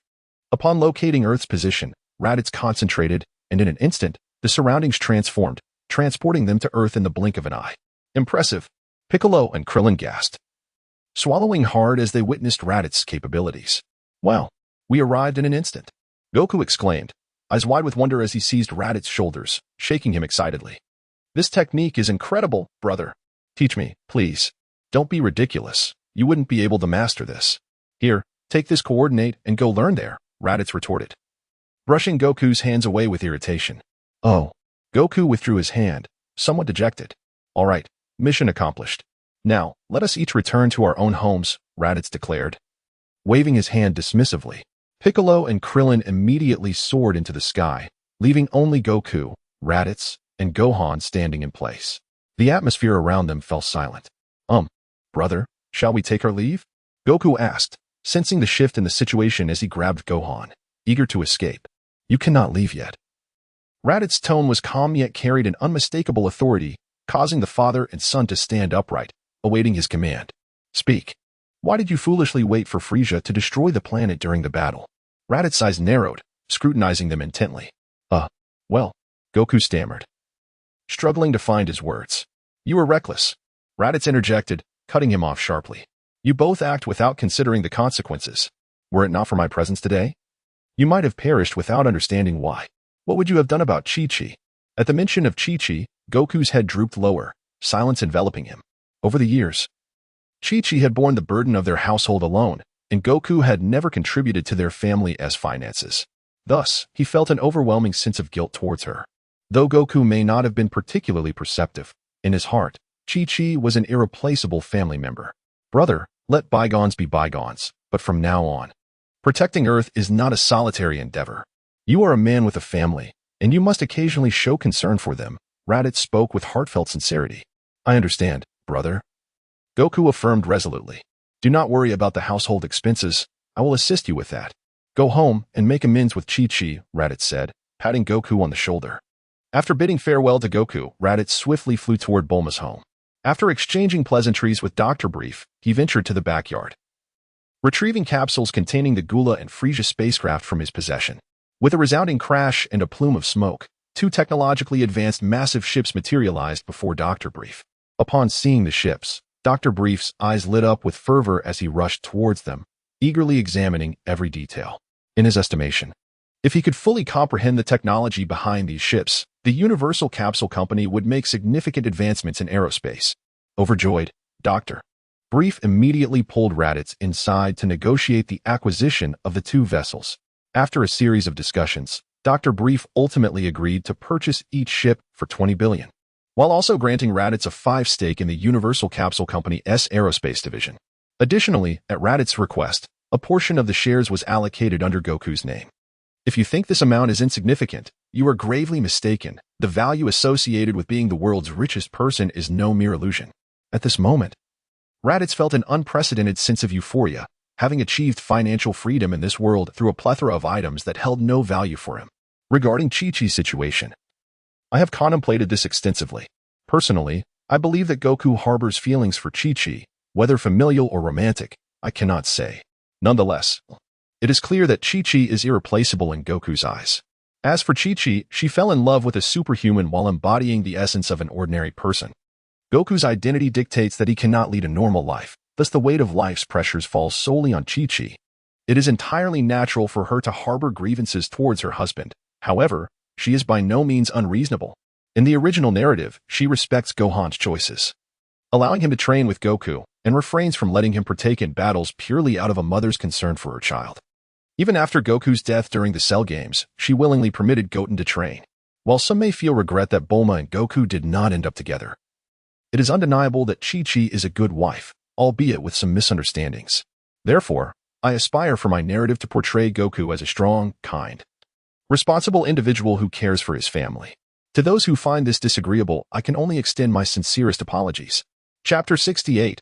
Resolving financial issues with the financial problems resolved. Raditz immediately returned to his villa for a well-deserved rest, lying upon the soft mattress. He couldn't help but reflect that a gilded nest or a silvery abode could never compare to the comfort of his own humble dwelling. He slumbered soundly until noon the following day, at which point he rose to tidy himself before swiftly making his way to the Temple of the Gods. Although he possessed his own room of spirit and time, who could resist the allure of free training resources? At this moment, Raditz was in dire need of rigorous training to hone his rapidly swelling power.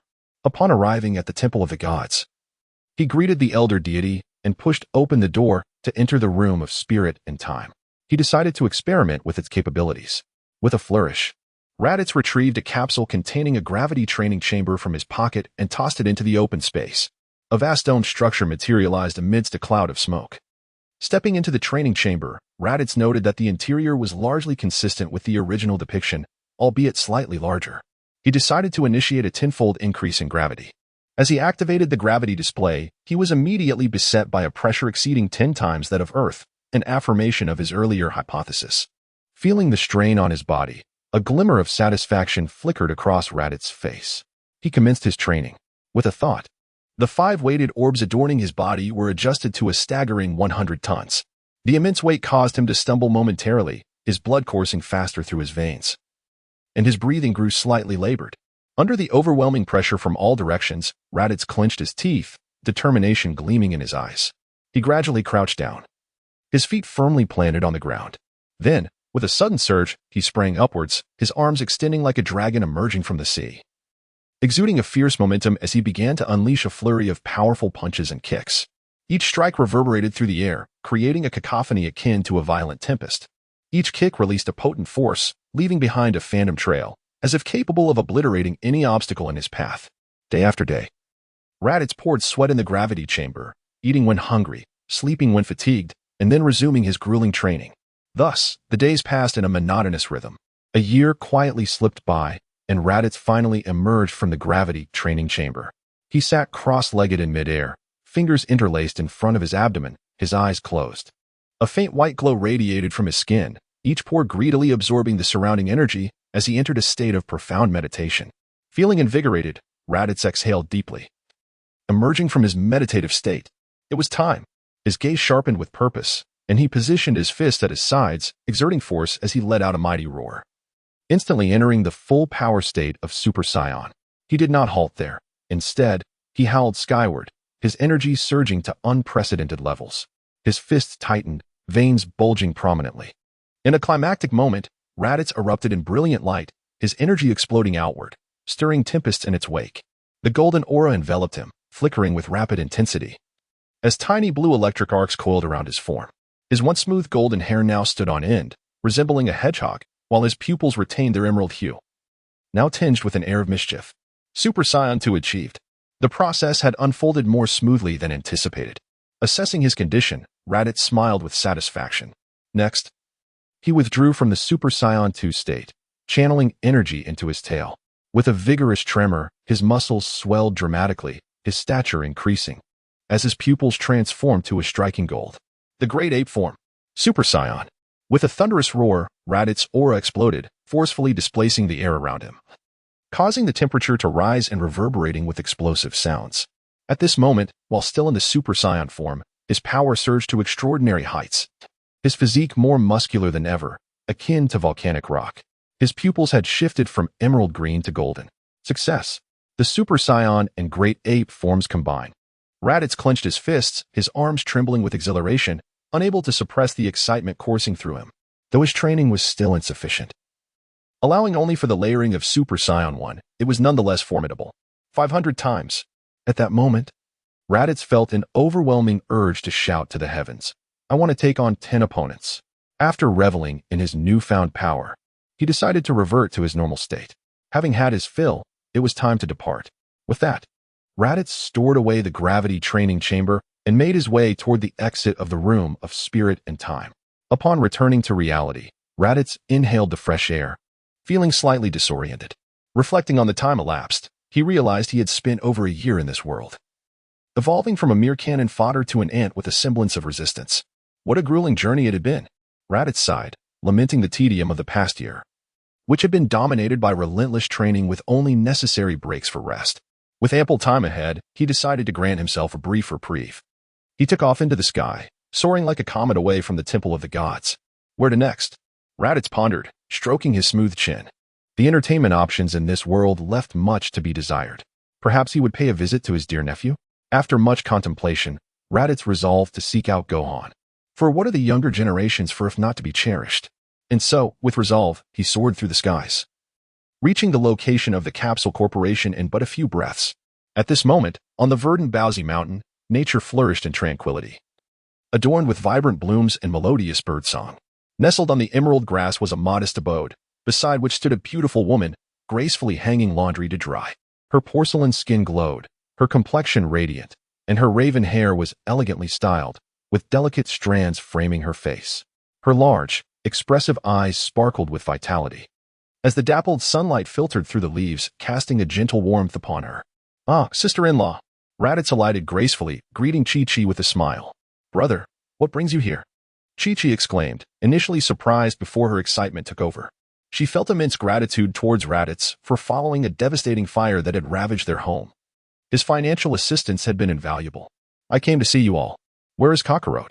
After accepting the stool Chi-Chi offered and exchanging pleasantries, Raditz inquired about Goku's whereabouts. "He went to gather ingredients for dinner. Gohan is playing outside. I'll send him to find Goku and tell him to bring back plenty of food." Chi-Chi replied, ready to fetch her son. "No need for that. I'll go find them shortly," Raditz interjected, gesturing for her to take a seat across from him. "I have good news to share with you." With that, he produced a document from his robe. Seeing the stack of papers laid before her, Chi-Chi's eyes filled with curiosity, yet she restrained herself, patiently awaiting Raditz's explanation. "Recently, I struck a deal with Bulma's father. He sold me a portion of the Capsule Corporation's shares, and I decided to share some with you," Raditz stated, taking a sip of water, his tone nonchalant. "Ah, this. How can this be possible?" Upon hearing those words, Kiki was so startled that she rose from her chair, her hands flailing in the air in a state of panic. "Please, do not be so hasty in your refusal," Raditz urged, extending his hand in a calming gesture for her to sit down. "I am aware of your family's circumstances. With these shares, you will no longer need to fret over finances," Raditz spoke in a composed manner. Yet, Kiki's expression remained hesitant. "Sister-in-law, over these years, I have borne too much due to that rascal Kakarot. My brother may be oblivious, but as the elder, I must express my gratitude to you. Consider it a small token of my appreciation. Please accept it," Raditz said earnestly. Upon hearing such heartfelt words, tears streamed down Kiki's face. The devastating fire had nearly consumed her father's estate, and since her marriage, she had been solely responsible for the myriad of household matters. Each day was fraught with worries over family expenses, leaving her feeling as though she were transforming into a weary matron. Although she occasionally vented her frustrations to Sun Wukong, she held no regrets. Her love for him was profound, and she understood the weight of his responsibilities. She was willing to sacrifice for their family. Moreover, ever since Sun Wukong returned from his recent travels, he had exhibited a noticeable change, beginning to show concern for her well-being. She had observed these transformations with a sweet sense of joy in her heart. Even in the face of hardship, the happiness they shared made it worthwhile. Now, Raditz's words struck a deep chord within her, the sensation of being understood overwhelming her, and she found herself weeping uncontrollably. Watching Kiki, whose tears flowed like rain from a pear blossom, Raditz remained patient, allowing her to express her emotions fully. After a significant pause, Kiki lifted her head. Gazing at Raditz with swollen eyes filled with gratitude, her hands clasped tightly around his. "Then I shall shamelessly accept it. Thank you, elder brother," Kiki choked out. "No need for thanks. We are family, and it is only right that we support one another. Please take a look at this agreement, if all is satisfactory." "Kindly sign it," Raditz replied with a gentle smile, sliding the document toward her. "Elder brother, may I inquire how much these shares might yield annually?" Kiki asked with curiosity. "It is difficult to say. Perhaps several hundred billion," Raditz replied, frowning in contemplation. "What?" Kiki exclaimed, her worldview nearly shattered, her vision darkening. Had Raditz not been there to steady her, she might have fainted. Chapter 69. Enlightening Son Gohan. In this moment, Raditz helplessly assisted Chi-Chi into a seat, gently pinching her philtrum. After a brief interval, Chi-Chi finally regained consciousness, though her hand trembled slightly as it held the agreement. "Dear sister-in-law, please sign it." Raditz urged with a resigned expression. All right. Chi-Chi hazily picked up the pen and signed the document, subsequently slumping into her chair. Her gaze vacantly fixed on the ceiling. You continue with your tasks. I shall check on Gohan. With a light shake of his head, Raditz departed the room, sensing that Chi-Chi required additional time to acclimate. Upon exiting, Raditz stood on the grassy expanse, attuning himself to the surrounding aura. In a moment, he pinpointed Son Gohan's energy. Such a tumultuous aura? This young lad is training intensively. Raditz raised an eyebrow before forming a sword-like gesture with one hand, instantaneously teleporting toward Gohan. Hey, huh. At that moment, Son Gohan was practicing in an open area, his punches and kicks causing the surrounding air to reverberate with explosive sounds. Suddenly, Raditz appeared before him, startling Gohan, who reflexively swung a fist at Raditz's face. With a swift motion, Raditz raised a hand, effortlessly intercepting the blow. The collision of fist and palm produced a resounding impact. Not bad at all. Raditz grinned. Uncle. Gohan initially froze in surprise before excitedly leaping into Raditz's embrace. Such a spirited boy.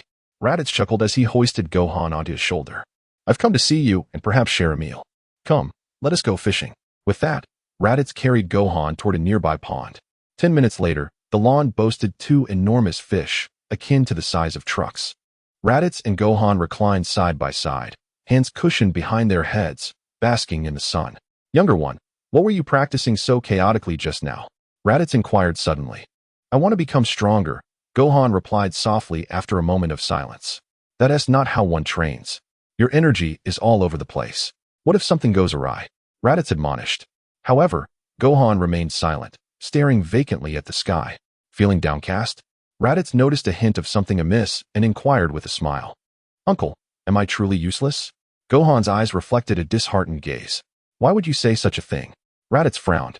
Throughout all these battles, I've never contributed much. Instead, I've always been protected by others and have become a burden. Am I truly useless? Gohan said, lost in thought. It's not your fault. Gaining strength requires patience. How old are you? When I was your age, I was far weaker. Raditz shook his head, sensing that Gohan had been deeply affected. Yet, it was understandable.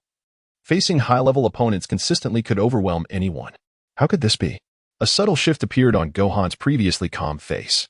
In his eyes, Raditz had always stood as an immovable mountain, exuding an aura of absolute invincibility that could crush any adversary. The thought of associating his once revered uncle with weakness was utterly unfathomable, stirring a profound shock within him. Indeed, back then, I relied on my exceptional talent but neglected training. I was blind to my shortcomings and often looked down upon by my peers. Raditz's eyes shimmered with nostalgia, as if he were reminiscing about his youthful arrogance. In any case, do not dwell on such matters. Indulge in delicious food when the time comes, and enjoy yourself during play. Focus on training and learning diligently. As long as the flame of desire to grow stronger within you burns bright, that is sufficient. With that, Raditz casually patted Gohan's shoulder and strode away with resolute steps, his silhouette radiating freedom and nonchalance. Gohan watched him, momentarily entranced. Come, let us find your father. Your mother awaits our return with ingredients for dinner. Raditz hoisted the 2 large fish, walking away without a backward glance. Gohan's youthful face blossomed with a radiant smile, akin to the most exquisite flower in spring. He hastily followed suit, a gust seeming to propel him forward. The warm and gentle glow of the setting sun enveloped them like a golden veil, draping their figures in a splendid cloak, elongating their shadows as the uncle and nephew leisurely ambled toward the sunset, ultimately vanishing at the path's end.